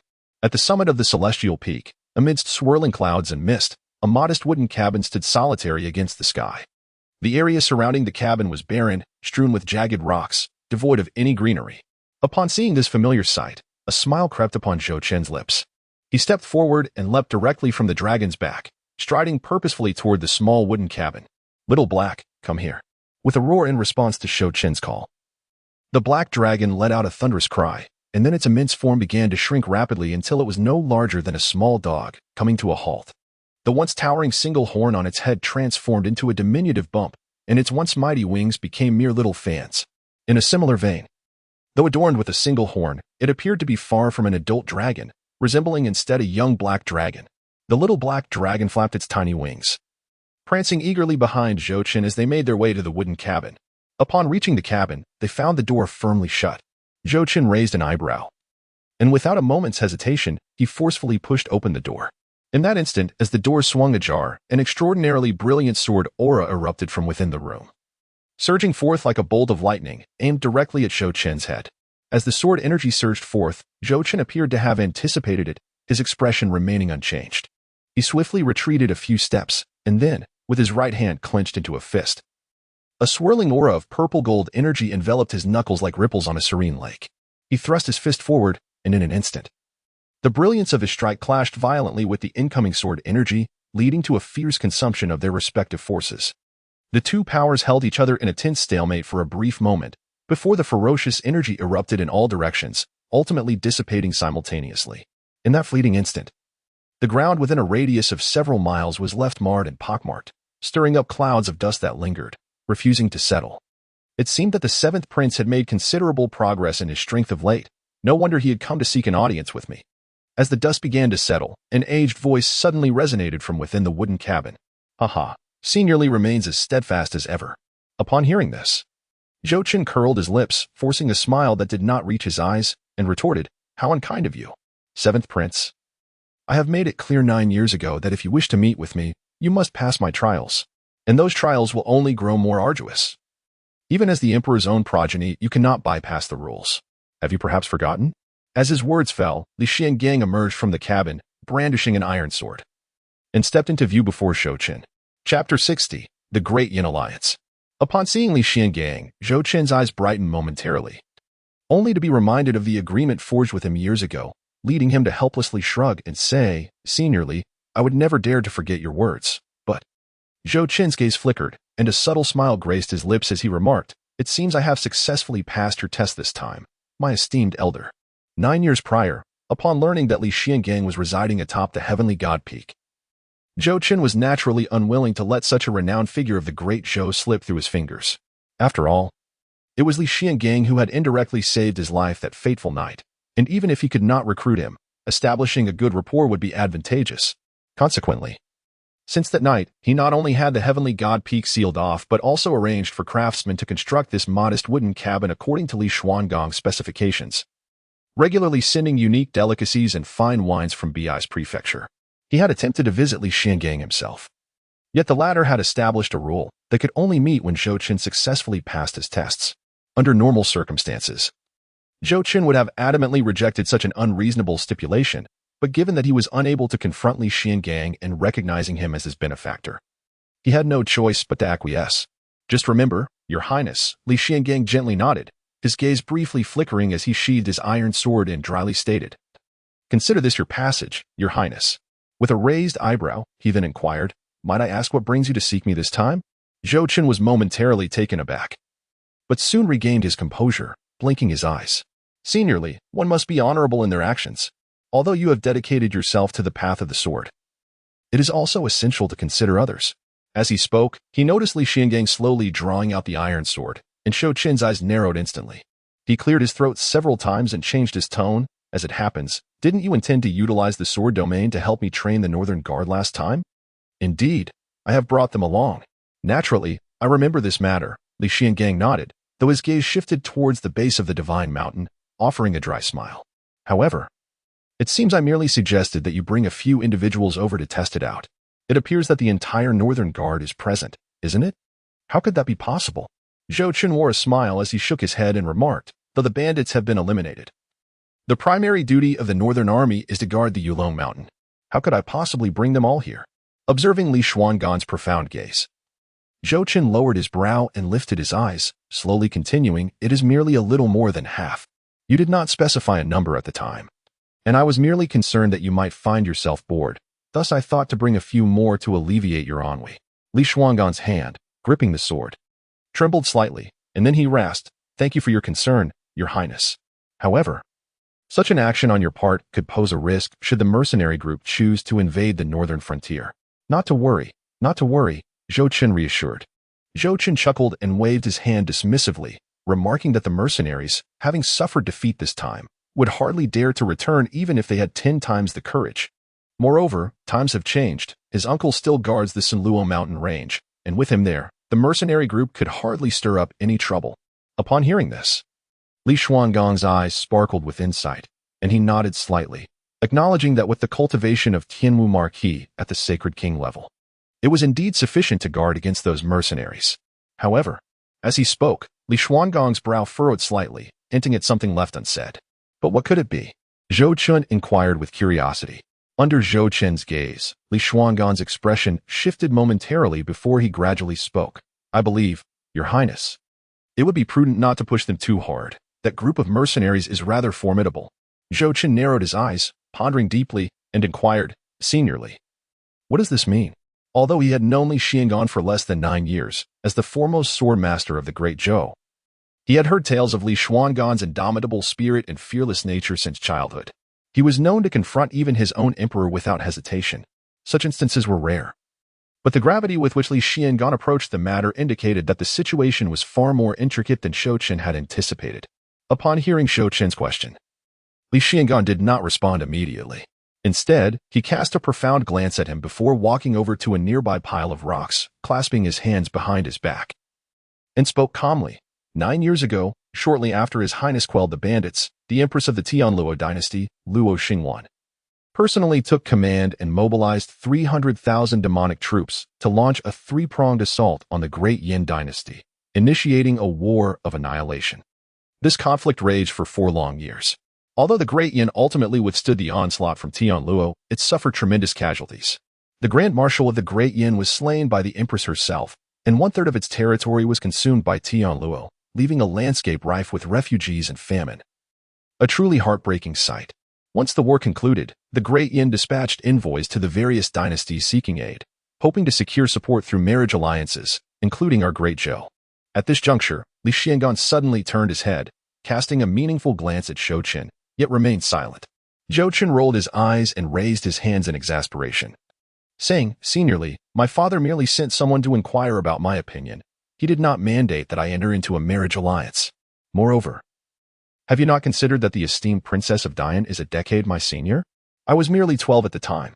Upon noticing the disdainful expression on Li Xuangang's face, Zhou Chen could not help but sigh. When his father had previously sent inquiries, he had also presented an image of the Princess of Dian. It must be said that she possessed remarkable beauty and an exquisite figure. Although she was 22, which is not overly advanced in age, she could be regarded as an elder sister. Yet, regrettably, he had been far too young then. Furthermore, despite having traversed into a fantastical realm, Zhou Chen, as a product of an era deeply influenced by Marxist teachings, firmly believed that any marriage not rooted in genuine affection was nothing short of a farce. Contemplating this, Zhou Chen sighed once more. Observing that Li Xiangang continued to scrutinize him, he felt a twitch at the corners of his mouth and inquired, "Seniorly, is there more to discuss?" Li Xiangang managed a dry smile and slowly replied, "Your Highness, do you recall when that raid occurred 5 years ago?" Zhou Chen's gaze flickered, and after a moment of contemplation, he narrowed his eyes and inquired, "Not long after the imperial envoy departed?" "Indeed," Li Xiangang affirmed with a nod. "The Dian envoy has only recently arrived into Zhou, and that mercenary group, which has long been entrenched in the depths of the Siluo mountain range, has now made their move." Zhou Chen furrowed his brow slightly, pondering the apparent lack of a necessary connection between the two matters, although the circumstances were indeed rather coincidental. Asserting that there was an inherent link without any substantive evidence could only be deemed as mere happenstance. Li Xiangang seemed to have anticipated Zhou Chen's reaction. A faint smile graced his lips as he looked up at Zhou Chen and calmly remarked, "On the surface, it may indeed appear as coincidence. However, what if I were to inform your Highness that a Dao Source Realm demon cultivator was involved in that robbery 5 years ago? A Dao Source Realm demon cultivator." At these words, Zhou Chen's eyes widened in disbelief, and he raised his head, forcing a smile as he replied, "Seniorly, surely you jest? If there truly was a Dao Source Realm demon cultivator, I would have perished long ago." Mid-sentence, Zhou Chen's gaze flickered, and he suddenly grasped the implication. Exhaling a heavy sigh as he calmly inquired, "Do you mean to suggest a form of intimidation?" Li Xiangang nodded in affirmation. That particular Dao Source Realm demon cultivator had once acted from afar.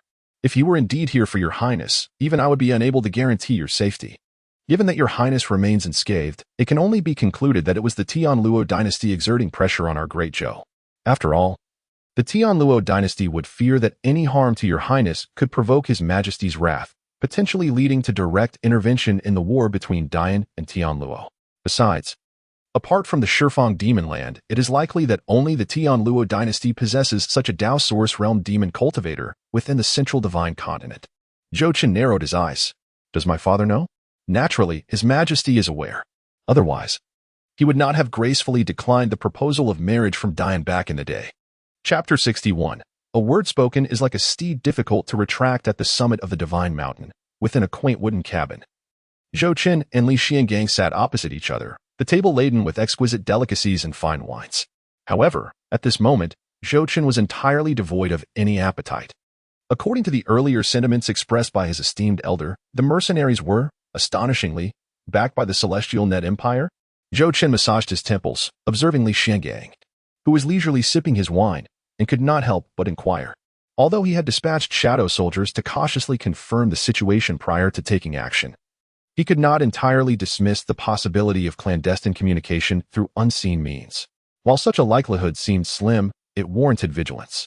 Upon hearing Zhou Chen's concerns, Li Xiangang paused momentarily, his hand holding the wine cup hesitating before he looked up at Zhou Chen and replied with a direct shake of his head. "The mercenary groups entrenched within the Siluo mountain range are inherently transient. They come and go, with new factions replacing the old every few years. I am unaware of their affiliations with the Tianluo dynasty. What perplexes me, however, is that during the War of the Wei State in the Siluo Mountains, many formidable warriors perished. Yet, after millennia of exploration, the remnants of opportunity left behind are scant. Logically, the number of mercenary groups should have gradually diminished. Yet, in recent years, the mercenary factions in the Siluo Mountains have proliferated, which is indeed rather strange. Having concluded his thoughts, Li Xiangang stroked his beard thoughtfully and drained his cup in one go. Zhou Chen, however, maintained an impassive expression. He had already discerned the matters Li Xiangang spoke of through his shadow soldiers. These mercenary groups were like water without roots, roaming the central divine continent. Even he found it challenging to trace their origins. Additionally, monitoring their daily interactions yielded no insight into their true allegiances, compared to the bandits he had previously eradicated. These mercenaries were far more cunning. Your Highness. Li Xiangang, noticing Zhou Chen's grave demeanor, refilled his wine cup and turned his gaze back to Zhou Chen. What I have just mentioned is merely for your consideration. There is no need for such concern. Perhaps the events of yesteryear were indeed mere coincidences, and the Tianluo dynasty merely seeks to intimidate us amid the mercenaries' plundering. While the Tianluo dynasty is formidable, our Great Zhou is not weak. With the renewed conflict between the Great Yin and the Tianluo on the horizon, they would hardly dare to offend your Highness at this juncture.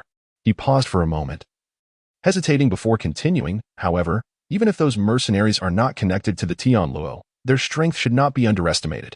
Should your Highness provoke them too severely, one cannot guarantee that they would not resort to desperate measures. Zhou Chen regained his composure, offering a serene smile and shaking his head as he replied, seniorly. You jest. If that band of mercenaries were to remain obediently within the Sanluo mountain range, I would certainly not be so idle as to seek them out for trouble. What does your Highness imply? Li Shuangong's eyes flickered with a hint of astonishment. Zhou Chen gently nodded and calmly remarked, the reason I have chosen to take action this time is that I have sensed that the mercenaries are once again stirring restlessly. Rather than allowing them to repeat the calamity of 5 years ago, it would be prudent to establish the battlefield in the Sanluo mountain range and strike first. Although the shadow soldiers find it challenging to ascertain the true nature of the mercenary group, their movements can be easily detected. Knowing this, it is only natural for me to act swiftly to thwart their intentions, lest they bring havoc upon North Zhou once more. Li Xiangang nodded thoughtfully. During his 9 years in North Zhou, Zhou Chen had hardly ventured far. He either remained in the royal residence, visited Yulong Mountain, or occasionally came here or made brief trips to the Sanluo mountain range. This arrangement certainly alleviated his concerns, given Zhou Chen's prowess. As long as he stayed in North Zhou, Li Xiangang could reach him at a moment's notice, even if he were at Tianshan Peak when danger arose. This expedition against the mercenaries marked the only exception in these 9 years, and to prevent any unforeseen mishaps, Li Xiangang had discreetly followed him to the Sanluo mountain range, only returning here once Zhou Chen had safely returned to North Zhou. Reflecting on this, Li Xiangang let out a wry smile and turned to Zhou Chen, inquiring, what are your plans moving forward, your Highness? Zhou Chen pondered for a moment before shrugging and saying, I initially intended merely to thwart their endeavors. Since you have expressed such sentiments, I shall refrain from pressing them further. Surely, after enduring such hardship, they will think twice before daring to wreak havoc in my northern Zhou again. This would be for the best. Li Xiangang nodded in agreement. Zhou Chen's gaze flickered as he picked up the wine jug and poured another cup for Li Xiangang, smiling as he inquired, how do you perceive the impending conflict between the Great Yin and Tianluo? Does the Great Yin harbor any hope of withstanding this challenge? Li Xiangang cast a sidelong glance at him, setting aside the wine Zhou Chen had poured and serving himself a cup instead. After taking a sip, he narrowed his eyes and replied, the Marquis of Tianwu possesses a deeper understanding of such matters than I do. He has likely already conveyed the situation to His Highness. Since His Highness has received answers, why then do you seek my counsel? Zhou Chen chuckled softly, remarking, Senior, you are now the steadfast pillar of our North Zhe province. Given that the Great Yin and Tianluo are in proximity to North Zhe, it is only natural for me to seek your esteemed counsel. Should the Great Yin fall, Tianluo's next target would undoubtedly be our Great Zhou. At that point, wouldn't our North Zhe province find itself in the line of fire? Haha. Li Xiangang let out a dry laugh and replied languidly, Your Highness, I am merely here at the behest of the Emperor to ensure your protection. I am not a resident of North Zhe province. The Emperor once bestowed upon me the gift of life, and should Tianluo ever invade, I will undoubtedly act swiftly to escort you to safety, ensuring that you are never placed in peril. What a cunning old fox he is. It is no wonder his cunning is so remarkable. Zhou Chen silently cursed inwardly, yet continued to smile as he spoke. Senior, you jest. As the Lord of Bei's prefecture, how could I abandon my territory and seek a coward's survival? If the day comes when the Tianlu invades, as long as Bei stands, I shall remain. If Bei falls, I shall perish alongside it. At that time, you may depart at your leisure, and I am certain my father will not hold you accountable. Li Xiangang narrowed his eyes, gazing intently at Zhou Chen. After a moment of silence, he replied earnestly, "When that time comes, I shall certainly render you unconscious and ensure your timely escape." Zhou Chen was at a loss for words. Just then, Li Xiangang continued, "Your Highness, it would be futile to exert yourself. I am a man of my word. Once spoken, my promises are as unyielding as a galloping steed. When His Majesty saved both me and my wife all those years ago, I vowed that in this life I would heed only His Majesty and his descendants, provided they can surpass me. Thus, the day you truly defeat me will mark the day of my loyalty." Zhou Chen rolled his eyes, saying, "You are so formidable. How could I possibly compete with you now? Do not even mention me, among all the princes of my father. Is there any who could rival your strength? You are intentionally trying to evade responsibility."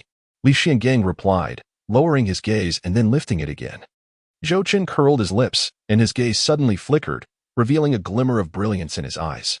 However, his expression swiftly shifted to one of skepticism as he questioned, "Is it truly the case that once a word is spoken, it cannot be retracted, esteemed senior?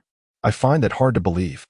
Li Xiangang's demeanor darkened as he fixed a stern gaze upon Zhou Chen, asserting, "Your Highness, as a sword cultivator, I must embody the unwavering integrity of the blade. I have always upheld my word, and I would never act in betrayal or disloyalty."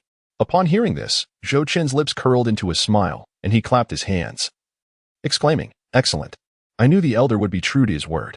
In that case, the Northern Expeditionary Army shall be entrusted to you as you suggested. The Northern Frontier has been quite uneventful lately. Do take your time to train them. Just ensure they remain unharmed." With that, Zhou Chen swiftly grabbed the small black creature sleeping by his feet and hurriedly departed the wooden cabin. As he rushed away, Li Xiangan's gaze momentarily faltered, his wrinkled forehead creasing into a small question mark. "Your Highness." After leaving Li Xiangan's cabin and exchanging a few words with Peng De, Zhou Chen took the reins of the small black creature and returned to the northern prince's residence. Upon arriving at the gate, he spotted Su Yun waiting for him. Noticing her presence, Zhou Chen's eyes flickered, and he promptly dismounted from the small black creature. As Su Yun approached, he inquired, "Aunt Yun, what is the matter?" Chapter 62. Princess Yongjia. 9 years had passed, yet Su Yun's appearance remained unchanged, showing no signs of aging, but rather gaining an enigmatic allure. The boy who once barely reached her waist had now grown into a man, compelling her to look up to him. At this moment, upon Zhou Chen's inquiry, Su Yun quickly composed herself, dispelling the look of alarm on her face. She then spoke, "Your Highness, Mr. Chun has just sent word that."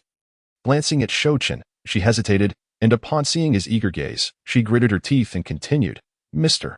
Chen says that the 10th Princess of Dian has departed from the imperial capital and is en route to our North Zhuzhou. He advises you to prepare accordingly." "Li Yan?" Zhou Chen furrowed his brow. Li Yan, the name of the 10th princess of the Dian dynasty, was also known as Princess Yongjia. What could she possibly want? As the words escaped his lips, a sudden insight struck Zhou Chen's mind, recalling the imminent war between Dian and Tian Luo, causing his expression to darken. Could it be that she had come once more for a marriage alliance? Hadn't his father already declined the proposal from Dian years ago?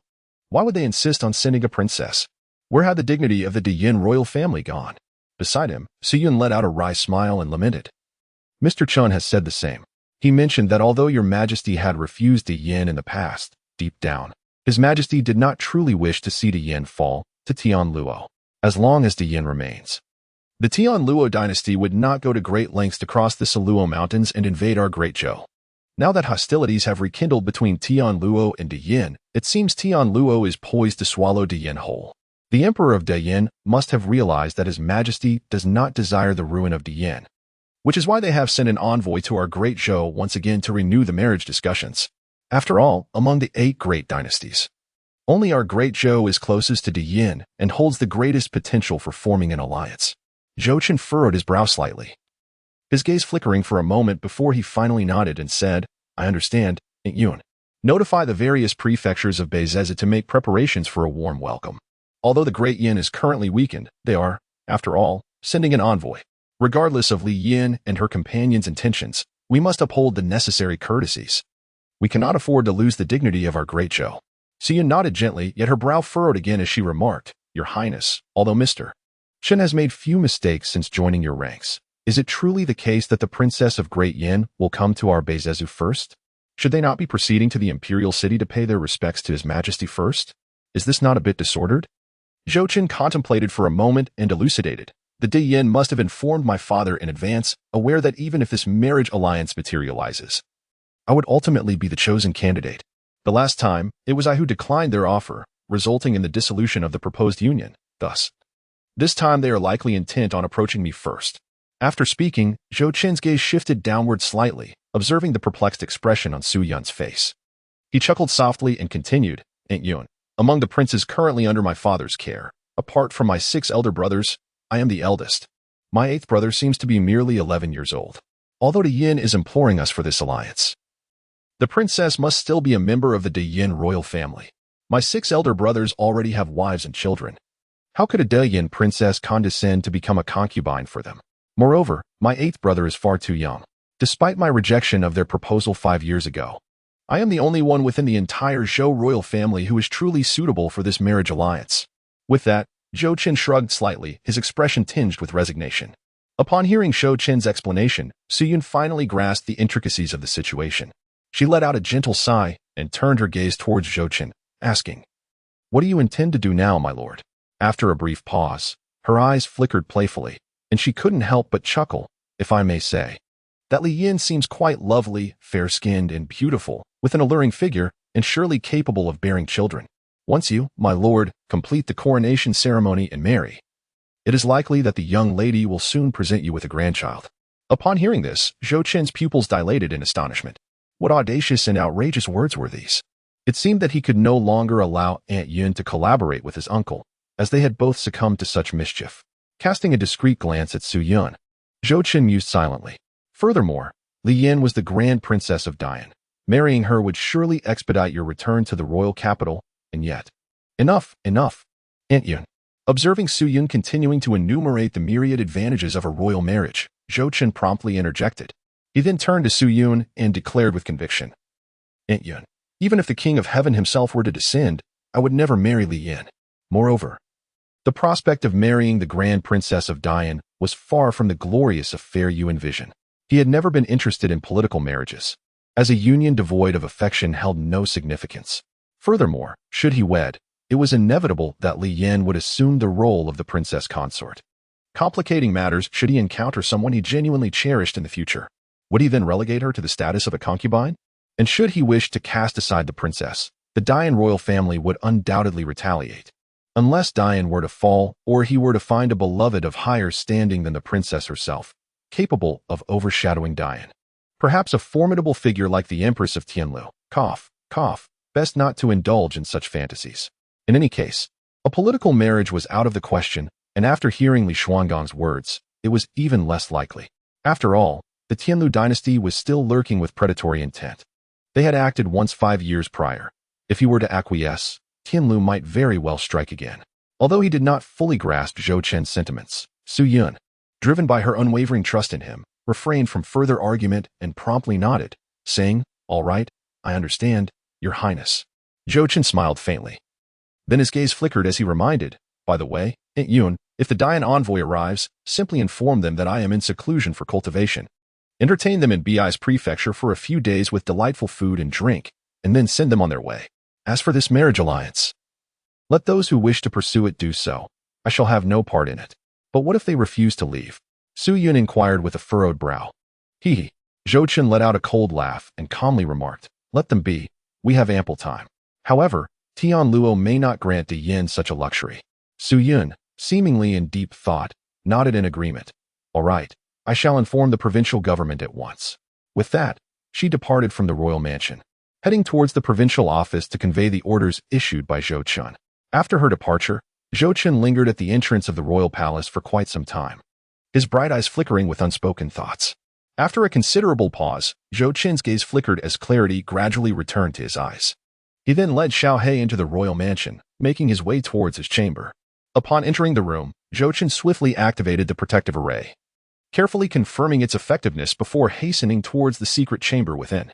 Standing inside, Zhou Chen felt a subtle shift in his spirit, and the next moment, a wave of darkness silently emerged from beneath his feet, consuming him entirely, and in an instant, Zhou Chen's figure vanished completely from the secret chamber. Chapter 63, The Shadow Tower. When Zhou Chen reappeared, he found himself in a realm of utter darkness, surrounded on all sides by impenetrable blackness. Unfazed by this eerie environment, He navigated with familiarity in a singular direction. After a brief passage, the surrounding scenery abruptly transformed. The first sight to greet Zhou Chen was a towering white pagoda, soaring to a height of 100 feet. This ancient structure, divided into 9 levels, bore the weight of countless ages. Against the backdrop of darkness, the once innocent white pagoda appeared particularly ominous and foreboding. At that moment, a soft click echoed through the air as the previously sealed doors of the pagoda swung open. Simultaneously, the pitch-black space, which had been devoid of light, was suddenly illuminated. As the darkness was completely dispelled, the true nature of this shadowy expanse was revealed. It was an extraordinarily vast underground chamber, nearly 1,000 meters high. Gazing upward, one could faintly discern the jagged black stone walls, adorned with numerous luminous stones that now sparkled brilliantly, casting light in all directions. Additionally, intricate formations were faintly visible, embedded within the stone walls, exuding an aura of terrifying power that was truly captivating. The passage that Zhou Chen had traversed led directly to this place, an elongated corridor stretching endlessly, its destination unknown. At this moment, the doors of the pagoda were fully ajar, and a gaunt figure clad in a black robe, an elderly man with unkempt hair and a beard, emerged briskly.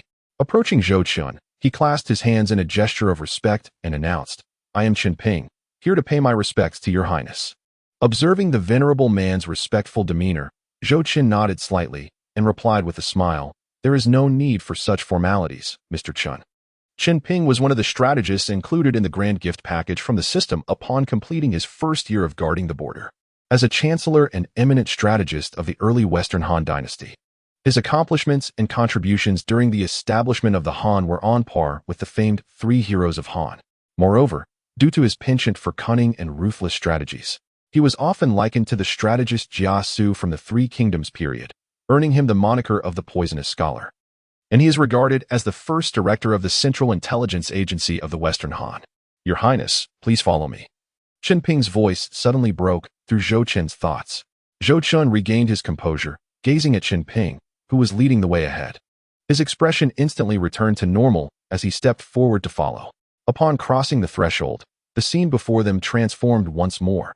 Instead of a grand hall, they were met with an expansive realm shrouded in ominous black mist.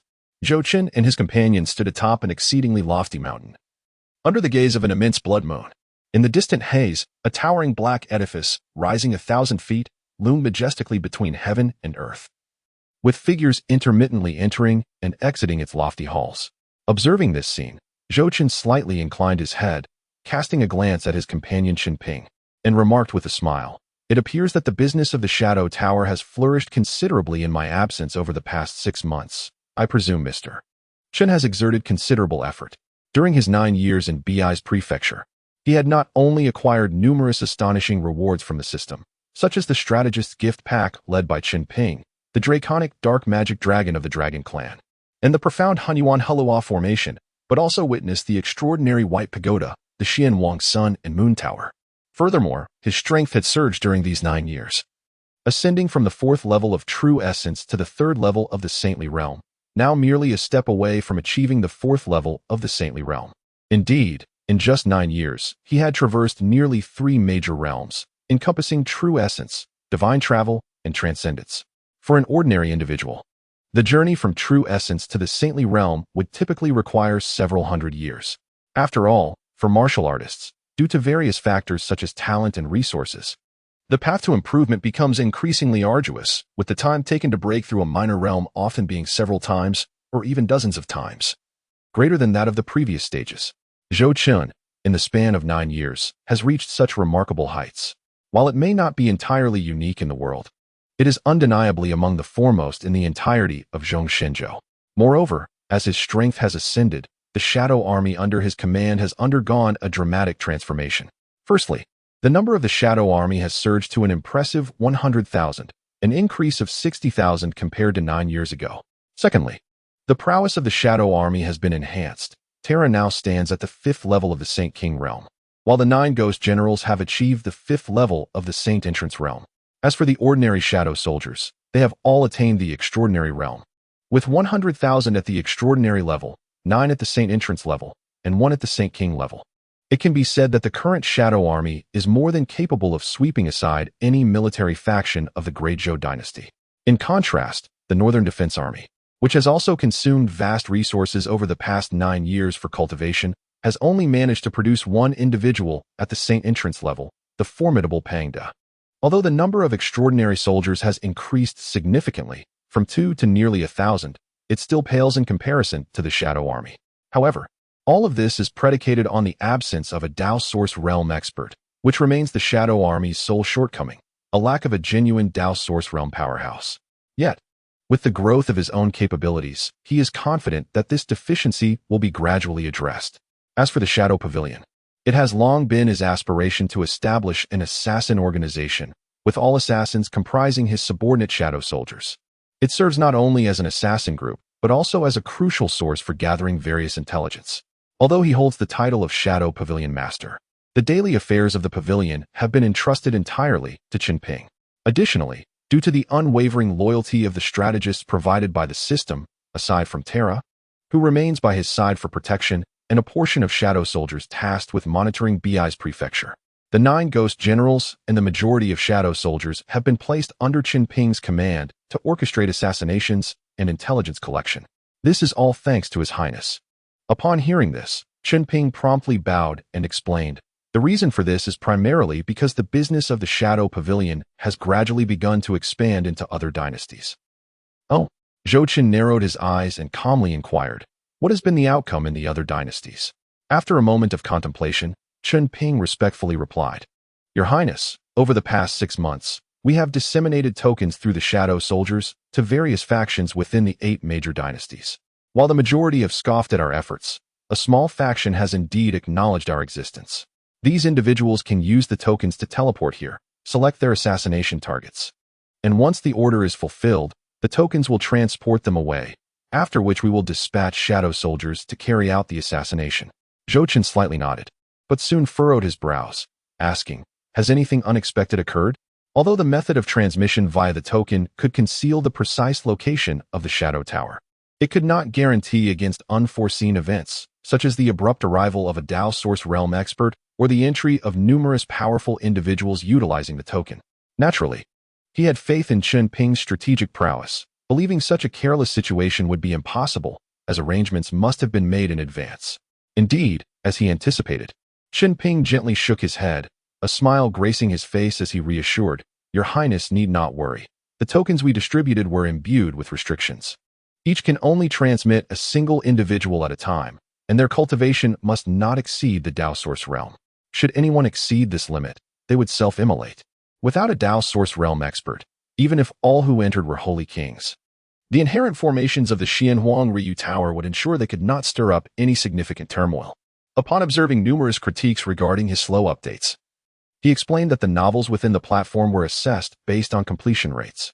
The higher the completion rate, the greater the potential for success. He lamented that perhaps his earlier writings were lacking, leading to a disinterest in readership, as evidenced by the book's completion rate of merely 10% against a passing threshold of 20%. Consequently, his work seemed doomed from the outset, earning daily profits insufficient even for sustenance. Coupled with a busy work schedule, he lacked the motivation to update frequently, resulting in a sluggish writing pace. Nonetheless, he vowed to eventually complete the narrative. For those eager readers, he suggested patience, indicating they could await the conclusion before engaging with the text. Bowing in apology as he did so. Chapter 64. Assassination. The Xianhuang Ryu Tower was a divine artifact bestowed upon Zhou Chen after 7 years of guarding the frontier. The tower is divided into 9 levels, each harboring a vast and magnificent microcosm filled with various profound mysteries. The level where the Shadow Tower resides is referred to by Zhou Chen as the Dark Domain, and the towering structure at its heart is the Shadow Tower itself. Those who arrive in the Dark Domain via token may issue bounties, the costs of which are vast amounts of spiritual stones, spiritual jade, or equivalent treasures, or information deemed necessary by the Shadow Tower. When a bounty is issued, the client enters into a contract with the Shadow Tower, stipulating the payment method and the timeline for the assassination, with the bounty paid in advance. If the assassination is successful, the client is promptly informed. However, if it fails, the bounty is fully refunded. Notably, if the bounty is paid in information and the assassination fails, the Shadow Tower will undertake another attempt on behalf of the employer without charge until success is achieved. Though the Shadow Tower has existed for less than 2 years, Its inaugural mission 2 years ago successfully eliminated a holy king from the Ye family, marking its rise to fame. In the ensuing 2 years, no fewer than 4 holy kings have fallen to the Shadow Tower, predominantly from the 7 great families of the Great Zhou.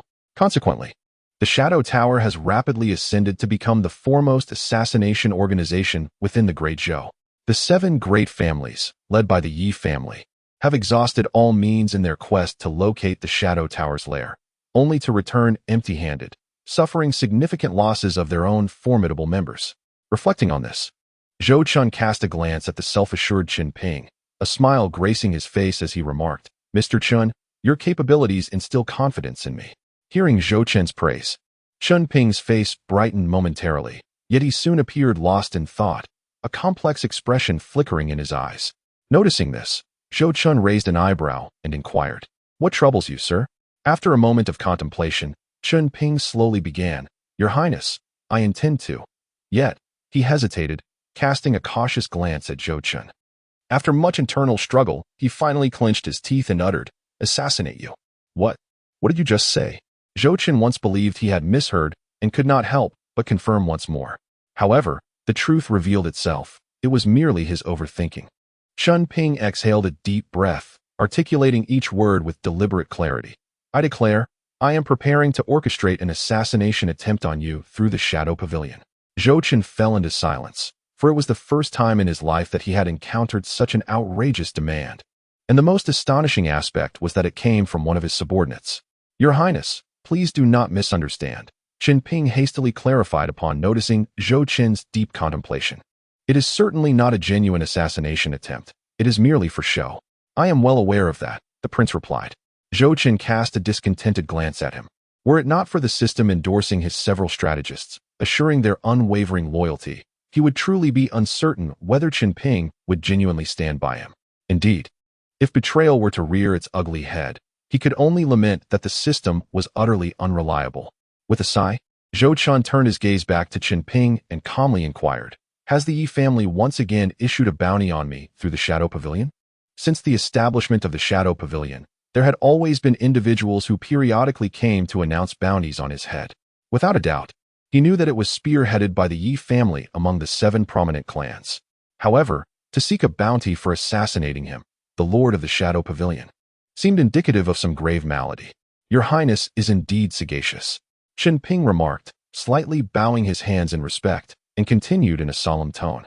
"Although it is not the Yi family that has come to issue the bounty at the Shadow Pavilion, I believe that even if they are not directly involved, they must have significant ties to the 7 great clans." Zhou Chen scoffed and remarked, "The Shadow Pavilion has undoubtedly taken countless lives over the past 2 years, and they would never dare to brazenly post a bounty there. However, in the entire Great Zhou, who else could possibly wish to eliminate me besides them?" Upon hearing this, Chen Ping chuckled softly and replied, "Your Highness, it is precisely because we have eliminated so many from the 7 great families that I have deliberately orchestrated an assassination attempt against you." "Oh," Zhou Chen raised an eyebrow, intrigued, and inquired, "What do you mean by that?" Chen Ping's gaze flickered momentarily before he elucidated. "In the 2 years since the establishment of the Shadow Pavilion, there have been periodic visits from individuals seeking to issue bounties on your Highness. However, each time we have declined, deterred by the wrath of His Majesty. Yet, as our actions against the 7 prominent families have intensified over these 2 years, the frequency of bounties on your Highness has increased daily over the past 6 months. I believe they must have begun to harbor suspicions." Zhou Chen narrowed his eyes, contemplating for a moment before frowning and saying, "What you say is indeed correct, sir. During this period, the number of spies infiltrating Bi's prefecture has certainly increased compared to previous years. It appears that to dispel their suspicions, we must indeed stage a performance." After a slight pause, Zhou Chen cast a deep glance at Chen Ping, standing before him, and inquired, "However, I am curious to know when you intend to arrange this assassination, and how I should proceed." Chen Ping seemed to have already devised a plan. Upon hearing Zhou Chen's question, he responded without hesitation, "If your Highness does not oppose, I intend to schedule the assassination for the day when the Princess Yongjia of Dian arrives." "Why choose this particular day?" Zhou Chen furrowed his brow. His original plan was to remain in seclusion until Li Yan departed, as he wished to avoid any entanglement with her. Chen Ping smiled and respectfully explained, I believe that arranging the assassination on this day presents three significant advantages. First, should the assassination occur, Your Highness would be gravely injured in the ambush by the Shadow Tower, thus naturally absolving you of suspicion. Even if the 7 great families do not believe it, they will find it impossible to link the Shadow Tower to Your Highness thereafter, and the Emperor would undoubtedly be the first to object. Second, to audaciously attempt to assassinate a Prince of Dezhou in the presence of the Dian envoy would further elevate the reputation of our Shadow Tower. Even if the assassination fails, the ensuing news would undoubtedly create a stir, and at that point, the transmission tokens we previously dispatched would find their purpose. Having said this, Chen Ping suddenly halted, refraining from continuing, and instead offered Zhou Chen a meaningful glance. Zhou Chen was deeply engrossed in thought when he noticed Chen Ping's gaze upon him. Momentarily taken aback, he inquired, "Mr. Chen, you have mentioned 2 benefits. What is the third?" Upon hearing this, Chen Ping's face broke into a smile as he stroked his beard and replied, "It seems to me that His Highness is rather reluctant to agree to the marriage alliance. When Princess Yongzhao arrives, should His Highness be injured during an assassination attempt, it would provide a plausible reason to decline the union. This justification is certainly preferable to simply refusing visitors." Looking at Chen Ping's smiling face, Zhou Chen could not help but smirk inwardly, thinking to himself, "You must be a worm in my belly to guess my thoughts so accurately." After silently ridiculing this notion, he lifted his head, glanced at Chen Ping, and finally declared, "Very well, let us heed your counsel and arrange the assassination for the day Princess Yongzhao arrives in Bi's prefecture." Chapter 65. Returning with abundance in the Shadow Domain. Within the Shadow Pavilion, Zhou Chen stood atop the Shadow Tower, gazing down upon the bustling crowd below. The vast majority of these individuals were clad in black robes, cloaks, or adorned with masks and veils, hastily moving about, clearly intent on concealing their identities. Yet, there were a few who appeared indifferent, striding in without any semblance of disguise, whether by deliberate alteration of appearance or sheer disregard for the exposure of their identities. Among the arrivals, many formidable figures could be discerned. After observing for a considerable time by the window, Zhou Chen exhaled a deep breath, unable to suppress a murmured remark. Among the numerous guests in the Shadow Domain, some exuded an aura that evoked a sense of danger within him. It is worth noting that, although he was currently at the 3rd level of the Saint Realm, his formidable cultivation technique, coupled with an array of esoteric skills and divine weapons, rendered his true combat prowess comparable to those who had only recently ascended to the Saint King realm. Not long ago, he had engaged in a genuine confrontation with Jiang Bieli, who had already broken through to the Saint King realm. Although he ultimately faced defeat, it was a narrow victory for Jiang Bieli. Given Jiang Bieli's strength, he was considered among the elite of those newly ascended to the Saint King realm, certainly not inferior to the seasoned veterans of that tier. Therefore, the presence of individuals who instilled a sense of danger in him undoubtedly belonged to the upper echelon of strength, most likely possessing the cultivation of the Saint King realm. As Zhou Chen pondered, Chen Ping suddenly entered from outside, hastening to Zhou Chen's side and respectfully announced, "Your Highness, I have procured the items you requested." With that, Chen Ping revealed 3 spatial rings in his hand. First presenting one to Zhou Chen, he continued, "Your Highness, this ring contains the true dragon blood that I have collected over the past 6 months through the Shadow Tower. A significant portion was acquired through assassination bounties, while another part was refined from the Dragon Clan scattered across the central divine continent. However, the Dragon Clan is cunning and elusive, and precise information about their whereabouts is scarce. Thus, the amount of blood we obtained is limited." Zhou Chen received the spatial ring, and with a swift glance, he beheld the myriad of vials and jars contained within. A faint smile of satisfaction graced his face as he remarked, "You have worked diligently, my lord. It is my fortune to alleviate your burdens." Chen Ping maintained his composure, responding with utmost respect. He then lifted his gaze to Zhou Chen and said, "According to our prior strategy, it is imperative that Your Highness sustains an injury on the day of the assassination. I advise that you commence the refinement of this true dragon blood at your earliest convenience. This will undoubtedly elevate your mastery of the ancestral Dragon Sutra and enhance the fortitude of your physical form. The strength of Your Highness's constitution is pivotal to our scheme. For on the day of the assassination, amidst the throng of witnesses, it will be exceedingly challenging to calibrate the intensity precisely. Should the performance appear feigned, it would only serve to heighten suspicion." Zhou Chen's gaze flickered as he cast a sidelong glance at him, sighing, Thus, I have urged you to proceed with caution. My ancestral dragon scripture has long since ascended to the 4th level. With this essence of blood now at my disposal, I am confident I can effortlessly break through to the 5th level. At that point, even if I am left with but a single breath, I can easily restore myself to my former state. Why do you oppose, sir? Chen Ping forced a wry smile and quickly bowed, saying, Your Highness is a treasure beyond compare. How could I dare? Enough, Zhou Chen interjected, his hand raised to halt him mid-sentence. He continued slowly. Let it be done according to my wishes. The great Yin shall never dispatch a band of fools to represent the Zhou. Any misstep could lead to the loss of all our efforts. Should they discern that it is I who stands behind the shadow pavilion, we would undoubtedly become the target of scorn. I cannot allow such a calamity to unfold. Chen Ping opened his mouth, eager to say more. But upon meeting Zhou Chen's steadfast gaze, he realized that the prince was resolute beyond his persuasion. He could only bow and declare, I shall faithfully obey your highness's commands. Zhou Chen nodded slightly. Then his gaze shifted to Chen Ping's tightly clenched left hand. Sensing Zhou Chen's scrutiny, Chen Ping promptly responded by handing over the 2 spatial rings he had been gripping. Your Highness, these 2 rings contain the commissions earned by the Shadow Tower from assassinations over the past 6 months. The larger ring is filled with spirit stones and spirit jades, while the smaller one holds various treasures, including materials for alchemy, spiritual materials, weapons, and an array of secret techniques. As Chen Ping elaborated, Zhou Chen's mind delved into the contents of the spatial rings. Moments later, after thorough examination, Zhou Chen's expression gradually regained clarity, yet his eyes were filled with astonishment.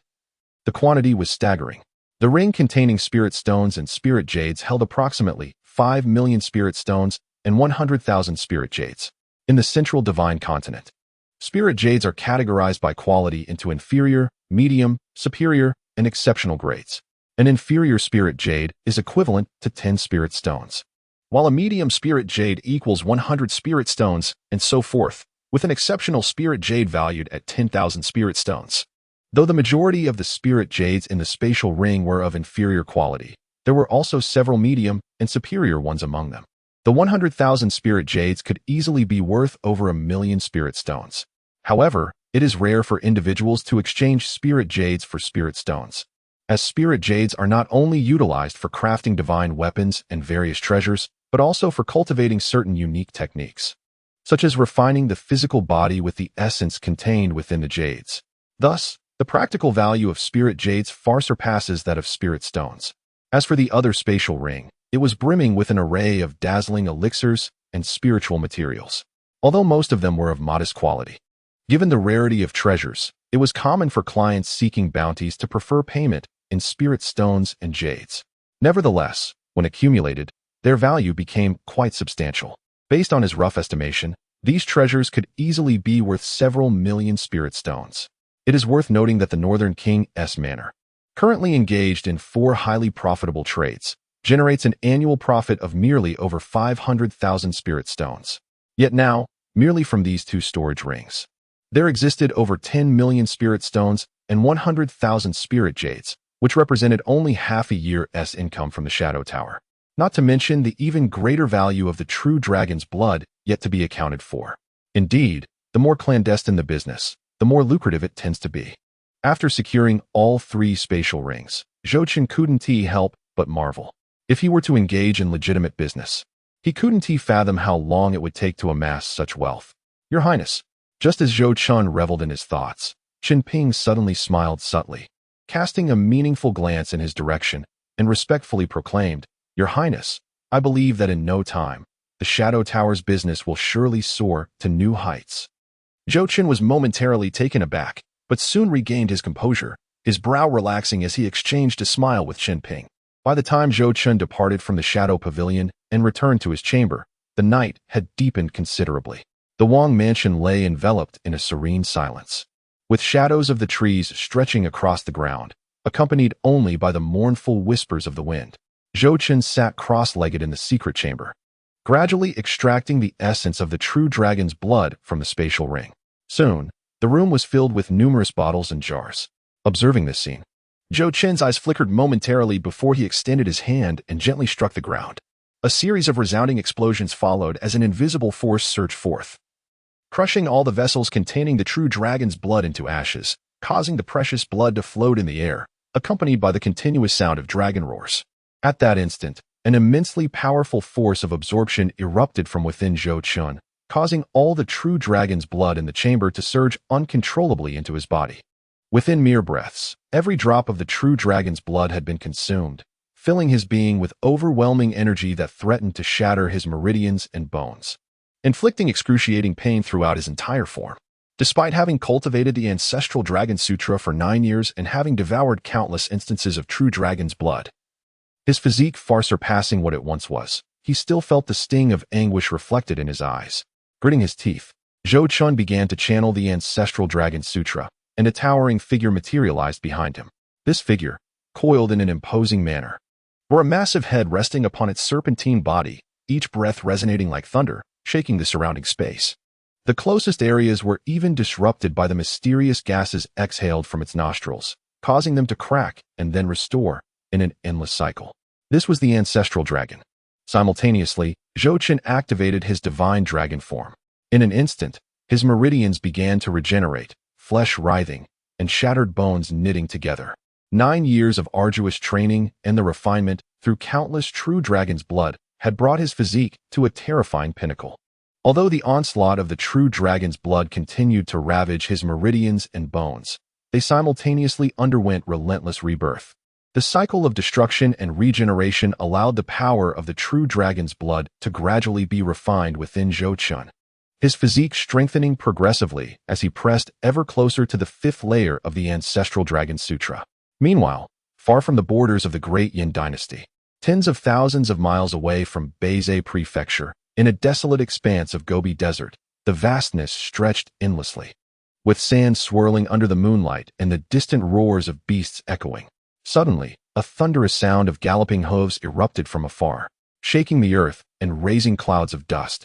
Soon, a convoy came rushing from the distance, resembling a merchant caravan, moderately sized with around 200 to 300 individuals. Leading the pack was a distinct group of guards, each mounted on black steeds, scanning their surroundings with vigilant eyes.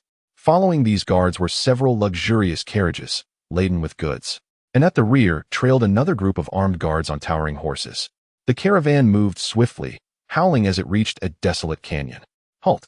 Upon entering the canyon, a lean middle-aged man immediately raised his hand and commanded, "Rest here." At his call, the previously swift-moving caravan came to a halt. The middle-aged man then turned to 2 individuals beside him, exchanging a subtle glance, and instructed, "You two, take a team each and secure the perimeter. I shall meet with the master." "Yes." With that, the man rode his horse to the rear of a carriage, respectfully stating, "Master, please, come in." A commanding voice resonated from within the carriage. Upon hearing this, the middle-aged man wasted no time, dismounted, and hastily entered the carriage. The interior was spacious, akin to a small room, divided into 2 sections by a beaded curtain. The outer area contained only a small table and fixed benches, appearing rather empty. At present, an elderly man and 2 beautiful women sat around the table. Noticing the man's entrance, they shifted their gazes towards him simultaneously. Faced with their scrutiny, the middle-aged man felt a tremor of anxiety and quickly lowered his head, kneeling on one knee. This humble servant, Du Yun, pays respects to His Highness, Prince Chu, and to the esteemed lords Ziyun and Li Shui. Rise, the elder spoke first, casting a glance at Du Yun. "Du Yun, I am merely the master of this caravan now, not Prince Chu. We are nearing the territory of the Great Chain. Do not reveal our identities." Du Yun stood, discreetly glancing at the beaded curtain behind Li Kai, and swiftly replied, "Understood, master." The elder nodded slightly, then seemed to recall something, clenching his teeth as he exclaimed, "This Tianluo is utterly intolerable. I, Li Kai, a direct descendant of the Great Yin royal family, and a descendant of the Great Tang, now find myself disguised as a mere merchant while on a diplomatic mission to the Great Zhou." As he spoke, Li Kai's voice trembled with fury as he struck the table with his palm repeatedly, venting his inner rage. The purple-clad beauty beside him wore a displeased expression, lamenting, "Your Highness, this Tianluo not only approaches with hostility, but has also severed our passage to the Great Zhou. To avoid detection, we must detour through the Great Qin to reach the Great Zhou." "Indeed, Meng Jing is correct." The white-clad beauty beside Li Kai nodded, glancing at his still fuming visage. "Your Highness, His Majesty has decreed that, regardless of the circumstances, we must forge an alliance with the Great Zhou. With Tianluo's forces stationed along the banks of the Nujiang River, should the Great Zhou traverse the Sanluo Mountains and strike into the depths of Tianluo, our Great Yan's peril could be alleviated at any moment." At her words, Li Kai fell silent, the anger on his face gradually dissipating. After a moment of reflection, he lifted his gaze and sighed. "Am I not aware of the significance of this mission?" However, he paused briefly, turning to glance at the beaded curtain behind him, and slowly continued. "The Great Zhou rejected our overtures 5 years ago. This time, it may be challenging. Did not His Majesty assure us that the Zhou Emperor would not remain indifferent this time?" Ming Jing furrowed her brows. "My concern is not that," Li Kai replied, gently shaking his head. "The Zhou Emperor will undoubtedly intervene, but the cost of such intervention. Are you suggesting that the Great Zhou will demand exorbitant terms?" Li Kai's expression darkened as he chuckled bitterly. "That is assuredly the case. It seems that not only must Yin'er be wed, but we shall also have to pay a hefty price for her dowry. It is often said that a weak nation has no diplomacy. In the face of the heavenly net and the Great Zhou Dynasty, the Great Yin is undoubtedly a weak state. Furthermore, given that the Great Yin has certain demands from the Great Zhou, this alliance, which can be portrayed as a friendly engagement between the two nations, is, in a harsher light, merely a prelude to being slaughtered before being offered a princess as a bargaining chip." This reality is not lost on Li Kai and his companions, who exchanged glances and shook their heads in resignation. The Great Yin, already lagging behind the Heavenly Net and the Great Zhou, suffered a severe setback after the battle with the Heavenly Net 9 years ago, and recovering from such a blow is exceedingly difficult. It seems that in the days to come, the Great Yin will have to survive under the shadow of other dynasties. "Rest assured, Your Highness." At that moment, a cool voice unexpectedly emerged from behind Li Kai. As the sound reverberated, the beaded curtain of the inner chamber was lifted by 2 maidservants, and a stunningly beautiful woman stepped through, gazing earnestly at Li Kai. "Yuan is determined to win over that fellow named Zhou Chen, to make him my subordinate and lead an army to rescue our Great Yin." Upon seeing Li Yin, Li Kai's previously furrowed brow relaxed instantly, and he nodded, saying, "It is commendable that Yuan harbors such intentions. It does justice to the affection my brother has always shown you." However, Li Kai hesitated slightly, stroking his beard as he regarded Li Yin. "As far as I know, the Northern King holds considerable renown in the Great Zhou. It would be prudent not to underestimate him. Yuan will heed your advice, Your Highness." Li Yin lowered her gaze. "Very well." Li Kai nodded and then turned to the figure of General Du Yun standing nearby, instructing, "General Du, we have rested enough. Let us proceed." Du Yun, however, did not respond immediately. Instead, he glanced out the window before looking back at Li Kai and slightly bowing his head. "Your Highness, it may not be the right time yet." Impudence. Observing Du Yun's unusual demeanor, an ominous premonition surged within Li Kai. He fixed his gaze on Du Yun and exclaimed, "Du Yun, what do you mean by that?" As he spoke, a formidable force erupted from within Li Kai, pressing towards Du Yun.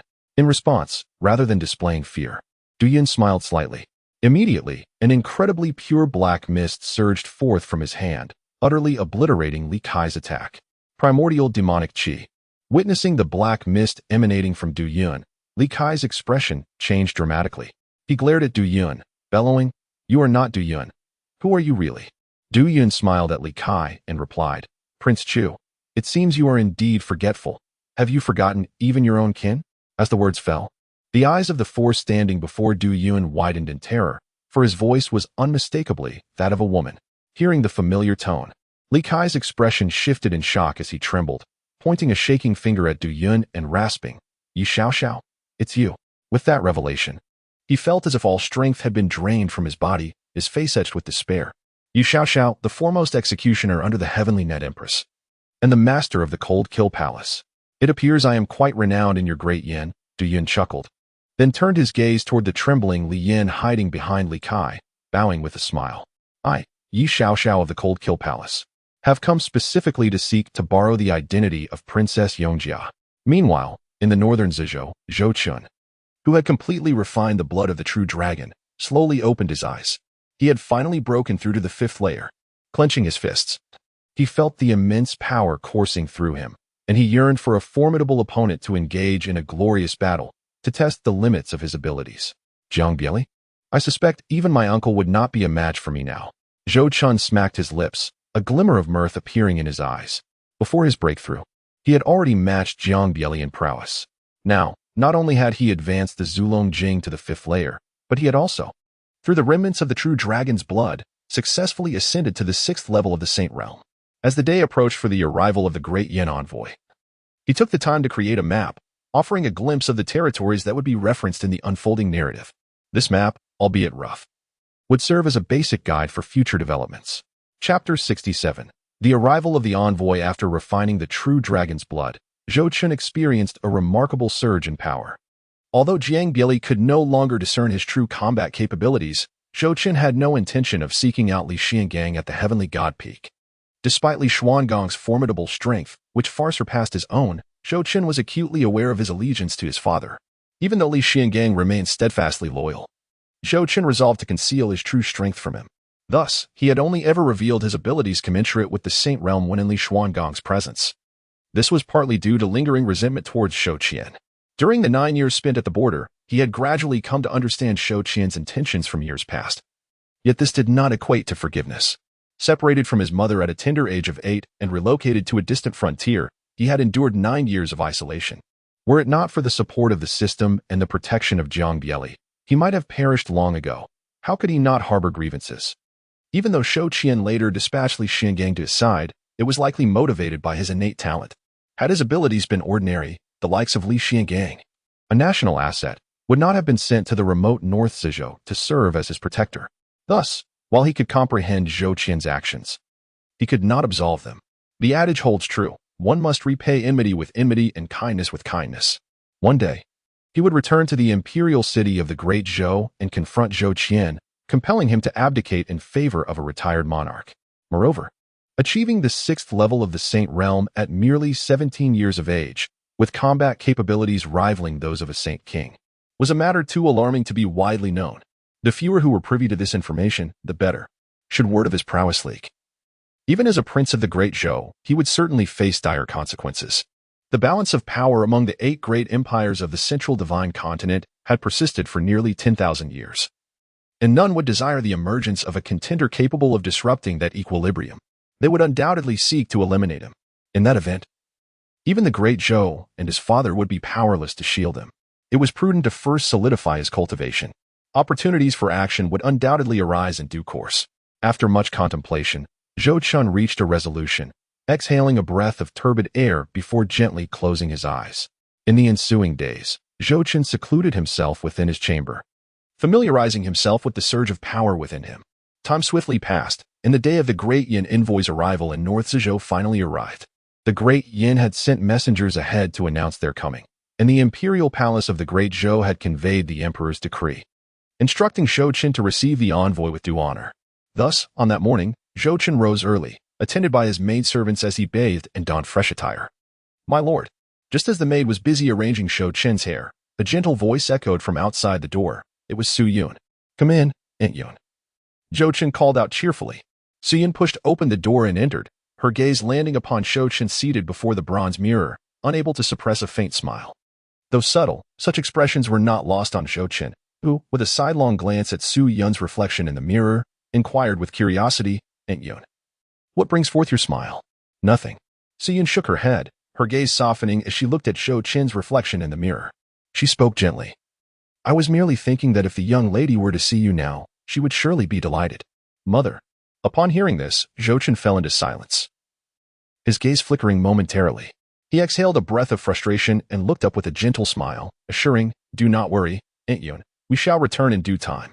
After speaking, he turned his attention back to Su Yun and inquired, "By the way, Aunt Yun, I arranged for someone to deliver a birthday gift to Mother Empress not long ago. Has she received it?" "Indeed," Su Yun replied with a subtle nod. As she spoke, she retrieved a jade slip, imbued with protective seals, from her bosom and placed it on Zhou Chen's desk. "This is a letter from the Empress to you, my lord. It arrived yesterday, but you were in seclusion at that time." Upon seeing the jade slip, a look of delight spread across Zhou Chen's face. He eagerly reached for it, ready to peruse its contents. However, his expression suddenly shifted, and with a swift motion, he concealed the jade slip once more. "My lord, you are not going to read it now?" Su Yun asked, her eyes widening in surprise. She chuckled softly. In the past, you would have opened it immediately. At that moment, Zhou Chen, with his dark hair tied back, appeared even more dashing, his handsome features enhanced by an air of elegance. Dressed in a python robe and adorned with a jade belt, he exuded an unmistakable aura of pride. Hearing Su Yun's teasing, he rose to his feet and sighed.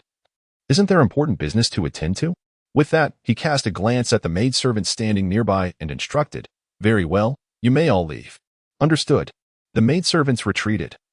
And Zhou Chen turned back to Su Yun, asking, Aunt Yun, have the arrangements been made securely? Rest assured, my lord, Su Yun replied, her expression turning serious as she spoke in a lowered tone. Since receiving the notice from the Great Yin envoy yesterday, we have dispatched personnel to the borders to welcome them. They are likely nearing Dingbei city now. Zhou Chen nodded and said, Very well, let us set off early. We cannot keep these guests waiting. Agreed. Su Yun replied with a nod. To welcome the envoy from the Great Yin, the western gate of Dingbei city had been opened. And entry and exit through this gate were strictly prohibited. The streets and alleys had been thoroughly cleaned in preparation. Officials from various regions of Bei's prefecture had already gathered a few miles outside the city gate, awaiting the arrival of the Great Yin envoy. The scene was remarkably grand, with colorful banners fluttering like clouds. Thousands of soldiers from the northern town army stood in perfect formation, their armor gleaming, while hundreds of officials donned splendid robes at the forefront. Our prince places great importance on this Great Yin envoy. In my opinion, the Great Yin will soon meet its demise at the hands of Tian Luo. There is no need for our prince to meet them personally. Indeed, I have heard that the prince is on his way. How can such a trivial envoy be worthy of His Highness's personal welcome? As the officials engaged in lively discussion, a young man in official garb, with a countenance as refined as jade, suddenly turned around to face the conversing group, smilingly saying, I understand your good intentions. However, the arrangements made by His Highness are driven by his own purpose, and as his subjects, we are simply required to comply. What do you think? Upon hearing this, the officials fell silent, quickly bowing their heads in muted obedience. Observing this, the young man smiled faintly before turning back to gaze ahead. Behind him, the hundreds of officials exchanged glances, a flicker of trepidation evident in their eyes. As the governor of Bei's prefecture, appointed by the prince of northern town, the young man had executed countless corrupt officials since his ascendance, with batches being sent to the guillotine at regular intervals. Though the previously impoverished Beis had become orderly under his governance, with the populace living in peace and security, the presence of such a ruthless superior was far from comforting for these officials. They were keenly aware that as favored subjects of the Prince of Northern Town, their positions were beyond their capacity to challenge. Over the years, in a bid to avoid the fate of their predecessors, they had treaded carefully, abstaining from any thoughts of corruption, resulting in their once formidable authority being reduced to mere servitude to the people.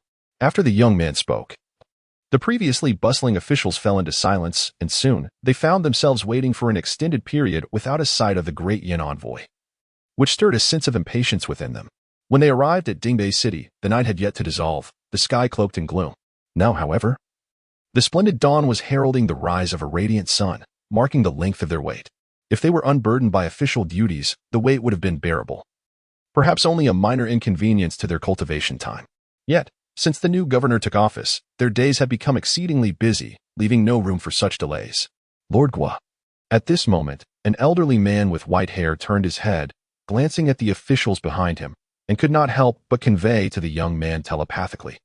This Great Yin envoy is being quite unreasonable. They announced their arrival would be before noon yesterday, yet here we are, still waiting. The elder was He Song, the second-ranking official in Bei's prefecture, whose family had long been esteemed scholars. As the head of the He family, He Song was highly respected in Bei's. 8 years ago, when Zhou Chen took control of Bei's, he dismissed the previous high-ranking officials and replaced them with a cadre of often overlooked upright officials to reform the bureaucracy. He Song was among those promoted during this period. Upon hearing He Song's thoughts, Guojia shifted his gaze and remarked, Have you been waiting impatiently, Lord He? It has only been half a day. How could I possibly be impatient? He Song waved his hands dismissively, his expression sour. I merely feel it is unjust for His Highness to be treated this way. Those Great Yin people are not worthy of such regard. In response, Guojia smiled in silence. Since Zhou Chen replaced the former officials, these once self-proclaimed virtuous officials had regarded him as their benefactor, with He Song being the most fervent supporter. Lord He, clearing his throat, Guojia looked up and said slowly, Did you not say the Great Yin envoy would arrive before noon? It is not yet noon, but Hisong started to retort, but was interrupted by Guejia. Look, His Highness has yet to arrive. Does he not have a sense of timing? Upon mentioning Zhou Chen, Hisong fell silent, not daring to counter. Very well, Lord His Highness recently sent me a fine selection of wines. Upon our return to the prefecture, we shall indulge in a feast. His Highness sent you wine? Hisong exclaimed in surprise, followed by a hint of envy. Alas, I have accompanied His Highness for quite some time, yet he has never gifted me any wine. Not far behind them. An official suddenly frowned and turned to a colleague beside him, asking, strange, why does it suddenly smell of vinegar? The colleague sniffed and responded with a frown, indeed. Perhaps someone had dumplings for breakfast. How excessive. I have yet to eat breakfast. The prince is coming. Someone in the crowd shouted, and upon hearing this, all conversations ceased, including Guejia's. Everyone turned in unison, holding their breath in anticipation. What first caught their eyes was a procession of ironclad cavalry, perfectly aligned and orderly. The sound of their iron hooves resonating in harmony. At the forefront of the cavalry rode a figure in silver armor, wielding a gleaming silver spear. Astride a pure white steed, exuding an aura of formidable authority. In the distance, the onlooking citizens murmured in hushed tones, who is that general leading the charge? His presence is overwhelming. I dare not even breathe. It seems he bears the surname Zhao? A member of the Zhao family? Surely not. What could he possibly have to do with our previous commandant? Impossible. This General Zhao Yun was personally recruited by our prince. He has no ties to the Zhao family of the 7 great clans. He currently serves as the commander of the prince's guards. Indeed. Ever since our esteemed prince arrived in Bei's prefecture, our lives have vastly improved. The bandits have vanished, and the blood-sucking corrupt officials are no more. How splendid. Look. It is the prince. As the cavalry escort, stretching for miles, passed by, an opulent carriage drawn by 7 fantastical beasts resembling Qilin gradually came into view. Atop the carriage, a lifelike black dragon, intricately carved in black and gold, seemed poised to soar into the sky, while beneath it, swirling cloud patterns exuded a mystical aura. Seated within the carriage, clad in a black dragon-patterned robe, was Zhou Chen, who sat with an air of composure, gazing ahead. Long live the King of the North. At the sight of Zhou Chen's carriage, an unknown individual suddenly knelt and cried out, prompting the officials, military officers, and citizens from afar to kneel in reverence. A profound respect resonating through the plains with thunderous applause. Long live the King of the North. The echoing chorus continued, and as far as the eye could see, a sea of bowed heads filled the landscape. In present-day Bei's prefecture, no one dares to show the slightest disrespect towards the King of the North. Zhou Chen cast a serene glance over everything before him, his eyes calm, betraying not a hint of turbulence. Everyone, please rise. After a brief moment, he waved his hand nonchalantly. Thank you, Prince. Following a thunderous chorus of exclamations, Zhou Chen disembarked from the carriage. Guojia and the other officials, upon witnessing this, hurriedly approached him, exclaiming, Your Highness. Zhou Chen nodded slightly, and then his gaze shifted to the figure of Guojia standing before him, a smile inevitably gracing his face. Mr. Guo, did you enjoy the wine I sent you a few days ago? Guojia is indeed a figure of considerable controversy. Those who admire him elevate him to great heights, while detractors disparage him. Initially, I contemplated selecting Zhuge Liang, as Mr. Zhuge is exceptionally adept in domestic affairs. However, noticing the number of people eager to see Guojia, I altered my choice. This does not pose any significant issue and will not hinder the progression of the narrative. This text is merely a novel, not a historical account, so one should enjoy it without unnecessary disputes. In Chapter 69, concerning the Great Yin Envoy, there are queries about Guojia, whose courtesy name is Fo Xiao, like Chenping. He is one of the strategists that Zhou Chen acquired from the strategist gift pack 9 years prior, as one of the foremost strategists in the history of Huaxia. Guojia, although not as universally recognized as Zhuge Liang or Sima Yi, is nevertheless highly esteemed, renowned for his exceptional strategic insight and profound ability to assess others. He is often referred to as a genius. Thus, 8 years ago, when appointing officials in Beizezhu, he unhesitatingly elevated Guojia to the position of governor. With his capabilities, governing the modest Beizezhu was a task of little challenge. As for the former governor, Meng Fei, while he was somewhat attuned to the times, he paled in comparison to the loyal strategists and generals who were utterly devoted to Guojia, and he was swiftly cast aside without a second thought. Upon arriving in this fantastical realm, Guofo Xiao, despite some alterations in his personality traits, retained his fondness for wine. Indeed, the moment the topic of wine was broached, a flicker of delight illuminated Guojia's eyes. His demeanor remained respectful as he slightly bowed and said, Thank you. Your Highness, for the wine. I have yet to express my gratitude to you, and I humbly ask for your forgiveness. It is of no consequence. Zhou Chen waved his hand dismissively, speaking with nonchalance. Meanwhile, Song observed his patron engaging in amiable conversation with Great Zhou, and a spark of excitement ignited in his aged eyes. Unable to contain himself, he rubbed his hands together, eager to seize the opportunity to exchange a few words with Zhou Chen. However, just as the words were on the tip of his tongue, he noticed Zhou Chen had turned away, his gaze drifting elsewhere, the light in his eyes extinguished. Helplessly, Song opened his mouth in vain. A bitter expression etched across his face as he sighed inwardly. It has been many years since I last spoke with His Highness. Alas, the weight of my heart is heavy. Zhou Chen, of course, was not oblivious to Song's actions. Were he not pressed for time, he would have gladly engaged in conversation. However, there were matters of greater importance awaiting him.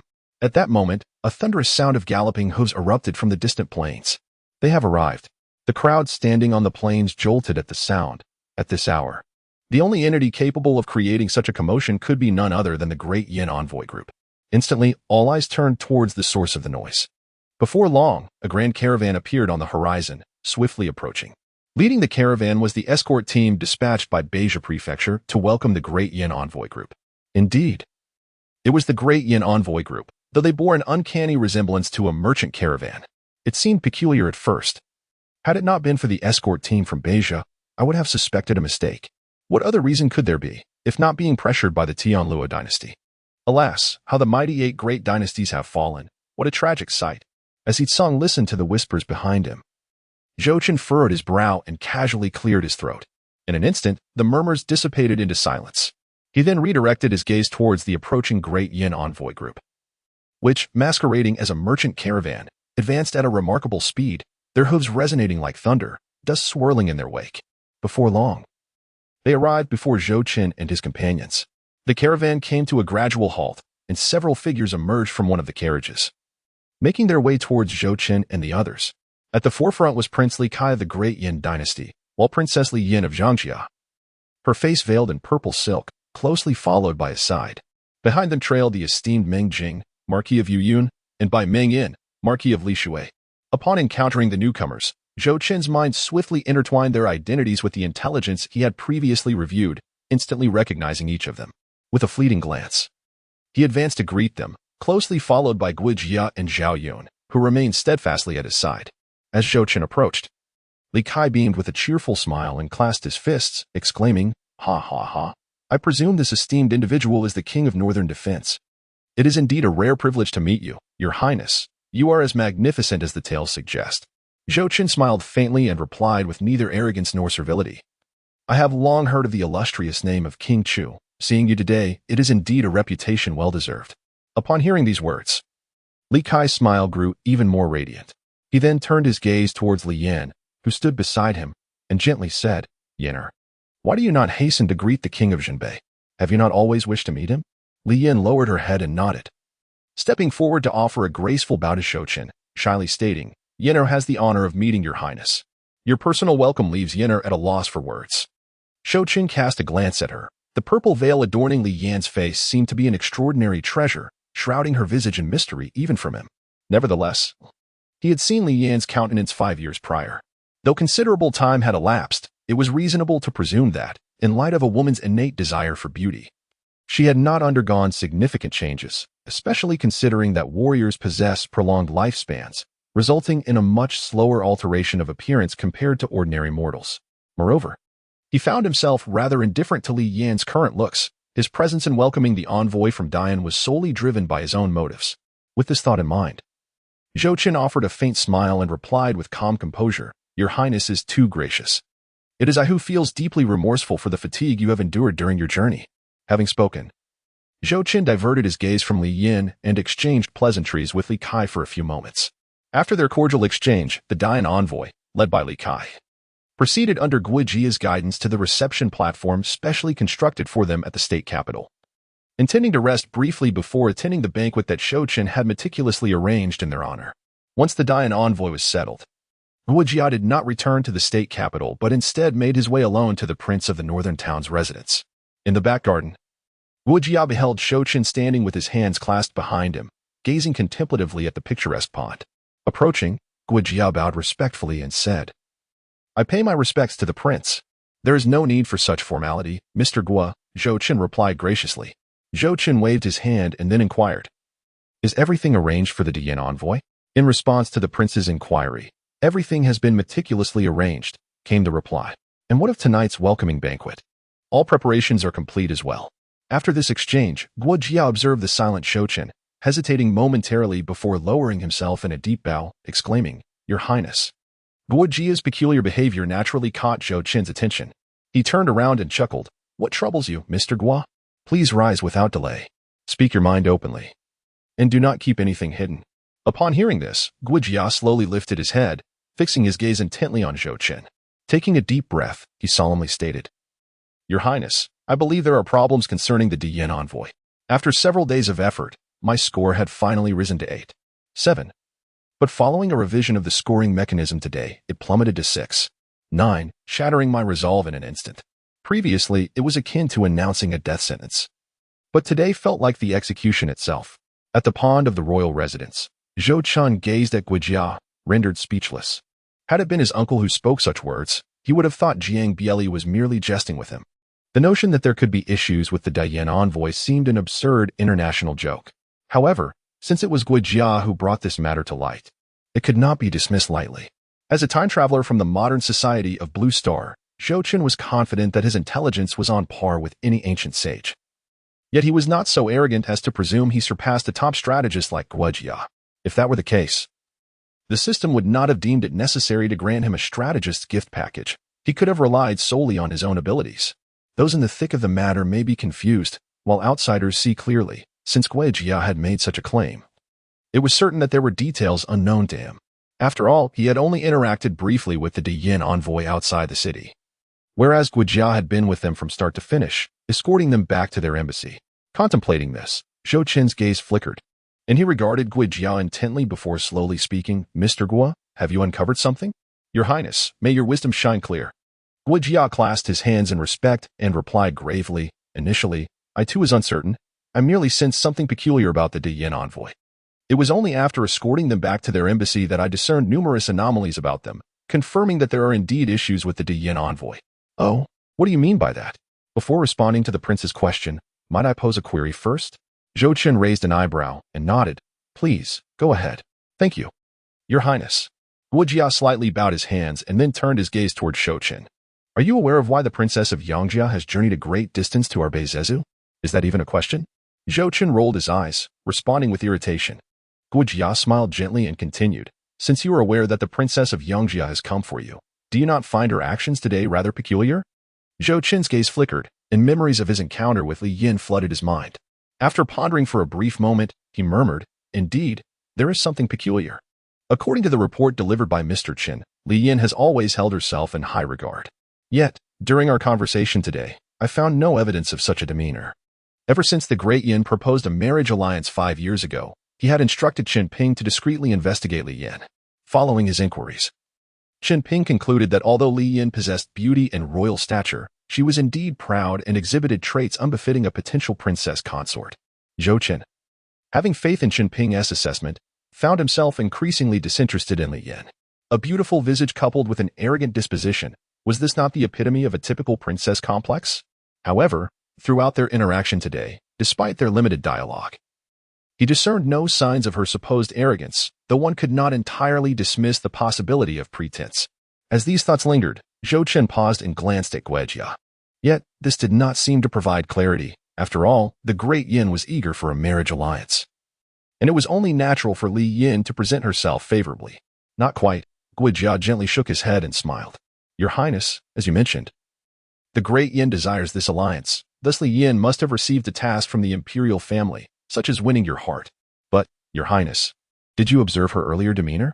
It hardly resembled that of someone intent on capturing your affections. She was reticent, seemingly avoiding you at all costs. Furthermore, on the way back to the reception platform, Li Yin did not inquire about you at all, appearing utterly disinterested. Is this the conduct of someone burdened with the significant responsibility of a marriage alliance? What if she, like myself, is also reluctant about this union?" Zhou Chen's eyes sparkled with curiosity as he posed the question. "Absolutely not," Guijia replied with firm conviction. The marriage alliance between the Great Yin and the Great Zhou is critical to the very survival of the Great Yin. They would never send a princess who is unwilling to engage in such a union. The risk is simply too great for them to bear. Moreover, upon noticing Li Yan's unusual behavior, I discreetly inquired with Li Kai about various secrets concerning the Great Yin, which he, as the brother of the Yin Emperor, should be well acquainted with. Yet, he could only provide vague responses, knowing only a fraction of the information. Oh?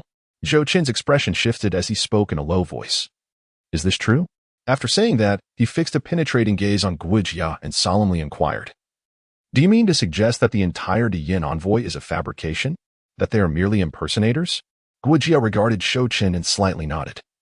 I do not rule out that possibility.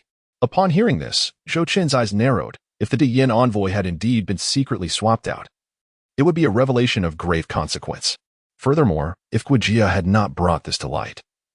Once this group of impostors departed from Bei's prefecture towards the capital of Dezhou, their true identities would inevitably be exposed in the imperial city. The thought sent a shiver down Zhou Chen's spine. The Yi family and the other 6 prominent families had only recently settled down after years of turmoil. If this matter escalated, it would seemingly provide them with yet another justification to act against him. Despite the considerable growth of his own influence over the past 9 years, it still paled in comparison to the 7 great families who had dominated for millennia. Taking a deep breath, Zhou Chen's gaze flickered as he directed his attention back to Guijia, asking, what do you think would be the motive of these impostors? Should they indeed exist? Where might they originate? Guijia, upon hearing this, raised his head to meet Zhou Chen's gaze. After a brief moment of shared understanding, he chuckled softly, Your Highness, you already seem to have an inkling. Why inquire further? With that, Zhou Chen ceased his idle chatter and slowly replied, Tianluo. If there exists a faction within central Xinzhou most eager to disrupt the alliance between the Yin and Dezhou, it is undoubtedly Tianluo. However, what puzzles me is that given the significance of this alliance, the Yin must anticipate that Tianluo would attempt to sabotage it. The transformation of the Yin envoy into a mere trading caravan indicates that they must have made ample preparations to guard against Tianluo. How then? Could the envoy have been swapped? And after the swap, why would these impostors venture to Bei's prefecture? In his view, if Tianluo's sole intention was to undermine the alliance, they could simply eliminate the genuine envoy altogether. Your Highness, at that moment, Guijia interjected. And as Zhou Chen turned his attention to him, he continued, Have you ever heard of the Cold Kill Palace of the Tianluo Dynasty? Zhou Chen's gaze shifted, and he nodded in acknowledgement. I have heard some tales. The Cold Kill Palace was established by the progenitor of the Tianluo Dynasty. The first head of the Cold Kill Palace was her attendant, and subsequently, every leader of the Cold Kill Palace has served as a close confidant to the reigning Empress, tasked specifically with eliminating dissenters and gathering intelligence. From the imperial family of Tianluo to the common folk, none are spared. Thus, each member of the Cold Kill Palace can be regarded as an elite assassin, particularly the head of the Cold Kill Palace, who is deemed the foremost executioner under the Tianluo Empress. I recall that the current leader of the Cold Kill Palace in this era is named Yi Dui, or Yi Xiaoxiao. At this juncture, Zhou Chen's expression changed, as if a thought had struck him. He slowly directed his gaze towards the smiling Guijia, and an ominous premonition surged within him. He could not help but voice, surely. You do not mean to suggest that this group of false envoys from Dian is entirely a ruse orchestrated by the Cold Kill Palace of Tianluo? Upon hearing this, Guijia did not respond immediately. Instead, he slightly inclined his hands in a gesture of respect and replied, I have heard that the Cold Kill Palace has long maintained a secret technique known as the 1,000 Transformations divine art, which, once mastered, allows one to change form in myriad ways, rendering them indistinguishable from spirits. If your Highness wishes to ascertain whether this group of Dian envoys is indeed impersonated by the Cold Kill Palace, I have a strategy that may assist your Highness in discerning the truth. Zhou Chen raised his brow, a glimmer of amusement flickering in his eyes as he turned to Guijia and inquired, Do enlighten me, esteemed sir, what clever stratagem do you propose? Certainly. Guijia promptly responded, gathering his thoughts before he spoke slowly. The 1,000 Transformations technique can indeed alter a person's form, appearance, voice, and even aura. However, it cannot change the essence of one's cultivated methods. The Tianluo dynasty represents a realm of dark sorcery, in stark contrast to the Great Yin, which ardently pursues the utmost in brightness and fervor. The two are as disparate as night and day. While the Cold Kill Palace may masquerade as the Great Yin envoy, the inherent attributes of their cultivated methods remain unaltered. The moment they take action is the moment their true identities will be revealed. What your highness must do is provoke this group of great yin envoys into revealing themselves. Indeed, provoking them to act is feasible, Zhou Chen replied, but then paused slightly, turning to Guijia with a question. But what if they have already practiced some of the Great Yan's techniques? You must be aware, esteemed sir, that the Great Yin and Tianluo are sworn enemies, and it is quite natural for each to possess some of the other's techniques. Since they dare to venture into our Great Zhou, they must have considered this, undoubtedly preparing themselves thoroughly. They have certainly practiced the Great Yan's methods. In the face of Zhou Chen's inquiry, Guijia maintained his composure, casting his gaze downward slightly, and with a smile, he replied, Your Highness, even if they have trained in the Great Yan's techniques as a faade, once they find themselves in a life-or-death crisis, then. Guijia smiled enigmatically, leaving his words hanging in the air. Zhou Chen's gaze narrowed slightly as a possibility crossed his mind. He spoke in a low voice. Are you referring to the Shadow Tower, sir? Indeed, Guijia nodded, a smile gracing his lips. Since your highness wishes to take this opportunity to clarify your relationship with the Shadow Tower in front of the 7 great families, it would be prudent to simultaneously arrange for the Shadow Tower to assassinate the Great Yin envoy, thereby forcing their hand. Once they are exposed, Li Xingyang will naturally take action. However, noticing Guijia's furrowed brow as he pondered, Zhou Chen's eyes flickered with curiosity, prompting him to inquire, But what? Guijia slowly exhaled a breath of anxiety and replied gravely, However, your highness must ensure that the Shadow Tower acts swiftly. It is imperative that the false Great Yin envoy is revealed without delay. I fear that Tianluo does not merely seek to exploit the identity of the Great Yin envoy to enter the imperial capital. Rather, they intend to use the name of Great Yin to assassinate your highness during the banquet, igniting discord between De Zhou and De Yin. Zhou Chen furrowed his brow in disbelief, exclaiming, This is simply implausible. How could anyone possibly believe such a tale? The Great Yin is already besieged by the Tianluo. And why would they attempt to assassinate me? That would be sheer folly. Guijia, with a knowing smile, slowly replied, Your Highness, do you not recall the saying, The whispers of the people are to be feared? At these words, Zhou Chen's eyes narrowed, as if awakened to a harsh reality. Although the notion of the Great Yin envoy attempting to kill him seemed absurd, and his father would never entertain such a belief, the common folk in Bei's prefecture would undoubtedly perceive the situation differently. They would believe that the Great Yin envoy had indeed murdered him. They would not concern themselves with the underlying truths. All they knew was that during the Great Yan's welcoming banquet, the King of Yin had suddenly struck down the Prince of the North, Zhou Chen, even if news of his assassination did not circulate. The Tianluo spies lurking in the Great Zhou would surely propagate it in the shadows. Before long, this news would echo throughout the entirety of the Great Zhou. The Great Yin envoy attempts to assassinate the son of the Zhou Emperor. While this may appear far-fetched, the people of the Great Zhou were already convinced of its validity. Slander is easily spread, yet refuting it is a formidable challenge. Consequently, whether his father sought to bolster the Great Yan's forces or dispatch troops against the Tianluo, he would undoubtedly face significant opposition. Contemplating this, Zhou Chen felt a chill run through him. It was no wonder that the impostor, Li Yin, seemed indifferent to his plight. In her eyes, had he already become a mere specter? Lost in thought, Zhou Chen fell silent, his gaze flickering, until, after a prolonged moment, a glimmer of cold determination shone in his eyes. As evening approached, the clouds in the sky were tinged with soft pink hues, while gold and crimson intertwined to create a resplendent sunset. Beneath this magnificent sky, the Shuiyun Pavilion in Dingbei City bustled with activity.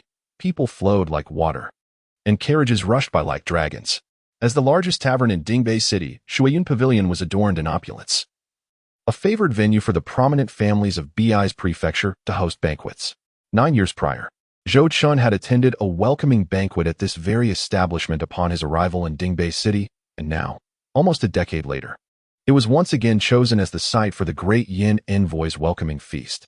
Days prior, the pavilion had been commandeered by the Prince of the North, and now it was filled with important officials and their families from various regions of Bei's, alongside some local aristocrats.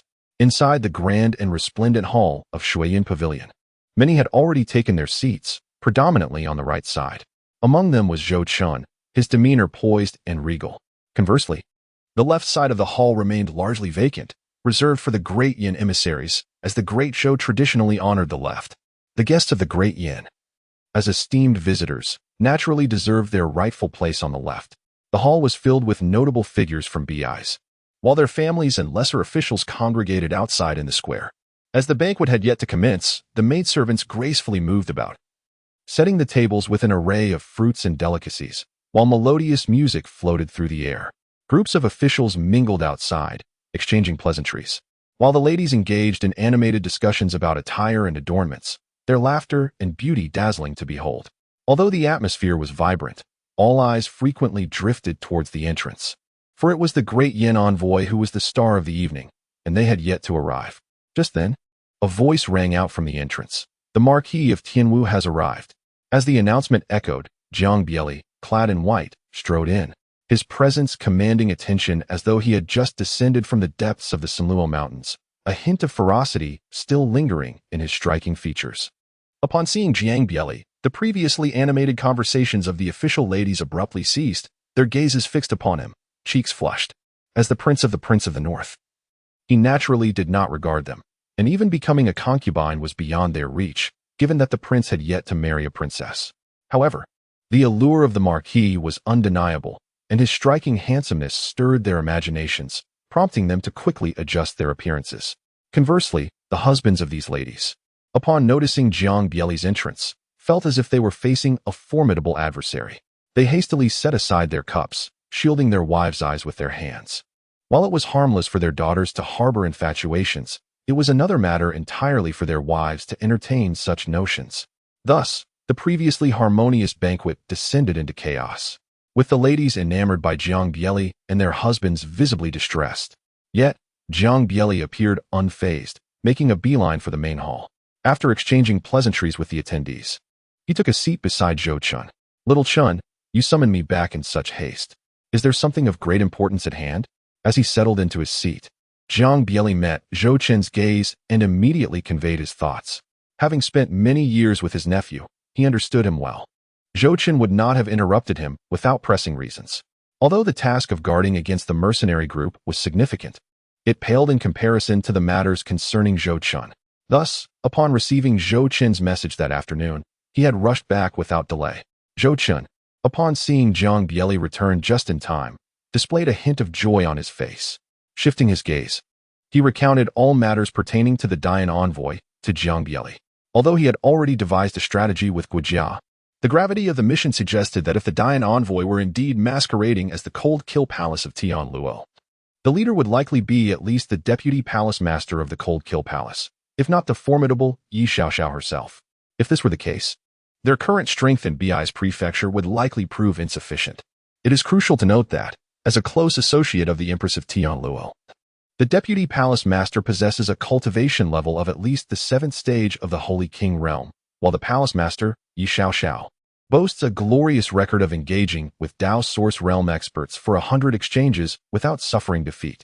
Although the precise strength of the Dao Source expert she faced remains unknown, even a nascent Dao Source practitioner would attest to Yi Xiaoxiao's formidable prowess. This was precisely why Zhou Chen had summoned Jiang Bieli. After all, Jiang Bieli was of the Holy King realm, and while he may not be able to contend with Zhou Chen any longer, an additional ally would certainly bolster their strength. Upon hearing Zhou Chen's account, Jiang Bieli furrowed his brow. He was well aware of Yi Xiaoxiao's illustrious reputation. Should it be true that Yi Xiaoxiao was involved this time, then, given his own capabilities, the only one in the entirety of Bi's prefecture who could potentially rival her was Li Xiangang. Pondering this, he turned to Zhou Chen and communicated telepathically. "Is Li Xiangang aware of this matter?" "He is aware," Zhou Chen replied. Zhou Chen nodded slightly and said, "While I was communicating with you, I also informed him of this matter. However, as you know, Uncle, Senior Li is not under my command. Even I cannot issue orders to him. Given the current circumstances, it appears he will not be arriving tonight. Nonetheless, since Senior Li is aware of this situation, he must have taken precautions in his mind. Even if he does not come to the scene, he will undoubtedly keep a close watch on what transpires here." "You are correct," Jiang Bieli nodded, then shifted the conversation. "What do you intend to do now?" Zhou Chen pondered for a moment before slowly speaking. "Let us bide our time. Once they make their move, as long as it is not Yi Xiaoxiao who strikes, with our strength, we should be able to subdue them." After speaking, Zhou Chen paused and, with a wry smile, added, "Of course, if it truly is Yi Xiaoxiao who intervenes, we shall have no choice but to employ the strategy of delay until seniorly arrives. As long as it is not Ye Xiao. Even if the deputy master of the Cold Kill Palace were to arrive, we would still have a chance of victory. When he entered the 4th level of the Saint Realm, he was already able to contend with Jiang Bieli, who was at the 1st level of the Saint King Realm. Now, having reached the 6th level of the Saint Realm, he could at the very least match those at the 3rd level of the Saint King Realm. Coupled with his fully realized dragon body, his combat prowess had escalated by at least 2 minor tiers, reaching that of the 5th level of the Saint King Realm. Alongside Jiang Bieli of the Saint King Realm and his generals like Zhao Yun, even if the deputy master of the Cold Kill Palace were at the 7th level of the Saint King Realm, victory was not beyond their grasp. However, should he truly unleash his full power, the strength he had concealed for so long would likely come to light this very night. As long as it is not Ye Xiao, victory should be attainable. Seated nearby, Jiang Bieli, fanning himself, furrowed his brow in contemplation. To my knowledge, the deputy master of the Cold Kill Palace possesses at least the 7th level of the Saint King Realm. Meanwhile, suddenly, it seemed he had an epiphany. As Jiang Bieli straightened up, incredulous as he looked at Zhou Chen and transmitted his thoughts. Do not tell me you have broken through again? In a significant manner? Although he sensed that Zhou Chen's aura was indeed stronger than before. Due to Zhou Chen's cultivation of the Moonlight Ascension technique, even he could not discern the specifics of Zhou Chen's cultivation level unless Zhou Chen chose to reveal it. Zhou Chen paused momentarily, turning to him and gently shaking his head. No. A sudden increase? Ascending from the 4th to the 6th level of the Saint Realm hardly qualifies as a sudden increase, does it? Phew, what a relief. I thought you were about to overshadow me. Upon hearing this, Jiang Bieli exhaled deeply. Although he secretly wished for Zhou Chen to grow stronger, the thought of being surpassed stirred a pang of melancholy within him. After all, when he first arrived in Beizezhu, Zhou Chen was still at the Qi gathering stage. While he had already attained the 7th level of the Saint Realm, an insurmountable chasm between them. Now, merely 9 years had passed, and Zhou Chen was nearly catching up? It was utterly absurd. He had once been the foremost genius of Jiangzhou. Could he not be afforded a modicum of respect? As Jiang Bieli's thoughts spiraled, Zhou Chen lifted the teacup from the table, savoring a sip of hot tea before speaking slowly. It's just a modest breakthrough of 2 small levels, nothing more. Just 2 levels, just. Jiang Bieli's expression darkened as he gazed at Zhou Chen's unperturbed demeanor, feeling a twinge of heartache. Truly, he was not granting an ounce of face to his uncle. Were it not for the throngs of guests within the Shuiyan Pavilion, he would have felt compelled to cry out to the heavens. This is preposterous. During his 9 years in Beizezhu, having witnessed Zhou Chen's astonishing rate of advancement, he had long known that the day would come when he would be overtaken. To delay that day, he had refrained from indulging in social pursuits or revelry, dedicating himself to relentless cultivation. He had finally broken through to the Saint King Realm, believing he could finally take a breather. Yet, just as he was at the pinnacle of his spirits, Zhou Chen had come knocking, engaging him in a fierce battle of 300 rounds. Though he emerged victorious, it was only by virtue of his higher realm. At that time, Zhou Chen was merely at the 4th level of the Saint Realm, but now, after just half a month of guarding the Sanluo Mountains, Zhou Chen had made yet another leap forward, and this time by 2 minor levels. In other words, in the mere span of half a month, he had been decisively surpassed by his own nephew. He had anticipated being overtaken eventually, but never did he foresee it would transpire so swiftly. Observing Jiang Bieli's incredulous expression, Zhou Chen offered an apologetic smile and patted his chest, saying, "No worries, uncle. I will look after you from now on." Jiang Bieli's face stiffened, and after a series of complex mental deliberations, he forced a smile and waved dismissively. "That won't be necessary. I still wish to live my life in the Great Zhou. If it were a woman, he might have considered it, but his nephew? That was a different matter altogether. What would become of his reputation if word got out?" With that thought, he sighed deeply, casting a glance at Zhou Chen before his expression brightened again. Perhaps this was a good thing. At least it increased their chances tonight. Indeed, tonight. Before he could finish his thought, Zhou Chen's expression suddenly shifted as he looked toward the hall's entrance, a glimmer of cold light flashing in his eyes. "The envoy from Dian has arrived." Moments later, the voice of the announcer echoed once more, and the previously subdued courtyard erupted into a cacophony. The guests had gathered, for the protagonists of the evening had finally arrived. Within the grand hall, everyone rose to greet them. After exchanging a glance with Jiang Bieli, Zhou Chen also stood up. Though he was aware of the dubious status of the Dian envoy, Until their identities were exposed, they were still considered guests of the Great Zhou, and decorum must be upheld. Naturally, given Zhou Chen's stature, there was no need for him to personally welcome them. Merely standing was already a significant show of respect. After all, Dian no longer held the status of one of the 8 great dynasties of central Shenzhou. Before long, the figures of Guojia and Zhao Yun appeared at the hall's entrance. Leading the Dian envoy was Li Kai, who was the first to step into the grand hall. Ha ha ha, King of the North, we meet again. Li Kai boomed upon spotting Zhou Chen standing in the hall, immediately laughing heartily and offering a courteous salute. Your Excellency. You are too kind, Zhou Chen replied with grace. Zhou Chen maintained his customary politeness, returning a bow, though his gaze lacked genuine sincerity. After speaking, he gestured for Li Kai to take a seat, saying, King Chu, please be seated. Li Kai glanced at the left-hand position beside Zhou Chen, instinctively looking toward Li Yan, who was by his side. However, in that fleeting moment, he seemed to recall something, his expression subtly changing as his gaze swiftly returned to Zhou Chen. After exchanging a few more pleasantries, he confidently stepped toward the left side of the grand hall and sat down with casual nonchalance. Although Li Kai's anomaly lasted but a brief moment, it did not escape the keen observation of Zhou Chen and Jiang Bieli. The two exchanged a discreet glance and nodded imperceptibly. Zhou Chen then turned his attention to Li Yan, offering a radiant smile. Princess, please. Thank you, Your Highness. Li Yan, adorned in a flowing gown of soft yellow that accentuated her graceful figure, curtsied elegantly before gliding to her designated seat below Li Kai. Following their seating, the assembly within the hall, including other envoys from the Great Yin, took their places. Once all were seated, the washing dust banquet prepared specifically for the Great Yin delegation commenced. Attendants brought forth exquisite delicacies, while a troupe of slender dancers filled the hall with song and dance, their sleeves billowing gracefully, the atmosphere vibrant and harmonious as guests exchanged toasts. However, as the banquet reached its midpoint, a new group of dancers entered, clad in scant attire and moving with enchanting grace. Yet, Zhou Chen found himself devoid of any desire to appreciate their performance. The peculiarity of Li Kai lingered vividly in his mind. Though Li Kai had reacted swiftly, Zhou Chen had noticed the glance Li Kai cast toward Li Yan when he invited him to sit. It was a look of inquiry. Given Li Kai's stature as the king of Chu of the Great Yin and the brother of the current Yin emperor, how could he seek confirmation from Li Yan, whose rank and status were far inferior to his own?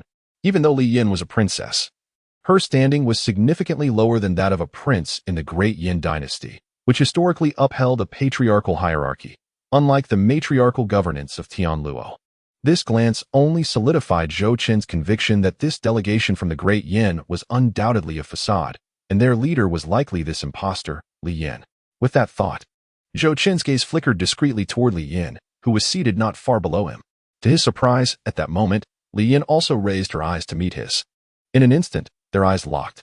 Li Yan, gazing intently at Zhou Chen, smiled sweetly, lifting a jade cup from the table, her voice soft as she said, Your Highness, I toast you. At her words, the attention of everyone in the grand hall converged upon them. Sensing the shift, Zhou Chen furrowed his brow slightly, yet still smiled at Li Yan, replying, Princess, please. They exchanged smiles. Zhou Chen lifted his cup and took a sip, but his gaze remained fixed on the Great Yin delegation, his heart silently bracing for any eventuality. Just then, Zhou Chen suddenly felt an overwhelming sense of danger, as though a ferocious beast had locked its gaze upon him, sending a chill down his spine. With a crack, he crushed the cup in his hand, his expression shifting as he shouted, Be careful. Chapter 74. Confucianism. Erased in a stroke before Zhou Chen could finish his words, the amiable Li Kai, who had been sitting beside him, suddenly transformed, his expression contorting into a terrifying snarl. He unleashed a series of 17 hand seals, directing them straight toward Jiang Bieli. Indeed, it was Jiang Bieli. Zhou Chen's recent exclamation was directed at Jiang Bieli, as he had sensed that the Dian envoy posed a threat. Since the arrival of Li Kai and his companions in the Grand Hall, he had been on high alert. While enjoying drinks with Li Yan, he suddenly perceived a faint aura of murderous intent emanating from Li Kai. Thanks to his mastery of the moonlight ascension technique, Zhou Chen's spiritual awareness surpassed that of ordinary individuals. Even though the killing intent from Li Kai was nearly imperceptible, it was still detected by him. For a fleeting moment, he believed Li Kai intended to attack him, but upon further reflection, he realized that the target of Li Kai's malice was Jiang Bieli, seated below him. Initially puzzled as to why these impostors deviated from expected behavior, Zhou Chen soon understood that within the hall, Jiang Bieli was the only visible Saint King. As for himself, his true strength remained unknown to them. If they had decided to strike, it was logical for them to eliminate the most formidable opponent first to prevent complications. With Jiang Bieli out of the way, the rest would be easy to handle. Enlightened by this realization, Zhou Chen felt a sudden clarity about their intentions and, fearing that Jiang Bieli might be caught off guard, he hastily called out a warning. However, his concern proved unnecessary. At the very moment Li Kai launched his attack, Jiang Bieli appeared unfazed, as if he had anticipated the assault. With a calm demeanor, he raised his gaze and smiled. In that instant, he extended a finger toward the oncoming fiery palm strike, gracefully swiping it aside with a simple gesture, an act of literary mastery that rendered the attack null and void. A colossal ink brush manifested before the palm strike, drawing a black ink line that extended toward the assault. The once formidable attack vanished as if submerged in water, leaving no trace behind. The abrupt turn of events startled the assembly from Bi's prefecture, who had been engaged in light-hearted banter only moments before. Now, their focus shifted to Li Kai, seeking an explanation for his unexpected aggression, especially since he had initiated the attack. Among those scrutinizing him was Jiang Bieli, whose gaze was notably frigid compared to the others. Li Kai's face retained a hint of astonishment, clearly taken aback that his sudden strike had been so effortlessly neutralized by Jiang Bieli. Seeing Jiang Bieli unscathed, Zhou Chen couldn't help but smirk. His earlier apprehensions had indeed been unwarranted. Reflecting on the situation, it became evident that as a scholar, Jiang Bieli's spiritual acuity was likely on par with his own. If Zhou Chen could sense danger, so could Jiang Bieli. Moreover, having previously warned Jiang Bieli about the Dian envoy, it was certain that he remained vigilant. With formidable spiritual strength and a watchful demeanor, it was clear that even the most cunning of attacks from Li Kai would not succeed. Inwardly lamenting the chaos that concern can bring, Zhou Chen's gaze shifted to the seemingly composed Dian envoy before resting on Li Yan, whom he perceived as the greatest threat among the impostors. The rest paled in comparison, including the counterfeit Li Kai. His earlier assault indicated that this foe Li Kai, although a Saint King, was likely only at the second level of that realm, comparable to the intelligence he had gathered about the true Danshu king. In the face of Zhou Chen's current prowess, such a rank was hardly formidable. The only one he found inscrutable was the counterfeit Li Yan, whose opacity signified potential danger. Yet, as Zhou Chen scrutinized her, she appeared blissfully unaware of his gaze, engrossed in her meal, seemingly indifferent to the earlier attack by Li Kai. Observing her demeanor, Zhou Chen narrowed his eyes. Such nonchalance typically indicated either a reliance on others or a clever ruse. Clearly, this was the former. "Chu Wang, have I ever wronged you?" Zhou Chen mused, when suddenly Jiang Bieli fixed a steely gaze on Li Kai and calmly inquired, "Might I ask why you sought to place me in peril?" Although fully aware of the group's true nature, the others present remained oblivious to the underlying truth. Even though Li Kai had just attacked him, the technique he employed was the Dian Empire's heavenly flame palm, making it seem as though the genuine Dian envoy had attempted an assassination. Thus, Jiang Bieli had to engage in a veiled confrontation, as exposing their identities promptly was paramount. The assembly, already disillusioned by the waning strength of the Dian Empire, erupted in indignation as Jiang Bieli spearheaded the charge, demanding accountability from the Dian for their audacious actions. "Today, the Dian must provide us with an explanation," they clamored. "The Tianwu Marquis is a prominent minister of the Great Zhou, and you Dian dare to attempt an assassination, unconscionable." However, mid-sentence, their fervent outcry was abruptly silenced, replaced by a cacophony of piercing screams. "Wait, what is this? My heavens! Are those not the assassins from the Shadow Tower? Who sent them?" As the crowd gasped in horror, shadowy figures emerged from the depths of the hall, swiftly surrounding the assembly. The sudden appearance of these enigmatic figures intensified the already tense atmosphere, eliciting varied reactions from the gathered crowd. Zhou Chen's expression underwent a dramatic transformation. His eyes filled with an overwhelming shock, as if he had just witnessed something profoundly terrifying. Jiang Bieli cast a fleeting glance at the shadowy soldiers beside him. A flicker of surprise crossed his features before he turned his gaze back to the astonished Zhou Chen, deep in thought. Li Yan, unusually, set down her wine cup and raised her head slightly, her delicate brows furrowing. The others present displayed expressions of sheer terror, their panic evident as they glanced around at the shadowy soldiers. Over the past 2 years, the Shadow Pavilion, a notorious assassin organization, had made its fearsome reputation known throughout the entirety of the Great Zhou. Though the shadowy soldiers seldom made appearances, their terrifying presence had long been associated with the rise of the Shadow Pavilion. When the shadows emerged, survival became a matter of chance. The identity of the target for this assassination remained a mystery. If any of them were to fall victim, they could only resign themselves to their fate.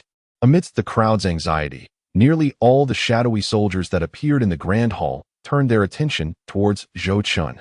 Chapter 75. The city defense formation. The Grand Hall was situated adjacent to the square, and thus, the disturbances within could not escape the notice of the numerous guests gathered outside. Moreover, as the majority of the attendees were ladies, their unease grew upon witnessing Li Kai's aggressive move toward Jiangbieli. Now, as they saw the shadowy soldiers converging upon Zhou Chen, chaos erupted in the square. No one cared any longer about the reasons behind Li Kai's actions. Screams, cries of panic, and shouts for escape filled the air. "Run! There are assassins! Where is the Northern Guard? Quickly, protect the prince!" At that moment, a commanding voice suddenly rang out from outside Shuiyun Pavilion. "By order of the Northern King, foreign spies have infiltrated our Great Zhou under the guise of the Dian delegation. The Northern Guard is ordered to eliminate them. All must vacate Shuiyun Pavilion immediately.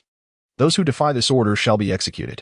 As the words fell, Zhao Yun appeared in mid-air, wielding his silver spear, exuding an aura of lethal intent. "It is General Zhao. How wonderful! The Northern Guard has arrived." So, the Dian delegation was composed of spies. No wonder they acted against the Marquis. Does this mean the assassins from the Shadow Pavilion were also orchestrated by them? Relief washed over the guests remaining in the square upon Zhao Yun's arrival. Those who had come to attend the cleansing banquet at Shuiyun Pavilion were primarily officials promoted by Zhou Chen in recent years. Without Zhou Chen's direct order, they had no choice but to endure their fears and remain in the square. However, the situation had changed now that Zhou Chen had given his decree. They could escape with a clear conscience. Consequently, upon hearing Zhao Yun's command, the guests still within Shuiyun Pavilion scattered in all directions. While some wished to stay and fight alongside the Northern Guard, they were ruthlessly cast out by Zhao Yun. Simultaneously, within the Grand Hall, the delegates from Beizezhu lifted their gazes towards the Dian delegation seated opposite them, their faces reflecting utter astonishment. They had all heard Zhao Yun's proclamation. The Dian delegation was a sham? What an outrageous jest! Though reluctant to accept, they understood that the truth was likely undeniable. After all, such words had come from Zhao Yun, a loyal subordinate of Zhou Chen. He would never dare to speak so recklessly without the prince's command. Realizing this, the attendees exchanged glances, their expressions growing grim. They were acutely aware that this exposed group of impostors would be cornered and desperate, given their prince's decisive nature. Retreat was not an option, and a fierce battle was inevitable. While they could engage in idle chatter, their strength paled in comparison to that of true warriors. A single misstep could lead to their demise. "What are you all dawdling for? Did you not hear General Zhao's command?" Zhou Chen's voice suddenly resonated throughout the Grand Hall. The crowd snapped back to reality, casting grateful looks at Zhou Chen before hastening toward the exit. Once they departed, the vast hall was left with only the imposter Dian delegation, Zhou Chen, and Jiangbieli, who was assisting Zhou Chen in fending off the assassin onslaught.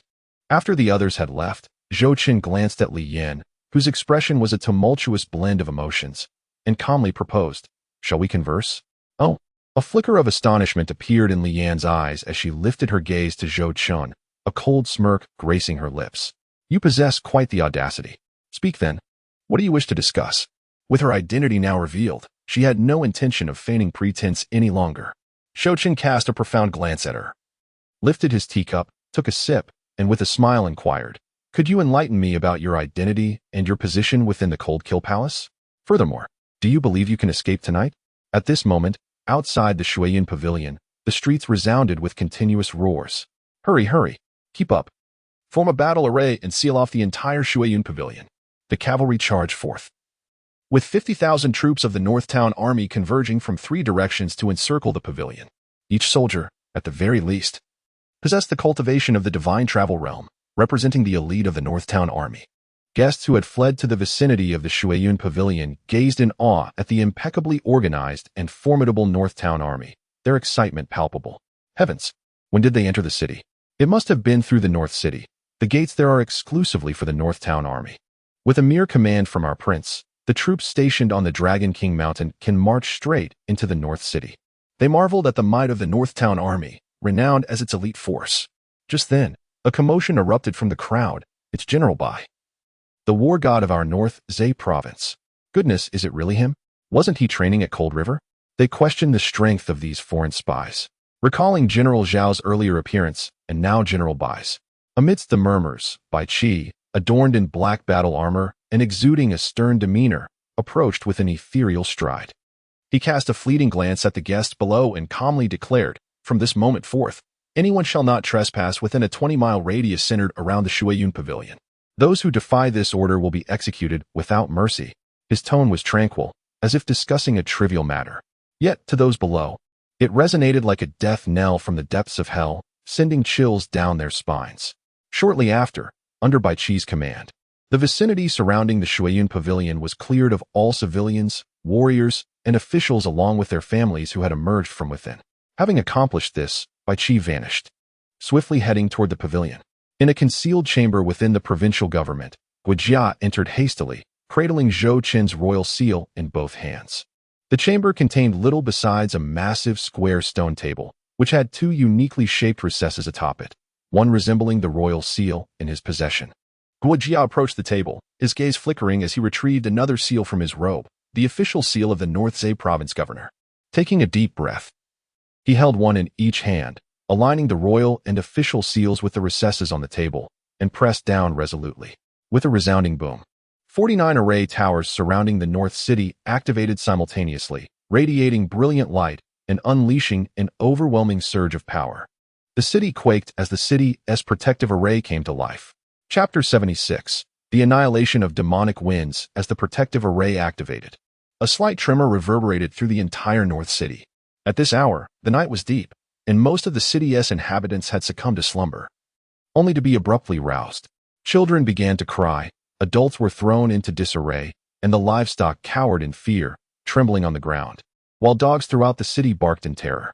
The last activation of the protective array occurred 5 years ago during a mercenary raid in the Sanluo Mountains. Was this another such event? As anxiety gripped the populace, within the grand hall of the Shuiyun Pavilion, Li Yin remained remarkably composed, her gaze lifting with curiosity toward Zhou Chen. "Since the prince is aware of my origins from the Cold Kill Palace." With that, Li Yin brushed her face, and in a flash of light, a tall, alluring woman clad in a purple gown with flowing white hair appeared before Zhou Chen, embodying both a sorceress and a saint. Once she regained her original appearance, the woman slowly rose and flashed a gentle smile at Zhou Chen, radiating an aura of cold allure. "Perhaps the prince would care to guess who I truly am?" With that, her gaze fixated intently on Zhou Chen, keenly observing any change in his expression. Zhou Chen, taken aback by the sight of the white-haired woman, quickly deduced her identity. His expression turned slightly cold as he articulated, "You Xiao." Although he had never encountered the so-called master of the Cold Kill Palace, nor could he discern her exact cultivation, he sensed an undeniable strength emanating from her. In the Cold Kill Palace, a woman of such prowess could only be the legendary master, Yu Xiao. The worst-case scenario had indeed arrived. Realizing the identity of the purple-clad woman did not bring Zhou Chen any joy. Rather, it cast a shadow over him. If it were another deputy master of the Cold Kill Palace, he would have been confident in detaining her. However, Yu Xiao was a force to be reckoned with, capable of contending against formidable Dao origin realm experts. In all of North Zhe province, only one, Li Xiangang, could rival her strength.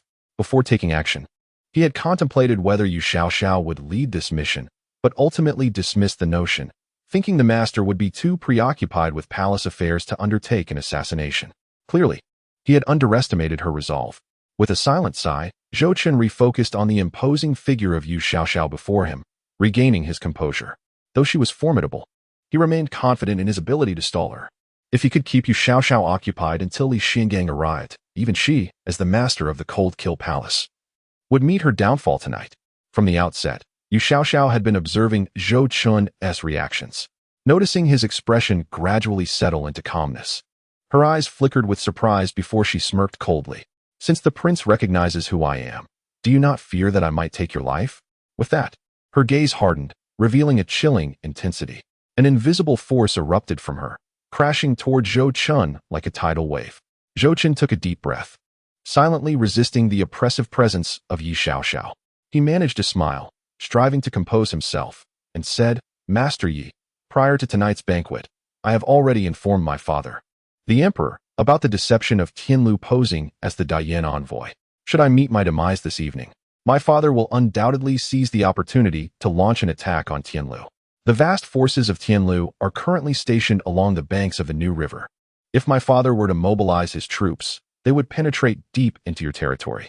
At that juncture, Tianlu would either have to retreat from the New River and abandon the assault on Dian, or attempt to conquer Dian first, but in doing so, your heartland would inevitably be laid waste.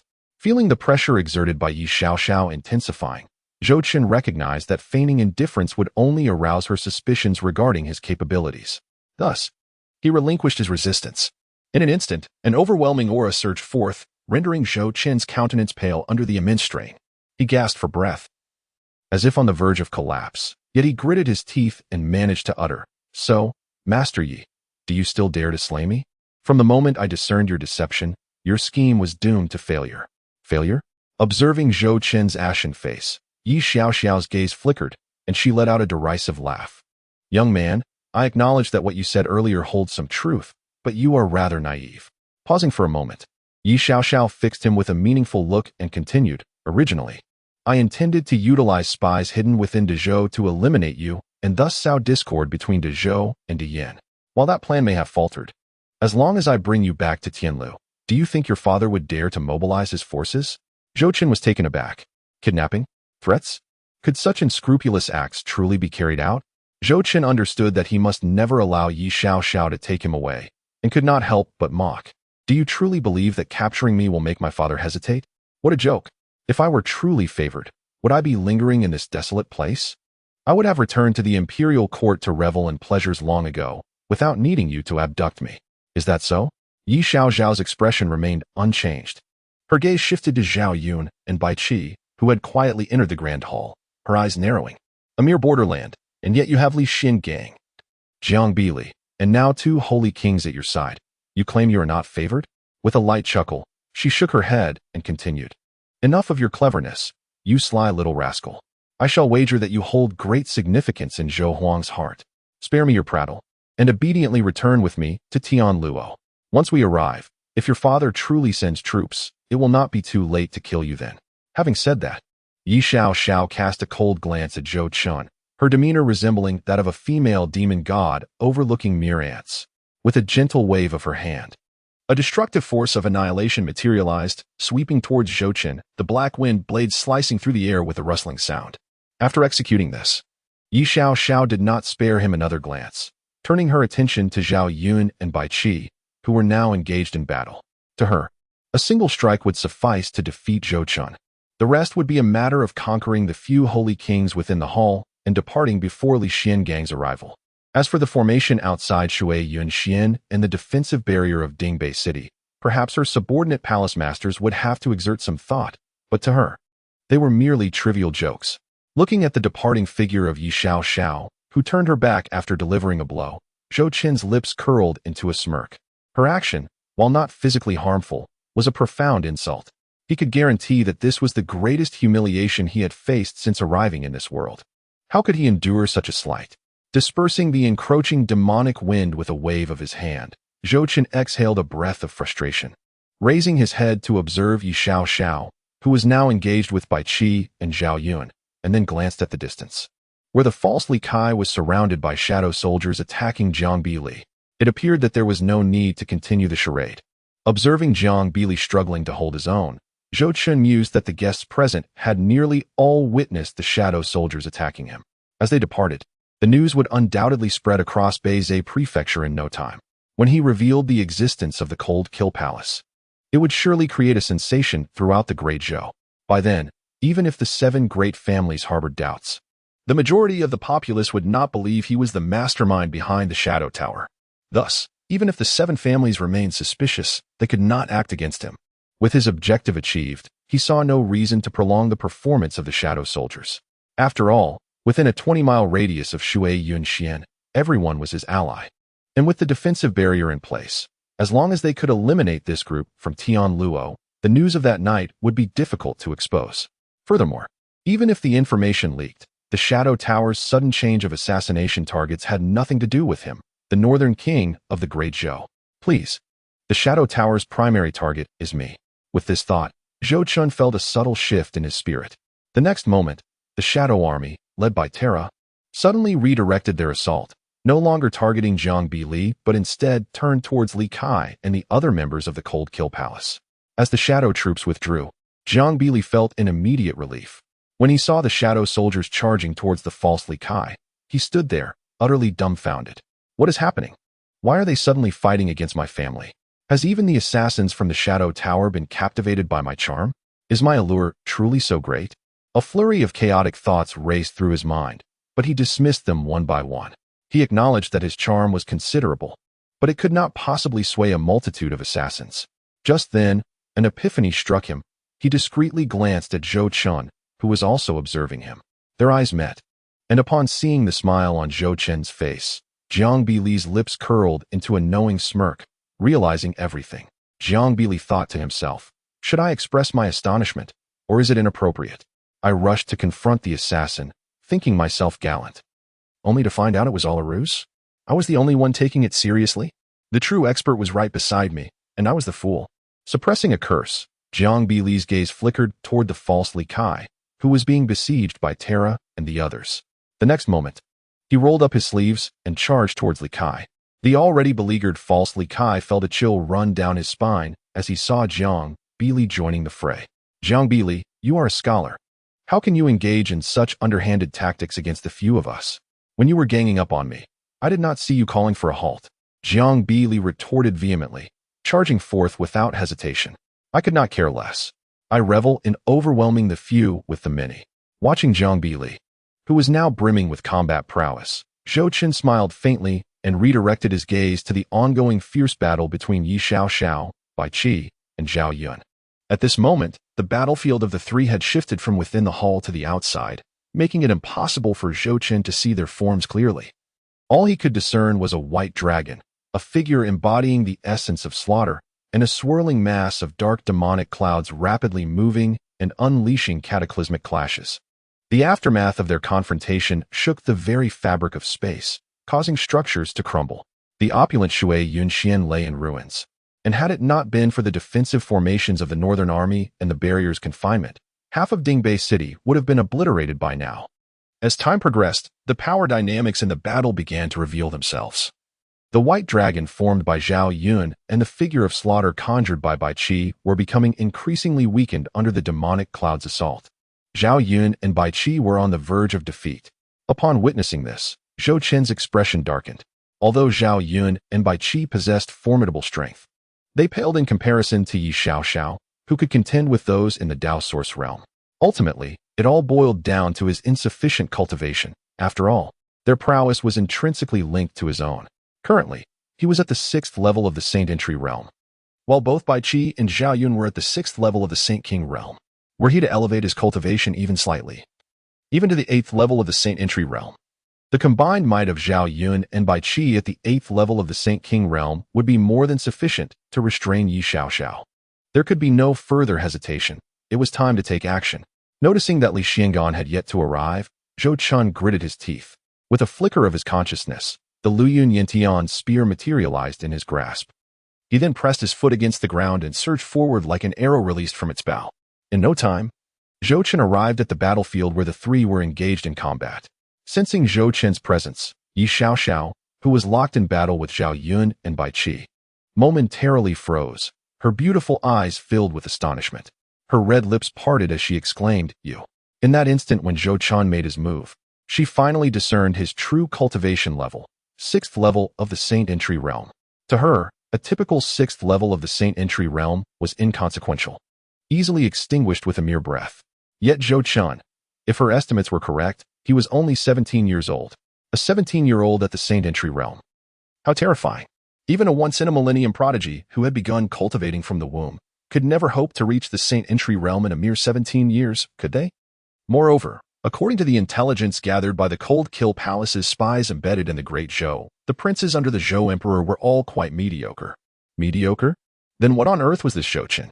With this thought, Yi Xiaoxiao resolved that upon returning to Tianluo, She would ensure a complete overhaul of the spies in the Great Zhou. Such a grossly erroneous report indicated that some of her agents had been compromised by the Great Zhou. In that fleeting moment of distraction, Zhou Chen's figure flickered and vanished from Ye Xiaoxiao's sight, only to reappear above her in the blink of an eye. He swung his spear, unleashing an immensely powerful force that hurtled directly toward her head.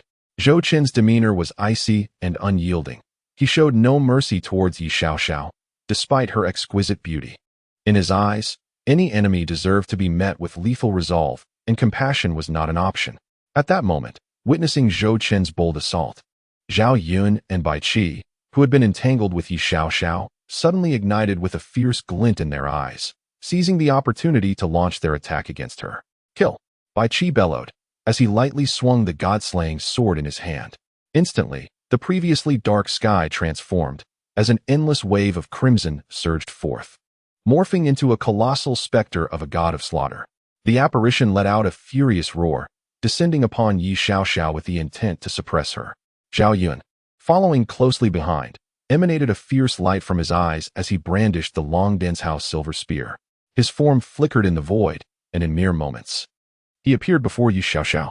With a flourish of the spear, silvery spear energy erupted from its tip, forcefully thrusting towards her waist. In that critical instant, as Zhou Chen and his companion struck, Ye Xiaoxiao swiftly regained her composure from the shock. Gazing at the three assailants, her expression shifted, but the initial advantage had slipped away, leaving her with no means of evasion. A cold glint flashed in her eyes as she summoned every ounce of her demonic energy to withstand their onslaught. With her silver hair billowing, Ye Xiaoxiao parted her crimson lips, uttering frostily, "Celestial demonic field." As her words fell, a torrent of demonic energy surged from her being, enveloping the entire water cloud pavilion in an aura of malevolence. So formidable, no wonder she was so audacious before. Zhou Chen's countenance darkened as he realized that the master of the Cold Kill Palace had been thoroughly provoked. If she were to escape, not only would he suffer the consequences, but the entire North City would likely be drenched in blood. With this thought, Zhou Chen's murderous intent intensified, and he unleashed a more ferocious assault upon Ye Xiaoxiao. At the same moment, the strikes from Zhao Yun and Bai Qi converged with a thunderous roar. The earth trembled as, under the force of their combined attacks, Ye Xiaoxiao plummeted into the pond within the water cloud pavilion like a fallen star. The shockwave from the collision obliterated the ground, reducing the entire structure to rubble. Within the hall, as fierce battles raged on, aside from Terra, Li Kai, and Jiang Bieli, all others, whether at the sacred realm or extraordinary realm, were utterly annihilated by the violent aftermath. However, while the Cold Kill Palace's members perished for real, the Shadow Soldiers.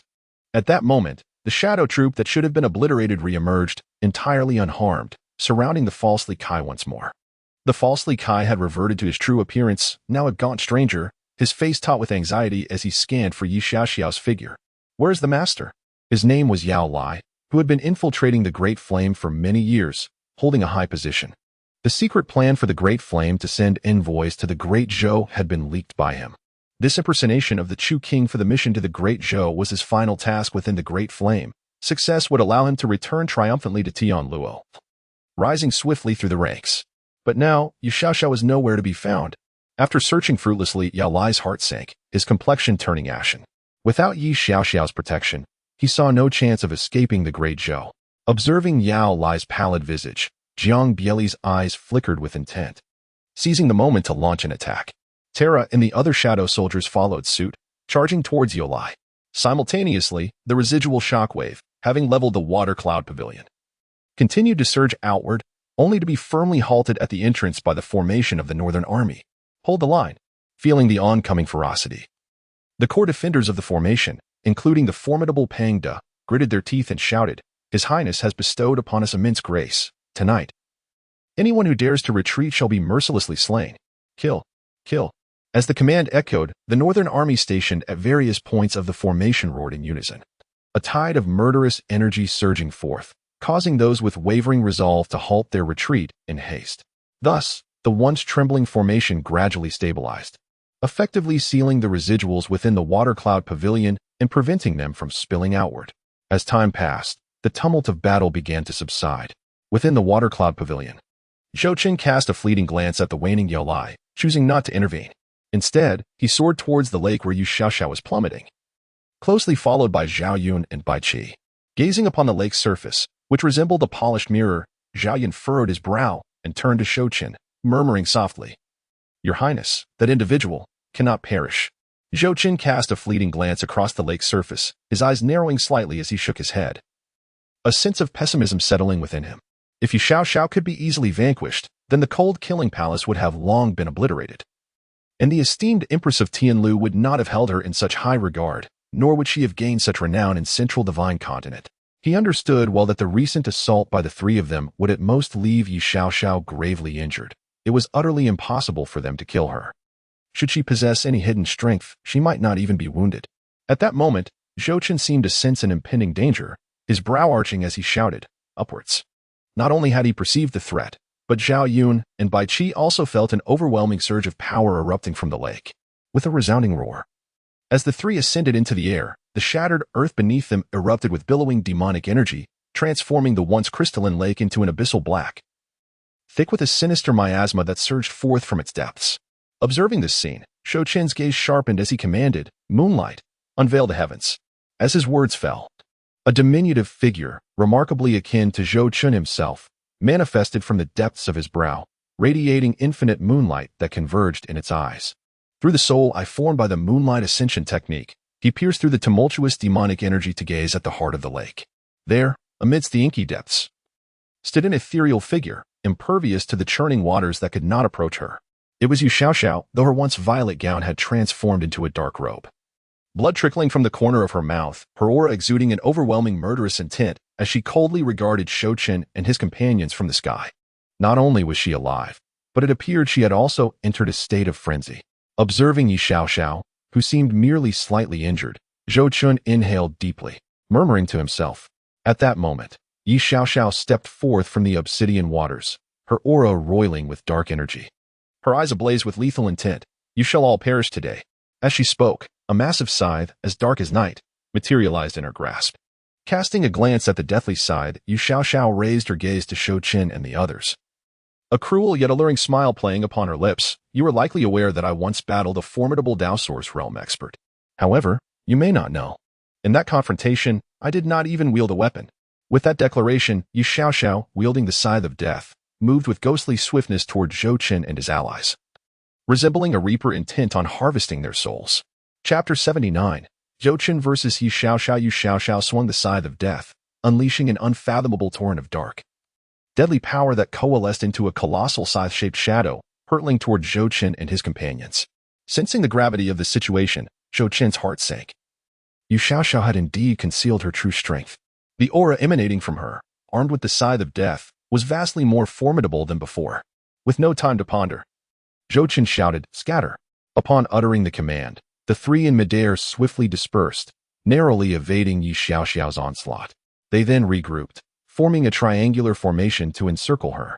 Standing at the center, Yi Xiaoxiao cast a chilling glance at Zhou Chen, her silence betraying no fear, as she brandished the scythe of death, advancing toward him with lethal intent. All beings shall drown. The dark scythe resembled a divine instrument of retribution, exuding terror. "Be cautious, Your Highness." Zhou Chen, momentarily distracted by Zhao Yun and Bai Qi charging toward him, felt the overwhelming wave of murderous intent crashing against him. Taking a deep breath, he prepared for the inevitable clash. In the next moment, an explosive surge coursed through him, as the ancestral dragon's power erupted within. The ethereal dragon figure behind him roiling and emitting resonant roars. His divine dragon form reached its zenith. At this moment, Zhou Chen resembled a humanoid dragon, his formidable vitality surging skyward. Faced with Yi Xiaoxiao, he refrained from transforming fully into a dragon, knowing that while it would enhance his physical prowess, the bulk of the dragon form would render him a massive target for the elusive Yi Xiaoxiao, leaving him vulnerable to her assault. Maintaining his human form, though not as powerful as his dragon guise, granted him the versatility to both attack and defend, ensuring his utmost combat effectiveness. After activating his divine dragon form, Zhou Chen's gaze flickered as he stowed away his flowing cloud spear, only to hesitate and, after surveying the surroundings, retrieve it once more. Zhou Chen's peculiar behavior did not attract Yi Xiaoxiao's attention. She wielded a colossal scythe, sweeping it forth with great vigor.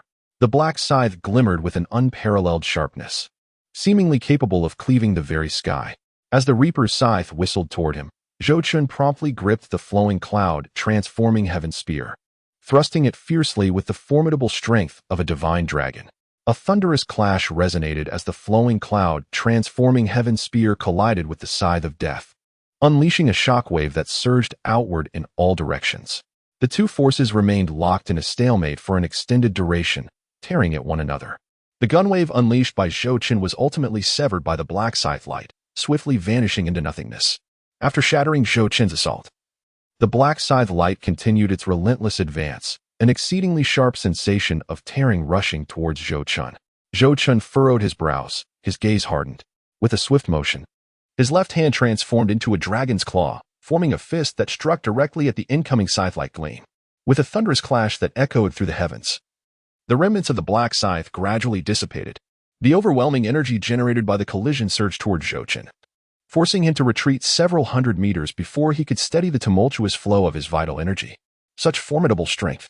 Zhou Chen lifted his head, wiped the blood that had seeped from the corner of his mouth, and gazed at Yi Xiaoxiao, who was entangled in combat with Zhao Yun and Bai Qi. His expression tinged with complexity. The disparity between the sixth level of the sacred realm and the pinnacle of the war saint was nearly 1.5 realms apart. A challenge that proved to be exceedingly daunting.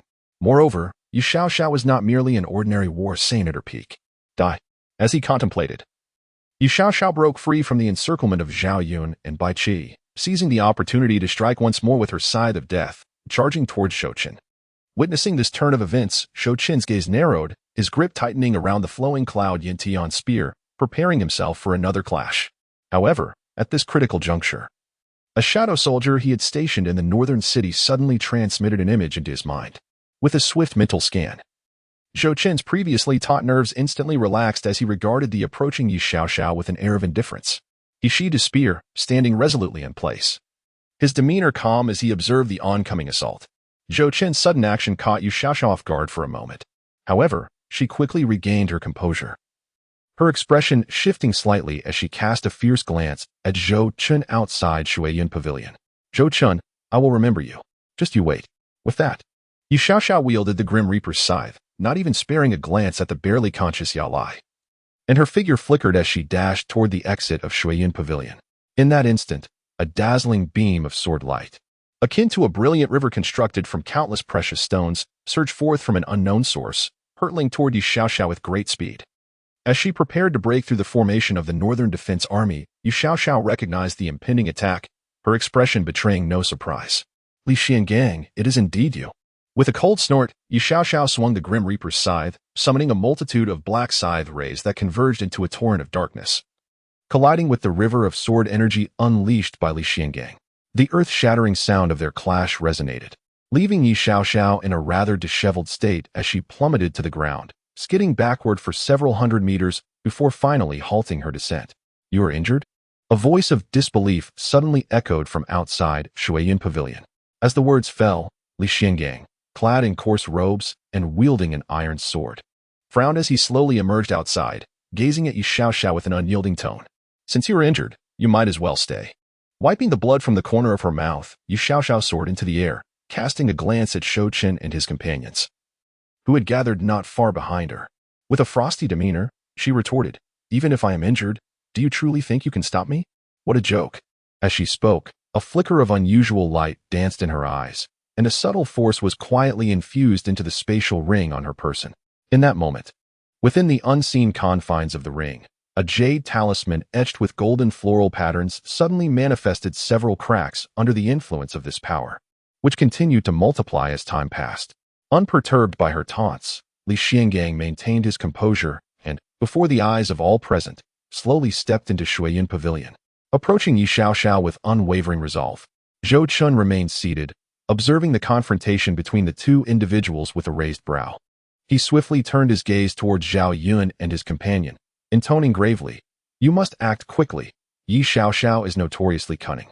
We cannot afford to let her prolong this situation. Once you engage, Li Xiangang will undoubtedly intervene." "Understood," Zhao Yun replied, immediately charging towards Yi Xiaoxiao. Casting a glance at the three embroiled in combat, Li Xiangang fixed Zhou Chen with a resentful stare, transmitting his thoughts. "You wretched boy, you have deceived me dreadfully. Once this matter is resolved, you shall return to the imperial city with me at once." Otherwise, should this news leak, I cannot guarantee your safety." Without waiting for Zhou Chen's response, Li Xiangan wielded his iron sword, launching yet another brilliant strike aimed directly at Yi Xiaoxiao. As a renowned master of the sword in the Great Zhou, Li Xiangan's reputation in central Shenzhou rivaled that of Yi Xiaoxiao, their powers being closely matched as they both stood among the pinnacle of the Dao Source realm. In a battle between such formidable foes, even the slightest disparity could determine the outcome, particularly since Yi Xiaoxiao was already wounded, rendering her even less capable of countering Li Xiangan's prowess. Thus, the confrontation concluded swiftly after Li Xiangan took the initiative. With a thunderous crash, Yi Xiaoxiao was sent reeling. Observing this, Li Xiangan remained unfazed, stepping forward to position himself directly before her. As he approached, Yi Xiaoxiao's eyes widened, and she steadied herself, gripping the scythe of death in preparation for a counterattack. However, a chilling sensation suddenly enveloped her neck, the source being Li Xiangan's rusted iron sword. "Yield, or face your demise," Li Xiangan stated calmly, glancing at the restless Yi Xiaoxiao before adding, "You may test your speed against my blade."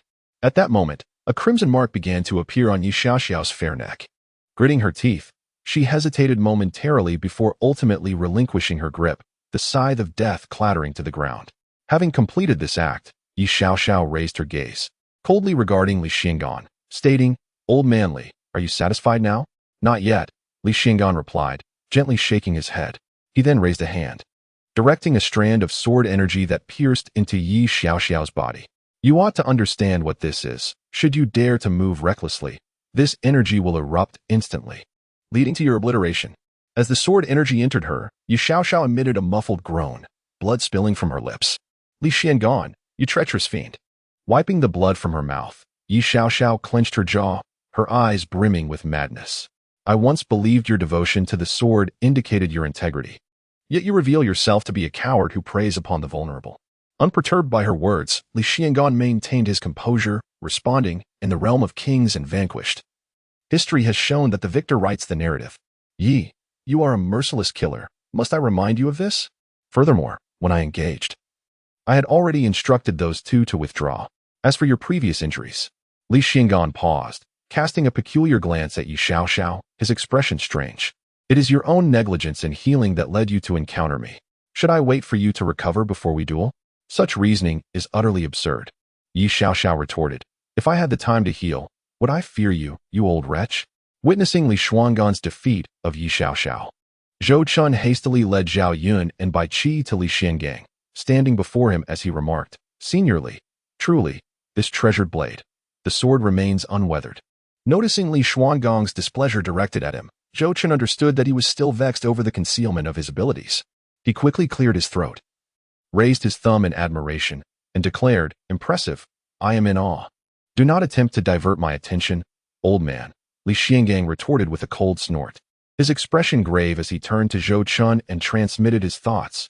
"Your Highness, while I am unaware of the specifics of your training, you should grasp the principle that an innocent man may suffer due to possessing something precious.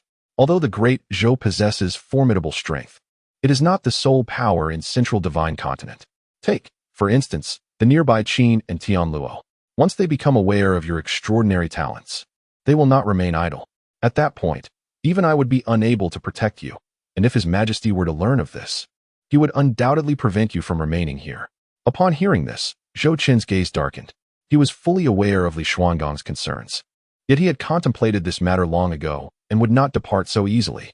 With a flicker in his eyes, Zhou Chen turned to Li Xiangan and softly assured him, "Please rest assured, Senior. I had made arrangements long before taking action. This matter will not be easily exposed." Li Xiangan's eyes glimmered with intrigue as he questioned, "Your Highness, is this truly the case?" His gaze flickered towards the northern town army outside Shuiyin Pavilion. Understanding his thoughts, Zhou Chen unabashedly responded, "The northern town army consists of my trusted confidants, meticulously vetted over the years, and they are utterly reliable. Furthermore, once this matter is resolved, I shall send them to Tianshan Peak to continue honing under your guidance. In a few years, the storm may have passed, and even if the news were to leak, there would still be time to return." Li Xiangan regarded Zhou Chen with a penetrating gaze, exclaiming in astonishment, "Your Highness, do you seem fearful of returning to the royal city? With your prowess and gifts, the position of crown prince would be easily within your grasp. Why do you not wish to return?" Because the system only operates here, Zhou Chen mused, though he would never divulge this to Li Xiangang. After a moment of contemplation, he raised his head once more, smiling at Li Xiangang. Senior, you think too much. I will certainly return to the royal city. Who would not desire the title of crown prince? However, it is not the right time. Seeing that Li Xiangang was about to speak again, Zhou Chen firmly interjected. The 7 great families. Li Xiangang momentarily paused, a glimmer of understanding illuminating his eyes. After exhaling a heavy breath, he raised his head and solemnly stated, I comprehend now. Your Highness, rest assured, as long as I am in Bi's prefecture, I will ensure your safety. Thank you, Senior Li. Zhou Chen replied with a hearty smile as he stepped toward Yi Xiaoxiao. Approaching her side, he noticed the scythe of death lying on the ground. And with a flicker of interest, he disregarded Yi Xiaoxiao's pleading gaze and picked up the scythe, feeling the overwhelming murderous intent it contained. He turned to Li Xiangang and inquired, This scythe is remarkable. It must be a holy weapon. Why do you not take it? Li Xiangang approached, frowning as he replied, Indeed, it is impressive, but I have always favored swords and possess no interest in other weapons. Senior, even if you do not use it, you could sell it. Zhou Chen suggested with a smirk. Who in Central Divine Continent would dare accept a sacred artifact from the cold killing palace? Li Xiangang shook his head. Even if it could be sold, ordinary items hold no value for me. If your Highness desires it, feel free to take it. However, I must caution you. This object harbors heavy murderous intent. If wielded improperly, one may fall under its control, becoming a mere puppet driven by the urge to kill. Exercise utmost caution when using it. Zhou Chen murmured to himself, and then, as if struck by an idea, turned his head to gaze at Bai Qi, who was waiting beside him. Bai Qi, do you desire the scythe? Later, there will be more, though it should be quite late. The esteemed ones can peruse it in the morning. Additionally, I seek several exquisite images of ancient-style female emperors. I searched for hours last night, but none truly satisfied me. Alas. Chapter 81. The Empress descends. How dare you? Before Bai Qi could respond, Yi Xiaoxiao hastily interjected. Noticing the attention of those around her, she maintained her composure and directed her icy gaze at Zhou Chen. The scythe of death was bestowed upon us by the founding empress of the Tian Luo Empire. It is a sacred relic of my cold kill palace. Zhou Chen, I advise you to return it promptly, or brace yourself for the relentless pursuit of the cold kill palace. Oh, really? Unfazed by her threat, Zhou Chen toyed with the scythe of death in his hand and replied casually, The esteemed lord of the cold kill palace has been reduced to a captive. How does this palace intend to pursue me? With mere words? With that, Zhou Chen turned away and, disregarding Bai Qi's possible objections, tossed the scythe to him. Upon acquiring the scythe of death, he had already inspected it. Li Xiangang's words rang true. The scythe was laden with a dense aura of killing intent, evidently ill-suited for him. After much contemplation, he realized that Bai Qi was the most fitting candidate. As a god of death, mastering a scythe would be effortless for him. Thank you, Your Highness. Bai Qi exclaimed as he received the scythe, feeling the surging murderous energy within, his heart swelling with joy as he expressed his gratitude. Zhou Chen waved his hand dismissively, gazing at Bai Qi, who wielded the scythe of death. His expression suddenly shifted to one of peculiar intrigue. The scythe and Bai Qi combined evoked memories of a game from his past life. Although the scythe's form was somewhat different and Bai Qi's appearance had undergone significant changes, it was reminiscent nonetheless. Speaking of which, ever since his reincarnation, he had not indulged in gaming again. My lord, how should we proceed? Just as Zhou Chen's thoughts meandered, Zhao Yun's voice suddenly resonated in his ear.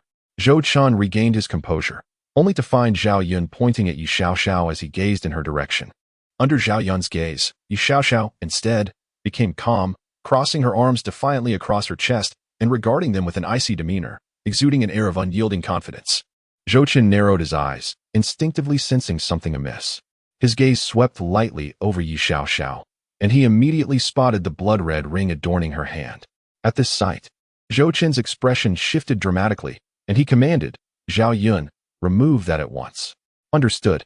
After responding, Zhao Yun promptly approached and forcibly stripped the spatial ring from Yi Xiaoxiao's possession. Once it was handed to Li Xiangang to eliminate the marks left upon it. Zhou Chen took hold of the ring, his mind delving deep within.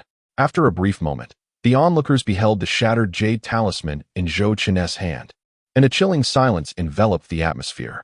This was a communication talisman crafted by the heavenly Luo Empress, once shattered. It could summon aid from the nearest heavenly Luo expert possessing a similar talisman, and typically, those who held such a talisman were of the Dao source realm. After providing the explanation, Li Xiangang exhaled a heavy breath, his complexion darkening. After I defeated her earlier, I sealed her powers. Thus, this talisman must have been surreptitiously shattered during our skirmish. Having spoken, he turned his gaze, a menacing look directed at Yi Xiaoxiao. How dare you accuse me of being despicable? Before he could finish, Yi Xiaoxiao let out a derisive laugh, stretching languidly as she retorted with biting sarcasm. You are permitted to gang up on the weak, yet I am forbidden from seeking assistance? Old manly, you should consider yourself fortunate that you didn't eliminate me earlier. Otherwise, you all would meet your demise tonight. Bai Qi's gaze turned icy, poised to take action. Her words rang true. Zhou Chen stepped forward, extending his hand to halt Bai Qi, and spoke in a grave tone. With her presence, we at least possess a bargaining chip. Even if that formidable Dao Source Realm expert were to arrive, they would surely exercise caution. After speaking, Zhou Chen's gaze shifted to Li Xiangang, curiosity evident in his eyes. Surely, our Great Zhou must have similar rescue jade talismans, correct? Do you have any? None. Li Xiangang replied, rolling his eyes in exasperation and shaking his head decisively. The Tianluo is markedly different from our Great Zhou. It is a highly centralized empire where all Dao Source Realm practitioners are subject to the commands of the Tianluo Empress. Her edicts are absolute, and thus, their talismans serve a purpose. However, in our Great Zhou, Li Xiangang refrained from elaborating further, yet Zhou Chen clearly discerned his implication. The aristocratic factions are fragmented, and there exists a tendency to suppress dissent. In such a scenario, even if we were to create talismans akin to those of the Tianluo, should we encounter an enemy seeking aid one day, it would be far more likely that they would not only refuse assistance but might even take advantage of the situation. However, just then, Li Xianggang's voice rang out once more. Although our Great Zhou does not possess rescue jade talismans like those of the Tianluo, we do have the Celestial Watchers, specifically tasked with guarding against Dao Source Realm intruders attempting to wreak havoc in our territory. Each Celestial Watcher is a formidable expert in the Dao Source Realm. Should a Dao Source Realm practitioner from Tianluo truly venture into our lands, their presence would undoubtedly be detected by the vigilant Celestial Watchers stationed in the northern frontier. Zhou Chen's gaze flickered as he turned to Li Xiangang and communicated through thought. Seniorly, could it be that you are mistaken? I recall that the position of the Celestial Inspector was abolished long ago, in the nascent days of the Great Zhou. To guard against invasions from other dynasties, the Celestial Inspector was indeed appointed to oversee the four corners of our realm. Historically, the position was held by formidable practitioners from the 7 great families and the royal lineage. However, during the reign of my grandfather, due to increasingly fraught relations with the 7 great families, they ceased to assign anyone to the role. Consequently, the royal family, wary of the powers within the 7 great families, could not afford to allocate all their practitioners, leading to a vacancy in the position of Celestial Inspector ever since. Your Highness, have I ever deceived you? I have traversed paths far more numerous than the meals you have consumed, Li Xiangang retorted, rolling his eyes. He continued, I understand your implication. While it is true that the Celestial Inspector was once abolished, in recent years, His Majesty has quietly reinstated the position. My father, indeed. Li Xiangang nodded slightly. His Majesty has sought to ally with some newly ascendant aristocrats possessing formidable practitioners, intending to counter the 7 great families. Most of the newly appointed Celestial Inspectors hail from these factions. Zhou Chen murmured softly, raising his gaze to the heavens. If the so-called Celestial Watchers truly existed, even the formidable powers of the Dao Source from Tianlu would have no cause for concern. After all, they possess the invaluable hostage, Yi Xiaoxiao. And with Tianlu currently embroiled in conflict with Dian, the forces of Tianlu would be loath to antagonize the Great Zhou at such a critical juncture. However, as Zhou Chen looked skyward, he beheld the distant firmament, where the skies above Yulong Mountain had transformed into a deep crimson hue, swirling with demonic clouds that surged like a relentless tide, carrying an unparalleled oppressive aura toward Dingbei City. It was not solely Zhou Chen who noticed this anomaly. A palpable tremor coursed through the hearts of most residents of Dingbei City. The Empress of Tianlu. How could it be her? Li Xiangang, sensing the terrifying aura emanating from the demonic clouds, spoke with a raspy voice. Isn't she supposed to be at the forefront of the battle in Dian? Upon hearing this, Yi Xiaoxiao, who had already bowed in reverence at the appearance of this celestial phenomenon, couldn't help but lift her head. Her eyes ablaze with fervor as she scoffed, "Your Majesty is undoubtedly fighting on the front lines, along with the majority of our Divine Dynasty's Dao source experts. None can rival Her Majesty's swiftness." A heavy weight settled in Zhou Chen's heart as he lifted his gaze towards the heavens. At that moment, the sky and earth were shrouded in darkness, an unending expanse of demonic clouds enveloping the entirety of Beja Prefecture, with waves of demonic howls reverberating through the atmosphere, conjuring a terrifying vision as if an unparalleled demon was descending upon the world. Suddenly, amidst this chaos, the dense demonic clouds above Dingbei city parted, revealing a dark red star that emerged from within, descending upon the Shuiyun pavilion and coalescing into the figure of a woman. This woman stood with her hands clasped behind her back atop a black lotus, clad in crimson attire, her long black hair elegantly gathered at the crown of her head, adorned with a golden diadem. Her eyes, more beautiful than the stars themselves, emanated an aura of authority and dread. It was none other than the heavenly Luo Empress, Luo Xingwan. After enduring countless trials and tribulations, the Empress finally made her appearance in the 81st chapter, as this was written late into the night. It may not be perfect. I welcome any suggestions for improvement. Images of the Empress can be found in the comments section. Feel free to select one or share your favorites, and I shall update accordingly. Lastly, our rating has finally reached 8 points, a cause for celebration. My heartfelt gratitude goes to all the readers for their 5-star support and gifts. Without your encouragement, I might have faltered long ago. To conclude, I wish success to all the readers participating in today's college entrance examination. May you achieve victory. Chapter 82. I do not agree with the emergence of Luo Xingwan. An overwhelming aura instantly swept forth from her, enveloping the entire realm of Dingbei City.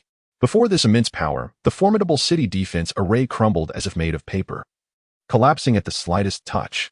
In that instant of the array's shattering, Guojia, who had been manipulating the formation within the state's secret chamber, was struck by a backlash, spitting blood and collapsing to the ground, gravely injured.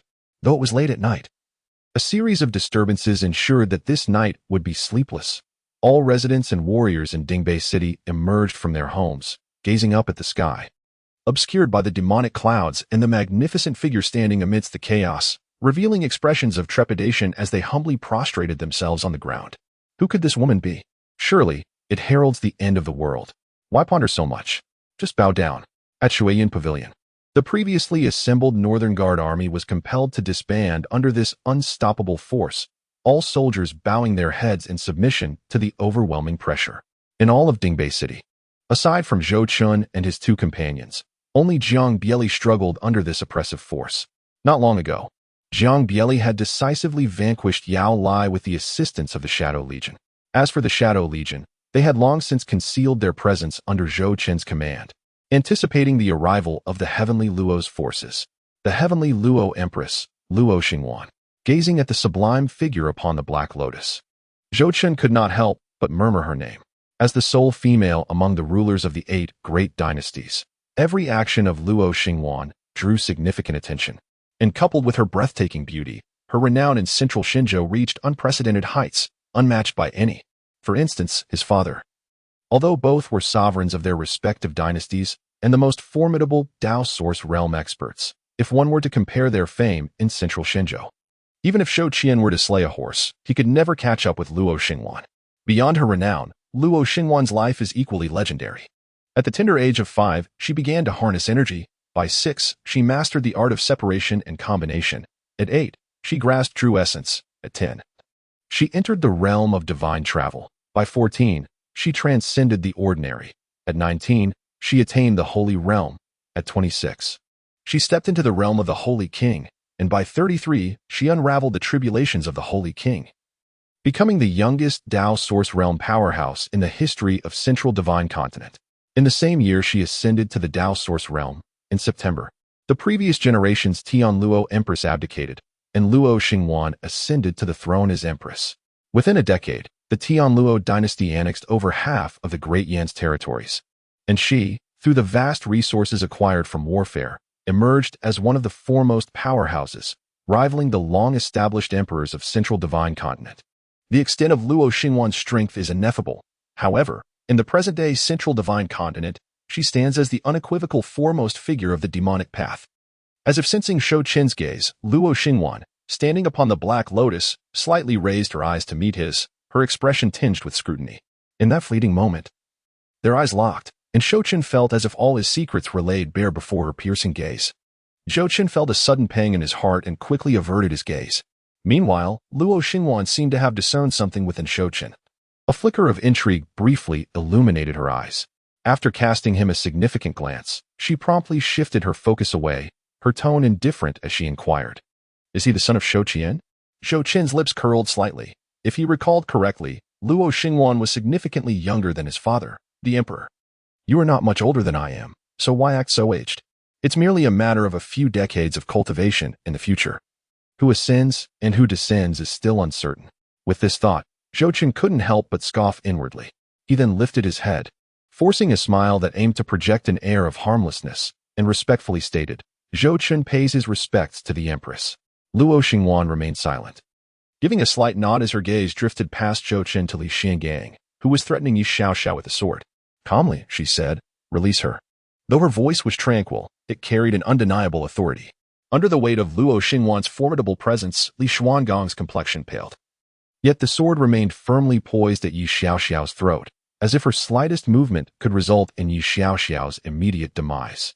"Luo Xingwan, as the Empress of Tianluo, your uninvited presence in Dezhou is rather inappropriate, wouldn't you say?" Li Xiangang rasped, meeting Luo Xingwan's gaze. "Inappropriate?" Luo Xingwan chuckled softly, her demeanor shifting as an air of imperiousness enveloped her. "In this world, there exists no place I cannot tread, only places I choose not to. Then today, I insist that you withdraw," Li Xiangang declared, pressing his sword closer to Yi Xiaoxiao's neck. "Your Majesty, do not concern." Zhou Chen cleared his throat twice, casting a glance at Yi Xiaoxiao before speaking. "Perhaps we should each take a step back. The Night Lord attempted to assassinate me first, and I shall not demand her life in return. However, she ought to offer me an apology. Once she has done so, the Empress may safely escort her away." Though he had previously anticipated that a powerful figure from the Dao Source realm might come to Yi Xiaoxiao's aid, he had not expected it to be the celestial Luo Empress herself. If it were a mere Dao Source practitioner, he could have struggled a bit longer, hoping to delay until the celestial envoy arrived. But with Luo Xingwan involved, even if the celestial envoy were to come, it would likely not change the outcome. In this situation, unless his father intervened personally, they would remain at a disadvantage. Otherwise, if they pressed Luo Xingwan too hard, their lives would be forfeit. Although such a scenario seemed unlikely, after all, even the celestial Luo Empress would not wish to offend the Great Zhou on the brink of war with the Great Yin Luo Xingwan. Being the Empress of the Demon Dao was notoriously unpredictable in her actions. Extracting treasures from Yi Xiaoxiao's spatial ring, along with a sacred artifact, and obtaining an apology from her would suffice for now. He could seek retribution later when his strength surpassed that of Luo Xingwan. There was no need to rush. His reasoning held some merit. Luo Xingwan nodded gently, and just as hope blossomed among the onlookers, her gaze shifted, piercingly meeting Zhou Chen's eyes as her red lips parted. "However, I do not agree." Chapter 83. Shock throughout the venue inside Shuiyan Pavilion. The atmosphere grew exceedingly tense. The gathered crowd fell silent, the overwhelming aura causing the temperature within the pavilion to plummet. Luo Xingwan refused? What were her intentions? Did she truly intend to risk Yi Xiaoxiao's demise to eliminate them all? After a moment's contemplation, Zhou Chen raised his gaze slightly, addressing the suspended figure of Luo Xingwan with a furrowed brow. "May I inquire what the Empress intends to do?" "I am willing to concede to what you proposed earlier." Casting a detached glance at Zhou Chen, Luo Xingwan replied calmly, "However, I have an additional condition." Upon hearing this, Zhou Chen, who had initially felt a flicker of joy at her agreement, immediately tensed. Those who walked the path of the Demon Dao were known for their ruthlessness and capriciousness, especially someone like Luo Xingwan. If she was willing to have her subordinate apologize, her demands would undoubtedly be far from simple. With this thought in mind, Zhou Chen's gaze sharpened as he focused on Luo Xingwan's exquisite eyes, where he could discern her long, delicate lashes. He asked with composure, "What does the Empress desire?" Luo Xingwan appraised Zhou Chen once more, replying without hesitation, "I want you." Luo Xingwan spoke with unguarded frankness, and with the entire city's attention on them, her cold, crystalline voice resonated throughout Dingbei City. At her declaration, a small question mark slowly appeared on Zhou Chen's forehead. I asked you to specify your additional condition, and you simply state that you want me? What kind of predatory words are these? How am I to respond? Not only him, but the people of Dingbei City were also gazing at Luo Xingwan, their faces etched with astonishment. Was this truly the celestial Luo Empress they knew? Some, unaware of Luo Xingwan's identity, hastily conjured a dramatic tale in their minds of a dashing gentleman who inspired the affection of a lady, only to be rejected, leading to her dark transformation and vengeful pursuit. Yi Xiaoxiao, held at sword point by Li Xinggan, observed the still uncomprehending Luo Xingwan above with a faint smirk. Her Majesty was admirable in many respects, gifted, decisive, breathtakingly beautiful, and captivatingly graceful, yet one flaw persisted, perhaps due to her lifelong obsession with cultivation. She was utterly oblivious to matters of the heart, to a degree that was almost alarming.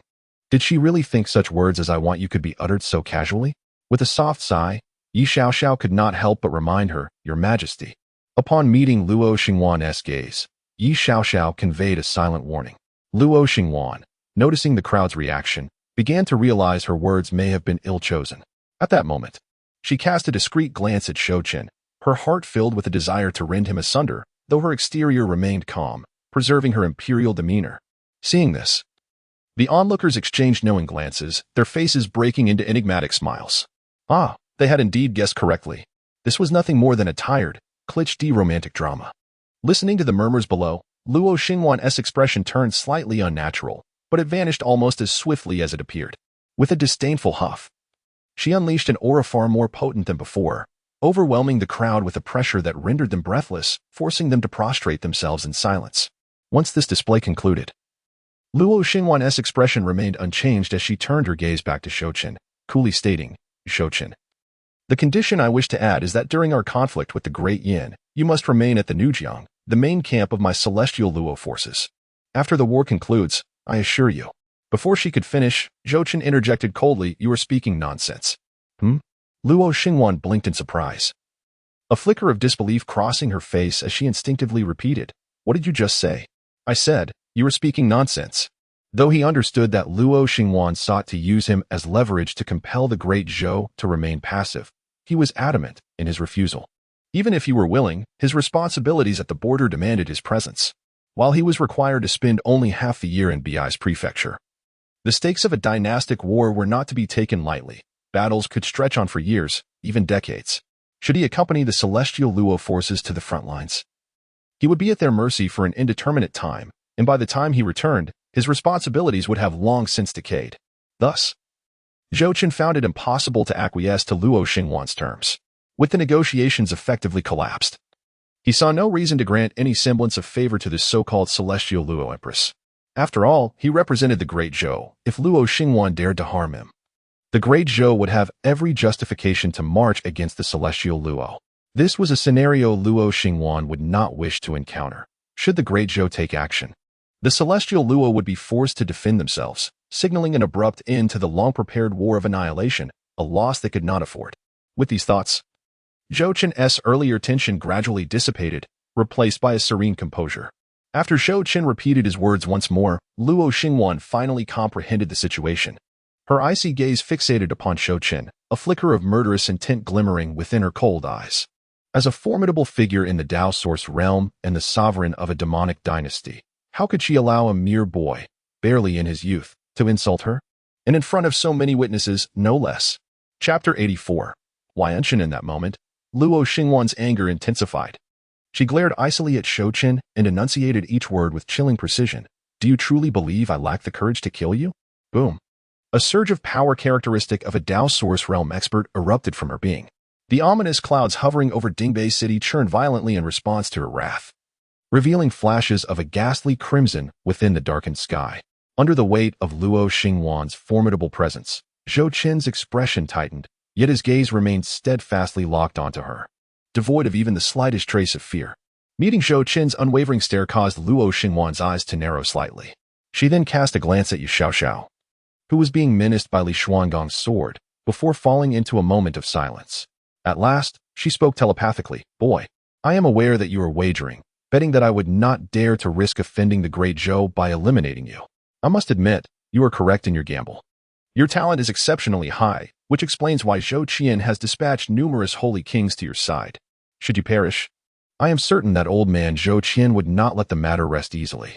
My apologies, but my father remains oblivious to these developments. Listening to Luo Xingwan's unfounded assumptions, Zhou Chen could not help but roll his eyes. Although he recognized her overthinking, he was not foolish enough to correct her. The more she speculated, the more advantageous it was for him, ensuring his own safety. But have you considered, what if I were to publicize your talent?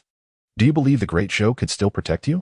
At that moment, her icy voice reverberated once more in Zhou Chen's mind, laden with an unmistakable threat. Zhou Chen was momentarily taken aback, gazing incredulously at Luo Xingwan. How astonishing! This woman not only had a penchant for crude humor but also possessed a cunning mind. Was she attempting to employ underhanded tactics against him? After a brief moment of silent disdain, Zhou Chen raised his head and, without a hint of politeness, conveyed telepathically to Luo Xingwan, "You truly are the epitome of shamelessness. How can a dignified empress stoop to such depths?" Luo Xingwan was momentarily stunned, her beautiful eyes brimming with shock. Had he just insulted her? Did he truly wish to court death? Did he genuinely believe that his superior talents and profound background granted him the liberty to act recklessly in the presence of a demon emperor? Had she not harbored certain reservations, she would have long since struck him down with a single blow. Throughout her life, she had always been revered wherever she went. Even those who bore deep grudges against her dared not defy her openly. To be scolded so brazenly was an unprecedented experience for her. With this thought, Luo Xingwan couldn't help but bite her silver teeth in frustration, her ample bosom trembling slightly with indignation. The onlookers, noticing the peculiar expressions on their faces, realized that they were indeed conversing telepathically, leaving them all in bewilderment. Had they truly entered into an exchange in front of so many witnesses? At that moment, a crimson light suddenly appeared on the horizon, illuminating the dark night sky with a vivid glow. Sensing an approaching presence, Luo Xingwan furrowed her brows as she turned to gaze at the incoming red light. It was Hua Yutian. Luo Xingwan snorted coldly, recognizing the identity of the newcomer. A glimmer of coldness dancing in her eyes. Just when she had been seething with anger due to Zhou Chen's provocations, an opportunity had presented itself. The speed of the crimson light was astonishing. In mere moments, it had reached the skies above Dingbei City. Flames engulfed the heavens, rapidly dissipating the demonic clouds that loomed over Dingbei City. Before long, the fire had claimed half of the sky. Observing this, Luo Xingwan remained unfazed. She gently raised her hand and pressed downwards. In an instant, the demonic clouds, which had been retreating in the face of the flames, surged back with renewed vigor, overwhelming the fire that had occupied half the sky. In the entire realm, apart from the ominous demonic clouds, only the previously appeared crimson light twisted and surged through the darkened sky. "Well, old fool, since you know I am here, do you dare to approach? Are the people of the Great Zhou so reckless?" As she spoke, Luo Xingwan's gaze inadvertently flickered towards Zhou Chen, meeting her fleeting glance. Zhou Chen's expression remained unchanged as he lifted his head to regard the crimson light barreling towards them, although he did not recognize Hua Yutian. It was apparent that this individual was the so-called Northern Realm Celestial Envoy. However, at present, this Celestial Envoy seemed rather unimpressive. Just as Zhou Chen pondered this, a muffled grunt echoed from the approaching crimson light. "Luo Xingwan, do not get ahead of yourself." As the words fell, the crimson light hovered above Shuiyun Pavilion, materializing into an aged figure. Hua Yuntian stood atop a blaze, slightly lowering his head. Upon seeing Zhou Chen standing unscathed below, he felt a sigh of relief wash over him. Since the day he was appointed as the Northern Realm Celestial Envoy, Zhou Chen had instructed him to keep a close watch on Zhou Chen. Initially, upon discovering that Luo Xingwan had come to visit during the late hours, he feared for Zhou Chen's safety and rushed over. Now, seeing Zhou Chen unharmed, he felt a significant sense of reassurance. With a sigh of relief, Hua Yutian looked upon Luo Xingwan, his demeanor icy. "Luo Xingwan, why are you not stationed on the front lines? What brings you to the Great Zhou in the dead of night? Are you seeking to incite war between Tian Luo and the Great Zhou?" Luo Xingwan cast a deep glance at Hua Yuntian, a flicker of astonishment crossing her eyes. Had everyone from the Great Zhou consumed explosives tonight? Why were they all so brash? Did they think she, the demon emperor, was merely a figure of clay? With this thought, a glint of killing intent flickered in her eyes as she regarded Hua Yutian. "A mere clown dares to act so brazenly before me, seeking death." With a cold snort, Luo Xingwan made no overt movements, yet the demonic aura surrounding her began to coalesce, and a colossal demonic hand descended towards Hua Yutian with the intent to crush him. though Hua Yuntian's face turned pale as the overwhelming demonic hand locked onto him. A glimmer of cunning sparkled in his aged eyes. Even though he might not stand a chance against Luo Xingwan, he had come prepared, emboldened by his own confidence. As the demonic hand rushed forth, Hua Yuntian swiftly produced an ancient copper mirror from his robes, channeling his power into it before casting it forth without hesitation.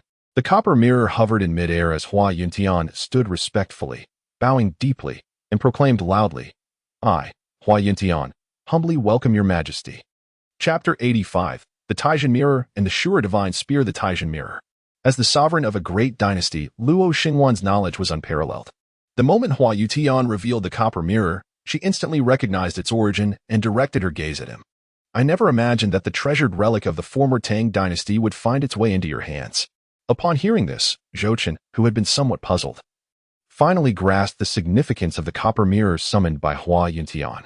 Unable to contain himself, he murmured, "What a remarkable artifact." The Taizhen Mirror, rumored to have been crafted by Emperor Tang Minghuang to protect his favored concubine, is a spatial treasure. This treasure consists of two connected copper mirrors, one named Taizhen and the other Minghuang. When the holders of the mirrors invoke them, they can teleport across great distances, swiftly reaching each other's side. Luo Xingwan was acutely aware of this function, and, watching the Taizhen mirror spinning in midair, her silver teeth clenched tightly. If Hua Yuntian managed to summon Shou Chen, not only would she be unable to rescue Yi Xiaoxiao today, but she herself would likely find herself ensnared in peril. Zhou Qian's prowess was not inferior to her own. In fact, it might even surpass hers, especially with Hua Yuntian standing by his side as a formidable ally. At that moment, she could not help but let out a cold snort. However, summoning Shou Qian would not be an easy feat as her words fell. The demonic hand that had been advancing toward Hua Yuntian abruptly shifted its trajectory, aiming instead at the spinning copper mirror suspended in midair. Not a chance. Upon witnessing this, Hua Yuntian's eyes widened in fury, and with a thunderous roar, an inferno enveloped his body as he launched a powerful punch toward the ominous, shadowy hand that threatened to eclipse the sky. Were it not for the presence of the Taizhen Mirror, which could summon Zhou Qian in critical moments, he would not dare confront Luo Xingwan alone. The Taizhen Mirror was indeed his ultimate trump card, should the teleportation encounter any mishap today. He might not reunite with Shou Qian for another 18 years. Thus, he resolutely refused to let anyone hinder his summoning efforts. Simultaneously, he pushed the Taizhen Mirror to its utmost limits. In an instant, the copper mirror began to whirl rapidly in midair, and as its rotation intensified, waves of spatial energy radiated outward from within the mirror. Following the manifestation of this spatial force, a majestic figure gradually materialized within the mirror. This figure was one Shou Chen recognized well, yet at the same time felt strangely unfamiliar. It was none other than his father, the sovereign of the Great Zhou Dynasty, Shou Qian, whom he had not seen in 9 years. Upon witnessing this scene, Luo Xingwan's heart raced with urgency, knowing that if she did not act swiftly, Shou Qian would soon arrive.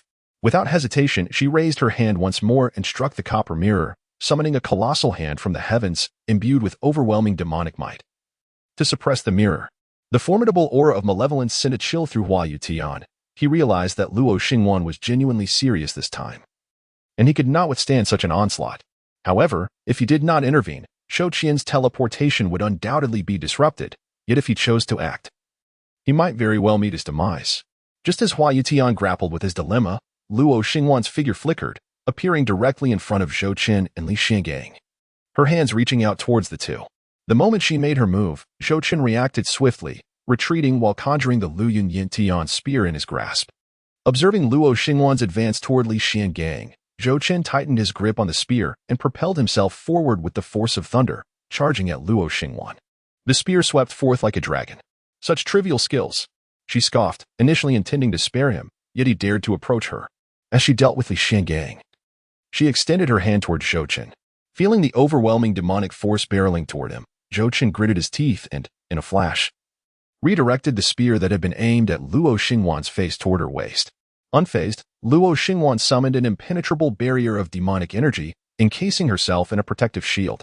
The Lu Yuntian spear clashed against the magical defense, producing a resounding thud. Luo Xingwan remained unscathed, casting a glance at the Taizhen mirror still hovering in the air before retracting her hand and launching an all-out assault on Li Xiangang. The air crackled with demonic energy as Luo Xingwan, with lightning speed, thrust a surge of demonic essence into Ye Xiaoxiao, obliterating the sword energy within her. Without hesitation, she raised her hand and struck at Li Xiangang. Free from Luo Xingwan's control, Ye Xiaoxiao erupted in a torrent of demonic energy and retaliated against Li Xiangang. Realizing that Ye Xiaoxiao had regained her autonomy, Li Xuangang's expression shifted. He quickly distanced himself from the two, evading their attacks. Armed with an iron sword, he aimed to strike at both Luo Xingwan and Ye Xiaoxiao. Unperturbed, Luo Xingwan joined her hands in prayer, ready to counter his assault. Having patiently awaited his moment after missing his earlier strike, Zhou Chen seized the opportunity as Li Xiangang made his move. With a single step, he executed a swift maneuver, instantly positioning himself behind Luo Xingwan, just as Li Xuangang's sword energy surged toward her. As the tumult of battle unfolded, the air crackled with tension, heralding the arrival of chaos. As Zhou Chen's mind stirred, he swiftly transformed the flowing cloud Yin Tian spear in his hand into a menacing black long spear, unleashing a sweeping strike without the slightest hesitation. With a resounding thud, Luo Xingwan's protective demonic essence offered only a momentary resistance against the black spear before shattering into fragments. The breach of her protective barrier sent a shockwave through Luo Xingwan's heart. What manner of spear is this? Although she had exerted minimal force upon her protective essence, it was nevertheless beyond the capabilities of the current Zhou Chen to shatter. However, as she pondered this, Zhou Chen's long spear was already sweeping towards her back. Gritting her teeth, Luo Xingwan glanced at the approaching Li Xiangang and, realizing she had no time to evade, twisted her body slightly to avoid a fatal blow. In the next instant, a cry of anguish escaped her lips as she succumbed to a frenzy, forcefully striking Li Xiangang away. Then turning her gaze back to Zhou Chen with a look of unbridled hatred. With a sudden twist from Luo Xingwan, Zhou Chen strike, although not landing on a critical area, made direct contact with her pert dairy. While those of the demonic path placed great emphasis on the refinement of their physical bodies, the black spear Zhou Chen had wielded was evidently no ordinary weapon. Even the mere impact of the shaft brought a stinging pain to her backside. Meeting Luo Xingwan's fiery gaze, Zhou Chen realized her error and cleared her throat before earnestly saying, I assure you it was unintentional. Do you believe me? Luo Xingwan gritted her teeth, responding word by word. What do you think? Chapter 86. Why not marry into the Great Zhou? At that moment, the inhabitants of Dingbei City stood in stunned silence. Although the incident unfolded in the blink of an eye, most were martial artists, possessing keen eyesight to discern the unfolding drama. Even those who did not witness it directly could surmise the situation from the surrounding discussions. Surely I did not missee. The Empress Tianlu has been struck on her rear by our lord?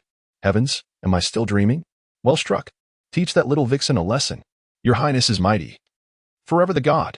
Feeling the peculiar gazes of the crowd, Luo Xingwan's humiliation intensified. Gritting her silver teeth, she glared at Zhou Chen. I shall fight you to the end.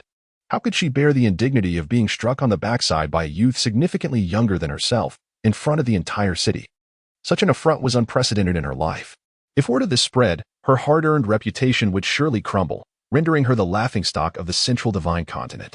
Remaining composed amidst Luo Xingwan's palpable murderous intent, Zhou Chen raised his hand and spoke earnestly, Empress, we are all practitioners of martial arts. Why should we dwell on such trivial matters? Rest assured, this is merely a misunderstanding, and I shall not take it to heart. Having summoned the Shura Divine Spear, he had aimed for a decisive blow. Even if he could not defeat Luo Xingwan, he sought to delay her until Zhou Chen could arrive. At that point, regardless of Luo Xingwan's formidable presence, she would be unable to escape her fate. Thus, he had aimed directly at her back, but at the critical moment, Luo Xingwan had evaded his attack, resulting in the unfortunate strike to her posterior. A misunderstanding? Upon hearing this, Luo Xingwan erupted like a furious kitten. Her teeth clenched as she lunged at Zhou Chen. You struck my rear, and now claim it was a misunderstanding? Misunderstanding my foot. Just then, a raspy voice rang out from beneath the demonic clouds. Ha ha ha. I have blocked it. I have blocked it. Your Majesty, please reveal yourself. Instantly, all eyes were drawn to the source of the voice. However, the furious Luo Xingwan was not among them. No one could deter her desire to confront Zhou Chen. As the crowd looked up, they saw Hua Yutian sprawled on the ground, coughing blood and calling out hoarsely, his eyes brimming with excitement. Earlier, to protect the Taijin mirror from disturbance, he had shielded it with his own body, absorbing most of the force. Though he now lay in a pitiful state, his bones shattered and his white robe stained crimson, at least he had succeeded in his endeavor. At that moment, the Taijin mirror began to spin with alarming speed, and an overwhelming force surged forth from within, causing the space in front of the mirror to collapse. gradually forming a spatial passage with a diameter of several meters. Following this, a figure emerged from the passage, walking slowly into view. Clad in a black dragon robe, tall and imposing, the ruler of the Great Zhou Dynasty, Zhou Chen, appeared. The faint aura emanating from him left those below gasping for breath. Upon witnessing Zhou Chen's arrival, the crowd, previously filled with despair, erupted into excitement. Hastily bowing in reverence, "Long live your majesty. Luo girl, you have overstepped your bounds." As Zhou Chen emerged from the spatial passage, he beheld Luo Xingwan wielding a stick. Aiming a strike at Zhou Chen's rear, a shadow of concern crossed his face. With a swift step, he positioned himself between Zhou Chen and Luo Xingwan, shattering the stick she held with a flick of his wrist. He frowned and remarked, "Luo girl, when did you develop such a peculiar habit of targeting others' backsides?" After speaking, Zhou Chen cast a subtle glance at Zhou Chen, who remained unruffled behind him, a hint of admiration igniting in his eyes. To maintain such composure in the presence of a Dao Source realm expert was a feat that set him apart from all the other princes and princesses. My son Zhou Chen truly possesses the potential of an emperor. In the past, his proclamations might have stemmed from a mere belief in Zhou Chen's extraordinary talent. However, having witnessed Zhou Chen firsthand, he suddenly realized that his assertions were indeed accurate. Yet, in response to Zhou Chen's gaze, Zhou Chen merely offered a fleeting glance. Devoid of any warmth, he quickly withdrew his attention. The image of Zhou Chen had always been scarce in his mind, even during their years in the palace. He saw Zhou Chen only a handful of times, and after being relegated to Bi's prefecture, those opportunities dwindled to none. For the past 9 years, he had not laid eyes on Zhou Chen even once. "You." Luo Xingwan, realizing the mockery in Zhou Chen's words, felt a surge of indignation and coldly retorted, "Do I need to account for my actions to you, old man?" Although she restrained herself from voicing it, Zhou Chen gleaned the situation's context from the murmurs around him. Unable to contain his curiosity, he turned to Zhou Chen, astonished to learn that his own son had struck Luo Xingwan's backside. How absurd. Though he found it hard to believe, Zhou Chen understood the truth upon seeing Zhou Chen's tranquil demeanor. With the situation clarified, he had no time to inquire how Zhou Chen had accomplished such a feat. The relationship between the Great Zhou and Tian Luo had soured in recent years. And now that an opportunity had presented itself, what better time to jest than now? With a smile, Zhou Chen addressed Luo Xingwan, "Luo girl, it is no wonder you are in such a foul mood today. It seems my son has given you a sound thrashing." "Quite right. He ought to do so more often to instill a sense of respect in you." He continued, "Since you have been spanked by my son, surely word will spread quickly. If you wish to preserve your reputation, perhaps you should consider marrying into the Great Zhou." At this juncture, Zhou Chen paused. Casting a glance at Zhou Chen with a smile, "I assure you, if you wed my son Zhou Chen, I will overlook the events of tonight. And all who witness this affair will remain silent. Besides, have you not long desired to extinguish the Great Yin? If you agree, the Great Zhou will immediately dispatch troops to aid Tian Luo in subduing the Great Yin, as a wedding gift prepared just for you. What do you think, Luo girl?" Upon hearing this, Luo Xingwan's eyes flickered. After a deep look at Zhou Chen, she turned to Zhou Chen and replied, "The Great Yin is no challenge for Tian Luo. There is no need for the Great Zhou to concern itself. To propose that I marry your son is a discussion for when he matures," she added. Although she spoke thus, she understood the improbability of such a union. She was infuriated by the very thought of liking someone who had insulted and struck her. Not a chance. Moreover, as the Empress of the Tian Luo dynasty, and with Zhou Chen being a prince of the Great Zhou, it was evident that Zhou Chen held him in high regard, possibly grooming him to become the future ruler of the Great Zhou. The notion of a union between two imperial dynasties? Such a thought was utterly ludicrous. Yet, what if such a union were to materialize? Who would hold the reins of power? If it were up to me, being the empress of a grand dynasty comprising the Great Yin, Great Zhou, and Tian Luo would be rather delightful. Suddenly, Luo Xingwan snapped back to reality, chastising herself inwardly. "Luo Xingwan, what are you thinking? Look at your pitiful demeanor." After scolding herself, she regained her earlier icy composure, raising her gaze to Zhou Chen, and coldly stated, "As for the events of tonight, once I have vanquished the Great Yin, I shall see who dares to bring this matter to light. We shall see whether their words are more resilient than the blades of Tian Luo." Zhou Chen smiled noncommittally, clearly aware that attempting to persuade Luo Xingwan to marry into their family was utterly futile. Even if Luo Xingwan desired such a union, the Tian Luo dynasty would never acquiesce. He knew well that the royal family of Tian Luo had invested immense resources to cultivate such a paragon as Luo Xingwan. However, if it were indeed possible for Luo Xingwan to wed into the Zhou, it would be a most delightful prospect. With this thought, Zhou Chen shifted his gaze meaningfully towards his son, Zhou Chen. While his son possessed sufficient talent and good looks, he would need to exert more effort, particularly in enhancing his cultivation, to win over someone who had been painstakingly nurtured by another. Muttering to himself, Zhou Chen turned his attention back to Hua Yatian, who was recuperating on the ground. He refrained from mentioning the marriage proposal again and instead adopted a stern demeanor, stating, "Since you refused to marry, we must settle accounts. Do you truly believe Zhou is so easily trifled with? Do you think you can come and go as you please, taking lives at your whim?" Luo Xingwan retorted with a cold huff, "Even if your cultivation surpasses mine, it cannot dictate my fate." With that, she resolutely chose to act. Her aura soaring to its zenith. Dark energy radiated from her like ripples, a terrifying force of destruction fracturing the very fabric of space. Above Dingbei City, ominous clouds of demonic energy gathered, resembling an all-powerful demon descending upon Zhou Chen. As this dreadful presence bore down, every soul within Dingbei City trembled. Those of lesser cultivation or mere commoners felt as though their very bodies were on the brink of shattering, their consciousness already blurring.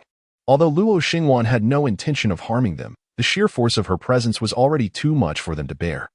Is this woman only now taking this seriously?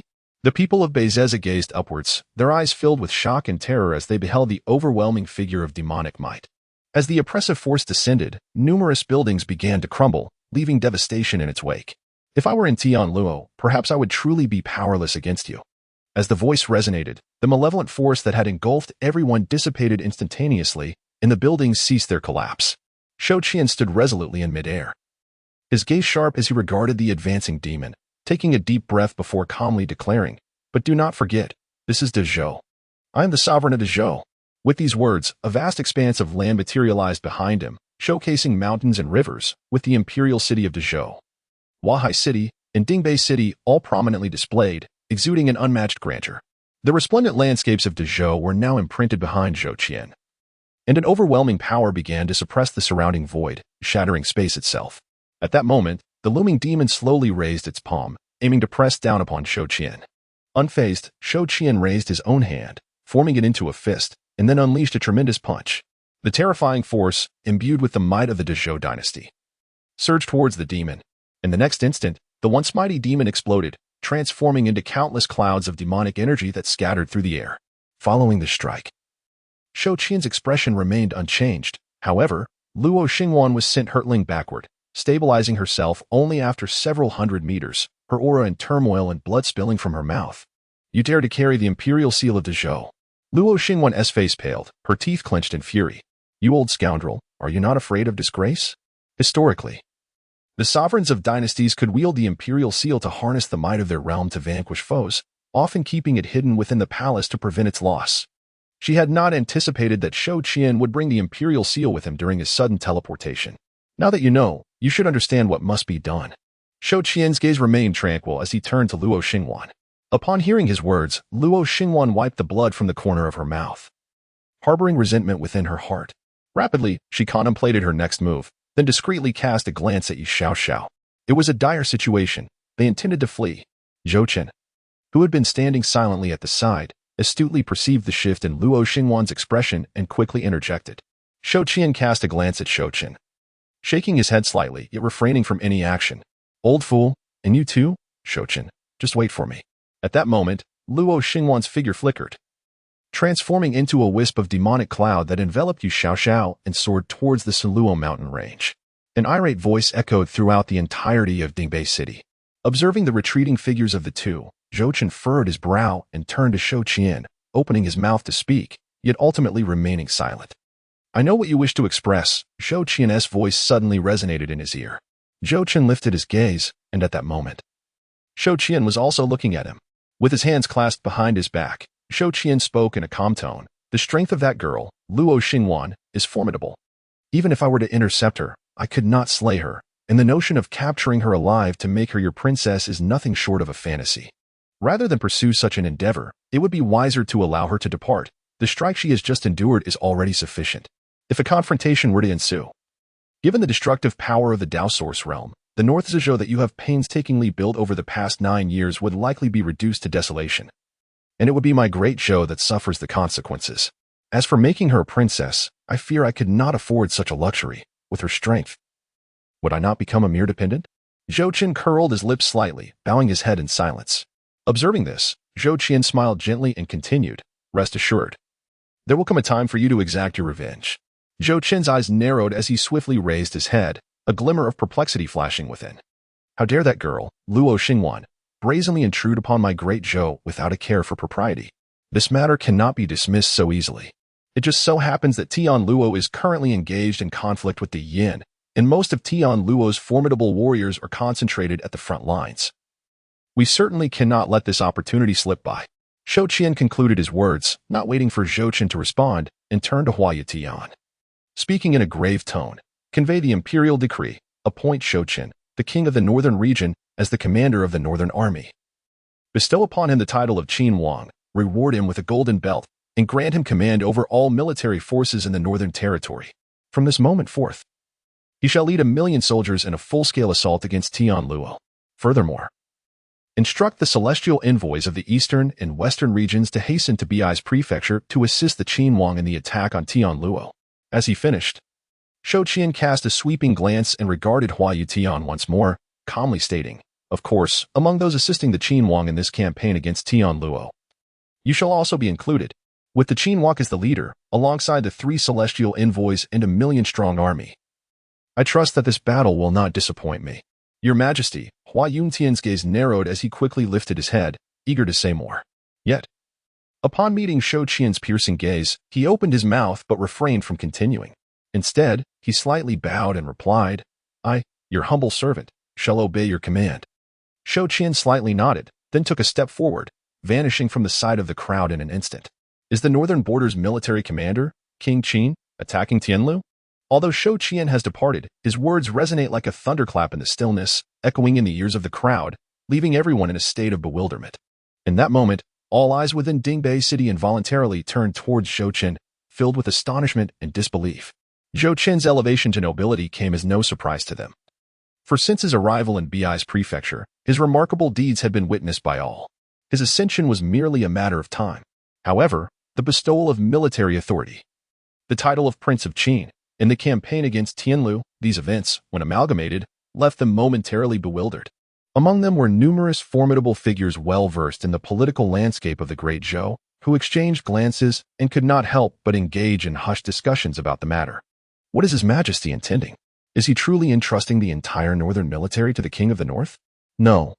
One ought to refer to him as His Highness the Prince of Qin now. Alas, what a tumultuous era we are entering.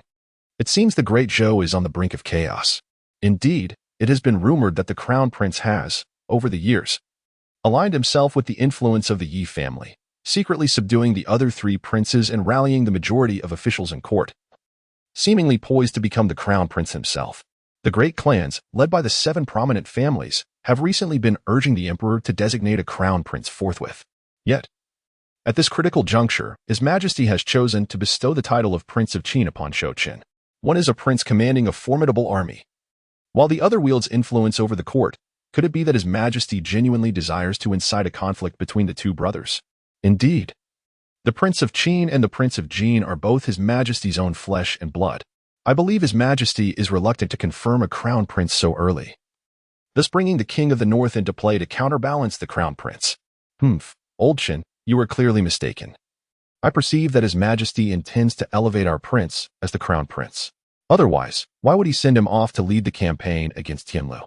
Once our prince triumphs in this battle, he will undoubtedly return with immense military merit, something the crown prince, who merely brandishes authority within the imperial city, cannot hope to rival. It was through warfare against the Qin Empire that His Majesty ascended to the throne in the first place. He sung, "I understand you're a staunch supporter of the Prince of Qin. Yet you have also acknowledged that our prince must first secure victory in this battle to contend for the position of crown prince. But what if he fails? Enough of your nonsense. Our prince shall not falter."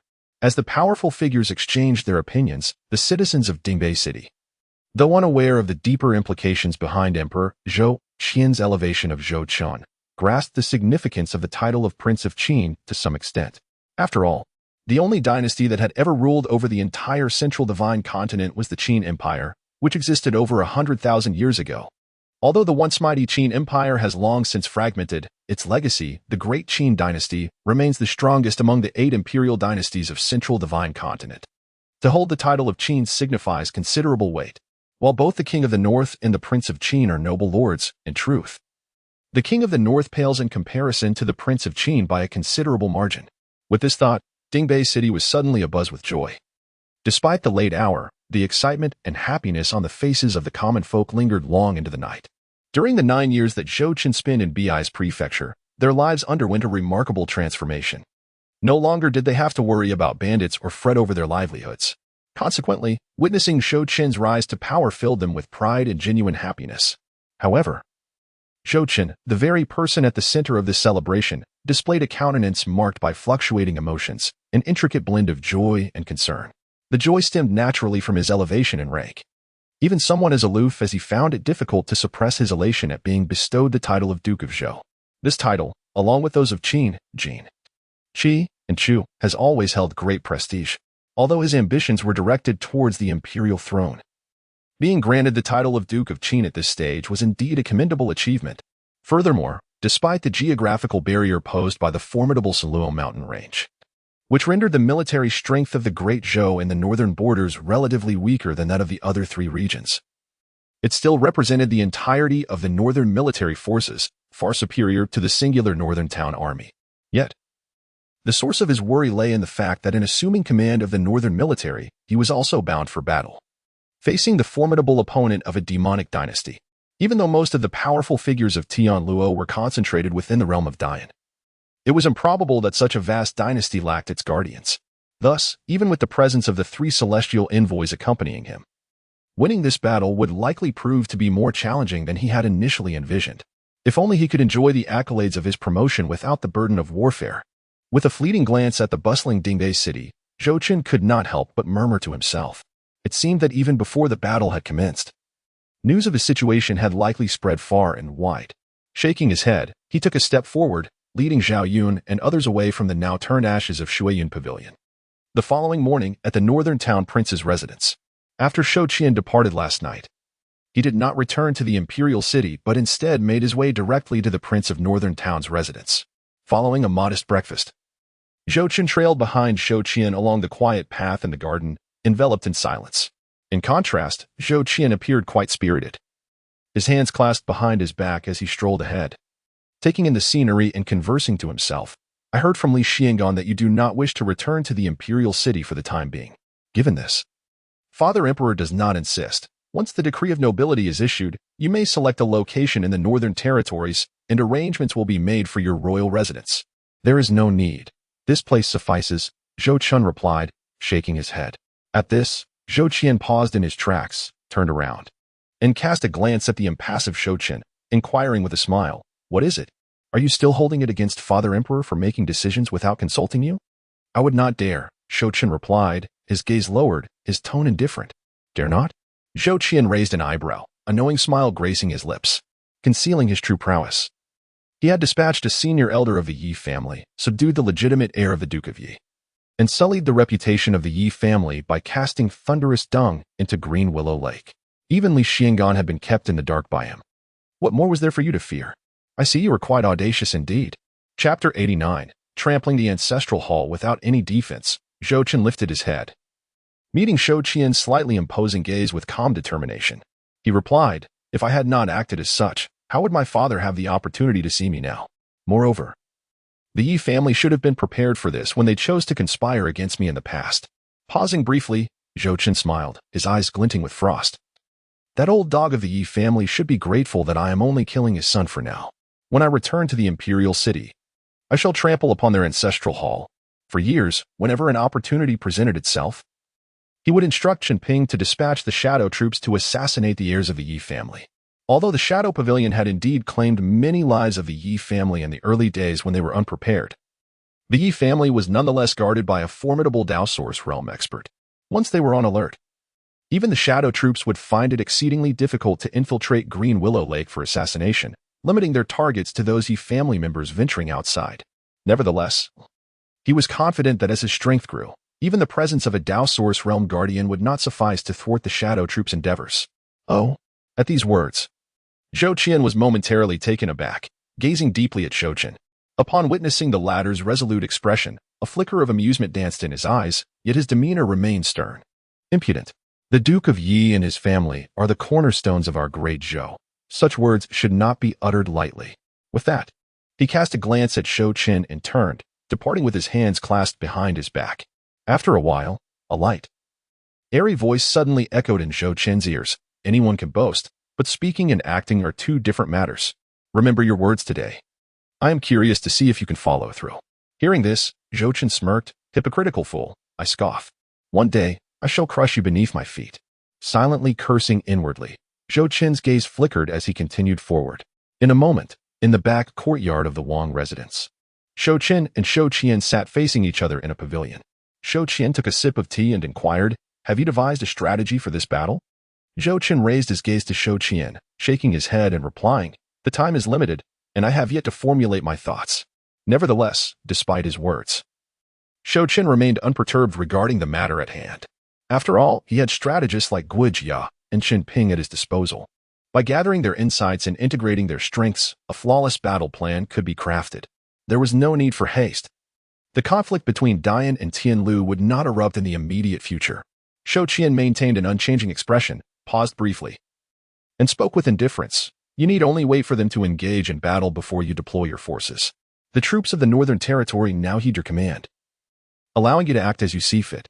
After a moment of contemplation, Zhou Qian continued, although this campaign is not intended for you to annihilate Tian Luo, it is imperative that we prevent Tian Luo from extinguishing De Yin. Should De Yin fall, Tian Luo's power will undoubtedly surge significantly, and at that juncture, their next target will certainly be our Great Zhou. The first to bear the brunt of their aggression will inevitably be Beizhou. Zhou Qian refrained from continuing, confident that Zhou Chen would grasp his intentions. Zhou Chen was taken aback, and after a moment of silence, he slowly spoke, I understand. I will do my utmost to ensure that Tian Luo returns to defense as swiftly as possible. Although he had little fondness for Zhou Qian, he could not deny that Zhou Qian's words held merit.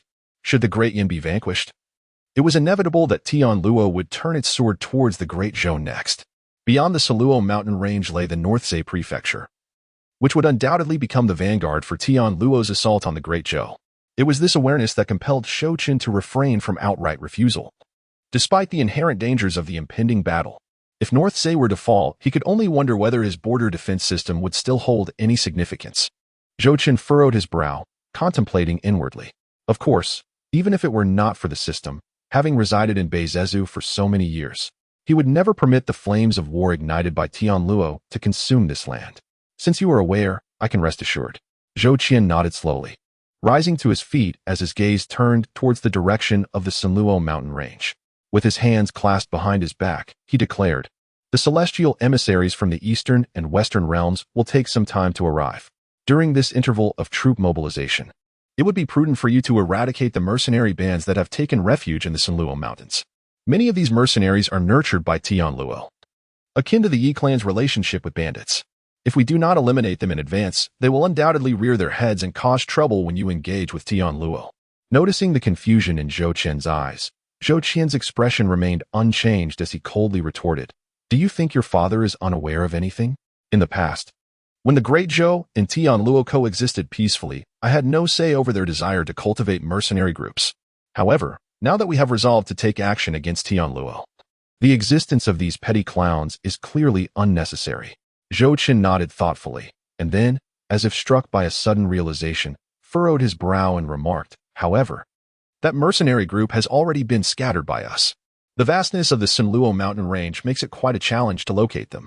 As you mentioned, they were nurtured by the Tian Luo dynasty, and it is quite possible that they have already departed from the Siluo mountain range. Not long ago, after defeating that mercenary group, I dispatched numerous shadow soldiers to conduct a search. While they indeed uncovered several elusive remnants, many mercenaries have vanished without a trace. I had assumed they had stealthily escaped the Siluo mountain range. You are mistaken. Zhou Qian cast a glance at Zhou Chen and shook his head, saying, The Siluo mountain range was once the primary battleground of the Great Tang's wars of defense. Countless Dao source realms have perished within, and some spatial rifts are so elusive that even the most skilled among you would find them difficult to locate. These facts are no secret to those of the Dao source realm, yet they pose a significant challenge to those beneath it. If my guess is correct, that group of mercenaries is currently hiding within. He continued, coincidentally, Hua Yutian is recuperating in Bi's prefecture at this very moment. When you deploy your forces, take him along. He will guide you to these spatial rifts. With a knowing smile, Zhou Chen added mysteriously, if fortune smiles upon you, you may uncover numerous treasures from within. Observing the enigmatic Zhou Chen couldn't help but smirk. Throughout his life, he harbored a deep disdain for those who spoke in riddles. Although curiosity gnawed at him regarding the nature of Zhou Chen's words, he had no intention of pleading for such trivial information. After all, if he were to discover the treasures Zhou Chen alluded to, he would learn of them in due course. There was no need for haste. With this thought, Zhou Chen shifted his gaze back to Zhou Chen and mused, then I shall trust in Huayu Tian. Zhou Chen spoke softly. I have both saved his life and supported his rise. Moreover, a fragment of his soul remains in my possession, ensuring his absolute loyalty. After a moment of contemplation, Zhou Chen continued with a hint of suspicion. By the way, regarding this matter, does Jiang Bieli possess a secret method to probe the hearts of men? The Black Dragon platform has dispatched numerous spies into Bi's prefecture, yet they are swiftly eliminated within days. I still place my trust in the capabilities of the Black Dragon platform. Their operatives are elite and should not be so easily detected. Furthermore, the same applies to the spies from Tianbao Pavilion. Once they arrive in Bi's prefecture, they are utterly exposed. This is rather peculiar. Unless there exists a secret technique that can unveil the innermost thoughts of individuals. Noticing the unusual gaze of Zhou Chen cleared his throat and spoke in a grave tone. As you are aware, the situation in the Great Zhou has become increasingly chaotic in recent years, with the Shadow Tower carrying out assassinations throughout the realm. The influx of spies infiltrating various regions of Great Zhou is relentless. Should one possess this secret method to eliminate foreign spies, the circumstances of Great Zhou would undoubtedly improve significantly. Zhou Chen's gaze flickered as he lifted his head and said, Does Father Emperor wish to know?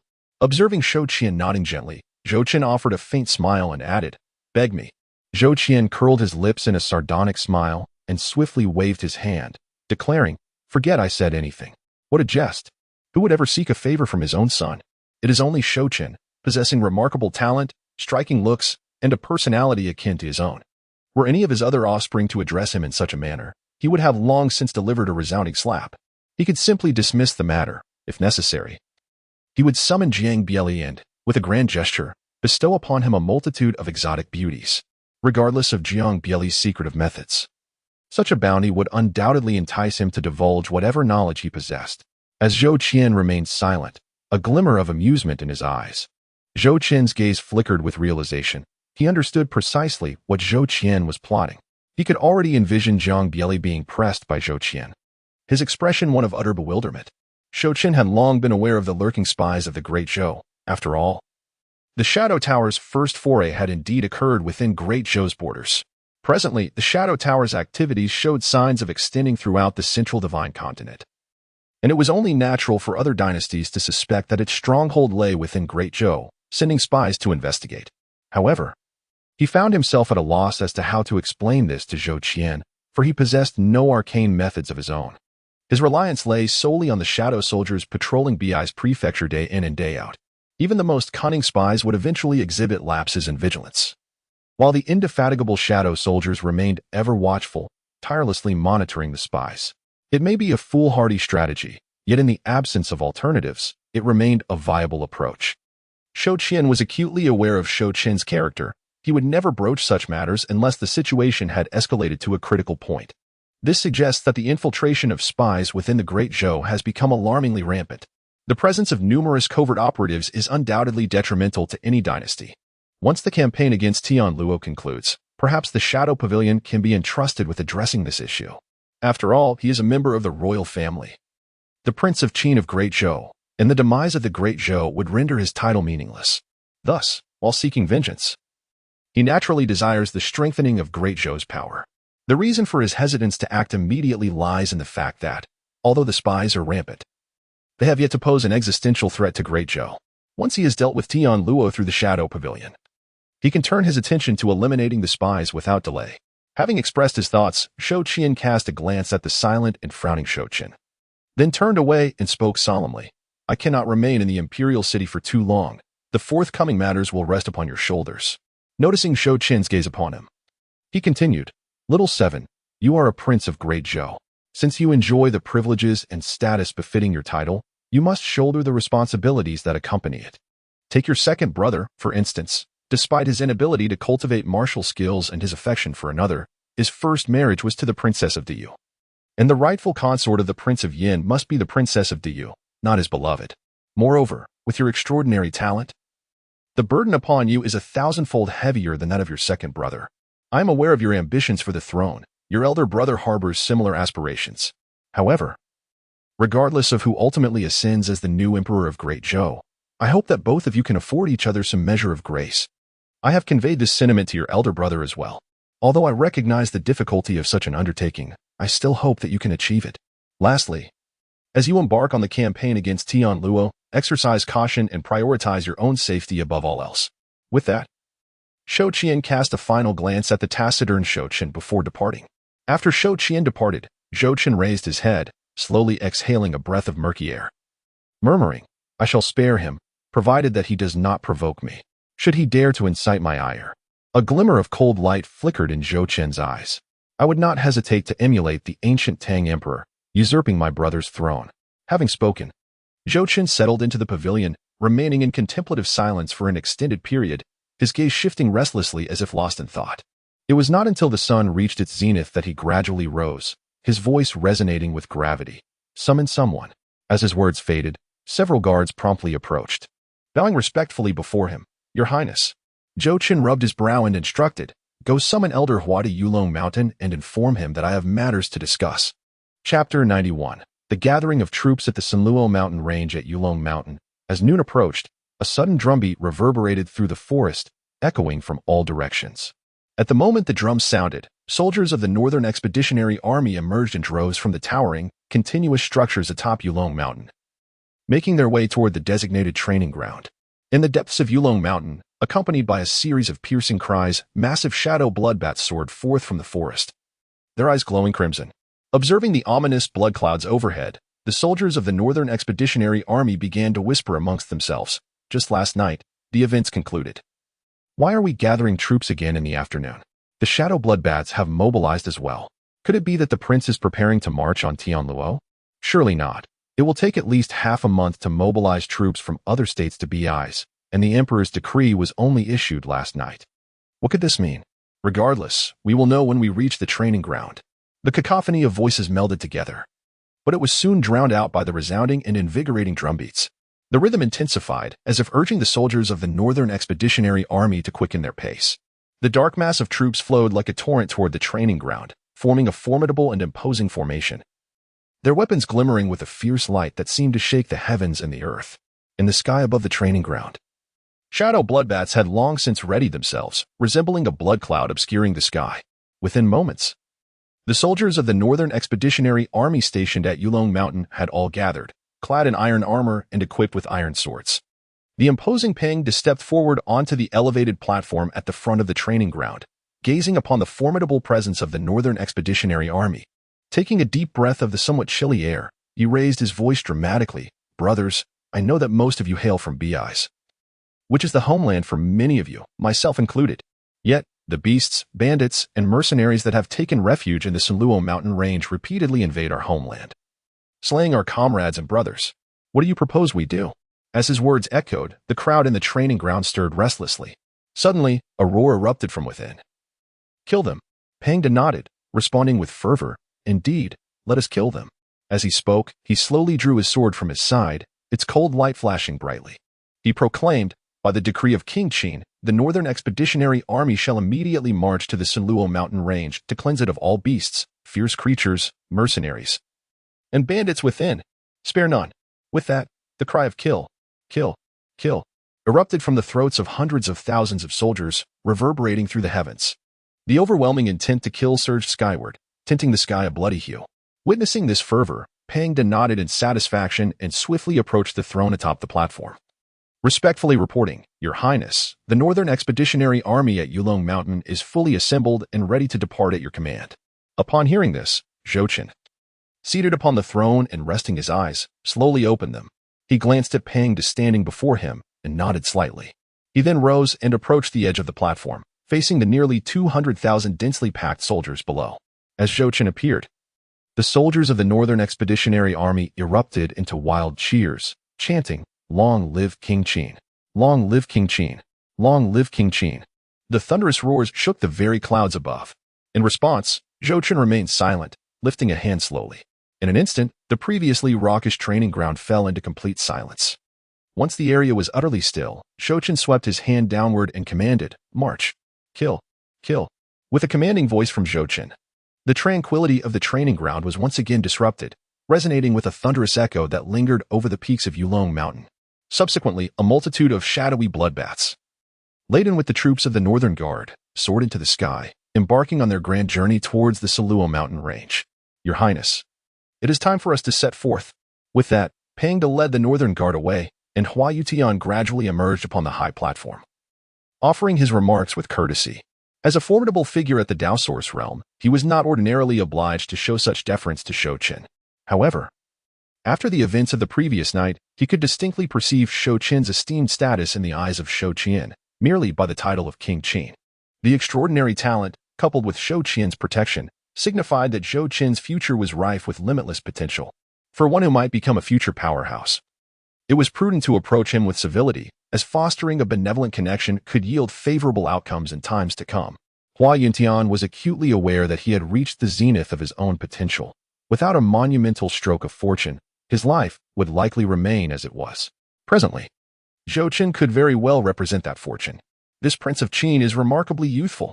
Youth embodies boundless possibilities, and with Zhou Qian's support, Zhou Chen's ascension to greatness seemed almost inevitable. Contemplating this, Hua Yuntian's gaze towards Zhou Chen grew increasingly fervent. Zhou Chen slowly turned around, gazing at Hua Yuntian with a gentle smile. "Then I must trouble you, Elder Hua." Zhou Chen's courteous demeanor greatly pleased Hua Yuntian, who immediately responded with a beaming smile, saying, "Your Highness, you are too gracious. It is getting late. We should hasten to the first spatial rift." "Very well." Zhou Chen nodded slightly, and then, under the guidance of Hua Yuntian, proceeded directly into the depths of the Saluo mountain range. Apart from Hua Yuntian, Zhou Chen did not bring anyone else along on this journey. Given Hua Yuntian's formidable strength, even if he harbored ill intentions towards him, the outcome would remain unchanged regardless of whom or how many companions Zhou Chen brought. The result would inevitably be the same: death. Of course, Zhou Chen was acutely aware of this reality. Since Zhou Qian dared to send Hua Yutian over, the likelihood of Hua Yutian being detrimental to him is virtually negligible. Even a ruthless tiger refrains from consuming its own cubs. If Zhou Qian truly intended harm, he possesses countless methods to eliminate him. So why resort to such a laborious approach? Given that Hua Yuntian is trustworthy, there is even less reason for him to bring others along, especially since his primary objective is to locate the mercenary group concealed within the spatial rift. Having too many people would only serve to raise alarms. With Hua Yuntian's prowess, dealing with a group of mercenaries he has already defeated would be as effortless as a dish of bean sprouts for Zhang Fei. With such thoughts in mind, Zhou Chen soon arrived at a hidden spatial rift within the Saluo mountain range, guided by Hua Yutian. Chapter 92. Entering the Spatial Rift. The first spatial rift that Zhou Chen and his companions arrived at was concealed deep within an exceptionally profound valley, surrounded by malevolent energy and chilling winds. Any ordinary warrior venturing here would likely meet an untimely demise or succumb to the sinister aura, transforming into a mere machine of slaughter. Yet, for the present Zhou Chen, this malevolence posed little threat, especially with the formidable Hua Yutian by his side. With a mere glance at the encroaching malevolence attempting to invade their bodies, Hua Yuntian emitted a disdainful snort and, with a gentle wave of his hand, unleashed a powerful force that swept through the area. In an instant, the ominous aura and dark winds that had pervaded the valley dissipated, revealing a once-hidden clarity. Zhou Chen, however, remained unfazed, his gaze fixated on the spatial rift before him. Frowning, he turned to Hua Yutian and remarked, "Elder Hua, I previously dispatched individuals to investigate this valley and distinctly recall that no spatial rift existed here. Moreover, this rift appears rather diminutive. It seems improbable that any mercenaries would choose to hide within." He was certain that the Shadow Brigade had indeed scouted this valley before. However, at that time, nothing peculiar had caught their attention, certainly not this so-called spatial rift. Compared to the vast rift stretching for miles, the one before him was pitifully small, barely large enough for a single adult to pass through. If he were part of the mercenary group, he would never conceal himself here. A mere obstruction at the entrance would lead to inevitable capture. "Do not fret, Your Highness," Hua Yuntian replied with an anticipatory smile, stroking his snowy beard. The depths of the Siluo mountain range, once the primary battlefield of the Great Tang's defense, have become exceedingly unstable due to the fierce clashes of Dao source experts. Numerous spatial rifts abound in these depths, and one careless step could result in being severed in two by the fabric of space itself. However, while these rifts are perilous, they can also harbor great opportunities. There have been fortunate souls who inadvertently stumbled into a rift, only to emerge with the complete legacy of a Dao source expert and a weapon left behind by that very master. Once this tale spread, countless individuals flocked to the Siluo mountain range in search of fortune, gradually uncovering many of the spatial rifts. Pausing, Hua Yutian gestured toward the rift before them and continued. Did you not mention that you had not seen a spatial rift in this valley before? That is because, unlike the stationary rifts, some within the Siluo mountain range are in constant motion, sometimes sinking to the depths and other times hovering in the air. There was once a hapless individual who, while walking, encountered a rift that suddenly appeared, resulting in his unfortunate severance. Without reaching the Dao source realm, it is exceedingly difficult to accurately track the movements of these spatial rifts. Upon hearing this, Zhou Chen's lips curled into a faint smile. Indeed, the sixth brother displayed a remarkable disregard for race, and the spatial rifts were filled with his essence.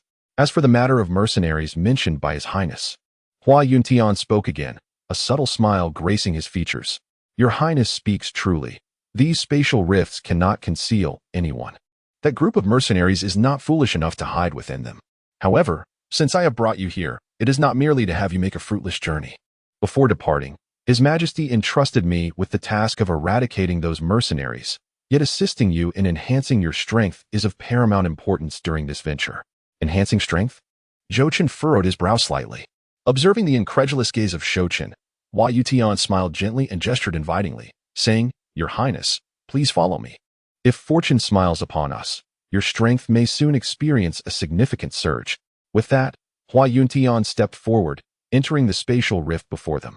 Filled with curiosity, Zhou Chen's eyes flickered as he followed suit, and upon crossing the threshold of the rift, the scenery before him transformed instantaneously.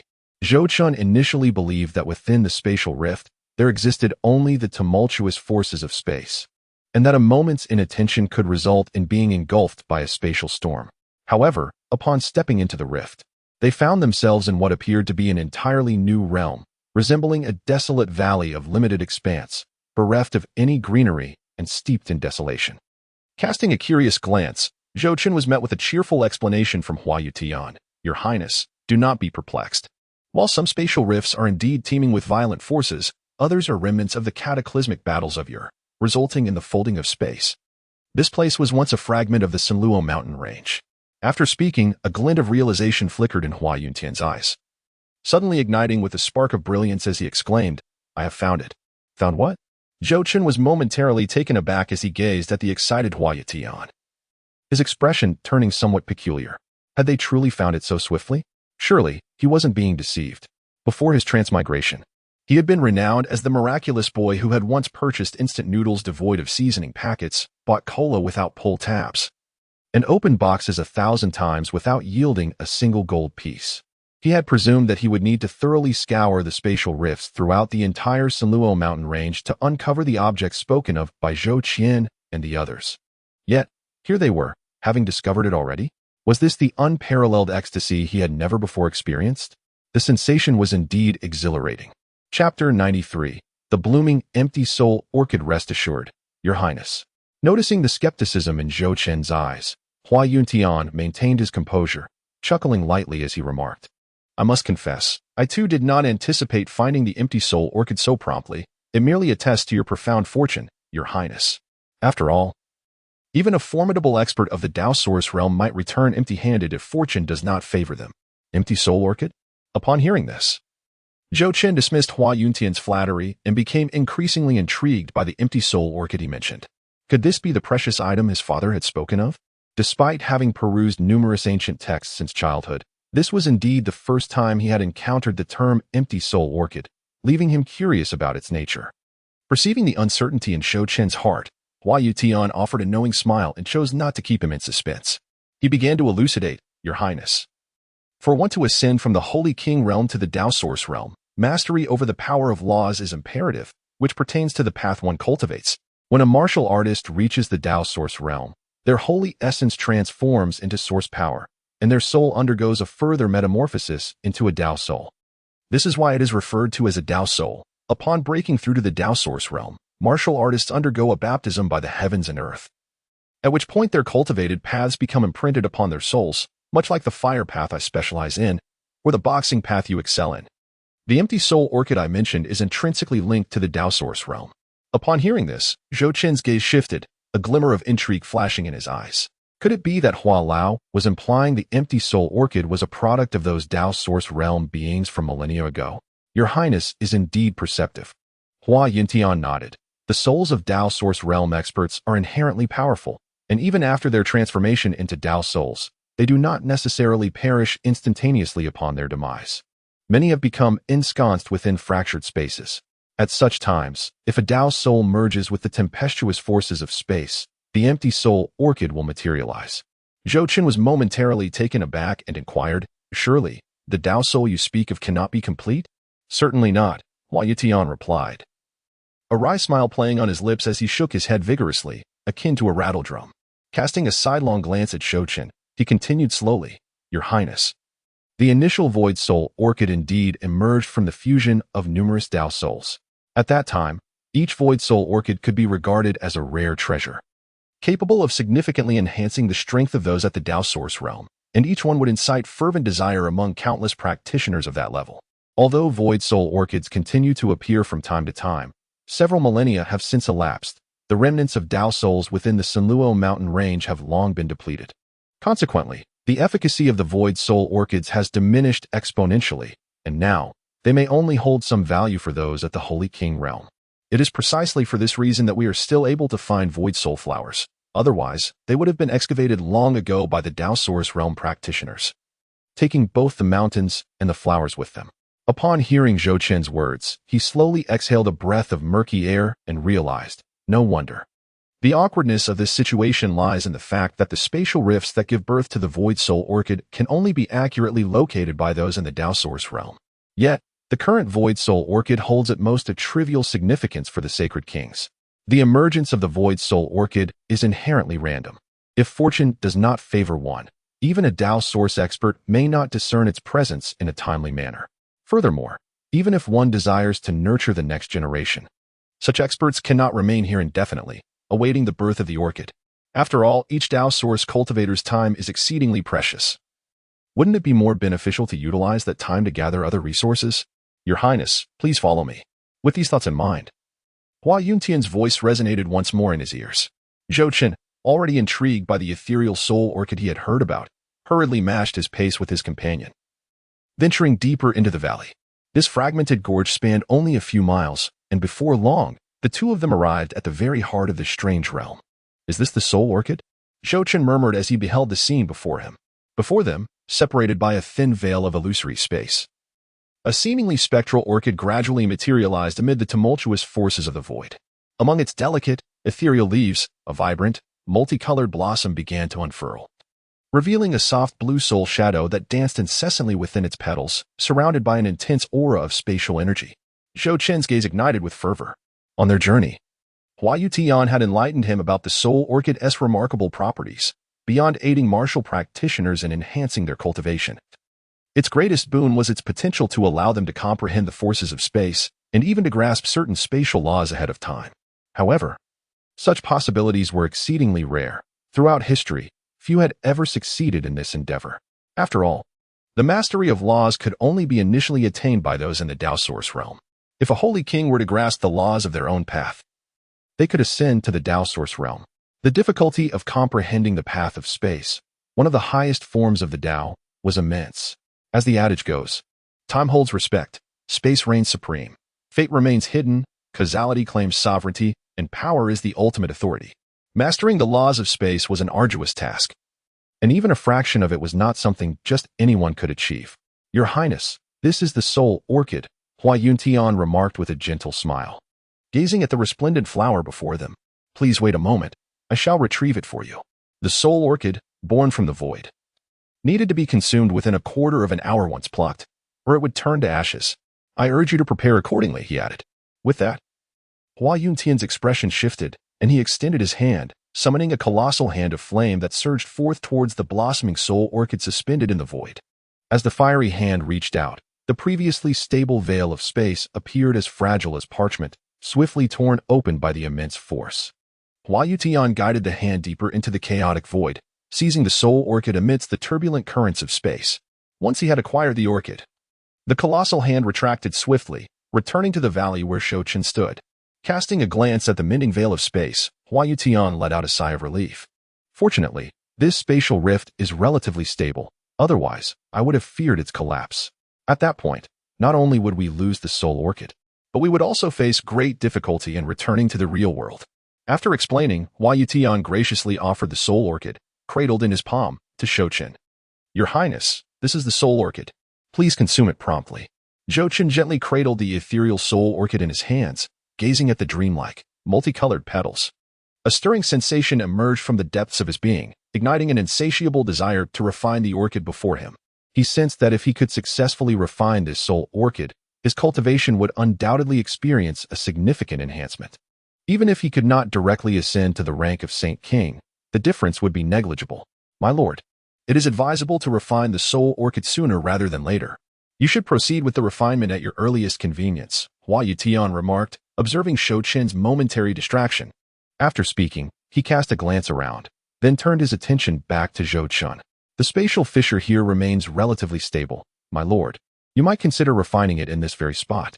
Perhaps, by taking advantage of your proximity to the spatial rift, you may gain early insights into certain spatial rules. Very well. Zhou Chen cast a glance around, gently nodding. I shall now step outside to assist you, your highness. Should any issues arise, do not hesitate to summon me. Seemingly aware of Zhou Chen's potential concerns, Hua Yutian spoke and then promptly stepped through the rift in space. Indeed, these ancient beings were all astute and shrewd. Watching Hua Yutian's departing figure, Zhou Chen couldn't help but sigh. He then delicately cradled the ethereal soul orchid and sought out a vacant, level patch of ground nearby. Settling into a cross-legged position, Zhou Chen gently grasped the void soul orchid, and an overwhelming force erupted from within him instantaneously. Under the influence of this power, the void soul orchid transformed into a dazzling spectrum of colors, emanating countless threads of spatial energy and faintly discernible spatial rules. Sharp waves of spatial power continuously swirled around Zhou Chen's body. As time passed, these spatial energies gradually merged into his physical form. Had it not been for Zhou Chen's cultivation of the ancestral Dragon Sutra, which had significantly enhanced his physical body to withstand the terrifying intensity of spatial forces, he would have been reduced to ashes under their influence. However, due to his training, Zhou Chen felt a lingering prickling sensation throughout his body. Yet it was ultimately of little consequence.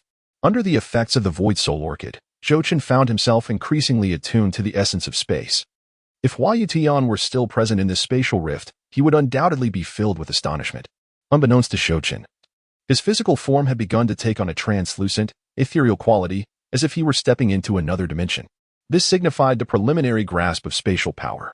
Naturally, as the most supreme of fundamental rules in the universe, comprehending the path of space was no simple feat. Time flowed slowly as Zhou Chen sat quietly in the fragmented valley, fully immersed in the ocean of spatial principles.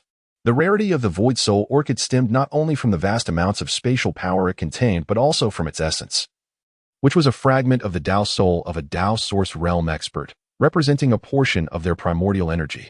Even if this energy was merely a fraction, perhaps 1,000th or 10,000th, of what they possessed in life, it was still sufficient to elevate Zhou Chen's cultivation significantly. Given that he was currently only at the 6th level of the Saint Entrance realm.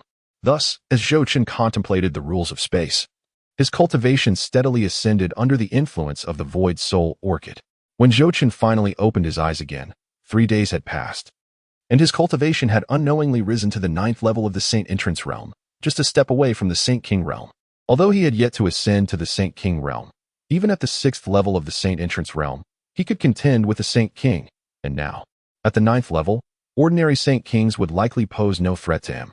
For Zhou Chen, refining the void soul orchid and the consequent enhancement of his cultivation were secondary. The primary focus was to comprehend the power of space, as he had not intended to rely excessively on the void soul orchid for significant cultivation gains.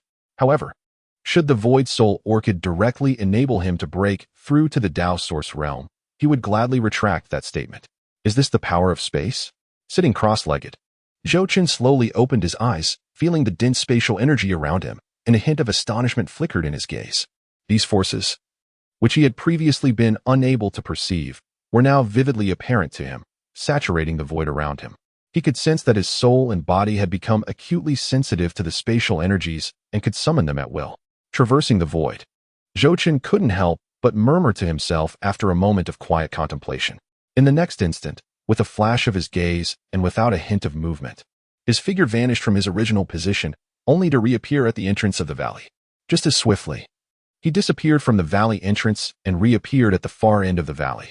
For a while, Zhou Chen's figure flitted through every corner of the valley, moving with such speed that he resembled a phantom, leaving traces of his presence throughout the entire area. After a considerable time, Zhou Chen finally paused and returned to his initial spot, sitting down once more. Marvelous. Sitting still, a lingering sense of wonder remained in Zhou Chen's eyes. With his current strength, flying through the air was no challenge. However, nothing compared to the swiftness of traversing the void. Experts of the Dao Source realm could tear through space and swiftly navigate through it. Moreover, even those of the Saint King realm were incapable of forcibly traversing the void. While he lacked the ability to rip apart space, his mastery of spatial power allowed him to traverse the void nonetheless. Of course, due to his cultivation level and his nascent understanding of the path of space, his current range of traversal was still limited, covering roughly 100 miles with each step. Yet, as he deepened his understanding of the path of space, the distance he could traverse would only increase. Traversing 100,000 miles in a single step was not merely a dream. Why hasn't His Highness emerged yet? While Zhou Chen was immersed in the intricacies of spatial power, outside the valley, in a spacious forest, Hua Yutian slowly opened his eyes. Gazing at the spatial rift that had begun to shift, and a flicker of concern crossed his features. Logically, the refinement of the Void Soul Orchid should not take this long. Though worried, he recognized that disturbances were detrimental to a warrior's cultivation. And since refining the Void Soul Orchid posed minimal risk, coupled with Zhou Chen's silence, he felt it unwise to intrude. Could it be that he failed to comprehend the spatial rules and was disheartened? Indeed, grasping the path of space was no simple endeavor throughout history. Only a handful below the Saint King realm have succeeded in this regard. Although young Master Chen possessed remarkable talent, he likely still fell short. Chapter 95. Searching the Void Soul Orchid scattered within the spatial rift, though exceedingly precious and primarily discoverable by experts of the Dao Source realm, offered no enhancement to their cultivation. After all, the very essence of the Void Soul Orchid was derived from the primordial energy of Dao Source realm experts, making the energy it contained negligible in comparison to their own vast reserves. However, while the Void Soul Orchid bore little benefit to them directly, it served excellently for nurturing the next generation. Hence, those who refined the Void Soul Orchid typically resided within the Saint Entrance and Saint King realms. As for those below the Saint Entrance realm, the Orchid's power was overwhelmingly potent, posing a risk of catastrophic failure if mishandled. Throughout history, countless warriors have refined the Void Soul Orchid, with nearly all experiencing some degree of breakthrough in their cultivation after their first attempt. Yet, among these individuals, few have managed to comprehend the rules of space from the orchid, and even those who did grasp it understood only the surface. Hua Yutian was acutely aware of this, which is why he never expected Zhou Chen to truly comprehend the power of space during this outing. Even the directive given to him by Zhou Chen was merely to assist Zhou Chen in locating the Void Soul Orchid to aid his cultivation. Youth. The rules of space are not easily grasped. When I refined the Void Soul Orchid in my youth, I gained no insight whatsoever. Observing Zhou Chen's continued absence, Hua Yutian felt a wave of nostalgia and shook his head helplessly before closing his eyes once more, showing no intention of searching for Zhou Chen within the spatial rift. Although a warrior's cultivation time is invaluable, he had already reached a bottleneck. Without a significant opportunity, mere diligent practice would yield little progress throughout his lifetime. Since Zhou Chen desired to remain inside, there was no reason for him to obstruct the process, after all. Whether he devoted more or less time to cultivation held little significance for him. However, just as he closed his eyes, a sudden flash of brilliance emanated from the spatial rift that loomed within the valley. Following this, a figure emerged from the rift with a measured pace. It was none other than Zhou Chen himself. Upon witnessing Zhou Chen's emergence, a barely perceptible sigh of relief crossed Hua Yutian's face. Although refining the Void Soul Orchid posed no danger, he felt a sense of responsibility should Zhou Chen suffer a setback in his understanding of spatial laws. Your Highness. With a swift glance, Hua Yutian stepped forward to Zhou Chen's side, discreetly studying him before inquiring with curiosity. Might I ask if your highness has successfully refined the void soul orchid? Zhou Chen nodded slightly and then smiled, saying, I owe my gratitude to Elder Hua for bringing me here. Otherwise, how could I have encountered such a fortuitous opportunity? You needn't mention it. I am merely fulfilling the Emperor's command, Hua Yutian replied, waving his hand and stroking his beard. Observing the calm demeanor of Zhou Chen, doubts began to stir within him. From the looks of Prince Qin, he likely shared the fate of many, returning empty-handed. Now that the prince had managed to regain his composure, I shall refrain from inquiring about his gains from refining the empty soul orchid, lest I provoke him once more. With this thought, a smile appeared on Hua Yuntian's face as he turned to Zhou Chen and said, Your Highness, there are still many spatial rifts in the Yuluo Mountains. Having made a promising start, I believe our forthcoming harvest will not disappoint. Moreover, with the army preparing for deployment, we must cleanse these mercenaries before we set out. Therefore, Your Highness, let us swiftly proceed to explore other locations. Upon meeting Hua Yuntian's sincere gaze, a small question mark inadvertently formed on Zhou Chen's forehead, his heart profoundly shaken. Ah, this man, does he not indulge in gossip? He has refined the empty soul orchid and spent considerable time within the spatial rift. Yet Hua Yutian does not inquire about his findings? How could he still be preparing responses for such a situation? Could it be that he intends to ask during our journey to save time? Surely, he cannot be so cunning. With this contemplation, Zhou Chen's eyes flickered momentarily as he regarded Hua Yutian deeply and smiled, saying, In that case, I shall heed Elder Hua's advice. Let us proceed to the next spatial rift. Seeing Zhou Chen's agreement, Hua Yutian nodded slightly and led him towards the next rift. In the following days, the duo exemplified the notion that all their good fortune had been expended on their initial venture. For several days, they traversed the spatial rifts of the Yuluo Mountains.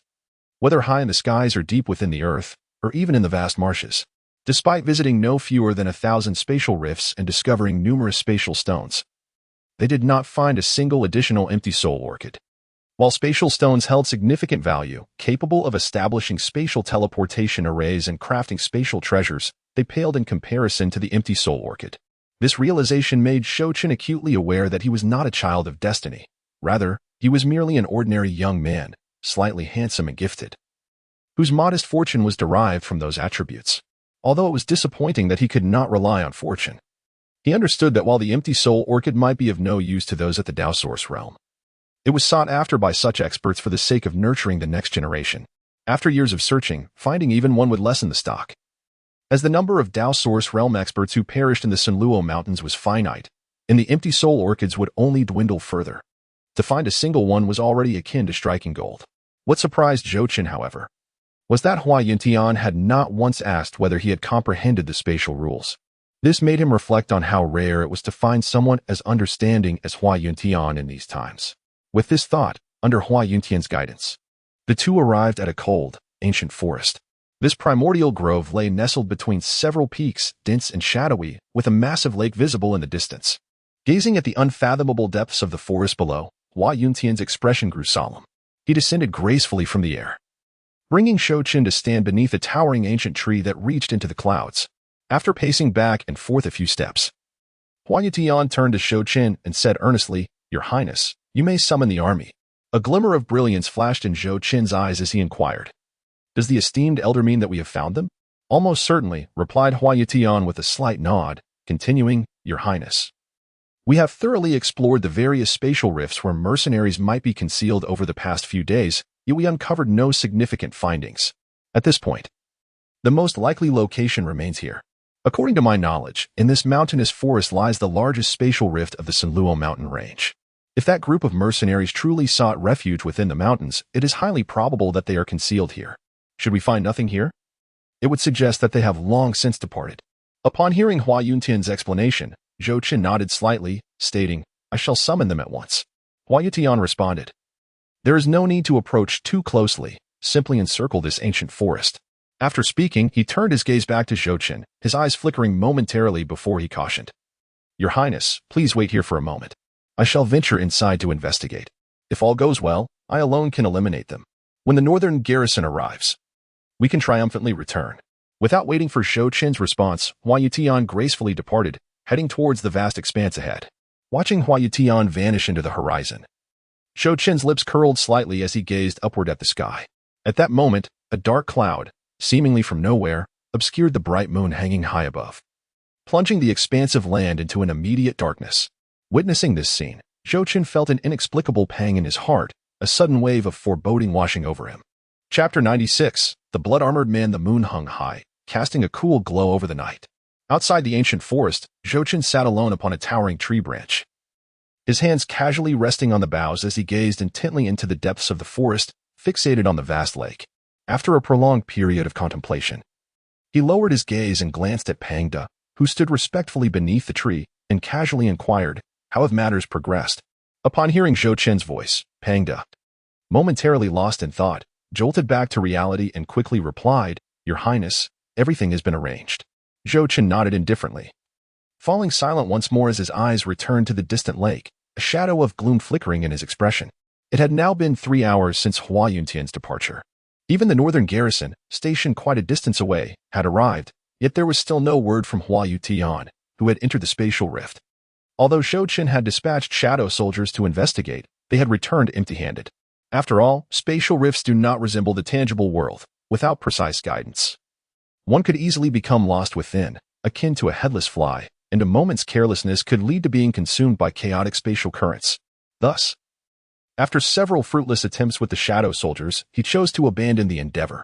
While concern lingered in his heart, Zhou Chen understood that with Hua Yuntian's prowess in the Dao Source realm, even if he faced peril within the rift, it was unlikely he would simply vanish without a trace. However, Hua Yuntian's prolonged silence was indeed unusual.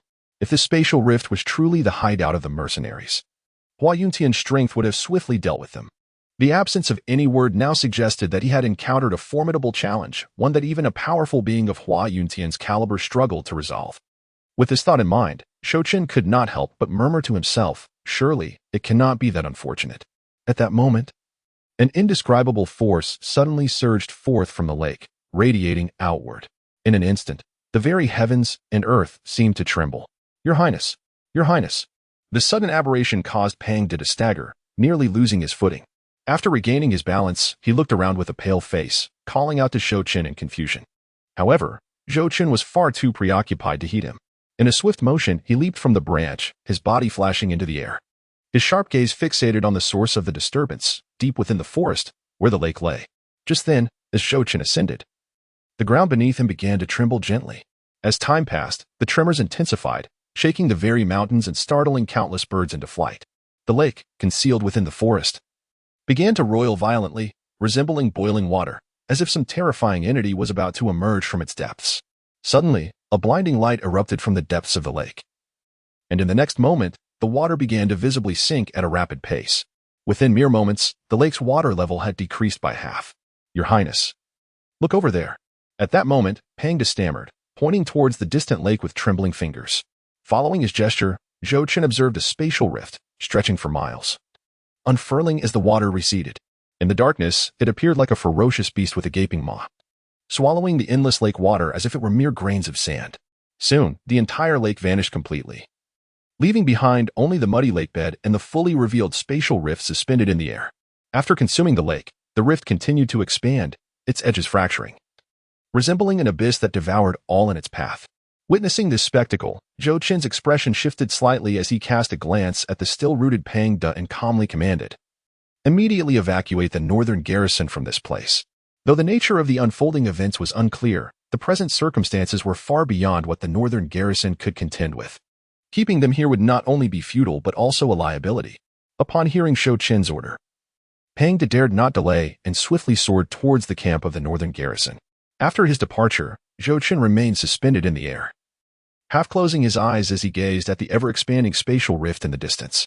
Time slipped away, and before long, a sudden voice echoed from within the rift, "Your Highness, hurry." A red light surged forth, swiftly darting towards Zhou Chen. As the light dissipated, it transformed into the figure of Hua Yuntian.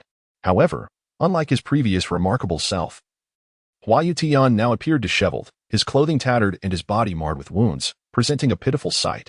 After assessing Hua Yuntian, Zhou Chen's gaze flickered, and he quickly grasped his arm, asking, "Elder Hua, what has happened? Where are the mercenaries?" "Your Highness, do not concern yourself with that now. We must leave at once." "I will explain everything once we are safe," Hua Yuntian urged, urgency lacing his tone. In response to Zhou Chen's inquiry, Hua Yuntian appeared disinclined to provide an answer. hastily attempting to pull Zhou Chen away.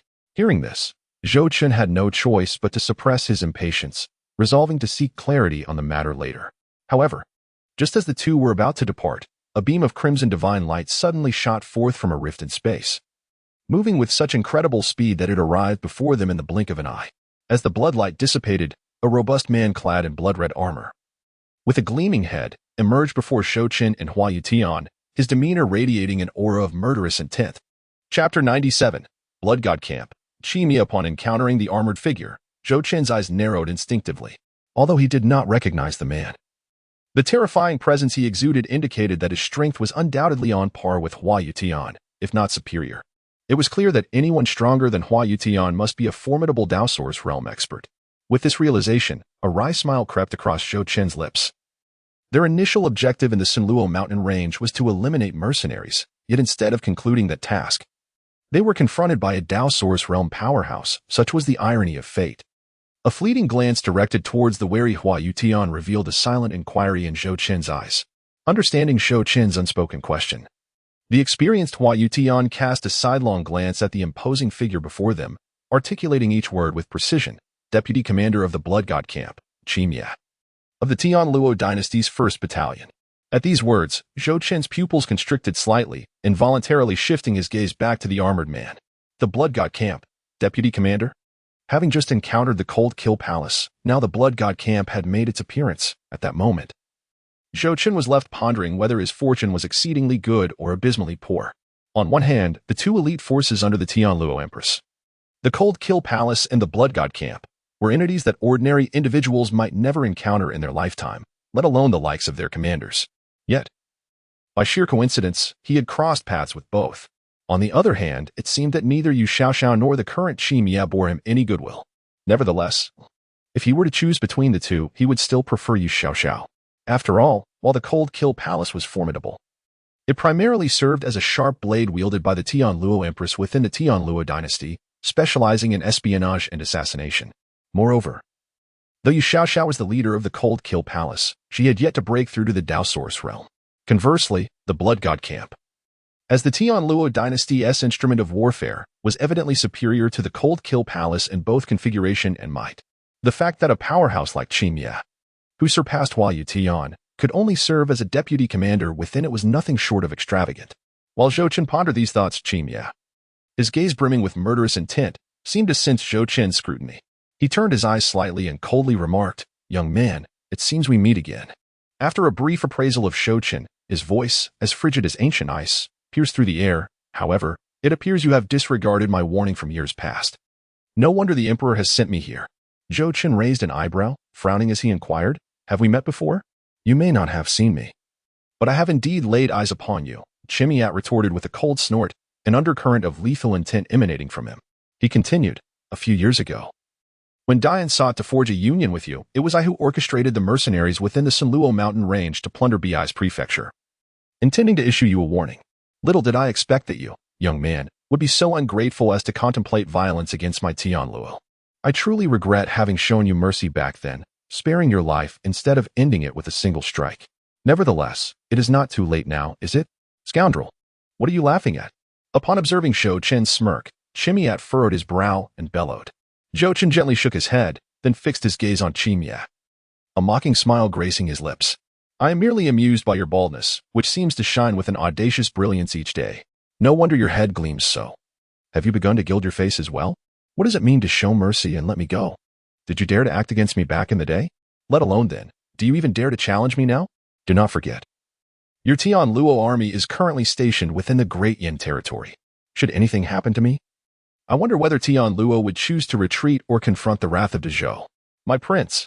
Observing Qimia's countenance darkening to the point of dripping with malice, Hua Yuntian's eyelids twitched, and he hastily interjected telepathically, "Your Highness, it would be wise to cease your words. Qimia's baldness is a result of his cultivation method, and he harbors a profound hatred for anyone who dares to mention it." Upon hearing this, Zhou Chen glanced at Qimia and countered, "Elder Hua, how do you compare with this Qimia in strength?" Hua Yutian hesitated for a moment before responding. "In the past, Qimia was somewhat stronger than I. Yet the disparity was not as vast as that between myself and the Empress of Tianluo. Thus, while I may not be able to defeat Qimia, He also cannot easily overcome me. However, Hua Yuntian's gaze fell upon the ever-expanding spatial rift, and he continued. Yet who could have anticipated that Chimia would lay in wait within the rift, igniting the chaotic spatial currents and ensnaring me? Defeated is defeated. I shall not lament. Hua Yuntian conceded. Noting Hua Yuntian's roundabout response, Zhou Chen subtly scoffed before succinctly revealing the truth. So, you cannot defeat him now? That would be an apt summary. Hua Yuntian nodded awkwardly. Contemplating for a moment, Zhou Chen lifted his head, his gaze piercing as he addressed Hua Yuntian. What if I were to join you? That should. Hua Yuntian began, but then, as if realizing the implications, his eyes widened in surprise. At that moment, witnessing Zhou Chen and Hua Yuntian engrossed in their private discourse, completely disregarding his presence, Chimia's expression darkened to an extreme, fury transforming into a sardonic smile. Well, what a sharp-tongued young man you are. Your arrogance is truly astounding. With that, a thunderous roar erupted as Chimia struck out with astonishing speed. As the renowned deputy commander of the Blood God camp and a formidable figure of the Dao Source realm, Chimia acted with the ferocity of a thunderbolt. Devoid of any intention of testing the waters, he stepped forward, transforming into a radiant streak of light that rushed toward Zhou Chen and Hua Yuntian. Exuding an aura of murderous intent as he launched a devastating punch, the force of his strike stirred the very fabric of space, unleashing an overwhelming tempest that surged toward Zhou Chen and his companion. In that moment, Zhou Chen felt as though he faced not a mere man but a feral beast in human form. Although he had encountered several beings of the Dao Source realm, including the Empress of Tian Luo, Hua Yuntian, and his own father, this was the first time he truly faced the lethal wrath of such a powerful entity. Recently, he had faced the Empress of Tian Luo, who had proven far superior to Chimia, yet at that time, she had not regarded him as a threat, especially with Zhou Chen standing protectively before him. However, Chimia's sudden aggression allowed Zhou Chen to fully grasp the might of the Dao Source realm and recognize the considerable gap that still lay between himself and true masters of this level. Rather than disheartening him, this realization ignited a fierce determination within Zhou Chen. As he witnessed Chimia's approach, his eyes flickered with resolve, and he swiftly retrieved the already prepared Shura Divine Spear. Yet, just as he prepared to strike, a figure interposed between him and the impending danger, none other than Hua Yuntian, who stood steadfastly beside him. Faced with the oncoming storm and Chimia's lethal strike, Hua Yuntian gritted his teeth, extending his arms as the fiery energies of the world coalesced to form a crimson protective barrier, which effectively absorbed Chimia's assault. With a resounding crash, the collision reverberated throughout the heavens and the earth, sending Chimia reeling backward while the protective shield Hua Yuntian had conjured shattered into nothingness. Unperturbed by his failed strike, Chimia twisted his neck, his gaze fixed with murderous intent on Hua Yuntian, a cold smile creeping across his face. It appears that despite your injuries, you have not lost your combat prowess. But how many of my punches can you withstand while already wounded? With that, he shifted his gaze to Zhou Chen, locking eyes with him for a moment before continuing, Boy, do not hide behind him. If you consider yourself a man, step forward and accompany me back to Tian Luo. Once the conflict with the Yin concludes, I shall release you. Otherwise, you shall all perish today. Hearing this, Zhou Chen's eyes narrowed as he raised his head to meet Chimia's gaze, his expression inscrutable. Your Highness, do not step out. At that moment, Hua Yuntian urgently cautioned. Chimia is a being who has transcended to the Dao Source realm through body refinement. While he may lack in terms of Dao laws, his physical prowess is among the finest in the central divine continent, surpassing even sacred artifacts, comparable to the Dao soldiers wielded by our own Dao Source realm. This is why he never employs weapons in battle. His body is his most potent weapon. Therefore, Your Highness, you must not engage him directly. Should you sustain any injuries, how could I justify this to His Majesty? Moreover, Chimia's presence here likely aims to capture you as leverage, intending to disrupt the Zhou's campaign against Tian Luo. His Majesty has already negotiated with the Lord of the Yin. Should there be any signs of Tian Luo's retreat, the Yin will launch a counterattack at once. Conversely, if Tian Luo does not withdraw, the Zhou will march northward. In such a precarious moment, Your Highness, you must not falter. Do not fall into his trap. I will confront Chimia, and you should seize the opportunity to escape. Once you have departed, I will find a way to extricate myself as well. Upon hearing this, Zhou Chen first cast a glance at the distant Chimia, then fixed his gaze deeply into Hua Yuntian's eyes, raising an eyebrow as he coldly inquired, Are you certain? Hua Yuntian, ensnared by Zhou Chen's penetrating stare, felt a flicker of discomfort cross his face. After making an effort to regain his composure, he replied with a hearty laugh. Rest assured, Your Highness. Although I may not be a match for Chimia, extricating myself is still well within my capabilities. Humph. Zhou Chen let out a cold snort. Casting a dismissive glance at Hua Yutian as he mocked, I did not expect that even in your advanced years, your tongue remains the most resilient part of you. Had you not been injured, I would indeed believe you could escape with ease, but now. Zhou Chen said little, merely shaking his head gently. Casting a glance at Chimia, he continued, Chimia's ascension to the Dao Source realm certainly does not indicate foolishness. If he lacked absolute confidence, he would not dare to act so recklessly. He must have calculated that you, esteemed elder, bear some injury. Should I depart, your predicament would only worsen. Therefore, I cannot leave this time. Zhou Chen's unwavering stance deeply moved Hua Yutian, stirring a flicker of doubt within his heart. However, after a moment's hesitation, he resolutely shook his head and insisted, No, your majesty has placed great expectations upon you. Your life holds far greater value than mine. The emperor has shown me immense grace, and I cannot allow you to risk your safety alongside me. After speaking, he turned to Zhou Chen and earnestly urged, Your Highness, it would be wise for you to depart first. I possess the means to extricate myself. It is not so simple for Chimia to keep me here. Zhou Chen gazed at him, enunciating each word with conviction. What I have decided will not be easily altered. Moreover, if you had not obstructed me earlier, I would have already acted, so why wait until now? Enough with the idle chatter, let us advance together. As he spoke, Zhou Chen's attention shifted to the expanding spatial rift in the distance, and he added, If we truly cannot prevail, we shall fight and retreat simultaneously. This place is too chaotic. Your Taijin mirror cannot connect with my father. We must seek a more stable location. With that, an impulse surged within Zhou Chen, and he vanished from his spot, reappearing beyond Hua Yutian, wielding the Shura Divine Spear as he charged towards Chimia. Witnessing Zhou Chen's abrupt disappearance, Hua Yutian's eyes widened in astonishment, his heart gripped by fear. Is this the power of space? In Chapter 99, The Unknown Realm, Hua Yutian, with his profound understanding, immediately discerned that Zhou Chen's sudden vanishing was not merely due to speed, but rather the manipulation of spatial power for void traversal, allowing him to vanish in an instant. Realizing this, a flicker of intrigue sparked in Hua Yuntian's gaze. Has His Highness comprehended the power of space from the Void Soul Orchid? Yet it has only been a few days. How can he wield void traversal already? Though incredulous, he pondered the likelihood of this possibility. For prior to arriving at the Sinluo mountain range, Zhou Chen had little opportunity to engage with spatial forces. Embarrassment colored Hua Yuntian's face as he chastised himself. How foolish I have become with age, doubting His Highness's ability to grasp the power of space.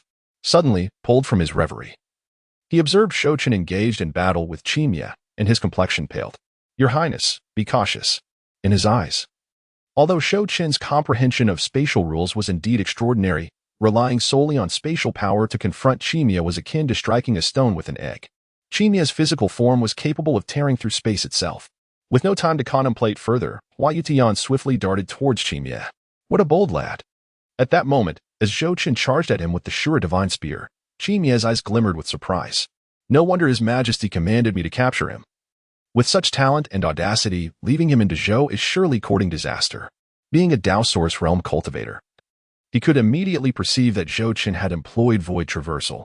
To master spatial power at the Saint Realm was a feat few could achieve even throughout the entirety of Central Divine Continent. Ordinarily, a cultivator at the Saint Realm would be paralyzed by fear in the presence of a Dao Source realm powerhouse, much less dare to wield a weapon against him. This audacity stirred a measure of admiration within Chimia's heart. However, admiration aside, he knew he must fulfill his duty. With this thought, Chimia's gaze turned cold as he faced Zhou Chen, declaring, Yield and surrender, do not seek your own suffering. With that, he extended his hand, showing no inclination to evade as he reached for Zhou Chen, intent on capturing him. Unfazed, Zhou Chen advanced, wielding his spear, causing space to collapse and stirring an endless tempest of spatial energy that collided with Chimia's grasp. A resounding crash echoed as the Shura Divine Spear met the hand of Chimia. The immense force bent the spear slightly, yet at the same moment, a crimson mark blossomed upon Chimia's palm. Golden droplets of blood cascaded from his fingers, striking the ground and creating deep, bottomless craters. Following the collision, both combatants were propelled backward. Zhou Chen was hurled back several dozen miles while Chimia retreated a mere few before regaining his stance. Impressive. Zhou Chen's eyes narrowed at the spectacle, yet he quickly reconciled his thoughts with the knowledge of Chimia's formidable physique. Chimia's body was undoubtedly the most astonishing Zhou Chen had encountered thus far, explaining his reputation throughout Central Divine Continent. Thankfully, he wielded the Shura Divine Spear, Had he used the Lu Yun Yin Tian Spear, he believed he could not have breached Qimia's defenses. Although the Shura Divine Spear had only left a mark upon Qimia's hand, that did not imply it lacked strength, after all. It was a weapon bestowed by the system, far from an ordinary item. The issue lay in Zhou Chen's current weakness, which rendered him incapable of unleashing the spear's full potential. Furthermore, when the system awarded him the Shura Divine Spear, it had sealed the weapon's spirit within, fearing he could not control it. Thus, a spear without its spirit could scarcely compare to its full might.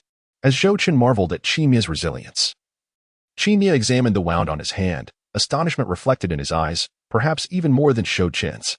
It was crucial to note that he had attained the Dao Source realm through body refinement, and while he might rank mid-tier in terms of cultivation within Central Divine Continent, his physical prowess firmly placed him among the top 3. Since breaking through to the Dao Source realm, only those with far superior cultivation or exceptional combat prowess could injure him. Ordinary Dao Source cultivators could not breach his defenses, let alone a young cultivator at the Saint realm. Yet now, Zhou Chen had managed to wound him, even if it was merely a minor scratch. It was utterly unacceptable to him. His spear possesses an anomaly, he mused, narrowing his eyes. If Zhou Chen had genuinely harmed him using only his strength, all those years of cultivation would have been in vain. Thus, he concluded that the peculiarity lay within the weapon Zhou Chen wielded. What a cunning young man. Reflecting on his earlier bravado, Qimia felt a surge of regret.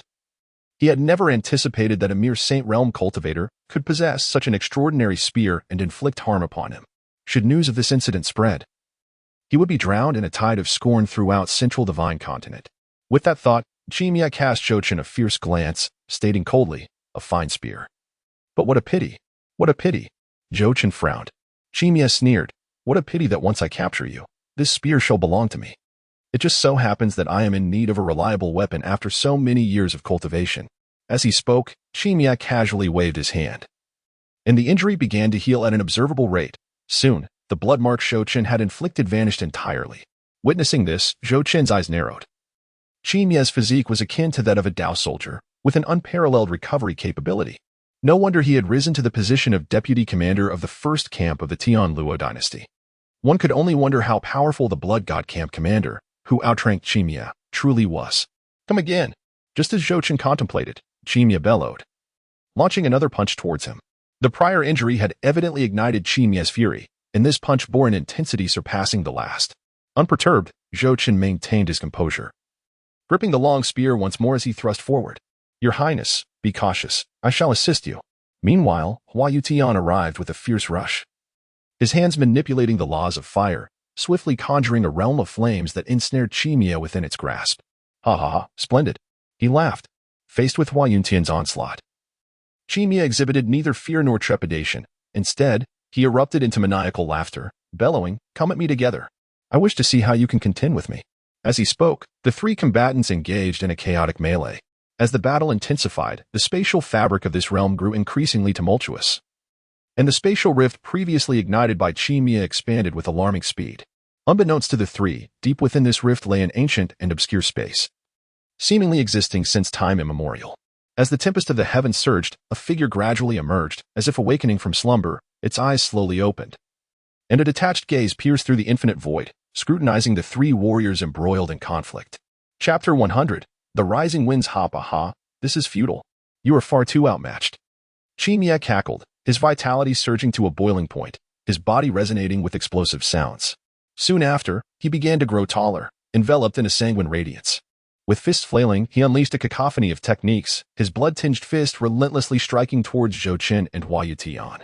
Even as he faced 2 opponents, he showed no signs of yielding.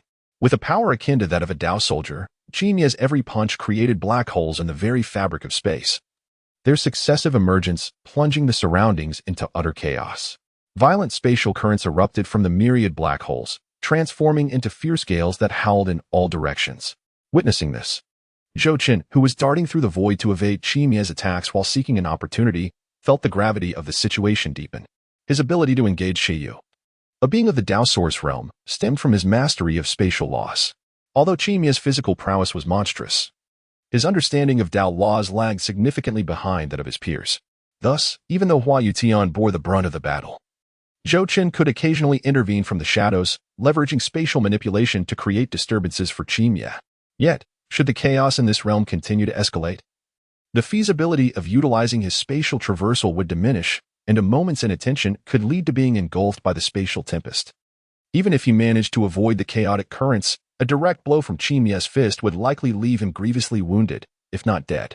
For every punch Qimia threw, another black hole formed in space. Despite Zhou Chen's own formidable strength, he was still vastly outmatched by Qimia in this moment. Realizing this, Zhou Chen abruptly lifted his gaze towards Hua Yutian, who was engaged in combat with Qimia within the fiery domain. He communicated telepathically, "Senior Hua. The spatial turbulence is escalating. Qimia's physical form is grotesquely powerful. The chaotic currents cannot harm him, and this only works against us. We must retreat from this place." Hua Yutian, seemingly having contemplated this course of action earlier, nodded resolutely at Zhou Chen's words. "Let us proceed as you suggest." With that, a fierce determination ignited in his eyes, and he expelled a mouthful of essence blood, scattering it across the flames of his conjured domain.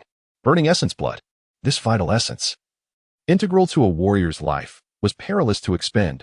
For ordinary warriors, recovery would be arduous, and for someone of Hua Yuntian's caliber, excessive loss could jeopardize his foundational martial path.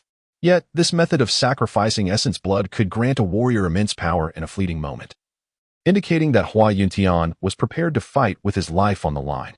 As the essence blood infused the domain, the already perilous realm of flames became even more ferocious, summoning all fire energy within hundreds of miles. The laws of fire converged, and Hua Yuntian's aura soared rapidly, coalescing into a colossal fiery figure behind him, transforming him into a god of fire. With a thunderous roar, the giant bellowed, shaking the very heavens, and charged towards Qimia with overwhelming force. Meanwhile, witnessing Hua Yuntian's full commitment, Zhou Chen's eyes flashed with realization. He instantly deduced Hua Yuntian's intentions. The divine dragon body. Zhou Chen, without a moment's hesitation, unleashed the full power of the divine dragon body, wielding the Shura Divine Spear with a flourish.